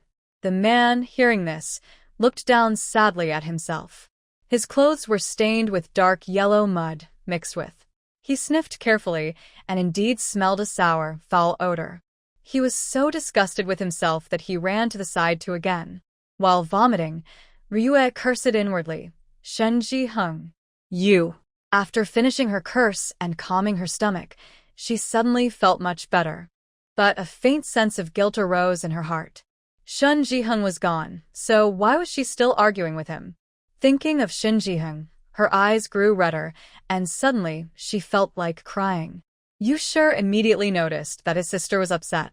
Seeing tears in her eyes, he angrily shouted, "Whatever my sister says, you all listen. If you want to die, just go ahead and put your heads in that mud pit. There's plenty of water for you to drink." Usually gentle, Yu Shi was now angry.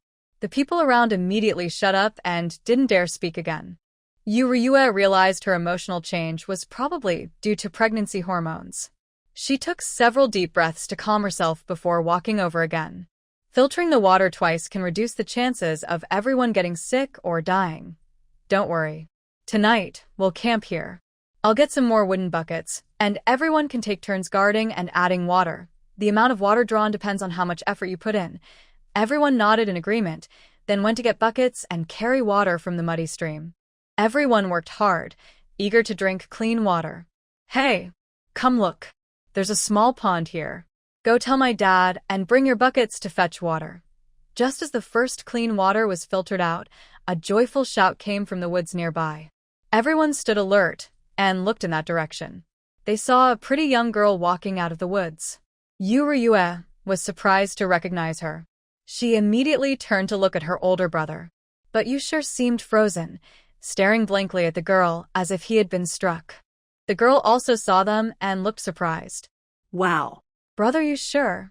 Everyone looked at Yu Shi with curiosity. Sure. Who is this girl? Why does she call you Brother Yu Shi? Oh. Brother Yu Shi. Hearing the teasing from fellow villagers, Yu Shi's face darkened instantly. He coldly said, "We're not close." The other side looked a bit sad, even with tears in her eyes, which made the people nearby feel a little heartbroken. Yu Ryue knew that her older brother still felt upset about breaking off the engagement with the Liu family. So she walked over to Yu Shi, patted his shoulder, and said, "Big brother, you go back first. I need to give some instructions, then I will go back with second brother." Seeing her pale and very weak face, Yu Shi felt worried and gently patted her head. "Big brother, it's okay. But why do you look so pale? Are you feeling unwell again? Hurry and go back with Hua and the others." I will cook something for you to settle your stomach. In the end, Yuryua did not go back because they had already agreed to give the first 2 buckets of filtered water to the Chin family and their own family. Although Yuryua's space had spiritual spring water, it was too luxurious to use for washing vegetables or other chores. Sometimes, using it might even attract wild animals. They also couldn't appear too different from others, so they waited here with their 2 brothers for the second bucket of water. Meanwhile, villagers from the Liu family were hurriedly carrying out muddy water. But the mud water was black and foul-smelling. Without filtering, it was hard to drink. At this moment, all the villagers from Liu village gathered around village head Liu. Village head, look at those wooden buckets over there. It seems like water is dripping from them. The water is very clear, much better than ours. Why don't you ask them to give us some too? Yes. I heard they are from Hedong village. Lu Miao was supposed to marry someone from there before. Maybe she can go ask. Village head Lu looked at his daughter with some difficulty, while Lu Miao lowered her head, very sad. Her mind was filled with the image of Yu Shi gently rubbing the head of a beautiful girl, looking very close. Probably only spouses could do that. She thought Yu Shi would be very upset if he saw her again and would want to make amends.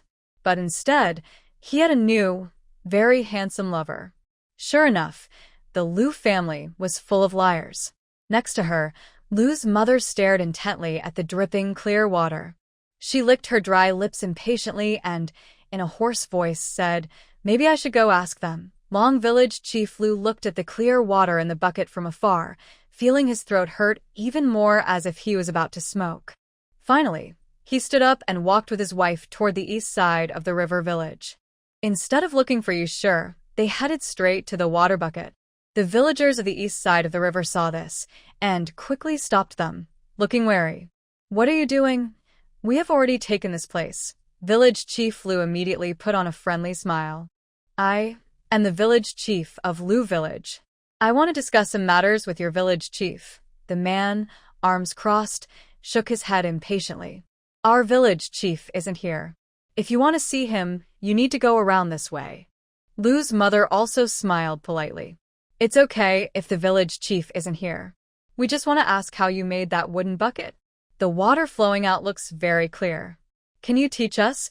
When they heard this, the man immediately frowned. Actually, everyone knew how that wooden bucket was made, but they thought it was unnecessary to tell strangers the secret of the Yu family. So, they shook their heads and said roughly, "We don't know. We didn't make it." Lu's mother kept staring at the clear water dripping from the bucket, and she kept licking her cracked lips with her tongue. Then, "Little brother, do you know who made this wooden bucket? Can you help introduce us?" They looked into the eyes of the 2 people, almost fixated on the bucket, and suddenly became very alert. "What do you want? Are you trying to steal water?" Their loud voices immediately alarmed everyone in both the east and west sides of the river village. People grabbed their knives and stood alert. Frightened, Lu's mother quickly stepped back. Village chief Lu hurried to explain, "We don't want to steal water. We just want to ask how this thing is made. Can we borrow it? We don't need much water, just enough to survive." Yu Tian sneered. "Enough for you to survive?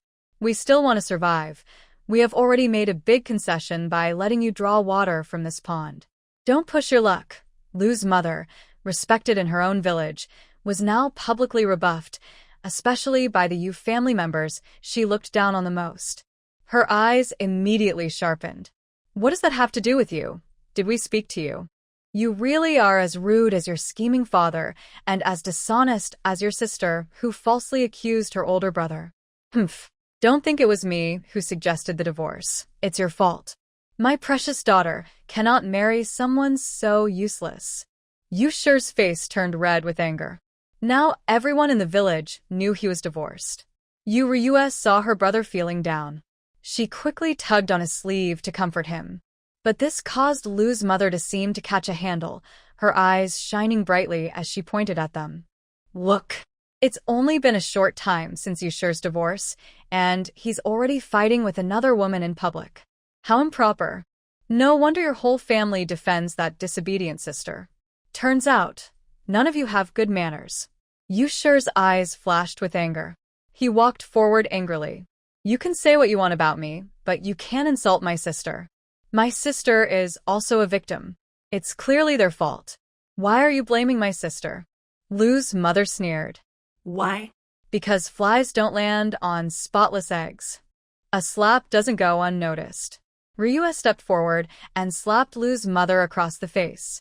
Everyone was stunned by the loud slap. Didn't you say a slap doesn't make a sound? I ask you, does it or not? Lu's mother and village head Lu were so angry they immediately raised their hands to fight back. People from Hudong and Hashi villages, holding knives, came over and protected Ryua behind them. What are you trying to do? Wanna fight? Come on. We're happy to fight. Hearing the commotion, Miao Lu from the village also came out with others. Seeing the bright red finger marks on her mother's face, tears streamed down her face. She looked at Yushur in disbelief.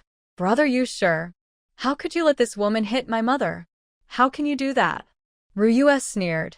Your mother said a slap doesn't make a sound, right? I just want to tell her that even a slap can be loud. If she thinks it's not loud enough, she can come forward, and I'll make it even louder. Miao Lu was so angry she trembled. How can you be so rude? Treating an elder so roughly. Brother Yushur, is this really your wife? Have you wanted to divorce me and be with this woman all along? Are you blaming me again?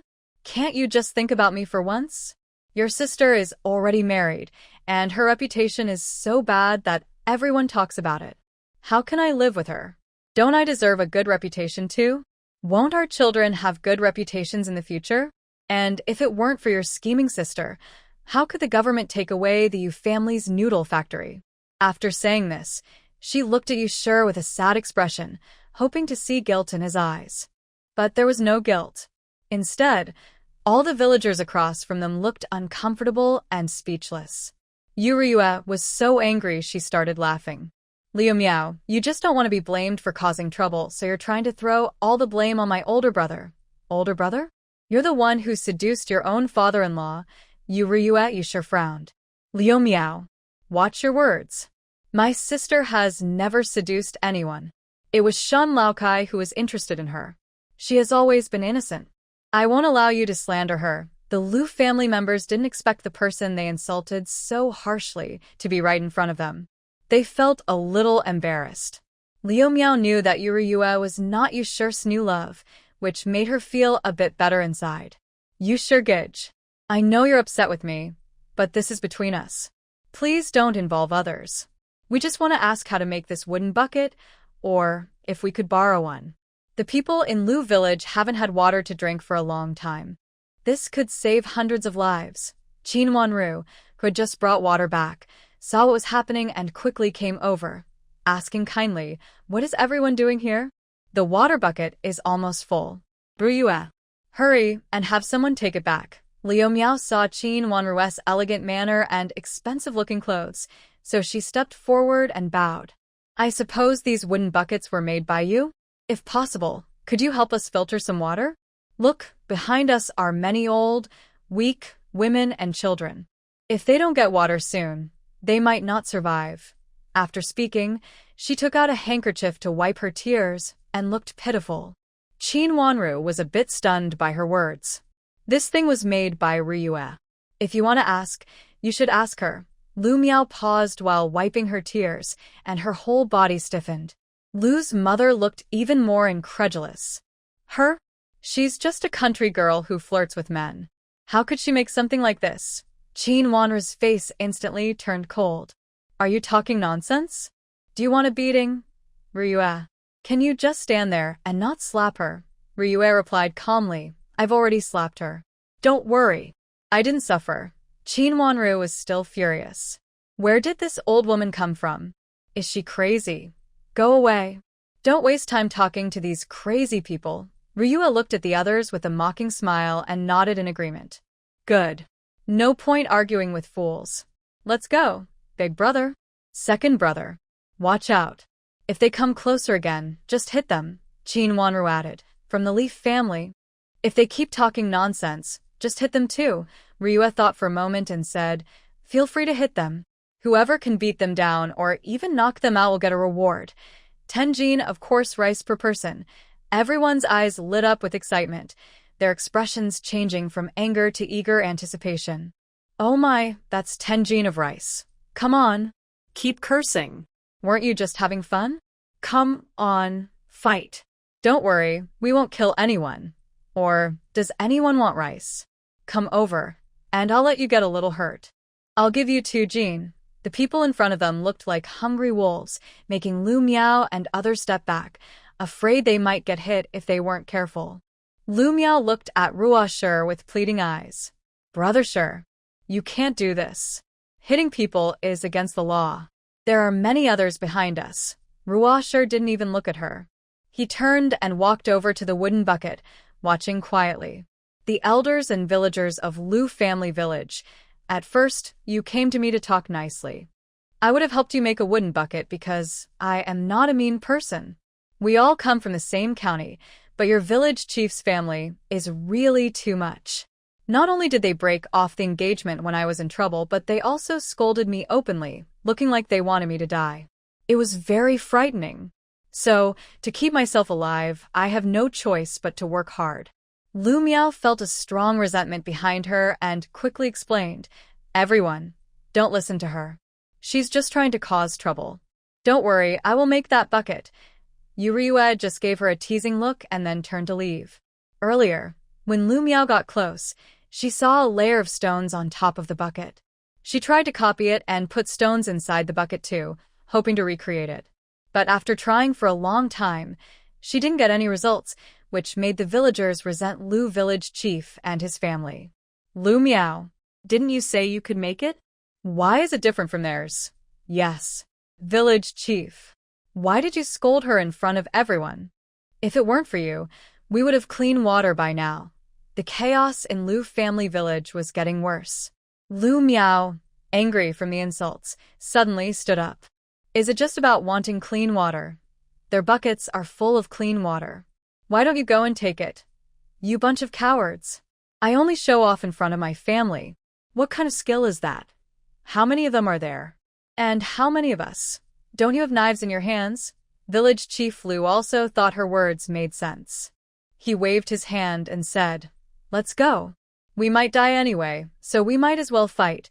The villagers of Lu family village immediately became furious. They were so thirsty, they almost lost their minds. Now, they only wanted to drink water. Everyone grabbed their tools and headed outside. Meanwhile, on the other side, Yuriyue and Qin Wanru and others just arrived at the camp. They saw villagers crying and gathered together. Yuriyue quickly ran to her father, checked him from head to toe, and made sure he was not hurt. Then she looked at Qin Haowen and the others nearby. As long as he's not hurt, that's good. Have you found the children? Yu Dihao pursed his lips without speaking. Qin Haowen also looked very sad. Why aren't you saying anything? Did something happen? Liang Shulan choked up and said, Little sapling, the little sapling didn't come back. Yuriyue's face was shocked, and her eyes instantly turned red. Who? The little sapling. She turned her head and looked toward the Shu family side. She saw Shu Dezhao holding his wife and mother, both crying uncontrollably, tears flowing down their faces. Little sapling? Where did you go? Little sapling. Come back quickly. If you really want to leave, take Mom with you too. The heartbreaking cries of the Shu family made Yuriyue also start to cry. She had personally saved that child. How could he be missing? Qin Haowen stepped forward, supporting the weak Yuriyue and comforted her. Maybe he's not dead, just lost. I'll take some people to look around. Don't be too sad. Your health isn't good. Liang Shulan also agreed. Maybe the child just got lost. Yuriyue tightly held Qin Haowen's arm and nodded strongly. You're right. Maybe that kid just wandered off out of curiosity.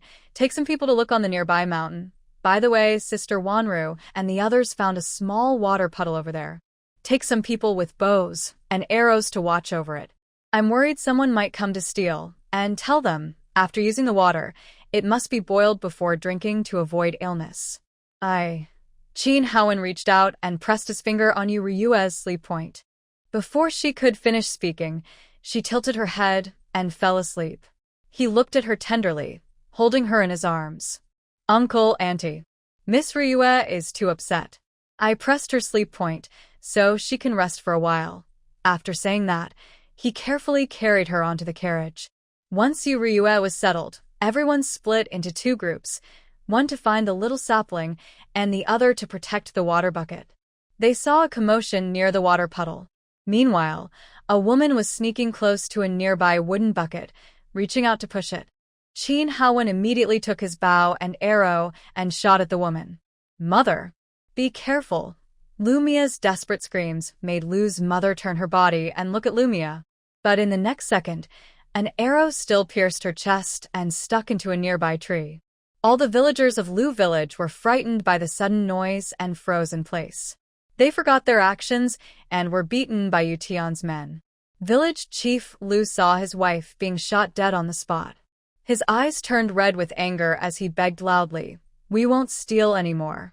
Please let us go." Yu Tian saw Qin Haowen and became even more arrogant. "You say you won't steal? We haven't had enough yet. Come on. Keep going. Keep insulting my sister. Keep stealing water." Village chief Lu looked into his wife's lifeless eyes and felt a pain so deep he could hardly breathe. He wanted to fight these people, but as the village leader, he couldn't let the villagers die with him. "We know we were wrong. We won't steal again. Please, let us go. We promise to stay far away. Please, we beg you." The villagers, battered and bruised, looked at the strong men with bows and arrows approaching slowly. They were so scared they kept begging, "Let us go. We have wives and children at home. We just want some water to survive." Yu Shi snorted coldly. "You want to live? Come and steal our things? Do you think we deserve to die?" Yu Tian echoed. "My sister said from the start, if you speak nicely, maybe we could have shared our ways with you. But what did you do? You started insulting us right away, wishing my sister would die. Too bad my sister is going to live a long life, but whether you live or die is uncertain." The people of Lu village were so regretful they felt like their intestines were turning green. Village chief Lu even knelt on the ground, regretting his past actions of turning against the Yu family, regretting insulting and humiliating the Yu family when they first met, and letting his wife and daughter say those hurtful words. At that moment, Lu Miao suddenly stepped out from the crowd, her eyes full of anger and unwillingness. "You sure, I know I was wrong to you before, but my mother didn't do anything wrong. You can target me intentionally, but why did you have to kill my mother? Why is it not you who died?" Yu Shi frowned as he looked at the tearful girl in front of him. He felt like he had been blind before. No. It seemed his eyes had never been good. "Lu Miao, you need to be more clear-minded. It was clearly your family who caused trouble first. Your mother wanted to ruin the clean water we worked so hard to create. Yet you turn around and say I am ungrateful to you. I will tell you, at first I thought you were nice, but I didn't think I had to marry you. I only agreed to marry you to make my mother and sister feel safe. Whether you believe it or not, I actually felt relieved when your family came to cancel the engagement." Lu Miao didn't believe him. She shouted loudly, "Then why did you come to find me?" Yu Shi sneered, "I came to tell you that my sister is not as bad as you all say. I want to ask, as women, why do you speak such cruel words? A woman's purity is never just about her clothes. When my sister said those things, she wanted girls like her, who are hurt by such words, to be brave and to keep living well." Lu Miao couldn't believe it. "You have never liked me at all," Yu Shi sighed. He finally understood what his sister meant. There's no point arguing with fools. This person only cares about love and feelings. Village head Lu was afraid that his daughter would keep talking and anger the other person. He quickly pulled her sleeve and bowed repeatedly to the person opposite. "We were really wrong." He wanted to say some soft words, but Qin Haowen gave him a cold look and said, "Get lost." Village head Lu was stunned. After reacting, he hurriedly pulled the villagers back, not daring to splash mud anymore. Meanwhile, Yu Dihao and his team searched around, walking back and forth, even going a long way back, but they still couldn't find the little sapling. Everyone knew that in these chaotic times, what happens to a child who gets lost? At this moment, people are no longer considered human. Those who have eaten human flesh only see others as two-legged sheep, as food. The Tree family saw the crowd empty-handed and fainted 3 people on the spot. All the villagers were overwhelmed with sadness. Every time Ryue woke up, the carriage was already moving forward. She lifted the curtain, and a wave of heat hit her face. The stuffy feeling made her almost gasp for air. Outside, the people looked down, their exposed skin dark and red, cracked and peeling like the land itself. Their clothes were soaked with sweat. Although it was autumn, the heat felt like midsummer, almost making people feel like they were about to cook. Ryue, are you awake? Do you feel uncomfortable anywhere? Liang Shulan asked worriedly, bringing Ryue's thoughts back. No, I don't feel unwell. What happened yesterday? Howen worried that you might be too upset and hurt yourself, so he gave you a sleep-inducing treatment. As for the little sapling, everyone searched all night but couldn't find him. Ryue's heart skipped a beat, like needles stabbing her, hurting with every pulse. That child is gone. Liang Shulan pursed her lips, feeling sad inside. Just as she was about to speak to comfort her, there was a sudden thud behind them. The carriage immediately stopped. Ryue lifted the curtain to jump down, but Qin Haowen quickly reached out and helped her down. Ryue didn't feel much. Now, whenever she got off the carriage, her brother or father would often carry her, as if she were fragile porcelain. Once on the ground, she headed straight toward the sound. Liang Shulan looked at Qin Haowen, who kept staring at her daughter, sighed, and also moved toward the sound. What's wrong? Don't scare me, son. Come and see your parents. What's wrong with you? Ryue pushed through the crowd and saw a man with a red face lying on the ground, still tied with a rope used for pulling carts. She crouched and touched his forehead, hotter than fire. Shen Yuyen also ran over with a medicine box. Oh no! This is heatstroke. Some people have diarrhea, others develop a fever. We need to cool him down quickly. The villagers nearby immediately helped lift the strong man onto a cart. Sitting on it, an elderly couple beat their legs and cried loudly, "My son, it's all our fault. These old bones of ours are useless. Why are our legs not working? Old wife, just leave us behind. We don't have many days left anyway. You should keep going ahead with the old man. We don't want to hold you back anymore." Hearing this, the woman also cried uncontrollably. Parents, what are you saying? The husband would rather die from illness himself than abandon you 2 elders. As the daughter-in-law, I also won't leave my own parents behind. Hearing this, the elderly couple cried even harder. After she finished speaking, the woman looked firmly at Ryue and said, Ryue, let's go. Don't waste time waiting for us. I still have strength and can pull them along, so I can keep up with you. Ryue looked at the thin, pale woman with admiration. She truly was a remarkable woman, the best among women. As the group started moving again, several men pulling carts collapsed one after another.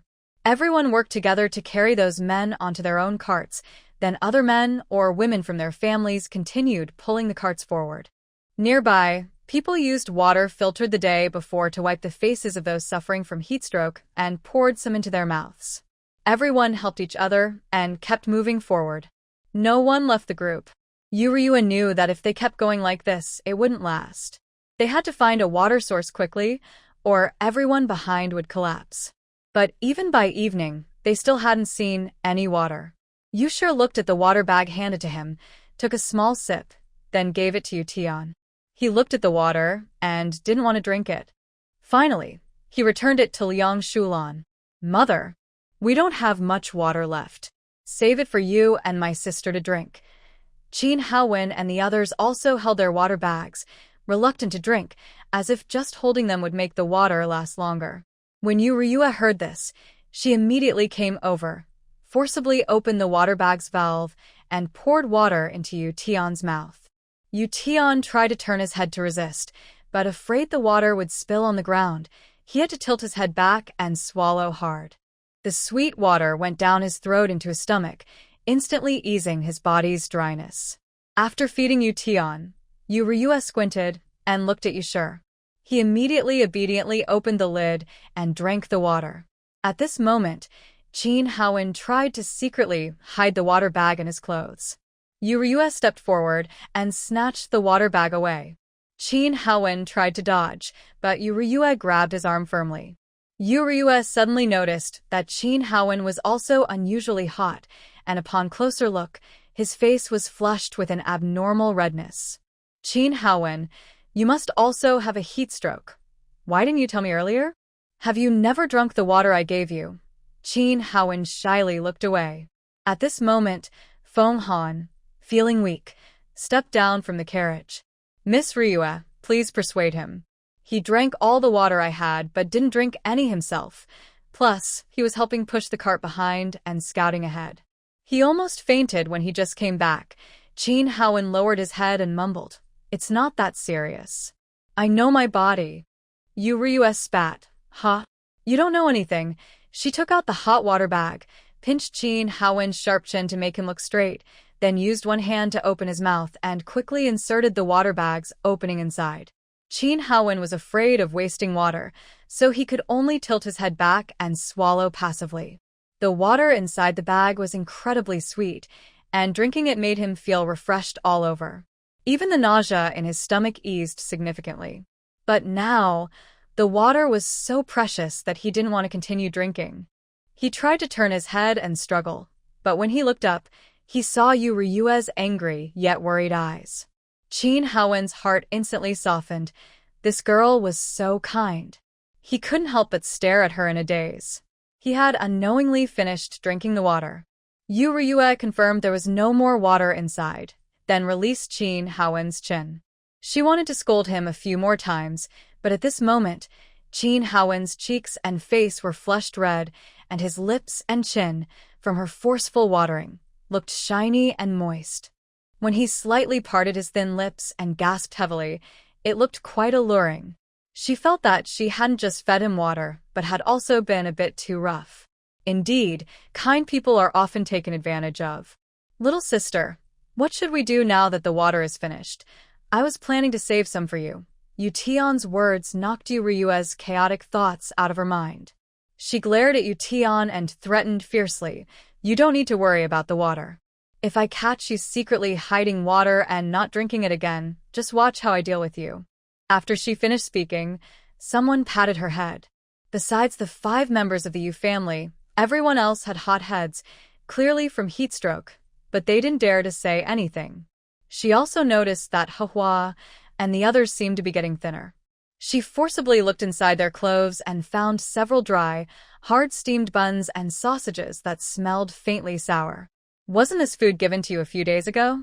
Why haven't you finished eating? And yet, you keep saying you're not hungry?" Hua and the others lowered their heads, afraid to speak. "You're sick and not telling me. You're hungry and not saying anything. Fine, keep acting like a mute. Don't talk to me anymore." Yuryue was angry and turned to leave. Hua quickly grabbed her sleeve and explained, "Miss, bandits took 2 bags of our grain. We're worried about not having enough food, and your health isn't good." Yuryue had been feeling unwell these days and often stayed in her space when she had nothing to do. She thought that since she had stored so much grain, these people wouldn't be reluctant to eat it.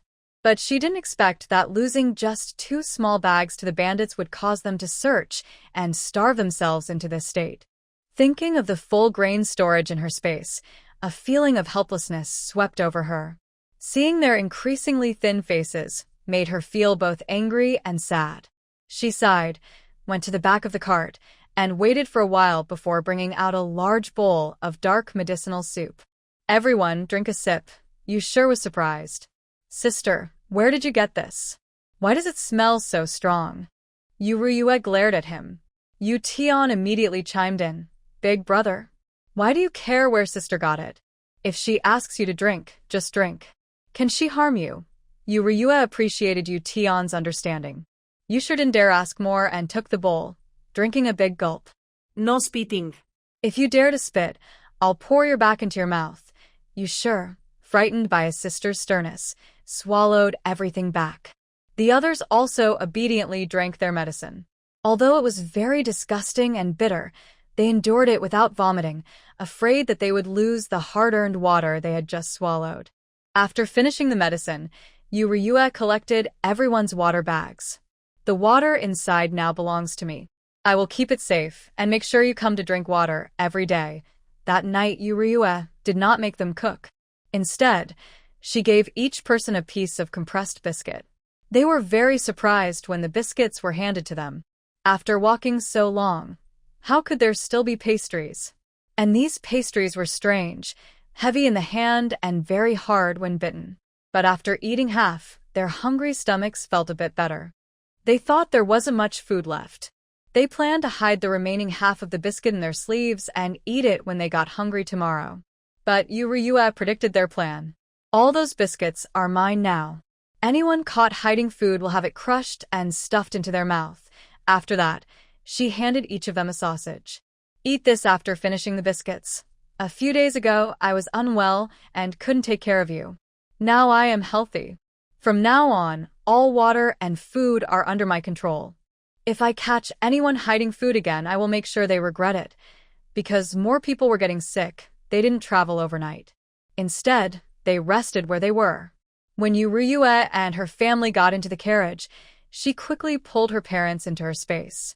She took them to wash thoroughly, then bought some medicine to prevent heat stroke and some chilled fruit. They ate it quickly. After washing, her parents sat on the sofa, eating fruit and enjoying the air conditioning, feeling revived. Yuryue opened the fridge and took out some dumplings her mother Liang Shulan had previously frozen. She cooked them to eat. Yu Dihao and Liang Shulan had eaten enough compressed biscuits outside. After finishing the fruit on the table, they went back to sleep at Yuryue's urging. Since she could go into her space to sleep whenever she wanted, and her parents finally had a day without traveling, she didn't want to disturb their quiet time together. After finishing the dumplings, she ate some more fruit, but did not take the heat stroke prevention medicine, worried it might affect the baby's development.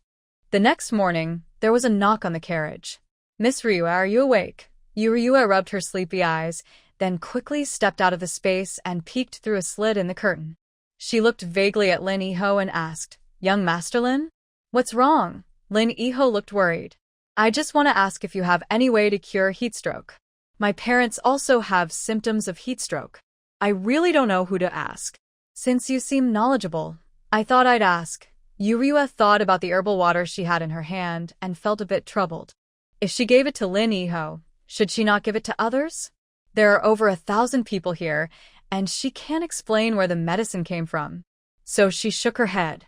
Just as Lin Yiho was about to leave, she took out a water pouch from behind her. "This water is from my home.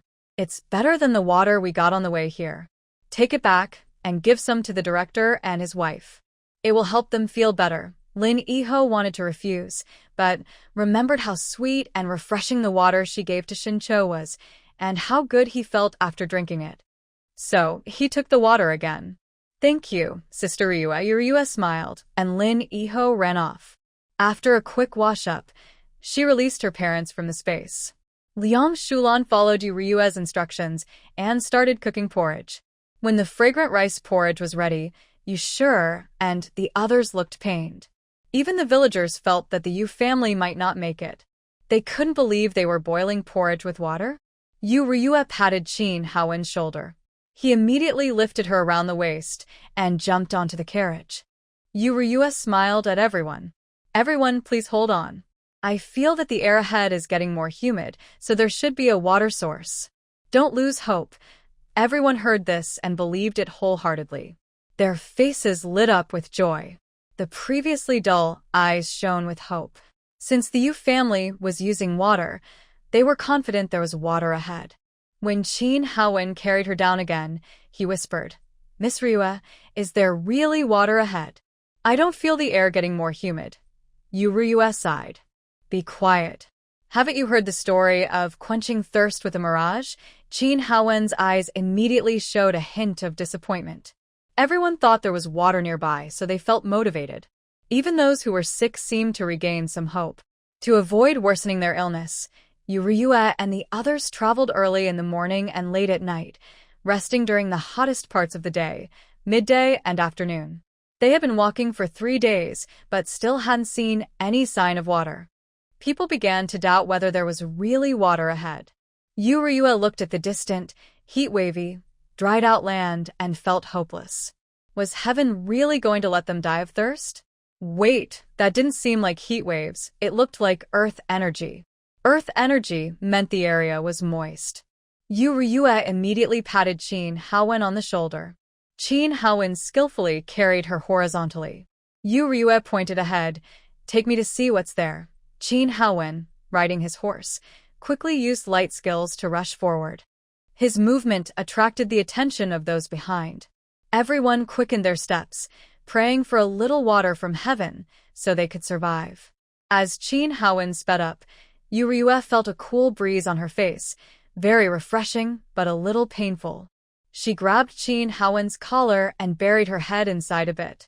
Qin Haowen felt the strange sensation on his chest and tensed up, almost losing his breath and nearly falling.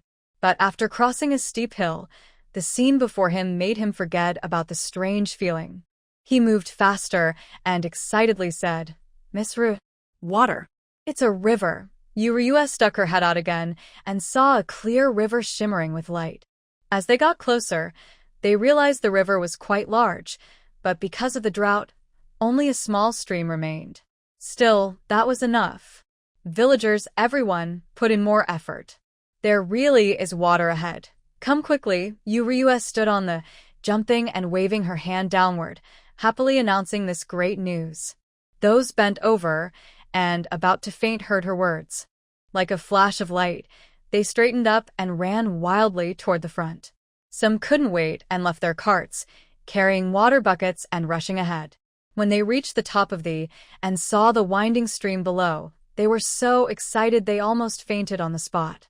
Some young men even took off their clothes and prepared to dive straight in. Yu Ryue immediately shouted, "The water is very shallow. Be careful not to hit your heads." The children were about to jump into the water, but when they saw it only reached their ankles, they quickly stopped. They bent down, scooped up some water, and splashed it on their faces. After the heat in their bodies cooled down, they started drinking eagerly from the river. Yu Ryue hurriedly stopped them. "Don't drink yet. Wait until the water is boiled and cooled. There are many dirty things in the water. If you drink it now, you might get very sick."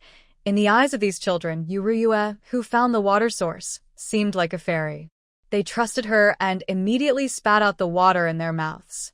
At that moment, they noticed animal droppings and even several incomplete human bodies along the riverbank. It looked like the bodies had died nearby and been eaten by wild animals. The children were so frightened that their legs went weak. They all ran away quickly. Yu Ryue carefully looked around and sat down under a tree's shade. She waited for Yu Dihao and Liang Shulan to arrive with the carriage. She waved her hand to signal them to set up camp here. The others found their own spots, but everyone stayed close to Yu Ryue. After sitting for a while, Liang Shulan happily went into the woods. "Look, there's plantain, noodle greens, and sheep's milk." Yu Ryue immediately stood up, put her basket on her back, and followed into the woods. Plantain makes a tasty cold dish, and it's good for clearing the lungs and stopping diarrhea. Noodle greens are also delicious, especially good for women, and can even stop bleeding. But what is sheep's milk? Liang Shulan cheerfully plucked a vine-like plant and came to Yu Ryue. See? When you break this sheep's milk plant, it secretes a white liquid, just like sheep's milk, so that's how it got its name.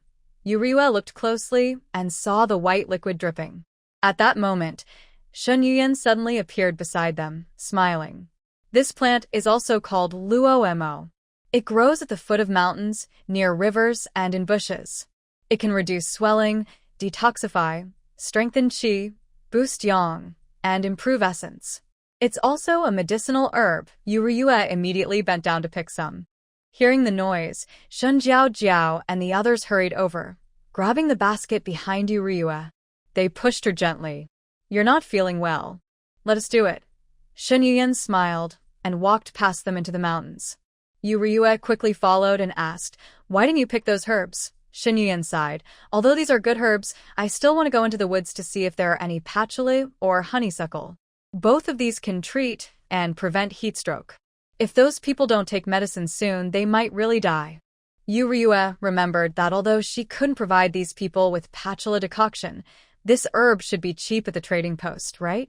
So she volunteered. Let's go. I'll go with you. Miss Ryua, where are you going? I want to go too. Ryua turned around and looked at Chin Haowen, who was staring at her intently. She quickly stepped in front of him, touched his forehead, and then her own. You better not go. You still have a high fever.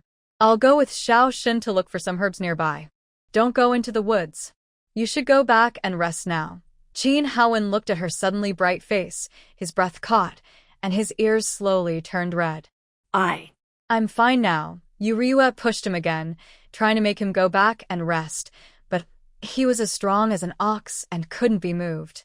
Helpless, she could only agree for all three to go find herbs. Shun Yuyen saw they insisted and explained, patchouli usually grows near the river or on slopes. It likes warm and humid places. Its roots are thick and sturdy, with greenish leaves and purple-pink flowers. It actually looks a bit like motherwort, and the smell is a bit like mint with a light, fresh scent.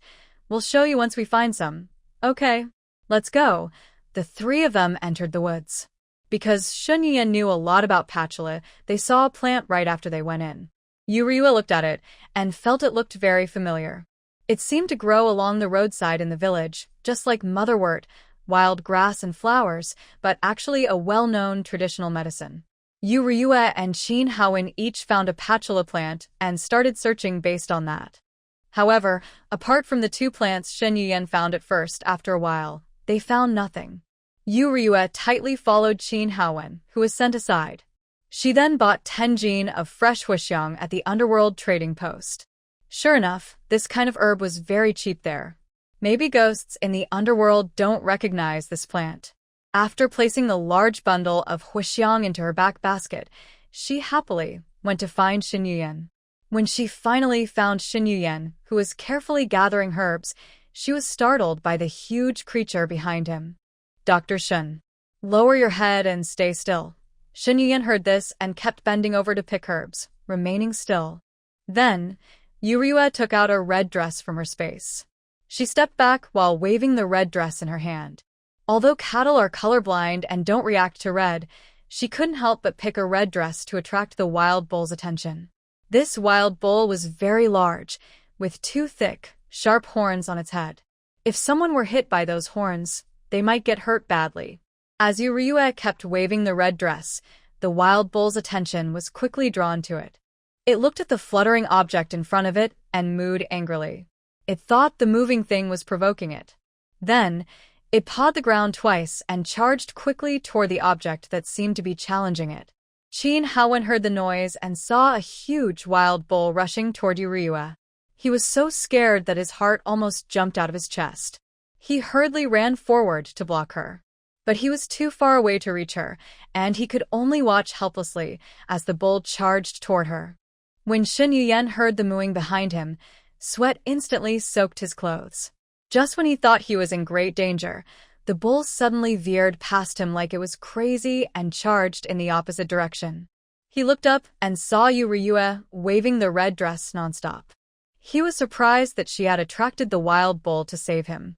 He quickly ran forward to help, but he still couldn't catch up with the bull. Just when they thought Ryua was doomed, she suddenly twisted to the side, and the bull crashed into a sturdy tree behind her with a loud bang. The bull used all its strength, and its horns deeply sank into the big tree. Just as Ryua took out her knife to finish the job, the bull suddenly pushed hard, breaking the thick tree with a loud. Chin Haowen ran over, grabbing Ryua just in time to roll to the side. He held her tightly in his arms, afraid she might get hurt. After they landed, Ryua heard Chin Haowen grunt in pain. She was scared and quickly sat up. Before she could ask what happened, Shun Yuyen shouted, "Get up quickly. The bull is coming again." Ryua hurriedly got up and ran to the other side. The bull was still chasing her closely. When she reached another sturdy tree and grabbed a red piece of clothing, the bull charged at her again. Ryua saw the bull's horns less than a centimeter from her forehead and quickly moved into her space. The bull hit the tree behind her with a loud bang. As for why the bull aimed at her forehead instead of her stomach, it was because wild bulls are twice her height, and she was a bit too short. Chin Haowen and Shen Yuyen got up, their eyes turning red with anger. Ryua, this time, the tree was even thicker than the previous one, but it still broke under the bull's impact. However, it paid a price. One of the bull's horns was snapped off halfway by the tree. Qin Haowen, holding his knife, jumped onto the bull's back, his eyes bloodshot with killing intent. How dare you hurt her? I will kill you. He stabbed the knife fiercely into the bull's back. The bull felt the pain and started thrashing wildly, running and jumping to shake off the human on its back. Qin Haowen grabbed the bull's neck skin, then pulled out his knife and stabbed again, this time more fiercely. The bull went crazy, smashing left and right, and finally, when Qin Haowen was stabbed a third time, it threw him off violently. Qin Haowen struggled to control his body midair, but still crashed into a tree with a loud thud. Seeing the bull charging again, Shen Yuyen quickly found a backpack, took out a bow and arrow, and shot. The arrow hit the bull right in the rear. The bull, in pain, turned around and tried to charge at Shen Yuyen. Shen Yuyen turned and ran, trying to lead the bull deeper into the forest so he could escape and protect the villagers. Qin Haowen quickly stood up and ran toward the broken tree. Miss Ryua? Miss Ryua. Ryua heard the call outside and quickly slipped out of the space. As a result, Qin Haowen was standing where she had just been. She saw a flash in front of her eyes, instinctively reached out her hand, and accidentally embraced Ryua tightly. Ryua, Miss Ryua, he looked at the person in his arms in surprise. How did you suddenly appear? Ryua smiled a little awkwardly. Well, I said I fell from the sky. Do you believe me? Qin Haowen looked at the smiling person in his arms and suddenly hugged her tightly, as if wanting to merge her into his bones and blood. I believe. No matter what Miss Ryua says, I believe it, as long as you're alive and well. Ryua felt a bit embarrassed by Qin Haowen's sudden action. Just as she was unsure what to say, the sound of hitting a tree came again from the woods. Qin Haowen quickly released her, clenched his sword, and his eyes were full of coldness. Wait here for me. I will go kill that beast. Ryua couldn't just wait patiently. She had bought a special medicine in the space. She directed the two people to attract the wild bull's attention, then quietly gave the bull some medicine nearby. She threw handfuls of the medicine along the bull's path. The ground was dry, so when the bull ran over, it would kick up a cloud of dust.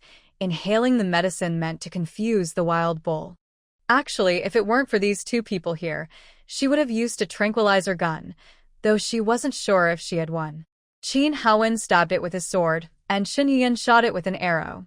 Whether they confused it or the medicine took effect, the wild bull finally fell. The bull was enormous. As soon as it fell, the ground trembled twice. Ryua swallowed hard, carefully approached, then quietly took out her stun baton, turned it to maximum, and tested it on the bull. When it didn't move, she let out a breath of relief. Qin Haowen was about to finish it off with his sword. Ryua hurriedly stopped him. No, here, killing the animal would attract more wild creatures with the smell of blood. You should go call someone to help lift the buffalo and take it to the river. We can slaughter and clean it there, letting the river wash away all the blood downstream. This way might be a little safer, especially since we finally found a big river. Everyone can rest for a day. Qin Haowen nodded and quickly walked away. The buffalo looked to weigh over 900 pounds, so we need at least 2 more people to carry it. After Qin Haowen left, Ryua carefully put a sleeping potion into the buffalo's mouth and smeared a thick layer on its nostrils. Whether it breathes through its mouth or nose, it will pass out. When she finished, she felt a bit scared herself and suddenly felt exhausted, sitting down on the ground. That moment was really terrifying. She almost had a panic attack. Suddenly, she felt her wrist grow cold. She looked down and saw Shen Yuyen checking her pulse. Shen Yuyen was worried she might be hurt inside, but as soon as he touched her, he saw her pulse was flowing smoothly, like beads rolling. Ryua quickly pulled her hand back, but it was too late. Shen Yuyen looked at her with a blank stare, then his eyes softened with sympathy. You're pregnant. Is it with old Shen? Ryua initially wanted to deny it, but when she heard old Shen, she shot him a fierce glare. You're talking nonsense. It's not that old, guys. Don't be disgusting, okay? Shin Yuyen looked at the beautiful girl in front of him, feeling very upset inside. That old beast truly deserves to die. Miss Ryua, don't worry. I won't tell anyone about this. If you want to have an abortion, I can give you some medicine. Yu Ryua was speechless. I already said it's not that old, guys. Shin Yuyen looked at her sadly and nodded. What you say is what you mean. Do you need medicine to induce a miscarriage? Yu Ryua helplessly touched her forehead. I don't need it. I want to keep this child. It's mine and my beloved's child. No coerción, no secrets. It's just love that made it happen. What? Do you also want to die like those old-fashioned people just because of me? Shin Yuyen kept shaking his head and waving his hands. No, I just worry about you being sad and didn't dare to say it. Since you want to keep the child, don't eat the noodle vegetables. That wild vegetable helps with blood circulation. By the way, you were just frightened. When you go back, I will make you a calming herbal soup that pregnant women can drink. Yu Ryua didn't expect Shin Yuyen to accept so well. She smiled and patted his shoulder. Thank you very much. Shin Yuyen blushed because of Yu Ryua's smile. When Qin Haowen and his people arrived, they saw the wild ox and were so surprised their jaws almost dropped. Wow. Such a big wild ox. You three killed it? That's impressive. It's not dead yet. Hurry and carry it down. Press it into the river and kill it there. The family will share half a gene, and tonight everyone will have beef. Also, avoid eating the internal organs. Don't let everyone get dizzy. Hearing Yu Ryua's words, everyone cheered loudly. They couldn't believe it. Today, not only is there water, but there's also meat. Everyone thanked the three of them. Shin Yuyen looked at what was in his basket, feeling a bit sad. What should I do? I haven't finished gathering my herbs. Yu Ryua directly carried her basket in front of him. Look, are these patchouli herbs? Shin Yuyen turned his head to look, and his eyes immediately lit up. Wow. Miss Ryua, you're amazing. How do you know so much? Not only can you kill wild ox, but you can also pick herbs. I've never seen such a talented girl like you. Yu Ryua, proud of the compliment, puffed out her chest and crossed her arms, looking very pleased. Qin Haowen watched their interaction from afar, his face growing darker. Just as Yu Ryua wanted to talk to Shin Yuyen again, she suddenly felt a tug at her waist and was lifted into the air. She instinctively raised her hand to hold Qin Haowen's neck, then was carried away. For Yu Ryua, who was used to being carried like a human vehicle, this sudden move was no surprise. Shin Yuyen watched nervously, worried. Be careful. Don't strain your back. Take it slow, and don't jostle too much. Yu Ryua patted Qin Haowen's shoulder. He immediately obeyed and became more careful. When they reached the edge of the forest, he put her down. Shin Yuyen, carrying 2 baskets, hurried to catch up. Seeing the cautious look in Qin Haowen's eyes, it seemed he already knew who the child's father was. When Yu Ryua left, everyone from the Yu family gathered around her, worriedly asking, Ryua, are you okay? Did you get hurt? Oh my, was there a big wild ox? Are you hurt? Yu Ryua looked at her worried family and smiled, waving her hand. I'm not hurt at all, and I even collected some herbs. Dr. Xiao Shun will make medicine for everyone soon. Remember to each take a bowl. When they heard about the medicine, the Yu family's faces turned grim. At that moment, Yu Tian and Xin Jiao Jiao ran back happily, each carrying a basket. Look, we caught some fish. Yu Ryua was surprised. There are fish in that small creek? With such a tiny stream, where did they come from? Yu Tian chuckled. Jiao Jiao is amazing. She said that during dry times, these fish try to hide under rocks to stay safe. So, we moved some stones by the riverbank and caught a lot of loaches. There are also many wild vegetables growing by the river, so tonight we can cook a stew with the loaches.